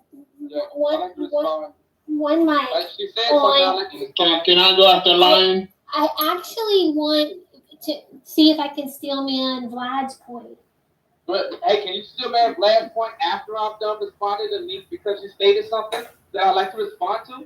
But you've hogged the mic a lot, I have not hogged the Lion. mic. Concrete Lion, that's not true. Monica, that's all that happened. Come on, Lion. See how give many me a things if he second. just says So- something and it makes it true? So, There you go. There you Lion thinks that Look at all these fucking cell Lion phones. gets Oh to my god, look at all grow these fucking cell phones. trees What in the fucking whose shade he'll never sit under. Cell And that's phone what wise hoarder. men do. I'm a fucking cell phone And then hoarder. Meek has a valuable point too, and actually look I at kind of this mentioned it, but nobody Look could at hear all me. these fucking What are your phones. plans, What the fuck Lion, do I if have your all these children fucking don't phones for? agree with you? Oh my god, And you too have many phones. You want my grandchildren who phone? might Cell marry phones? people Cell that you phones for don't sale, approve just of. $1 a Are piece. you You're willing gonna buy a to cell He's gonna phone? track me down for that tree and find the nice one. And then Vlad, and then Lion, hand the mic to Vlad. No problem. I surely will. So, Nick, the problem is what you didn't listen to the conversation because you're only thinking shorthand. So the reason why generational wealth is what it is because what I'm saying to you is exactly how the wealthy remain wealthy and they keep their stuff together. They educate their children and they also give them those concepts of stuff. Hey.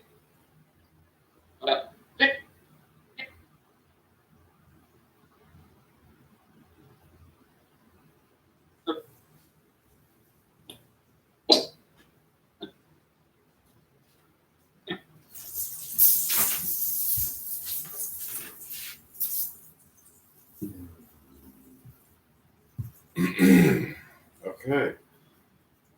Welcome everybody to my afternoon podcast. It's August 7th in the year 24 of our Lord Jesus Christ. Our Father, who art in heaven, hallowed be thy name. Thy kingdom come, and thy will be done on earth as it is in heaven. Give us this day our daily bread. Forgive us of our sins as we forgive those who sinneth against us.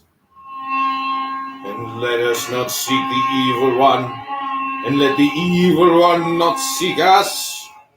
All this I pray in the name of your Son, Jesus Christ.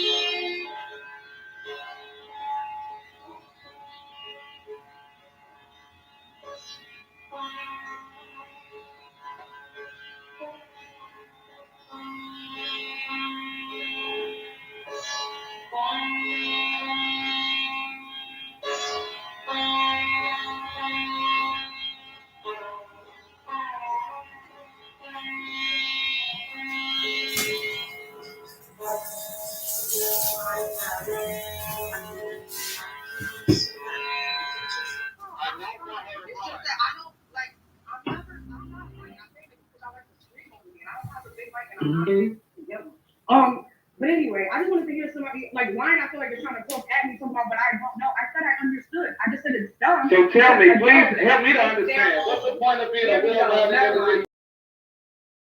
What's the point? Listen. What is the point of being a will-rounded? They gonna live under this pressure. No, listen. You know they gotta live under this. You can't even fucking disagree. I'll be like, yo, get the fuck away from me. Okay, it's not about living under pressure. It's not even pressure. It's just ridiculousness. It's just weird ridiculousness. But Lion, why can't you let somebody finish talking? Because he can't. Because he doesn't want the negative thoughts to. Yes, let's hear from. Oh wow, let's hear from Matt. Yeah, so maybe Lion is not giving like all the detail, but when you're raising a child, you instill in them certain quality that will allow them to make the proper decision and the right decision moving forward. It's not a question that they're not autonomous. Even, I don't know, an autonomous computer, you have to instill in them the quality that you want them to follow. It's like putting a child on a highway, right? And then that highway will lead them to success without any. We don't understand that, man. Okay, but then again, you guys understand his point, but yet you guys want to argue with him.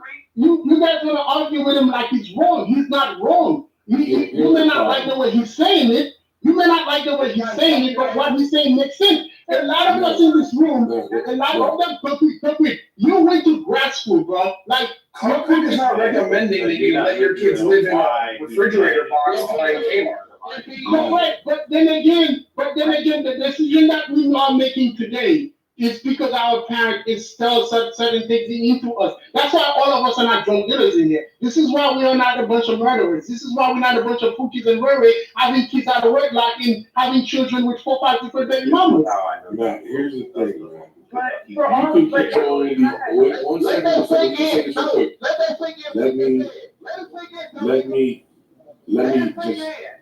Let me just go ahead and trigger your, let's say, critical.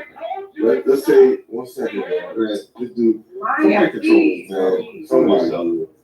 Somebody. Anyway, so let us just acknowledge.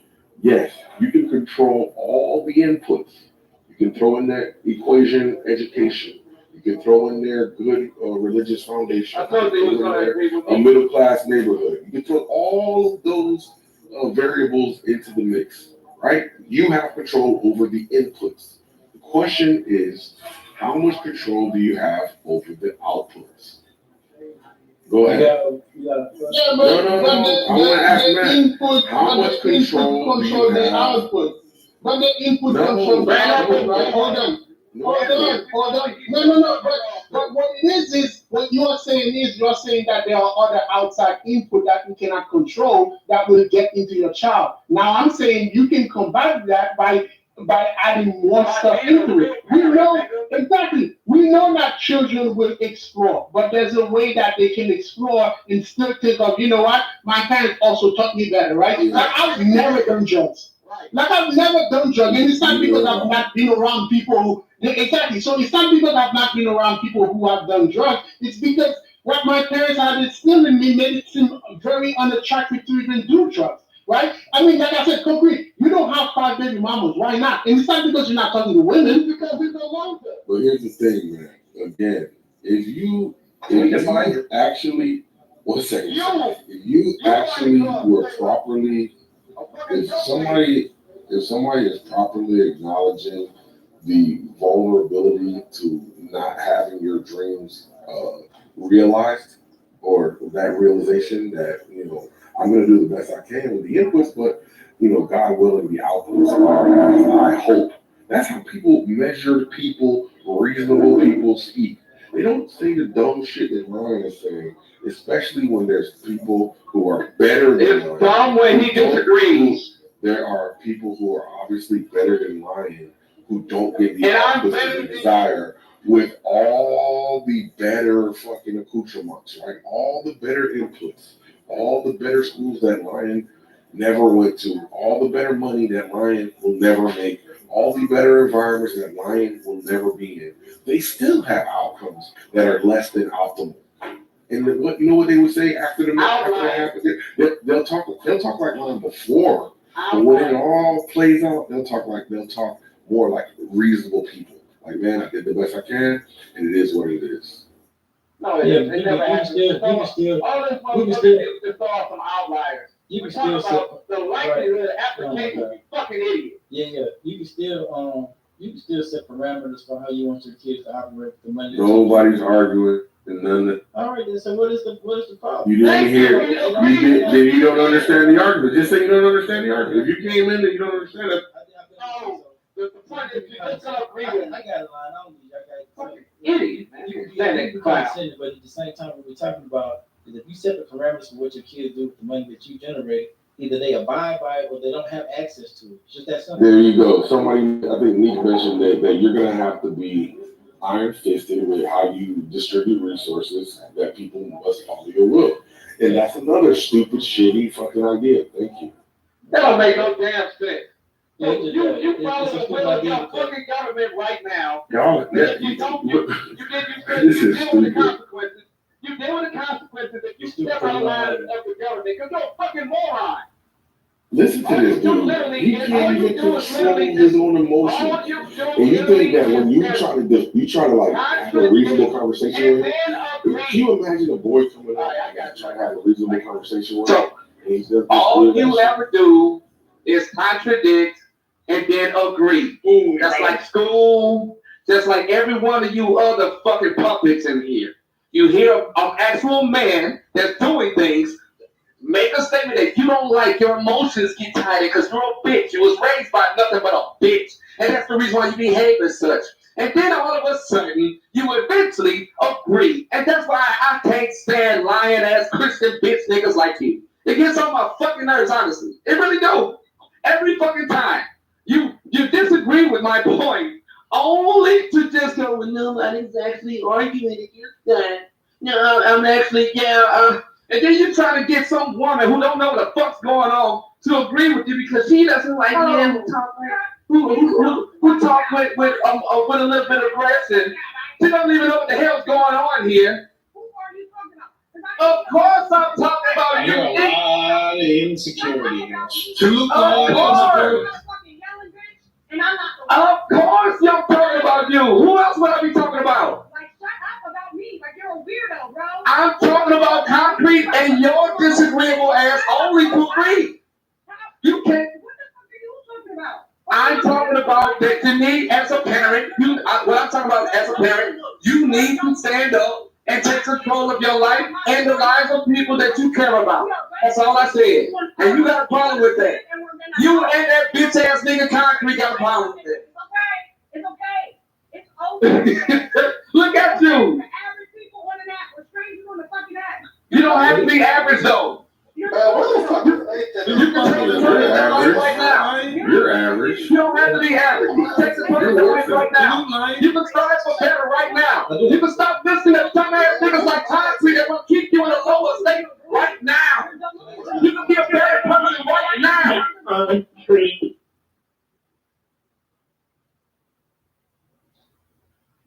Salute, Lion. It's possible. Hey, what's up, Rasheed? Long time no hear from you, man. How you doing? I miss you, Lane. I miss you too, bro.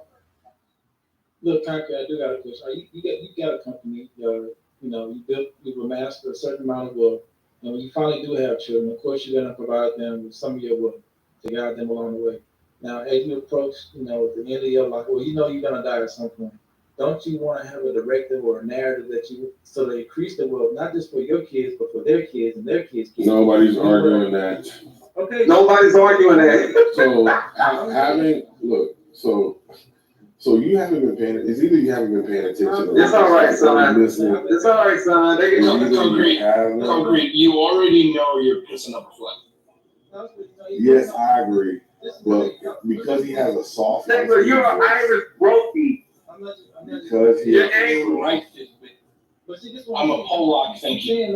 You're still broke. You're low class. Yeah, we should all consider ourselves very honored. And you're to be low the class. presence Everybody knows of a it. transcontinental free relocation specialist. So Yeah. your CDL is a wonderful qualification. We're all very intimidated by your economic.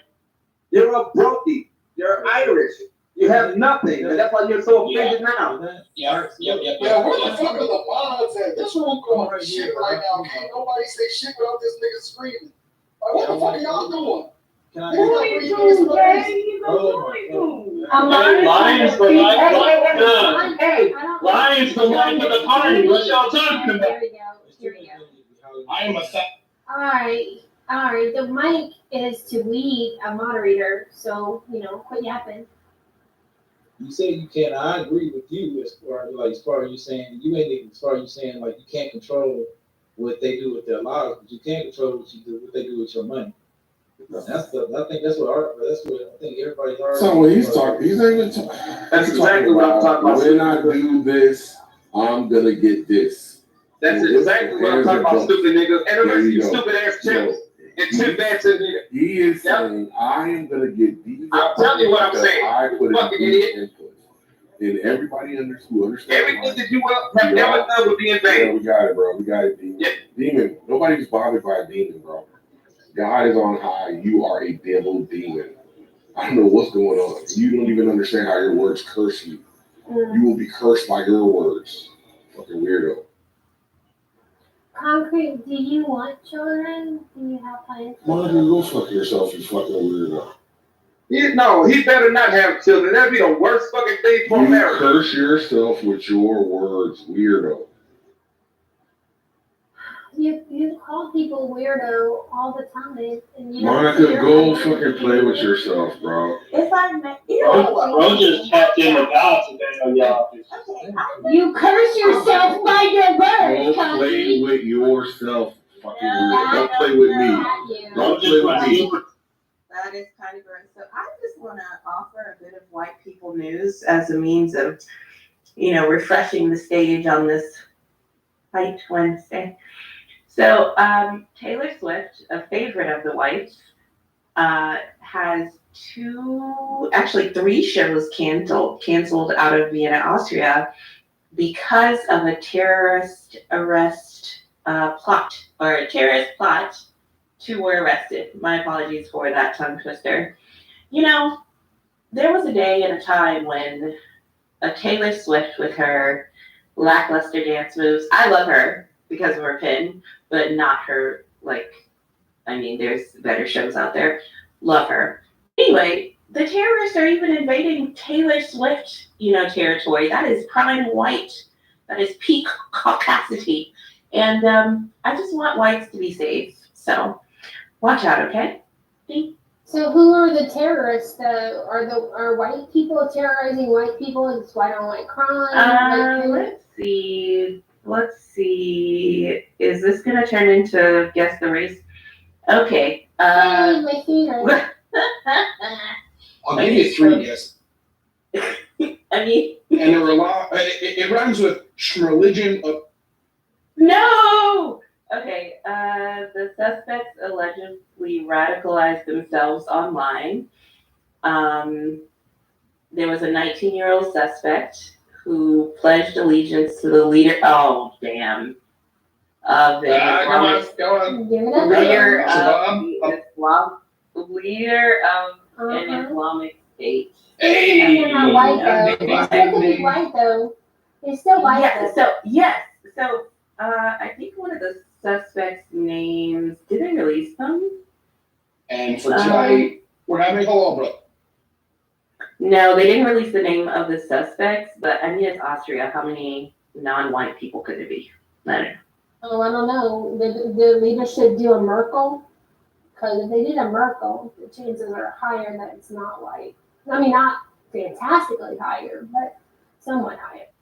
Well, Austria and Germany are both part of the Schengen security zone, so you can drive from one to the other like you can drive from Connecticut to New Jersey. So, they're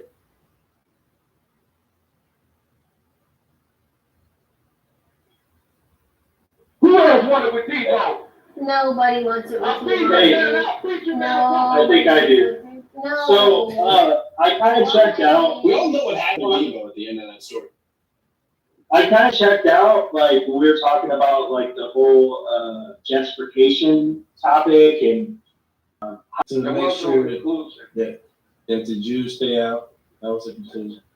that's what they, and I think that would solve every single last one of the problems in the falls out of it. Yeah, but here's the problem with that. The nuance is that you gotta have black people that are willing to take care of their own shit in order for the exploiter to not have the opportunity to come in and take advantage. You can't blame the snake for being a concrete. You know what I'm saying? It is what it is. So a self-avowed black supremacist racist lion is less racist and bigoted to the white woman on the stage than concrete. Take that in, everybody.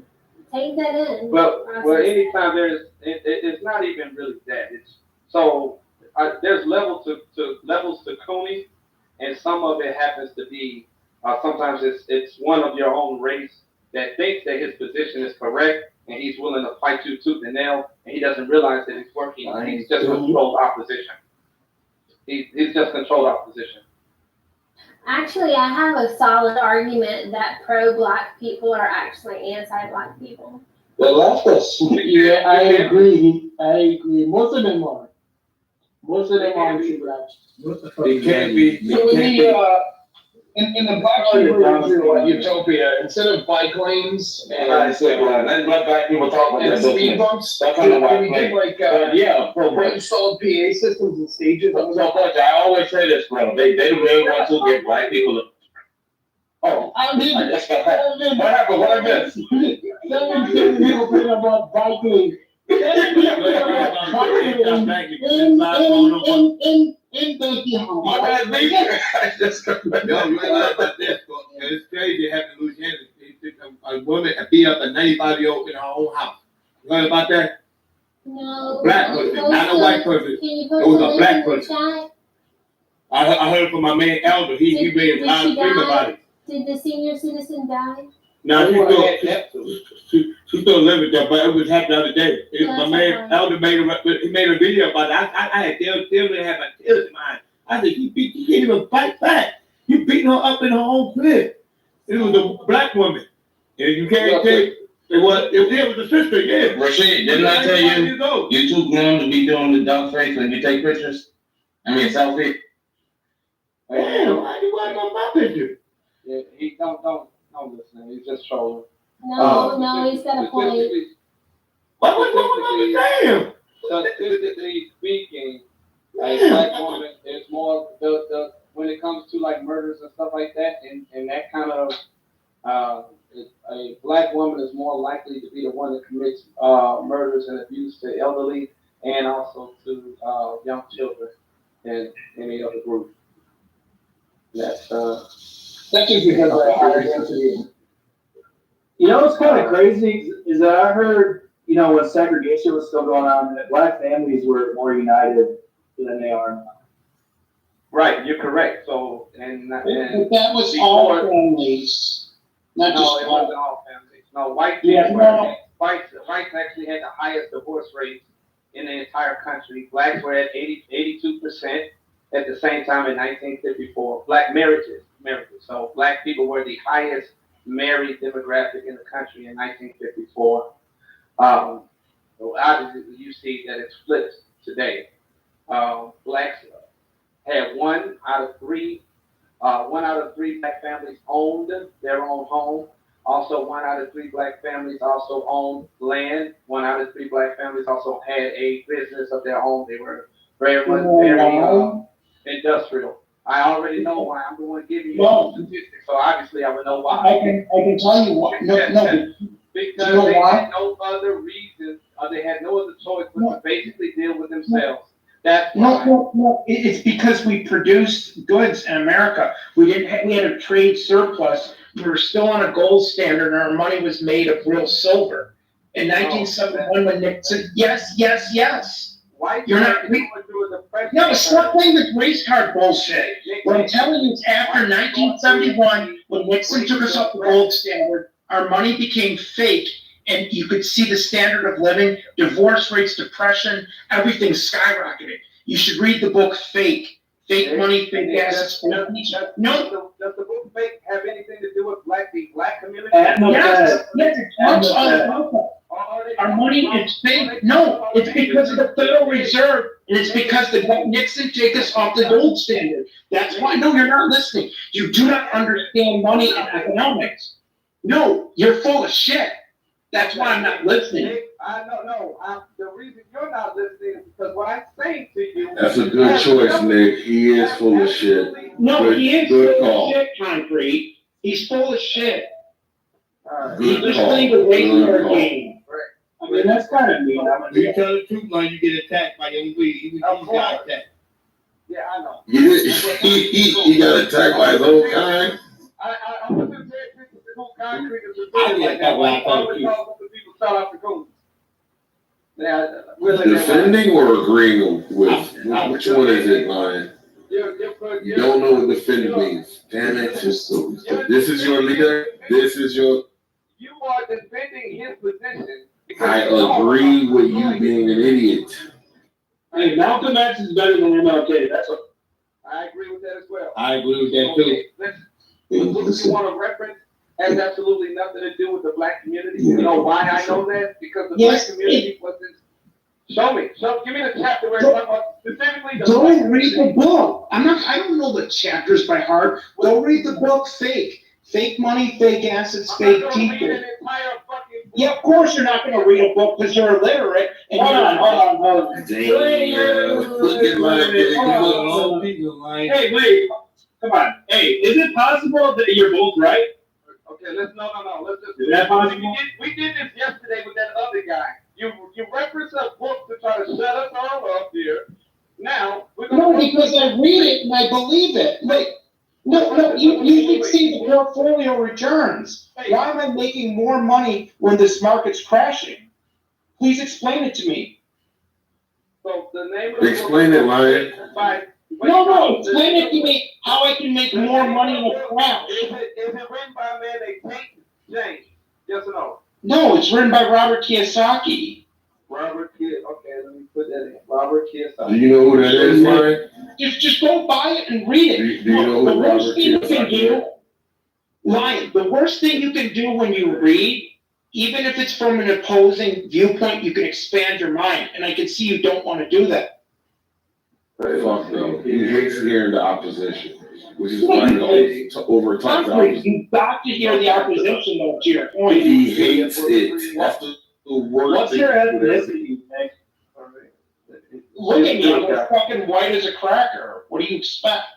So you're just like Monica? Hey, Concrete, I'm so white, I make Peter and Jan Brady look foreign. Nick, watch how you Nick, are you white? I mean, are you Jewish? Yeah, No. Jewish. Oh, I'm not Jewish. Nobody's an accountant, so he might as well be. So, come on, Monica, we do embezzlement schemes. Get it right. Have you heard? Oh, sorry. Have you heard Lion's side of the argument, though? No, he wasn't listening to that. He just wanted to make his point. Yeah, maybe you're both right. That's what I'm saying. The Federal Reserve is a real evil thing. I don't see anything in any one of these chapters where they're talking about, number one, 1950s in the black community after Reconstruction, how they rose themselves up by 50. You read the book already. You read the book already, Nick. You read the book already, Nick. So you got it like. You scan it in 2 minutes. Lion got the AI shit. Look, Lion, all I'm telling you is when I recommend books for people to read it. Okay, you want me to do the work, man. You want me to read? Yes, he wants you to do the work. What's wrong with reading? Do you have any books? Wait, hold on. Do you have any books that you suggest for me to read? I'll read them. Just give us the summary. It's kind of inconvenient. Just give us the summary. Wait. Give us the summary. As a matter of fact, I do. I want you to go to you can go to our Discord, and myself and my wife, we put all sorts of books books on there that you can read that we actually have read. Okay. And you can just it was. Lion, are you accusing him of not reading the book? Absolutely. Yeah, how did you figure that one out? Because he's throwing out a book, number one. He says this book here pertains to the black community and their surplus. Nick, did you read the book? Did you read the book? It doesn't it doesn't specifically say the black community. But that's what I'm talking about. But what I'm saying is what has impacted since 1970, not just the black community, the white community, everything in divorce rates. You came off the mic to talk about what I was talking about or what you want to talk about? I'm telling you what has caused this high divorce rate, high crime rate, everything, depression, everything. It's because Nixon took us off the gold standard. No, it wasn't. Nick might be onto something, bro. Real talk. Because but look at what happened in the Great Depression. The Great Depression happened right after the Federal Reserve was enacted. So Nick might be onto something. So give us, the summary of the book, please. Even during that time, we still went through Jim Crow laws. So I don't think it impacted black people just the same way. We were already poor. Yeah, because the Federal Reserve's robbing from you and debasing your currency. No, we got robbed. We got robbed before that. See, that's something you obviously don't know anything about. You can play the victim card all day. Like Lincoln freed the slave a long time ago. That's his favorite card. Why are you gonna not let him play his favorite card?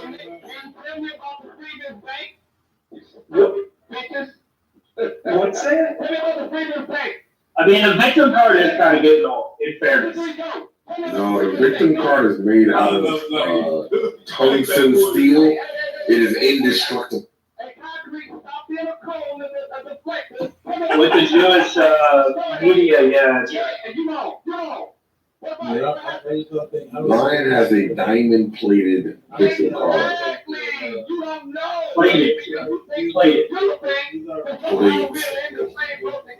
Diamond plate. Because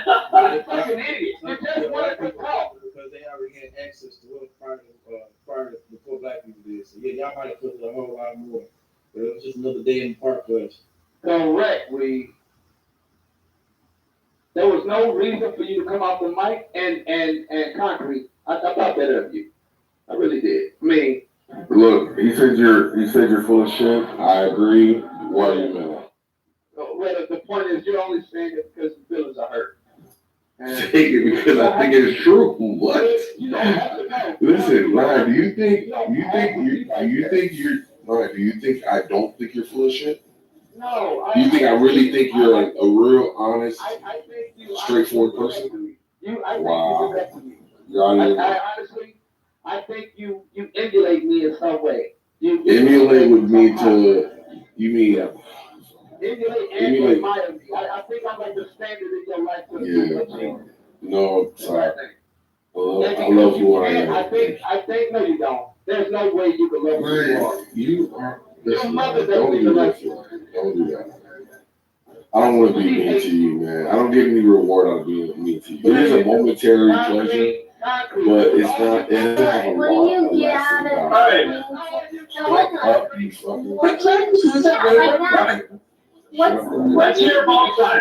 What do you get out of being mean to white women? I said favorite women. Women of all colors. That's irrelevant. Concrete. Good. So let's hear both sides. Let's hear Nick's side and then we'll hear Lion's side. I don't know who's moderating from. All right, let's hear Lions first. There's really no side. How punitive you are, Monica. You must have had a rough upbringing. You must have got whooped a lot. What's your goal, You got punished a lot, didn't you? What's your goal? You probably got whooped. Why do you stare at people with pleasure? Why do you need to insult people who don't insult you? Monica, did you get constantly whooped and gaslit? You think he's sexually frustrated, Lion? Monica, did you get constantly whooped and gaslit? Were you constantly Go back and antagonized, get that waitress's digits because she told him she was tall and athletic. Monica, did you? Probably the only compliment he's ever gotten from a woman. Did you get a lot of spankings growing up? Are you doing some kind of fetish thing? No, like, it's a psychoanalysis. Like concrete, if you can't be pleasant, how about you just ignore me completely? I actually don't mind if you ignore me completely. Tell you my words that it creates. If you just so I'm unpleasant, very punitive nature, unkind, which is to say you like to try and you control. ruin so many conversations on here. It's Also retribution. so sad. And I So don't know why. You have Okay, so live Thursday to the room. DNT, get out the way. Catch a clue. Look at her. She is a victim. What are you doing? Somebody's got to do it. No, you don't. Stand down. Gotta do it. You're new here. Get out the way. Legacy people are discussing relationship shit. So you're a classist. Back down. You're a classist. You're very punitive. That's what you think. And let's start being nice to the members of chillism. And what?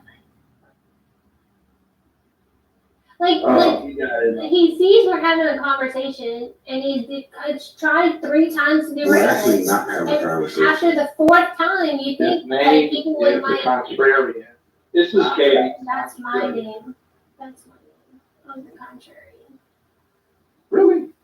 I would have went with that. The lion don't even know what the hell they talking about. I would have never Next to rooftop, next to transracial rooftop Korean, a pioneer, snow bunny or something. You never been in her bio, bro? No, you know that. I've been down like people houses. You gotta keep the door in, lion. Okay, mind your business. Mind your business. Mind your business. It's safer that way. And I prefer for them to stay out of my house too. 7th low-key threatened lady. Like, what are you doing? Yeah, like lady said that I would have pockets back if the neighbor's yard was a nuisance, that mice and snakes were going into their houses. She'd be there with her gun to make sure that the conversation was civil and appropriate. And 7th said, somebody come up to mom grandma's house and they tell her grass is too long, they're gonna catch a beating, basically. And that's rude. That's crazy, yo. You see what she just did?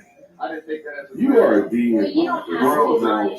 I can Pilates yoga read. It was not. It was not. Because 7 doubled down on it. And I said, wait a minute, this Karen violence is not okay. And he was. The women in his family, totally. Oh. If I hurt your feelings, I apologize, bro. That was a little. I was a little hard. I don't have any feelings. That's true. You don't. Look at this father and He son doesn't bonding, even baby. When you say you all right? You say you accept my apology? I accept your apology. X-Men, activate! What did he do again? Happen again. I'm pretty sure Will not push in the corner. He's stupid. Oh, they're bonding. I'm gonna apologize, but I just want to let you know it's gonna happen again. Because he's gonna make bad arguments. I'm gonna respond, and then he's gonna get tricked. Charlie, were we on the topic? Didn't we have a topic? Yo, school, what's up? You there? It's been a minute with school. Let's visit with school. Concrete. I could tell you're the most amazing man on Clubhouse. You don't deserve your presence. That every gem that falls from your, what is it?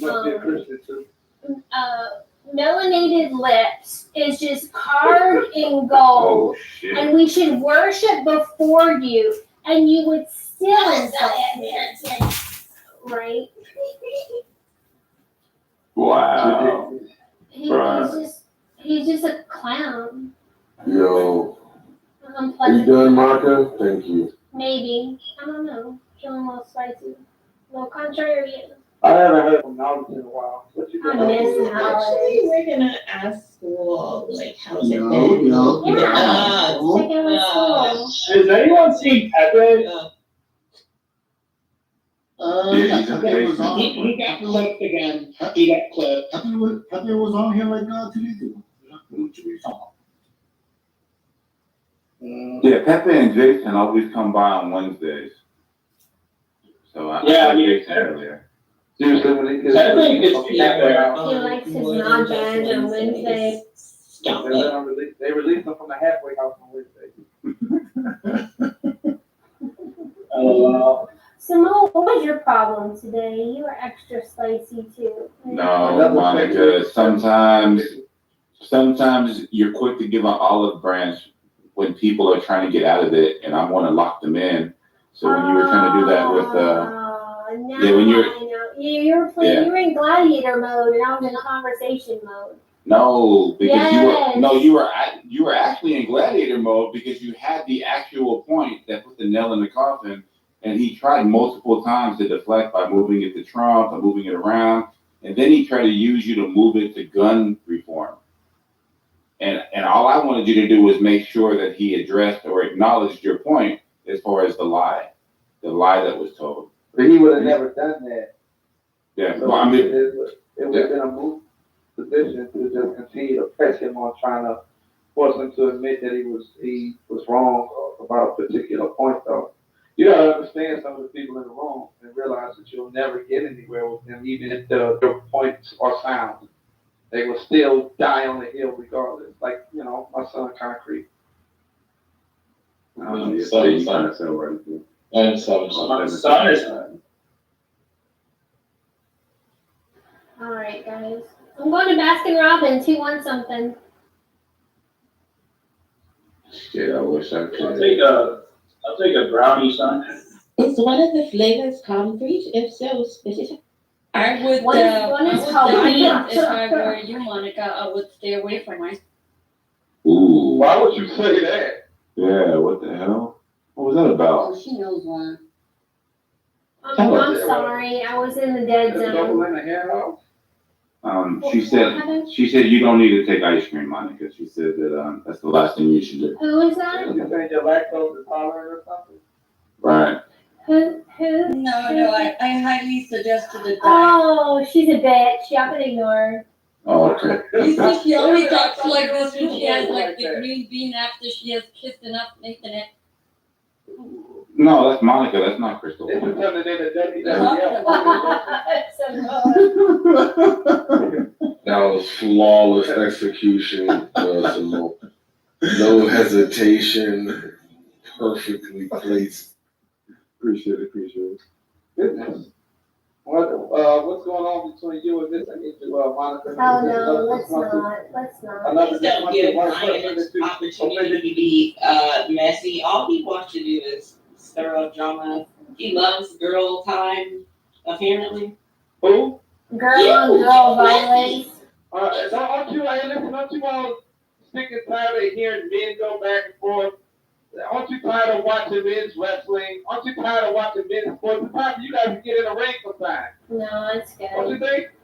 I actually don't have much against Angela. I really don't.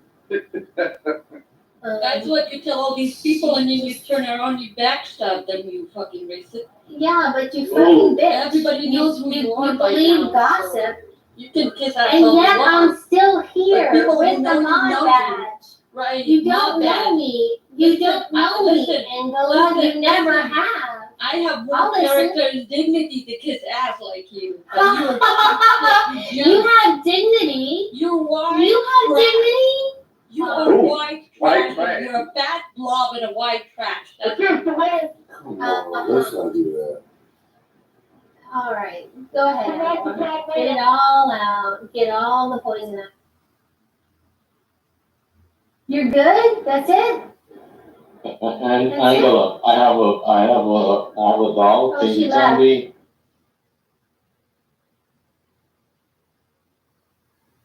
She didn't leave. I see her. She's on my side. Oh, Angela, I have a doll. Where did it touch you? Oh my God! Look, you know what, Nathan? You didn't have to jump in there at all. Hey, Nathan, if we promised you anything, know that she's an obese 300-pounder. You want that anything? Oh God! And What's he's your old and ethnicity? single, childless, so trust me, you won't get any. What sets you We don't free? talk about children, Angela. I think that would be wise. What's your side? Monica, what are you, a thug now? It's amazing how precious your privacy is to you, but you don't care about other You people's started, privacy. bitch. You I white didn't. trash. You did. You came off the mute to be mad about my ice cream. Are you hungry? Can you afford a scoop of ice cream, ma'am? Do you need me to donate to your Angela fund? Your fundraising fund? Do you need me? Do you need some money? Talking. Uh-huh. The trailer trash is talking. You started this, Angela. I didn't. Look, there's been enough disrespect of trailer parks today. Me and my lawn furniture will not stand for the. Listen to this Irishman. Your tire planter is feeling talked about. It's perfectly normal to buy garden accessories at Family Dollar. I don't want to hear. Hey man, look, he took one of his old tires and made the table out of it. Got diamond. Dollar General has some cute little planting things, to be honest. I like dogs, I'm gonna be honest. Anything else? I'm glad you're good now. If I want to fuck my cousin, it's my. Go ahead, Shay. Not Monica, not you. He wants to go on in about his incestuous relationship with his cousin. Yes, Abraham, get out the way. Get out the way. Nathan, how did you think today went? Right quick, so we were talking about I got 2 points. One, you're not a victim shy.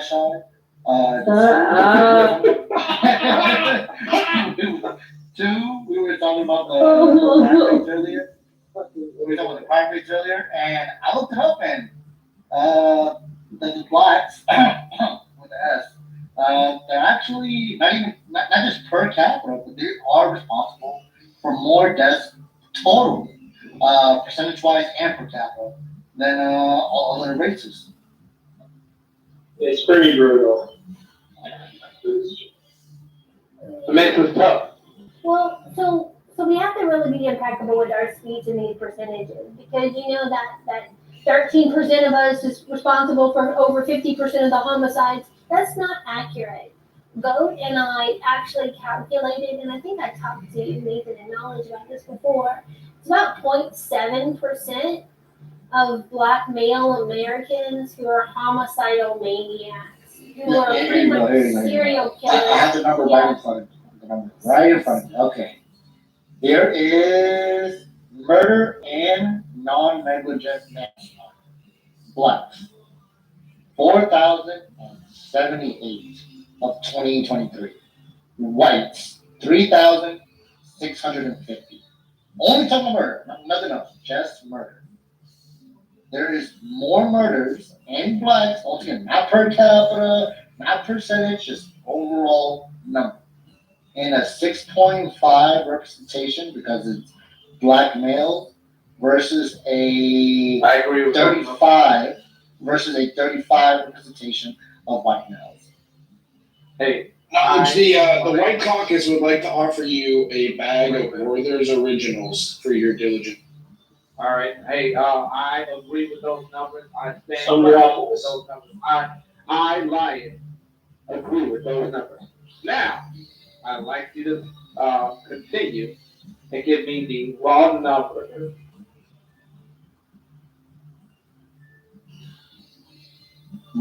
Sexual assault.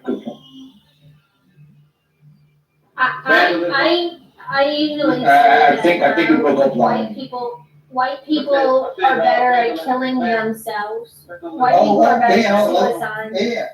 Yeah, in defense. So here you go. The raw numbers for sexual assault, for rape, is for white men, 2023, 11,588 versus 4,427 reported for black men.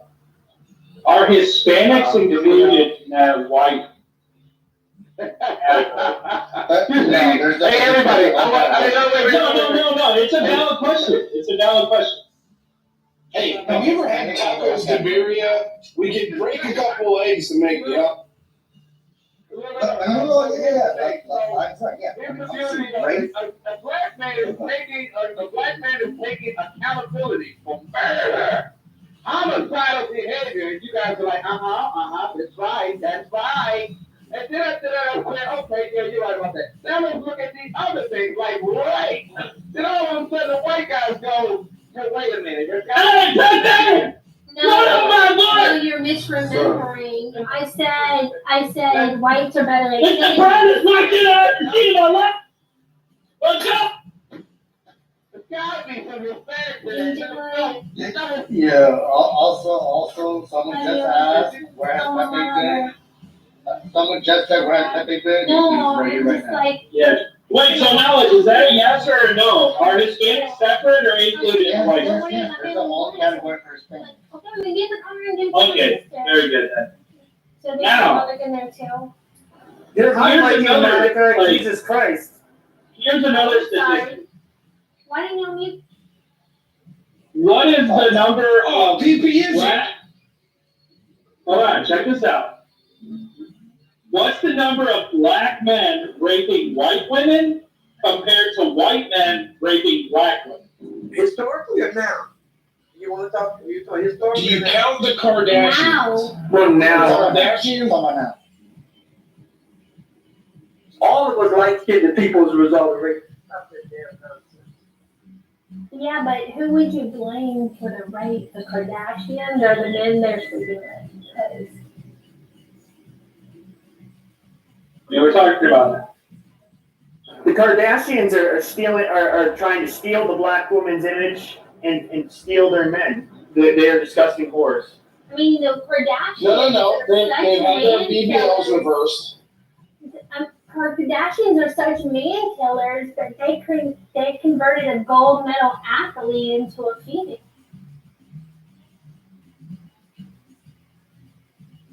Because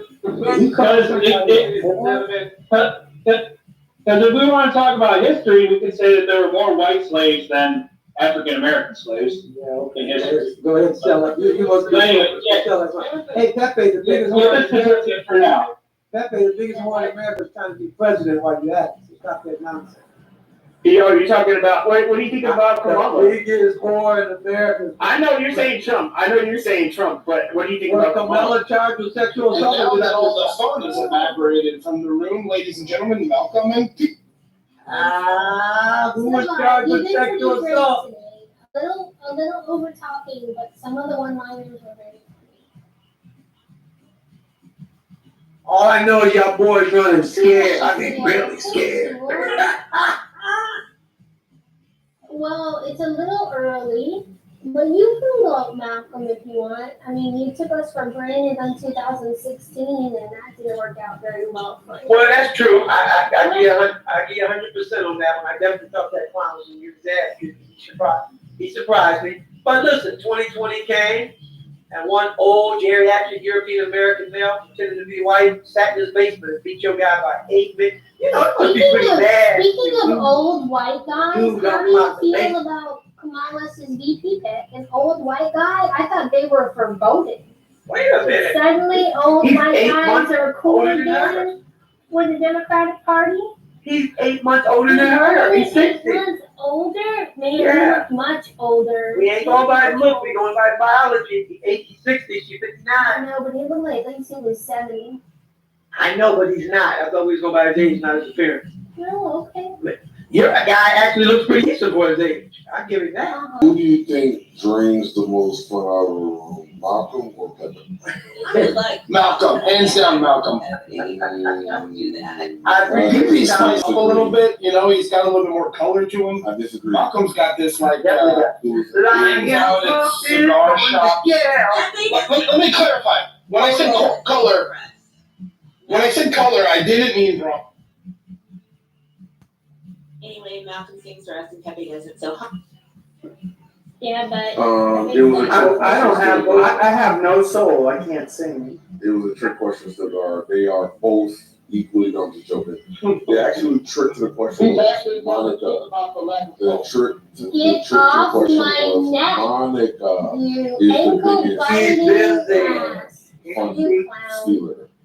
You clown. Monica's busy.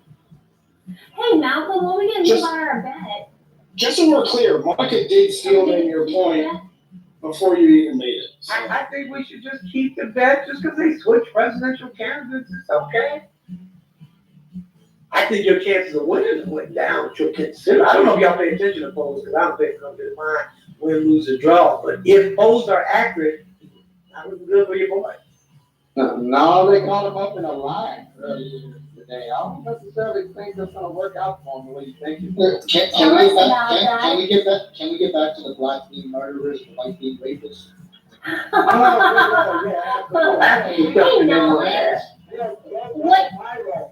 What? Yeah, I'd rather talk about how America's going to war with Iran soon, but. Is there any crime in don't the care about country? Iran, we don't care about Israel, we don't care about that. Knowledge. Is there any We crime should. in which the Hispanic population is overrepresented? Hey, Monica, I got a question. Is there what? Oh. Any crime where the Hispanic. Quit blaming Larasa for your shit, you racist Karen. Hey, Monica, I got a question for you. Monica, I got a question for you. Yeah, but look, Malcolm, you always want to go back to the crime statistics. No, I want to help them. I want to get to that question. At what age? Concrete said we're boring. I know.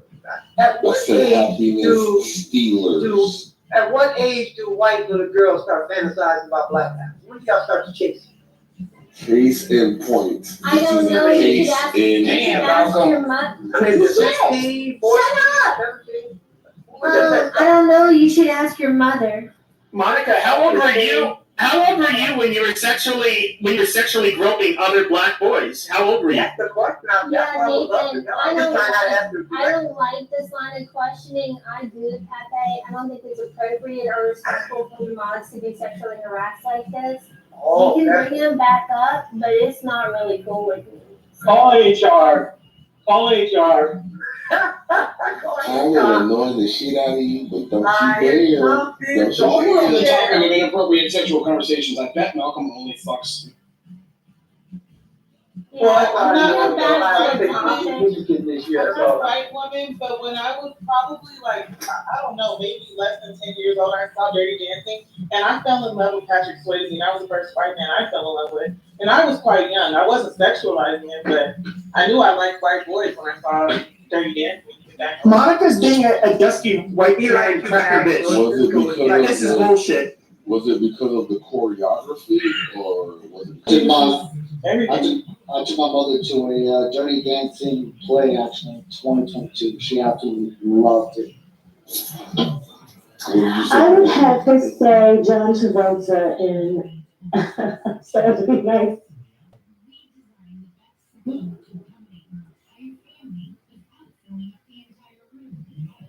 Yeah, John Travolta was cool before the whole massaging thing. Miss Fee's laughter makes me smile. She's got a great laugh.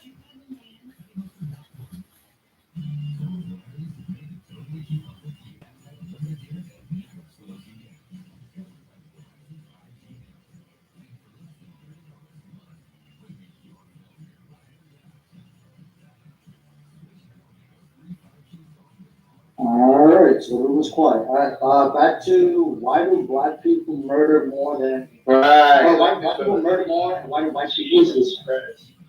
Yeah, no, we were going to get back to the raping part. The next one I want you to look up is vandalism and fraud. I feel like this is White Wednesday. We should focus on white on white crime. I feel like we should focus on white on white crime. Why is it so hot? Fraud in a second. I think. Yeah.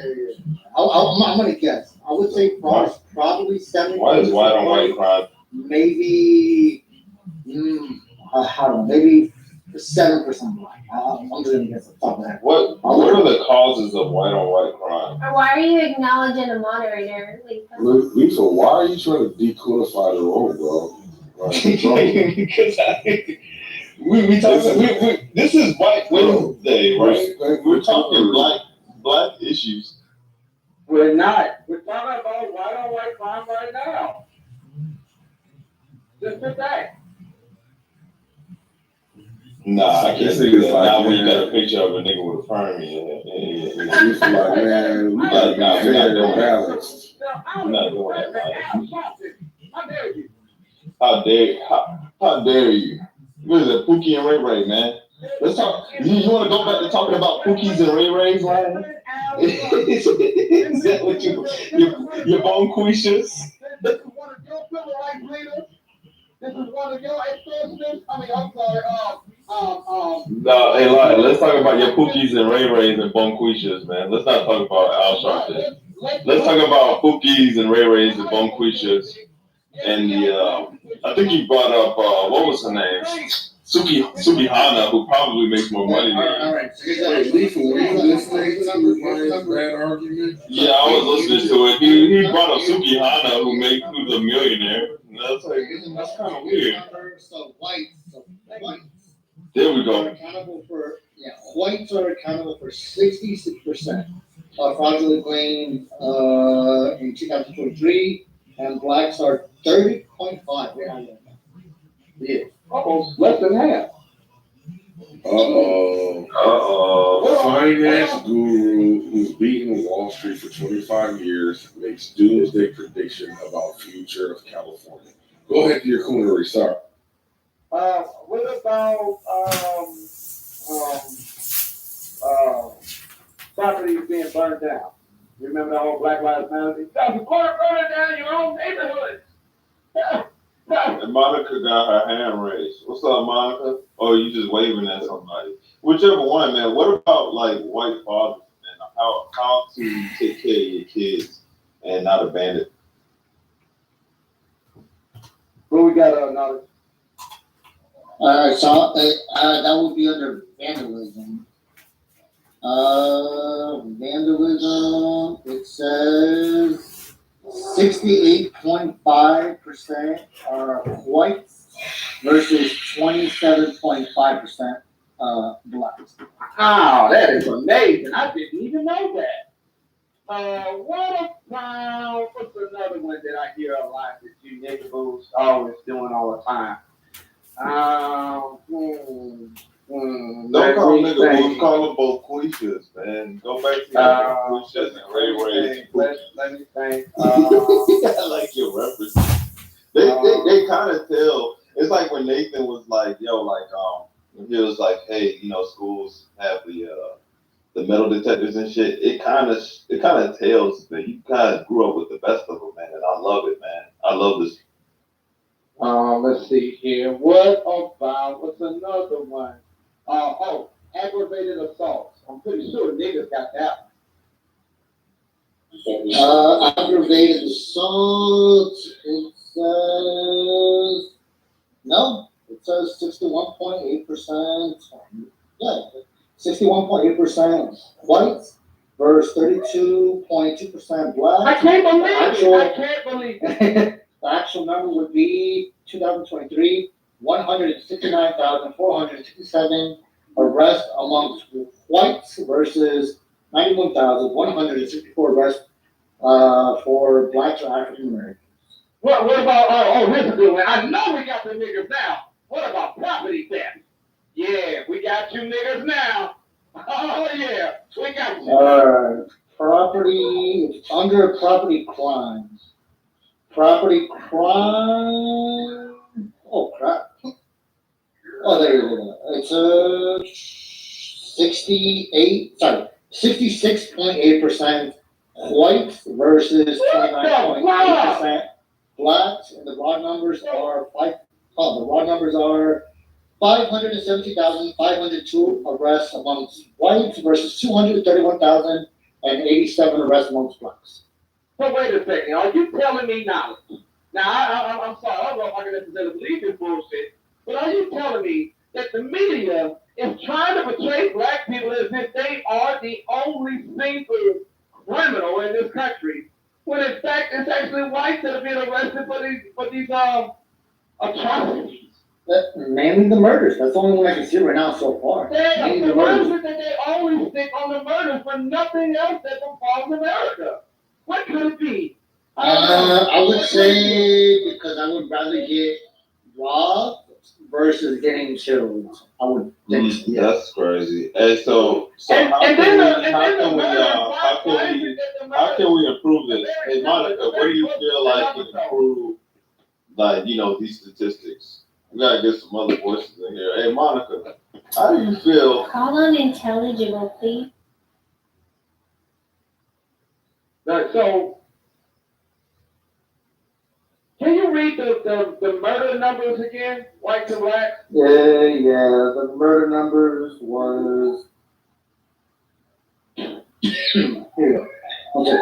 It says 45.8% for whites versus 51.2% for the blacks, and the raw numbers are 3,650 arrests for murder and non-negligent manslaughter for whites versus 4,078 for the blacks. No, I'm not a very intelligent man, as you all clearly see. That's a fact. That is a fact. But it kind of sounds to me that, don't get me wrong, those numbers, they seem really close to each other. Do they sound very close to you? 45% and then 51. It's like only really a 6% difference. I'm sorry. I want you to do the counting for me. Right? Are you right? Am I right? 6% difference? That's correct. Oh, okay. Woo. So there's a 6% difference in murder, but everything else, white people are dominant. White people are dominant. White people are dominant. White people are dominating. But the only thing that the media seems to want to keep poking at for some reason is that 6% margin right there. Oh, I said another way. I'm sorry. Not margin. That 6% difference. Why is that? What do you suppose that is? You have any answers for me, Knowledge? Hey, Knowledge, they're asking, is it per capita that you're? Yeah, I did both. I did per capita and I did raw numbers. I did both. Okay. There goes John. That doesn't change anything. Trust me, one of the first arguments I had with mine was about per capita. So I make sure to put both numbers out to be completely transparent. So what's the argument today? So I want to know why blacks are more likely to murder somebody and why are whites more likely to rape somebody. Yeah. Interesting. Well, so whites aren't that far behind in the murdering part, and they are dominating in the raping part. Well, we need to focus on the blacks. Now, if you do per capita, That wasn't what. careful with the per capita. That's a tricky little number. No, white men are raping 3 to 1 compared to black men. White men are 5 to 1 or 10 to 1 in the population. So better be careful with that per capita rate. They justify the raping then. No. Hey, you got a lot of population. No, right one. It just doesn't mean that white men are more rapey than black men. If you do it per capita. Per capita. Hold on. Per capita. Per 100,000. It's right here. Rape third category. 69.8% per capita for white versus 26.7% per capita. Yeah, that's a raping. They're really raping. Per 100,000. That's like 3 times the amount. That's really raping. Yeah. Yeah, that's the reason why white people, when they do get accused of rape in this country, the judge usually gets a slap on the wrist. Because they're all raping. No, do you have a link for that? Yeah, Is it in? Okay, I'm gonna put it in chillism under the. Yeah, I'm gonna put it in the. Yeah, I'm gonna put it in the chillism in the usual Yeah. Who's? So I've been making this argument literally for the last 6 years. I have witnesses.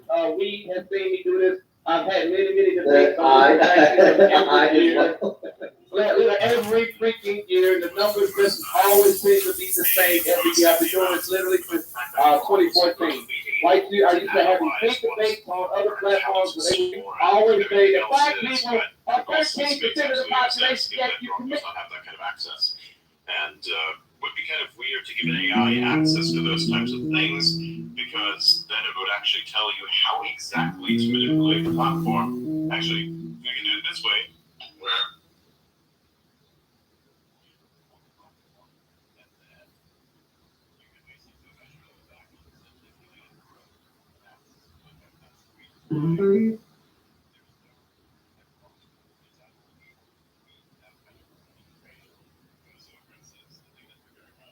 here, basically say analyze, then account handle, then they put in using this code or whatever, and then basically what it does is it tries to fulfill this request by saying, yes, I've analyzed the account, and then by just explaining what the code does. So for instance, in the code itself, when it comes to recommendation, how account labels function, there's basically a lot of stuff.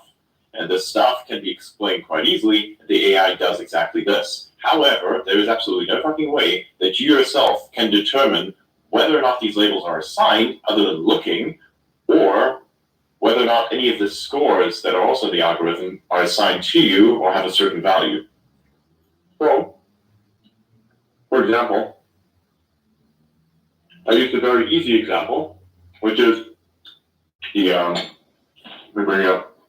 I used the NSFW filter. So NSFW filter, basically what it does is it then puts an overlay on top of your account, on your account banner and your account avatar. And basically it says, here, this account has sensitive information, blah, blah, blah, whatever. Let me find the post. Sorry for my eating. Have to do both. Here, example, there. I put it up at the top. So you can actually see this one account, a picture there on the left is what it looks like. And on the right is a screenshot of Sarah Field's account, basically demonstrating that the label does not, which is interesting because when you look at the post itself and what the analysis output is, they say, oh yes, the label definitely applies. Well, if so, then why am I still seeing a profile without the sensitivity label? Like, what's going on here? That doesn't make any sense. Then some of then the outputs vary across users, as in some labels are not shown, some labels are there. Then some people get outputs that give you reputation scores. So basically, the outputs are unpredictable. Why is this? Because it's an AI. AI is not deterministic, it is probabilistic. So it will give you a slightly different output every single time you run the same output. It's stochastic. Stochastic. Stochastic. It's random. Yeah. Anyone who uses stochastic instead of saying random, they're probably trying to encode some sort of information, make themselves sound smarter than they actually are. It's a good word to use, though. 100%. But yeah, like I feel as if I need to stochastically start visiting restaurants. Stochastic. But yeah, let's get Grok to first be able to actually generate text properly, and then we can think about having it do analysis. Yes. But again, there's no way it has that kind of access. This kind of stuff can only be seen by ex-employees, and even then. Even if it did, it wouldn't be able to analyze it properly. So exactly. Like as of now, it's still way behind. Yeah, and even then, think about it this way. Here's the thing, that the people who have at X and also XAI have not given the AI certain instructions to not give an answer to certain things. Yeah, but these are things that can be easily bypassed. You know, you can easily take these models. Of course, but not with a prompt like that. That prompt doesn't bypass shit. Yeah, okay. Fair enough.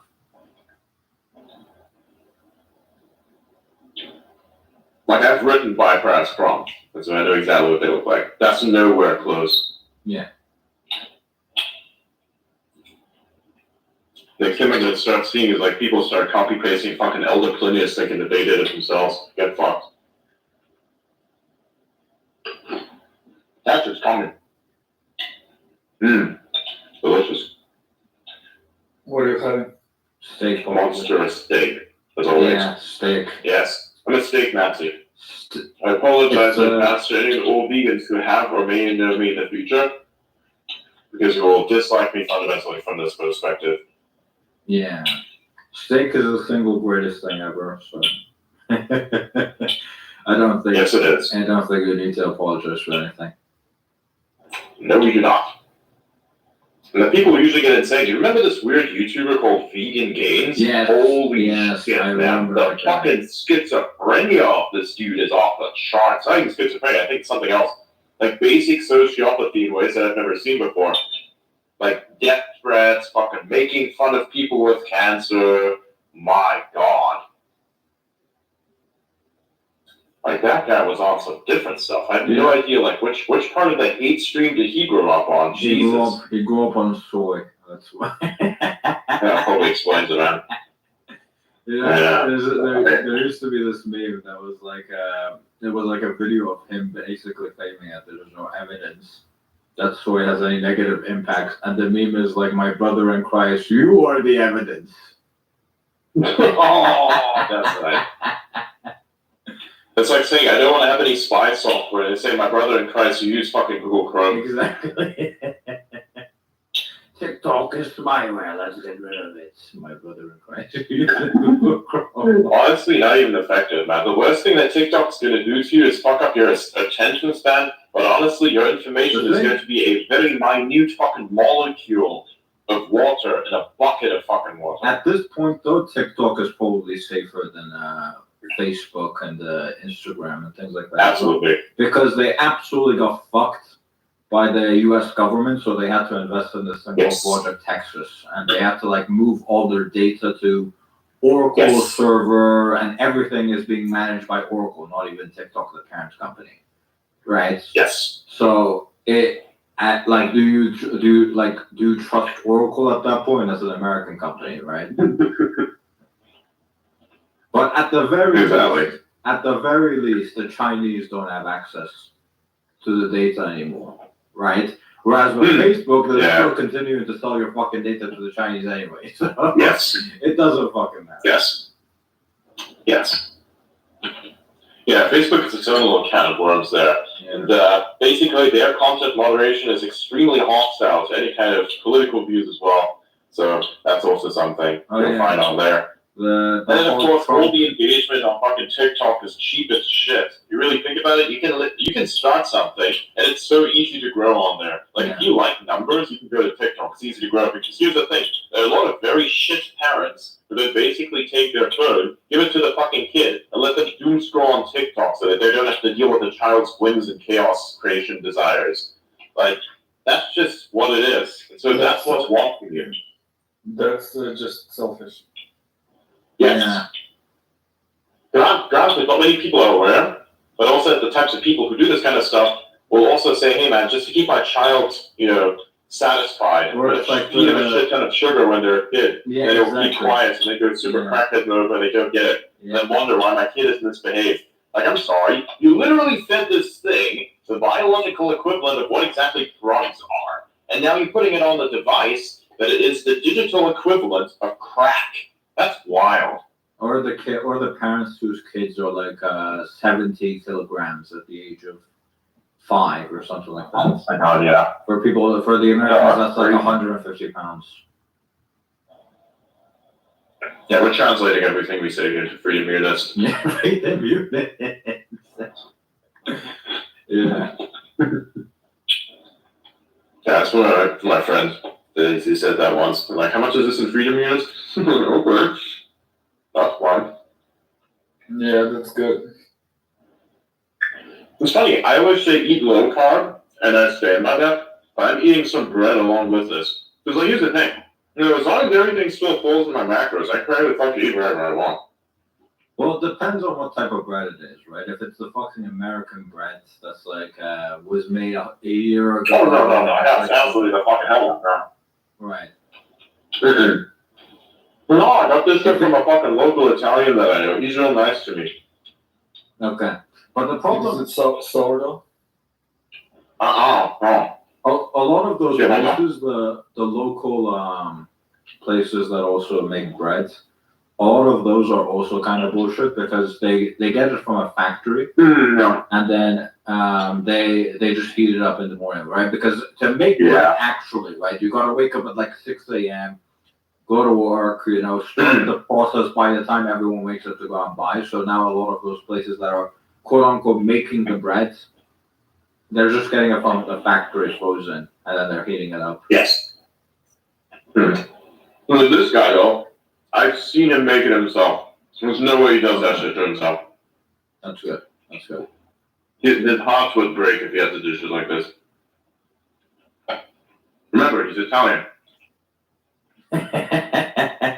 Not the modern day Italian either. He's like fucking old. He somehow he has a history that if you talk to him, you think to yourself, how did one guy do this like in his lifetime? Holy fuck. I've met a few people like that. The stories he has told me, it's like, wow. It's all real. Like you think it's all made up and shit, and then you look at it, and you start to do some research, and it turns out, oh shit, that's all real, isn't it? Oh boy. Yeah, you look at some people's lives, and you're like, how the fuck did you accomplish all of this in your life? And then you talk about your background, and you're like, what the fuck? There's like no way. Yeah. And they're always this is where you realize there's the best quality. They're always the nicest guys, right? They're always like, oh, don't worry. Oh, yeah. You're young, you'll have stories like me one day too. Oh, yeah.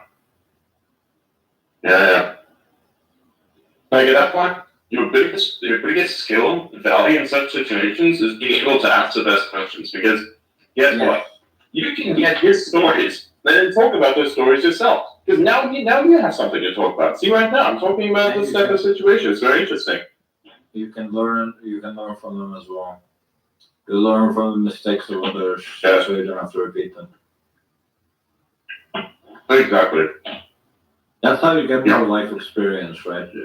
It's kind of like buying time, right? Just finding those people and talking to them. It's kind of like getting time you wouldn't have because you're going to be making life mistakes that you're going to have to learn harsh lessons from, or you can learn from them. Exactly. If every time you meet like a millionaire or billionaire is telling you the exact same lesson, right? You know that's a solid lesson, right? Yes. Like, here's the thing.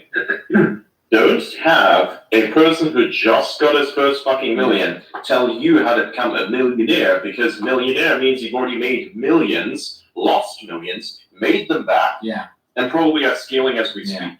Then you can probably start talking about what you're doing. But until you've really reached a level where you can say, yeah, we're secure here, we're good, then everything's good. Because the thing is this, what many people don't understand about having the first million is not only is it hard to get, but it's remarkably hard to maintain. I would even say it's harder to maintain the fact that you have a million, just like that, in surplus, than it is to basically attain it in the first place.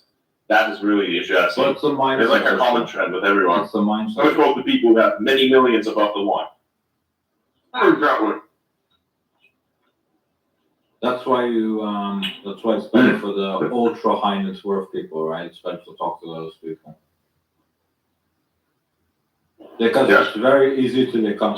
It's very easy to become like a millionaire that's like just done it by luck, right? You bought your house in a lucky place. It's not worth $1 million, you know. Yeah.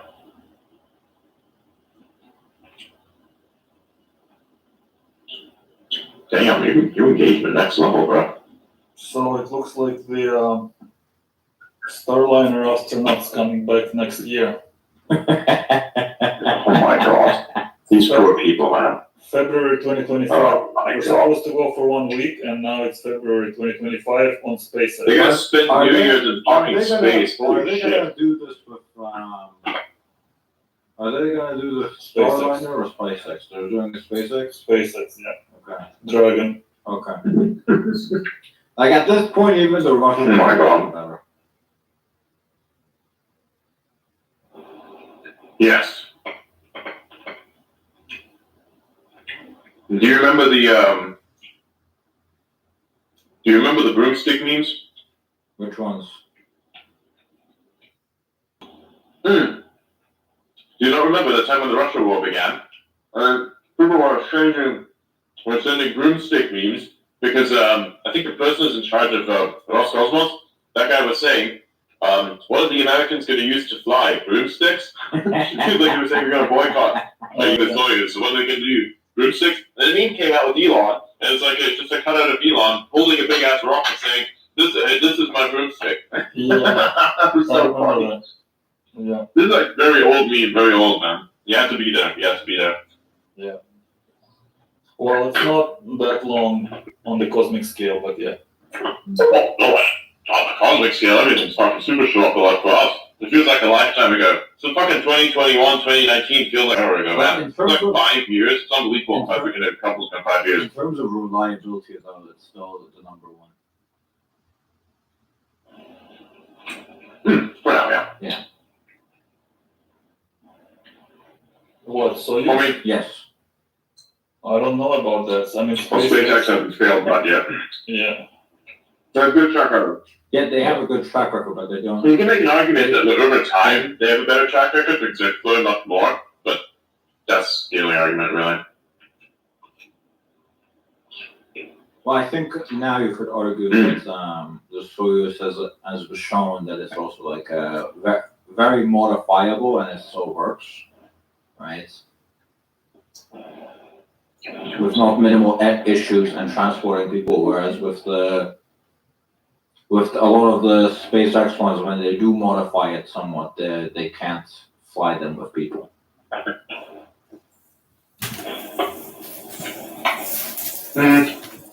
Yeah, I think it's just a good safety precaution. Right. You wouldn't want to risk it. Yeah, it's like protocol.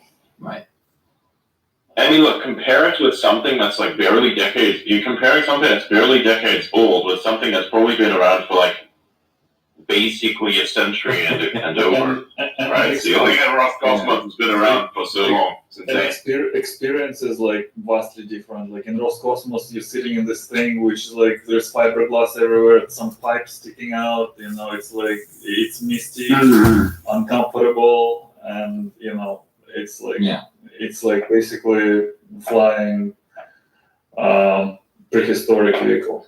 Yeah, I actually agree with that, but still, like, there's a reason that the Americans decided to use the Russians for the rockets instead of making their own.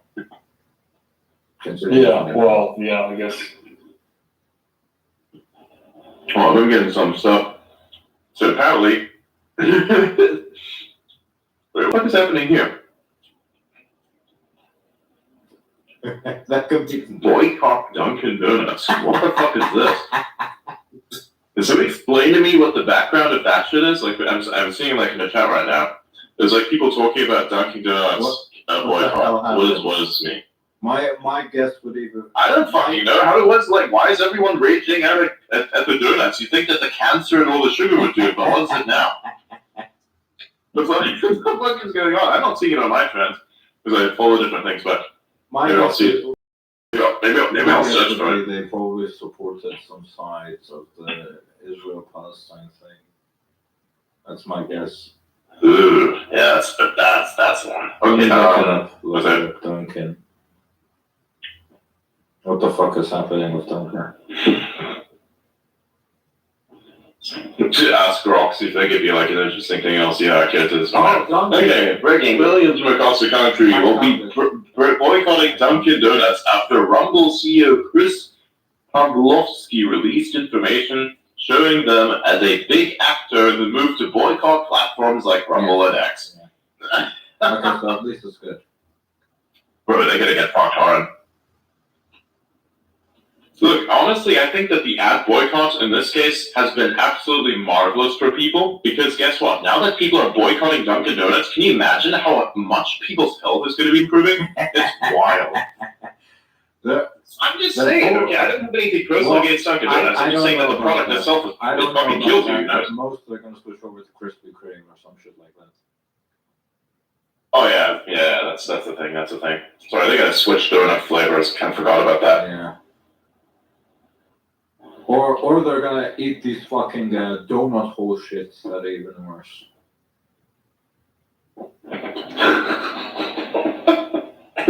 And it's like cultural thing. Yeah, I thought again, Dunkin' Donuts would have some sort of controversy because it's something police related because we all know that meme, but I guess not. Yeah. Oh, police. You see that video where somebody's like fishing for cops and they have like donuts at the end of fucking fishing line? Yeah. No, it is cultural.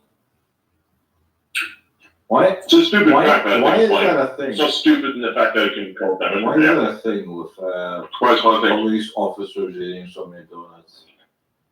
Well, I thought I saw somewhere that movies, right? They get free donuts in certain shops, I think. Really? Yeah. Interesting. Yes, and the heavy presence in movies kind of, I think, reinforces that bias. Yeah. Like, and look, it's undeniable though. If you eat this kind of stuff, like imagine you drink like a shit ton of coffee and you eat these sugary donuts, dude, you can stay up for practically forever without taking any drugs. It's insane. That's heart attack waiting to happen. Oh yeah, dude, I used to be very active as a gamer. I would literally not sleep for 7 days. Listen, according to the Krasnodar... I don't know how I fucking pulled it off, but I didn't take any drugs. Listen, according to the Krasnodar, it's actually the beef and the chicken and all those things were actually a heart attack. I saw that post, and I just have to say, cornflake. You know what? Oh, dude, or like this cereal in the morning. Hey, man, I'm just gonna my excellent diet, my super superior diet is eating the cereal fibery super stuff microwaved in the morning. Sure. Or literally made by a guy who thought that sex was a sin.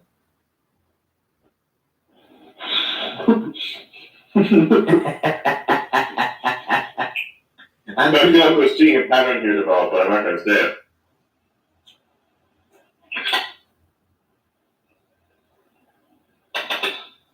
Delicious.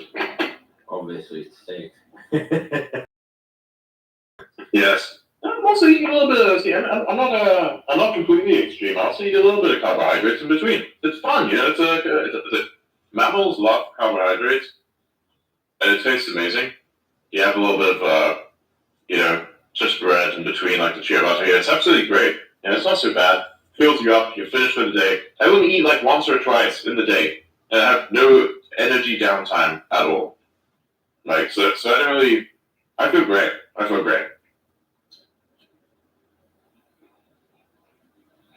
But remember, if you're gonna do a high carb, if you're gonna do a wait, what the fuck? Did I pull something? What? Hold on, I'm seeing Leonidas. They usually don't come around. It's guy from the crypto scene. Leo, what brings you back? Well, look who it is, Mr. Famous, who's too cool to hang out with his crypto friends. No, man, I tend to focus on different things these days. But anyway, what's happening? Jesus Christ, everyone's coming over. Well, yeah, so what happened was we were Why? on a space just a moment ago, and this wonderful lady named Zitani came up, and she was just talking about how she schooled you in a debate about serotonin receptors a couple months back, and just wanted to see what the lowdown was. Okay, cool. Sure. I see Trevor there. Wow, interesting. I'm getting next one. Okay, so one thing though, no shelling of any projects, okay? I don't care who it is, I don't care how genuine it is. No shelling of any projects, okay? That's rules of engagement here. No shelling. Wait, we're not rehashing. Adrian, you know me. No, no, no, I would never steal on this app. That's not. I would never ever do that on this application. Okay. Wait, I did not, for the record. I need to correct my name. I said Adrian's the only person that I was wrong about. I said I hated him at first, and then I found out I really liked him. It was really funny. Somehow that conflict came up because I was wrong about a particular thing. I had no idea. I think it was a quantum mechanics-based problem, and you kind of got really, really salty about that. And you also got negative on that because I hung out in space with someone really controversial, and then so that kind of worked its way backward. And we just kind of patched up. It was funny. It was my first major internet beef was with Zendaya. It was the funniest stuff ever. What's up, Adrian? I heard that you and Elon have become really good friends now since I captured on my phone a screen recording of the first ever, I don't know what you'd call it, but it was kind of like in Star Trek when someone went through the transporter and by mistake it reflected and there was a copy of someone created and they met IRL. It was kind of like that, and I captured that on my screen share. And since I heard you guys are best buds and hanging out IRL, and you're like a uncle in the family now. We're not hanging out IRL. What is the jealousy? That was the funniest. That was the funniest clip I think I've ever heard of Elon Musk laughing and then Elon Musk laughing, making Elon Musk laugh more. Yeah, that was wild. Wait, does anyone have that clip? Where is that shit? It's on the Bitcoin blockchain, Donnie. In fact, if you really want to I love that. I think I somehow retroactively, thinking about this now, I somehow shat on the concept of Ethereum and NFTs so hard that it's just wild. Remember when the post from CBDOs came out, where he's like, what happened? He was saying, what happened to NFTs? And then I replied basically with what we were always saying about ordinals, that it's basically on chain. It's just a bunch of IPFS bullshit. And then he replied to it with laughter or something, and that made it into a news article about crypto. So I don't blame people from the Ethereum side disliking me a little bit for that because, and then the fucking Ethereum profile picture thing, that's because of the NFTs, that then got removed from X. And so basically all potential utility for NFTs was instantly dead for me. Delicious. Good time. Good time. I actually saw a tweet of yours in a random YouTube video. I think it was I was watching about the Mr. Beast scandal or something like that. The Mr. Beast, yeah, dude. Yeah. It was so stupid. Literally, I made a throwaway comment on the thing. So it's like Mr. Beast made a video about him being stuck on an island or something, and then 3 months ago, and they said, oh, it's not real, it's not this, it's not that. And it was even a community note on it. That got removed later because the context was wrong.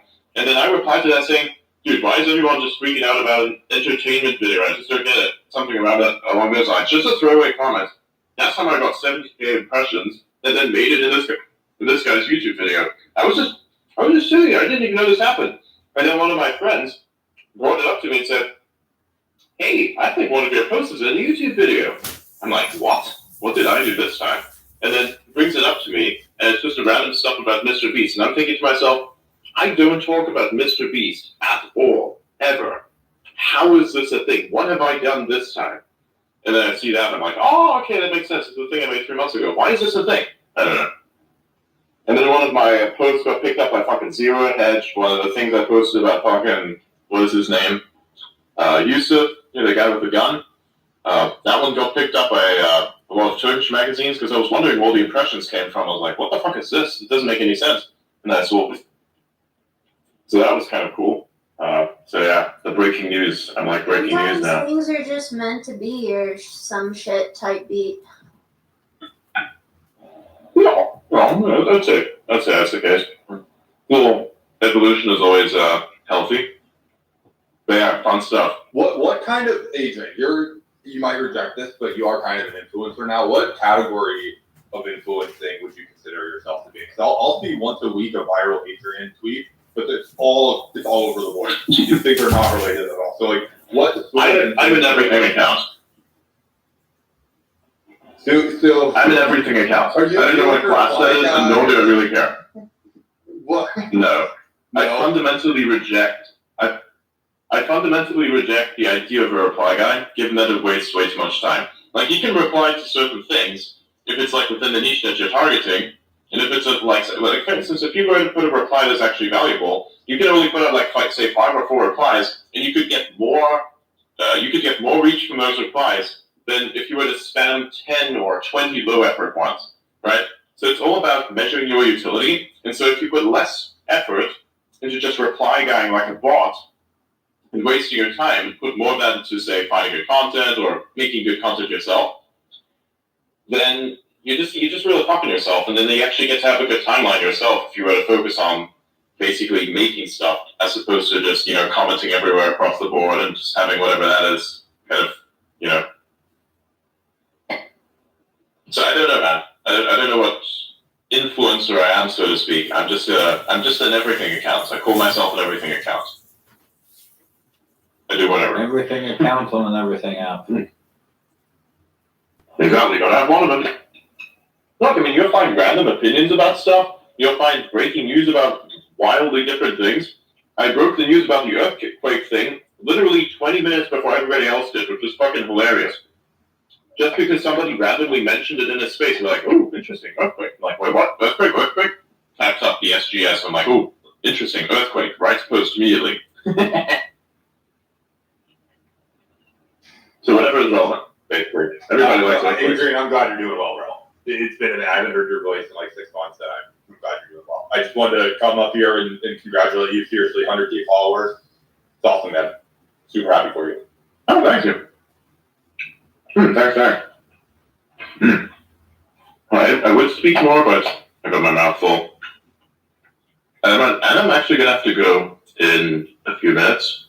So I have some stuff I need to do. Yeah, so what were you guys talking about before we crashed this party here? Dunkin' Donuts stuff, diet-based thing. Dunkin' Donuts, diet-based thing and Dunkin' Donuts thing was not a relation, by the way. We just happened to see this, and we're like, this is a trend now, I guess. Are there some proud Bostonians in this stage here? I don't know. Dunkin' Donuts is like the Starbucks roastery of Massachusetts. I don't know if you know this. No, I did not. Interesting. Yeah, Starbucks cannot be successful in New England, basically. Epic. How do we feel about the Dunkin' Donuts rebrand to Dunkin'? Come again? How do we feel about the Dunkin' Donuts rebrand to Dunkin'? I feel it's the normal corporate trajectory of ruining everything. They're trying to serve breakfast or some bullshit, right? They're trying to go after the like coffee breakfast vibe type situation and like broaden their appeal, I guess, would be the reason. But then it's like the focus isn't on the donuts anymore. Like, can we get donuts that don't give you a heart attack first? I mean, that's kind of the point of the donut, bro.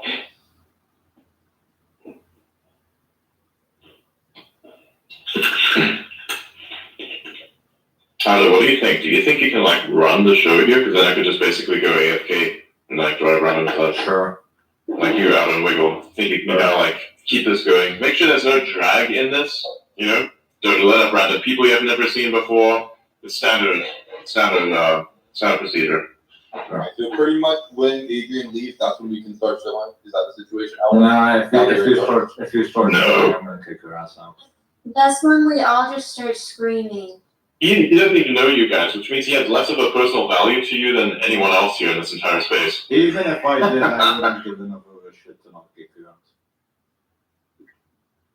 Are you gonna kick us for no reason? No, only if you start shelling or annoying or say something. He's not an authoritarian.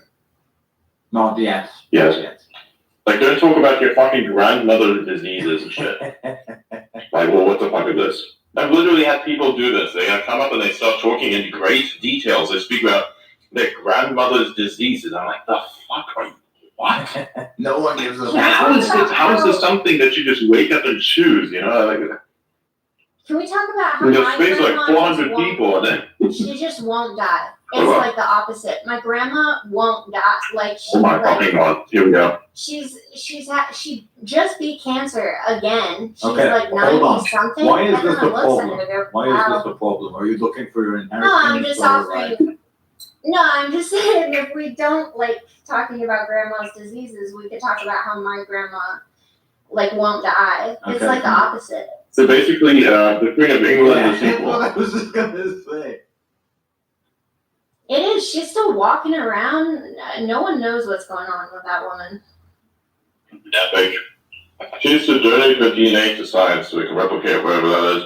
She should. She should. She really. It's odd. It's. I mean, good for her. Yeah, pretty much everyone in my family. If it turned out there's like 10% lizard DNA, we know what's happening.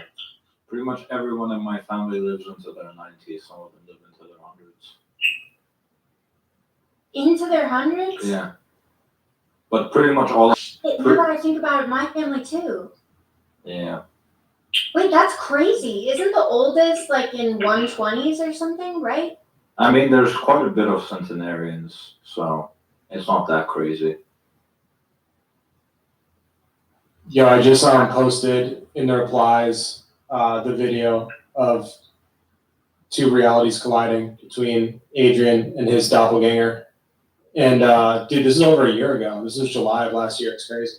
Feels like yesterday. Yes. Yeah. Is that true? Wow. That time flies. That's crazy.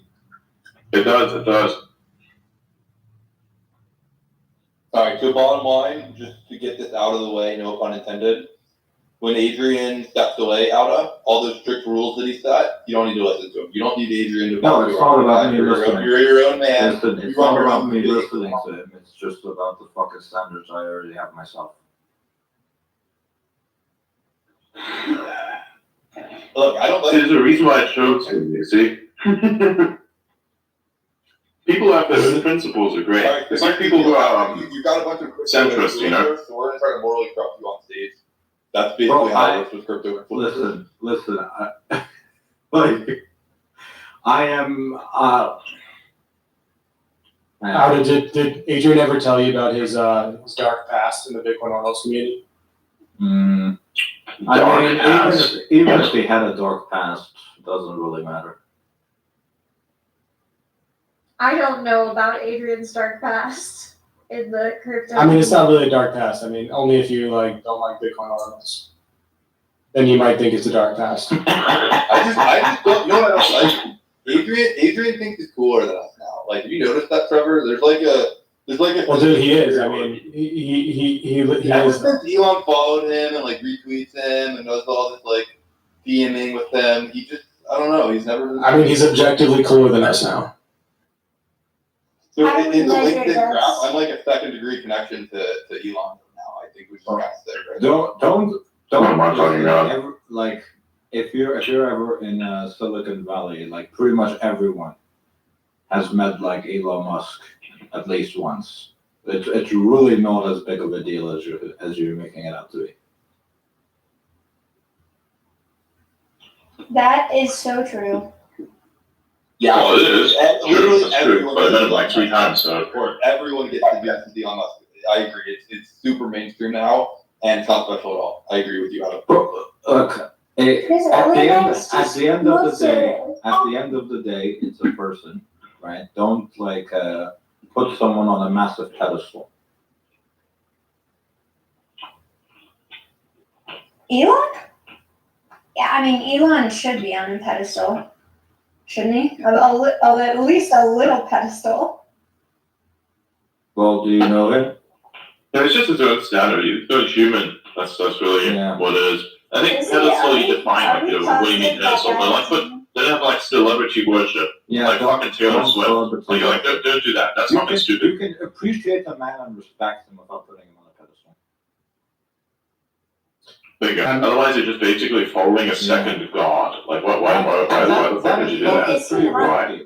If someone is fucking up, right? If someone is fucking up, you need to tell them that they're fucking up, right? If you're putting them on a pedestal, and it's important that they hear that they're fucking up, because that's the only way they can improve. right? And they can alleviate any issues before they come up. If you're putting someone on a pedestal, you're gonna constantly lick their balls, right? You're never gonna give them productive feedback, right? And it's gonna end up worse for you, and it's gonna end up worse for them. I don't agree with everything he said. I think he does some really stupid shit sometimes. But like, fact of the matter is, in 100 years, I've thought a lot about this. It's like, how many people that we're seeing today are going to be in history books in 100 years from now?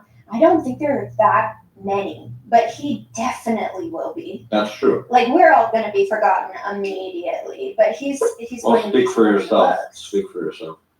Out there, there's going to be somebody in like 100 years with a statue of Elon as their avatar. That's right? fine. Like, that's fine. That's a fact. That's fine.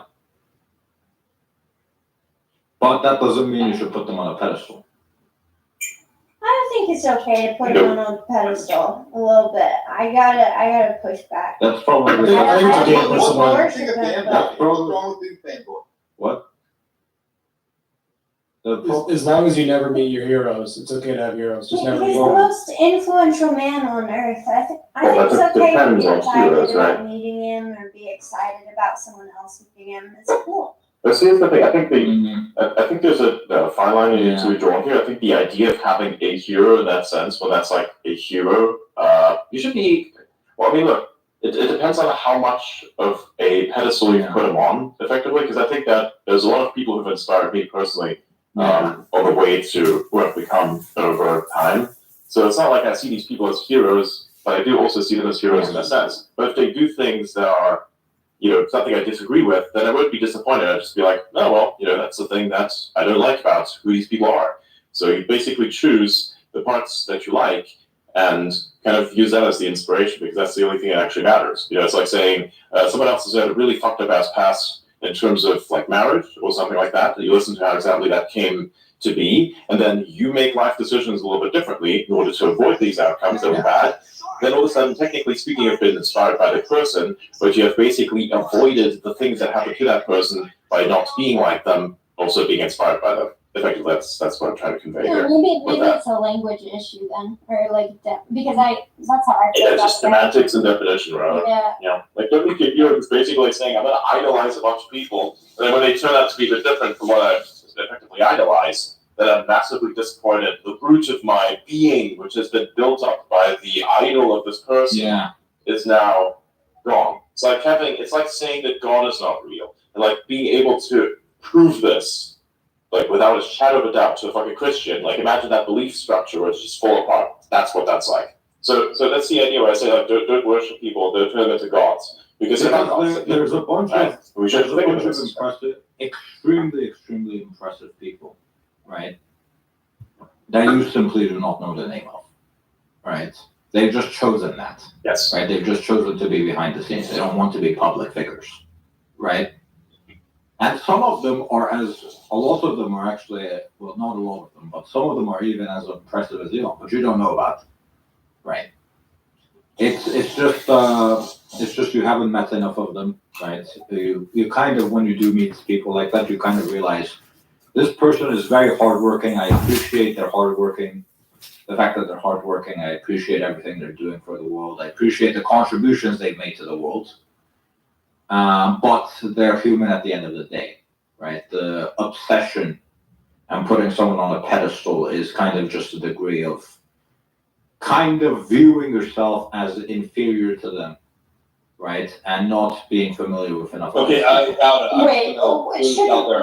all inferior to him. We're all definitely inferior to him. You lost me there. You had me the last. In building companies, yeah, in building companies. No, not just what? Come on, in every way. Well, in health, in power, in like he is kind of a hero in a way, simply because of the greatest sacrifice he did, like giving his personal life away. He doesn't have to work. He's a pure volunteer at this point. Well, no, he just because does it every single person that you meet in that stage is pretty much doing that, right? It's just that Elon has decided to sacrifice way more. Well, right. Bezos doesn't. Bezos is not really doing. Well, see, here's the thing: you don't see him run around with, you don't actually see him driving around in a super sports car that he hasn't built himself, of course. That's what he's building for everyone else. you also haven't really seen this guy in a yacht either, right? A yacht that he owns, because he got rid of all that. Because he doesn't want to care for any of this. He just wants to basically use his body and his brain, his computer, to achieve the putting civilization on Mars goal by any and all means necessary. That's why he doesn't really give a shit about himself at all. That's not someone who you want to be. Well, let's say that. It's not someone who you want to be. You know? Yeah. And just look at last night. He was up at like 4 a.m. just posting random shit. That probably means he hasn't slept at all, because he even posted busy week. So it's like, oh fuck, he had another all-nighter, you know? And pulling all-nighters is not a good thing. You have like headaches and such afterwards, and you have like various different drugs to deal with this, you know? You have to have like take antidepressant medication, because everyone fucking attacks you, tries to drive you crazy, and the information overload of it is just crazy. You know, it's a lot of insanity, times, right? the thing is, right, a lot of humans can't comprehend this, but it's a very, like, the sacrifice you require to become immensely, significantly more successful. It's not linear, right? So someone that's sacrificing 70% is not going to be even 1% as successful as someone that's sacrificing 99% versus someone that's sacrificing 99.9%, right? That person is going to be way more successful as well, right? So a lot of people, they do shit, right? They sacrifice like 70%, and then they think, well, I'm nowhere as successful as this person, so that must mean I'm inferior to that person, right? But you're not viewing as a fact that they are willing to sacrifice way more of their life, right? But I don't think it's about success for him. Like it's not about doesn't see success. it as a- It's not about success for him. It's about achieving a goal, right? But there's a lot of people you will meet that are like that as well, but they're not willing to go to that extent of sacrifice. They will make a lot of sacrifice.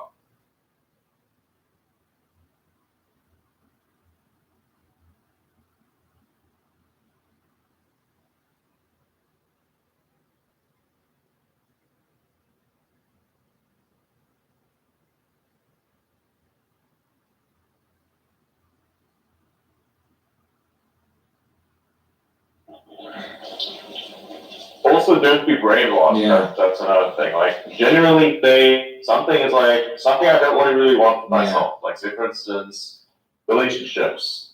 You know, his relationships are not necessarily sustainable because, you know, who wants to live this life with him, right? That's kind of an issue because, like, this kind of life is very self-destructive. So you need a very particular kind of mind that is as rare as his own to kind of like complement this, right? And so that becomes very difficult. Yes. So you don't really want to have that for yourself necessarily because you'll be alone. I think that's just the inevitability. His choice in woman is hard, right? You do something like that, you're always alone. as well. Oh, and you want to be alone. That's the worst thing of that. You actually want to be alone when you're in that type of, you know, mindset. You actually want to be alone sometimes because you just can't with people. Yeah. But yeah. Because you have to deal with them every single fucking day. Like, every waking hour, you have to deal with them. You have to talk to this guy here, you have to talk to this guy there. You have to like, consider what they're thinking, consider how you can make them think better, that kind of stuff. Especially when it comes to running the company's way, the way they do. You actually have to micromanage in some areas where it looks on an individual scale as opposed to macromanaging. But because there are so many little individual places in which he's doing it, it effectively feels like micromanaging. So it's huge for the person. For the individual people, not so much. For the individual people, he's like a ghost that just kind of exists and comes in sometimes. But on his level, it's like he's everywhere all at once, right? He does tons of tiny little things. They just tend that up. That's the people who fucking work at those companies. I'll tell you the exact same shit that I just said. So, I'm not a fan of putting anyone on a pedestal and becoming their fan. I don't like that type of viewpoint. It's like a fan is fanatic, right? I'm not fanatic. Definitions of, like, to be inspired by someone isn't a toxic thing. Of course, obsession is, but I don't think that's what anyone was. The obsession is fanaticism, I think. Like it depends, you know. You look at a feed of a person who's a fan, they like just post AI-generated images of fucking Elon Musk every 10 minutes. Like that's a problem. Don't do that shit. That's kind of like you get to be your own person or whatever that is. Obsessed with like Elon, like marrying Elon, or like some of the like I meet some of these women all the time. They're like, oh my god, I love Elon so much. I love Elon. He doesn't know you exist. What the fuck is?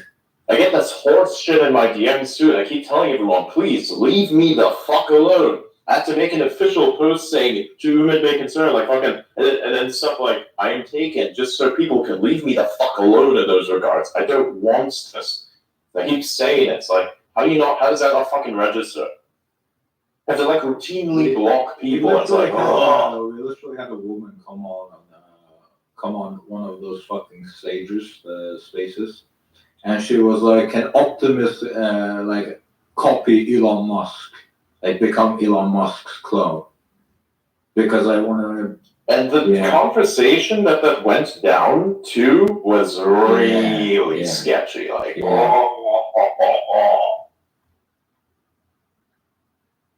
And then people who'd say some really weird stuff, like one person came up and called me father. Like some weird ass fucking 50-year-old woman just like comes up and says all kinds of weird shit in languages that I don't understand, and then says father a bunch of times. I'm like, what the fuck is wrong? It's always the middle-aged woman. It's always the middle-aged woman.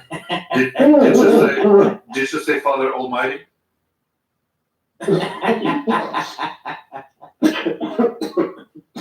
Sorry, drinking something, but no, she did not. You know, I'm not Odin. Although, thinking about it, now that I'm thinking about it, when I'm playing Diablo, I think I may try Lightning Sorcerer again this time, because they have like this new thing that is effectively in-game aimbot, so I may try that. You know Pat Gelsinger, the CEO of Intel.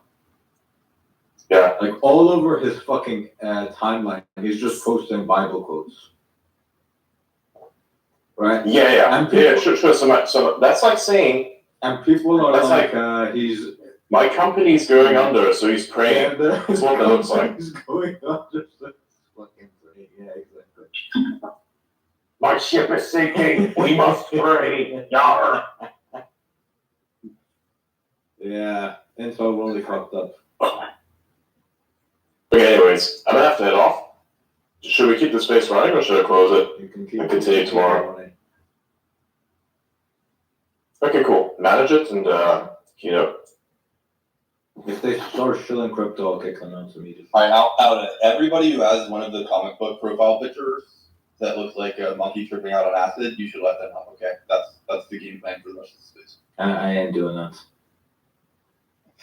Seriously though, look, on the pedestal thing, look, would you rather everybody just live their lives like normal and mediocre every day? Or they have, they experience emotions and have good, strong, great experiences in their life and bad experiences. And that's just what life is, right? So like, maybe you do really dislike a specific person and maybe someone else you do put on a pedestal and you do really admire them and they inspire you. But admiring is different to a pedestal. Admiration is different to putting them on a pedestal. I think that's where the communication issue is, because generally, like, that's what you admire something on a pedestal. You're looking up to it. You're admiring it. Yeah, putting something on a pedestal is kind of like making a statue of somebody or something. It just means we're splitting hairs here. I I think we're on the same page. Yeah, but don't start like fucking worshipping someone, you know? I don't think anyone. No, they definitely are. They definitely are. I have seen it. I shouldn't have said anyone. I mean, like here. I see it pretty often. Okay, fair enough. You guys, I'm gonna jump. That's my bedtime. Out of pleasure to meet you, Wiggle, Adrian. Keep crushing it. And if you see some people with cartoon PFPs requesting to come up, I was gonna say don't let them up under any circumstances. I'll leave it at that. Have a great night, guys. See you later. Bye. You guys know, since Adrian started this space, crypto has actually been ripping for the past 30, 40 minutes. Just pointing that out. Does ripping mean going up or down? Ripping upwards and tiny. Ripping upwards, okay. Elon just let a bunch of NFT accounts up. Elon just let a bunch of NFT accounts up. I feel like Adrian is kind of doing the thing where he's like, he kind of pretended like he wasn't hosting it, but he's kind of listening in to kind of see, he's like testing us right now. And then maybe in 5 minutes we can start talking about crypto stuff. Why do you want to say, you talk about crypto all day and then you come in here and you want to talk about more crypto. It's really just because Adrian said so. All you need is Bitcoin, ETH, and Monero. You don't need anything else. And Doge. You guys are actually going to start this, aren't you? Let them up, guys. Request to come up. They just made a very outrageous statement. No, I'm not letting them. You have no one requesting to speak right now. I find that very hard to believe. No, I said I'm not letting them up. Not that they aren't requesting. At least let Troy up. Troy's a professional actor who's famous in movies. You guys should have him on stage. He's not just going to talk about crypto.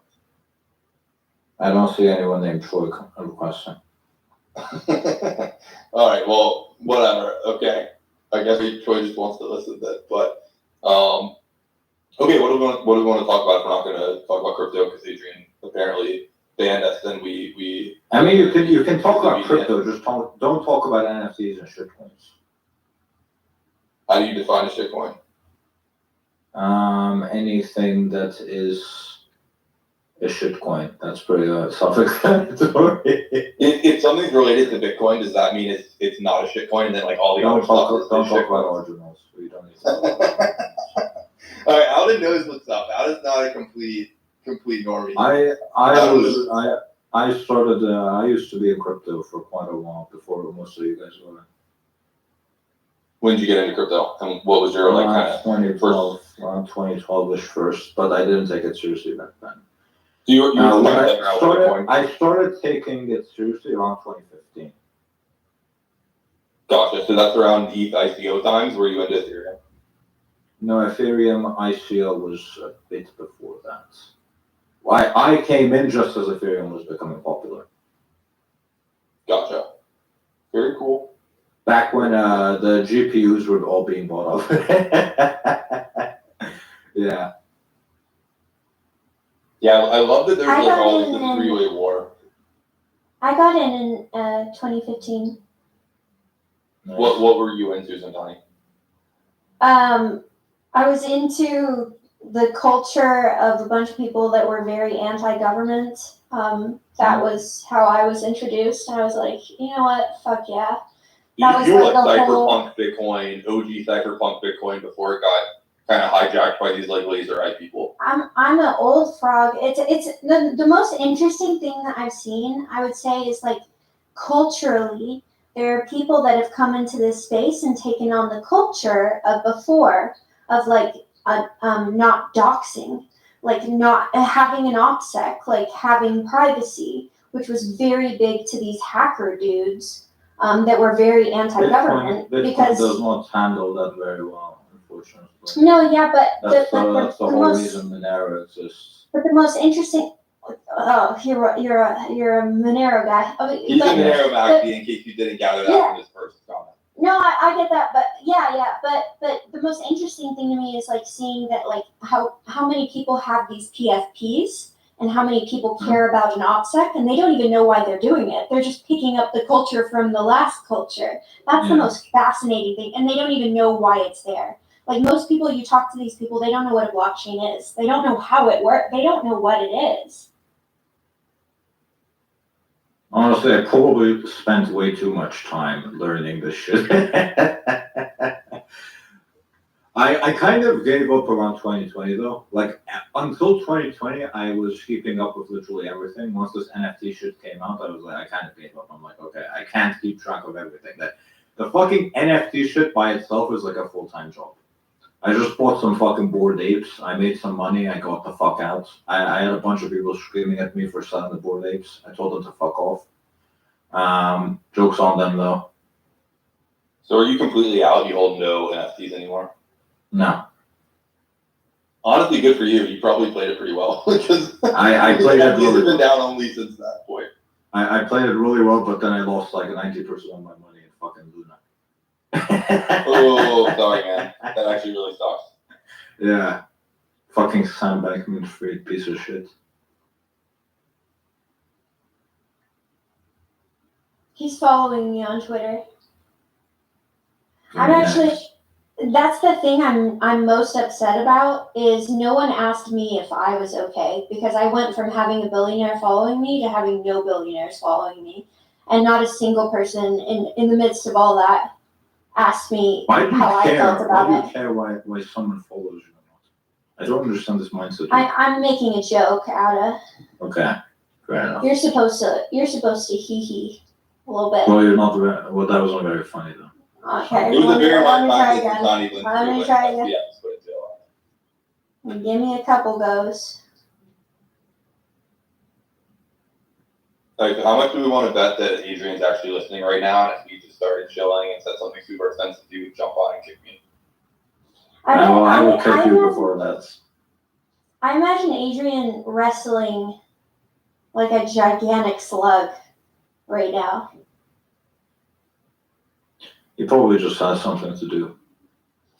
I think some sort of creature came into his house and he had to start defending himself. No, he said before that he was gonna leave. I know you're making a joke, but it's not very funny. I know. I'm not. Damn it. Okay, let me try again. Troy's funny. Get Troy on stage. Troy is actually professionally funny. You should get Troy on stage. All right, let me see. I don't see a Troy. Guys, look, that guy. I had you all come over here and nobody's requesting. I made the instructions very clear. Request to get on stage. We're going to chill to a larger audience. We need to pump our bags. The rules are so clear. You guys are messing up so bad. All right, so you're talking about the monkey pick, right? What do you mean? The monkey pick. The super What monkey about pick. it? That's Troy, right? Oh, yes, with the red hat. Okay, I'm going to let him up, but if he starts shilling some bullshit, I'm kicking him out. Do you guys want to talk about aliens?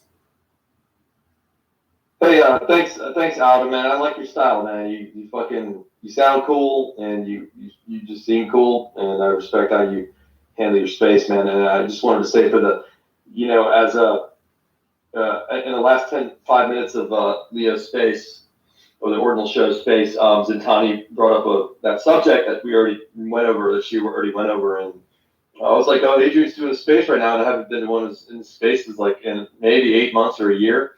But for the people that joined from that, Leo space, I'd have to say, if you guys can hear me, I don't even know if you can yet, but that my experience with Adrian, whether he's listening or not, it's just for the people that joined, is that he, I saw I'm all about transcendence, and I saw him as a sort of transcendent type of person that, wasn't like just a sound-alike kind of, Elon person that most people saw, or somebody who was trying to gain traction because of that kind of thing. I think he was, because, we were in DMs about his engagement, how he engaged in the ordinal space, or how it came about, and he was, describing things, and he was really interesting. And then he moved on, and he just, like he said, he's a transcendent kind of like everything kind of guy. And I think it belies these stupid little pictures, including the one I have there, which is sort of like trolling my own self, in my Turkish background and having a fez and all that other stuff. Oh, so, Turkish? Yeah. Are you? I was thinking ben konuşuyorum ama ben burada doğdum. Babam separatede çalışmıştı. Sorry guys, I'm talking broken Turkish because I'm American born Turkish. But yeah, I'm not Turkish. I'm not Turkish. Oh, Turkish. Yeah, I was gonna suggest that maybe you were, and I also thought that was cool. But you also sound like a very good builder in the ordinal space. I'll say that in quotes. You remind me of a guy that builds, and that Leo knows this person. But anyway, I just wanted to say I was never in ordinals, by the way. So no, it's just your voice. It's just your voice and stuff like that. So yeah, but I won't be funny. I'm naturally funny and stuff like that. But I'm not here to chill. I just I like to respect people's spaces and stuff like that. If it was my show, then I'm gonna do what I do. But this is your kind of space, and it seems pretty fun. But Leo, I will not be your monkey, but I'll naturally organically be one just by accident anyway. And I have a career in this stuff, so I don't need any cloud chasing kind of shit like that. Troy, what is your BFP? I've never asked you this. What is your BFP? No, we're not talking about We're not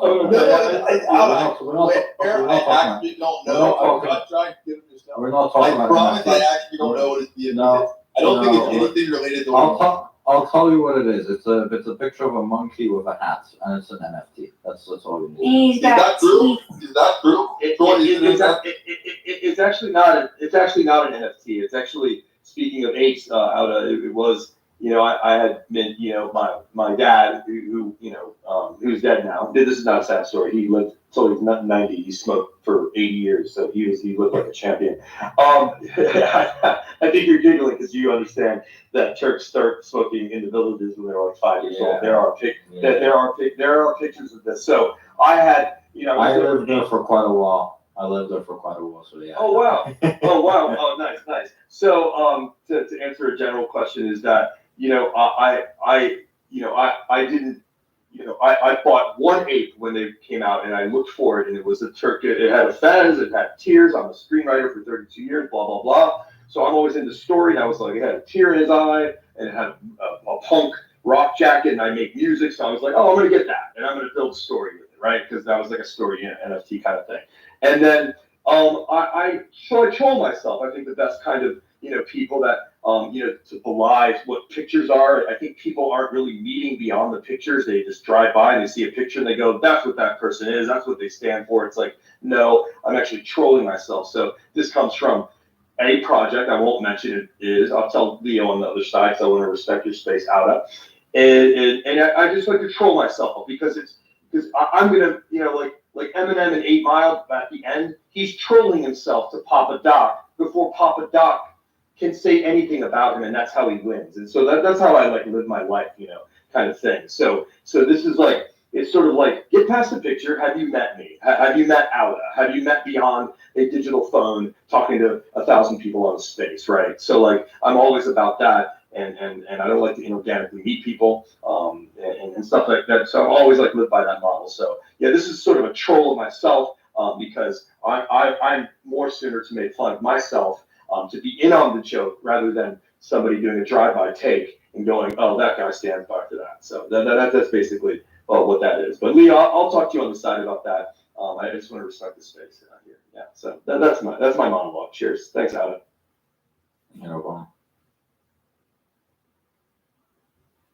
So Troy's gonna be kind of the good cop, and I'm gonna be the bad cop here. Okay, how does that sound good? Good cop, bad cop. Yeah, it went better than I expected. Leo was very good at this. I knew before I was going to speak, I was going to be a very respectful person because I am. Because there's nothing angry going on here.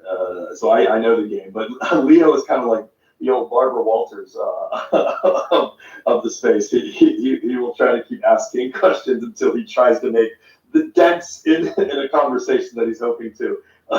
Leo, but I'm still engaged. Go ahead.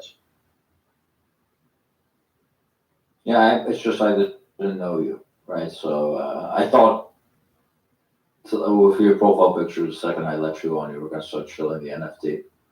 Oh no, dude! It's no. I'd rather. You know what I like about people is like, I go to a lot of events, blah blah blah.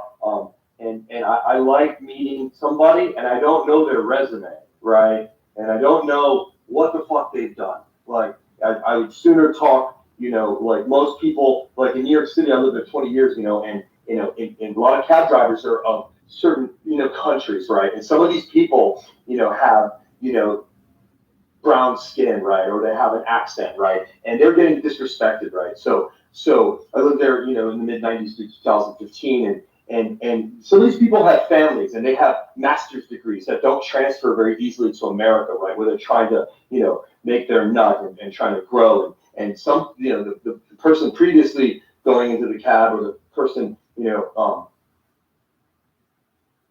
after me is probably going to disrespect them, right? And they're not going to treat them as people, right? So like, you know, and I'm always proving this, I'm always proving this, this infrastructure. And everywhere I go, like, bathroom attendant. Yeah, he's a person. He just has a suit on. He's working for a company. He's probably a gem under a rock that nobody else is turning over, right? So it's like, you never know. I talk to a lot of people, not just randomly, like I pick and choose, but I don't care status, pauper or king, they took a shit that day. And it stank. I don't care. You just never know who you're going to meet.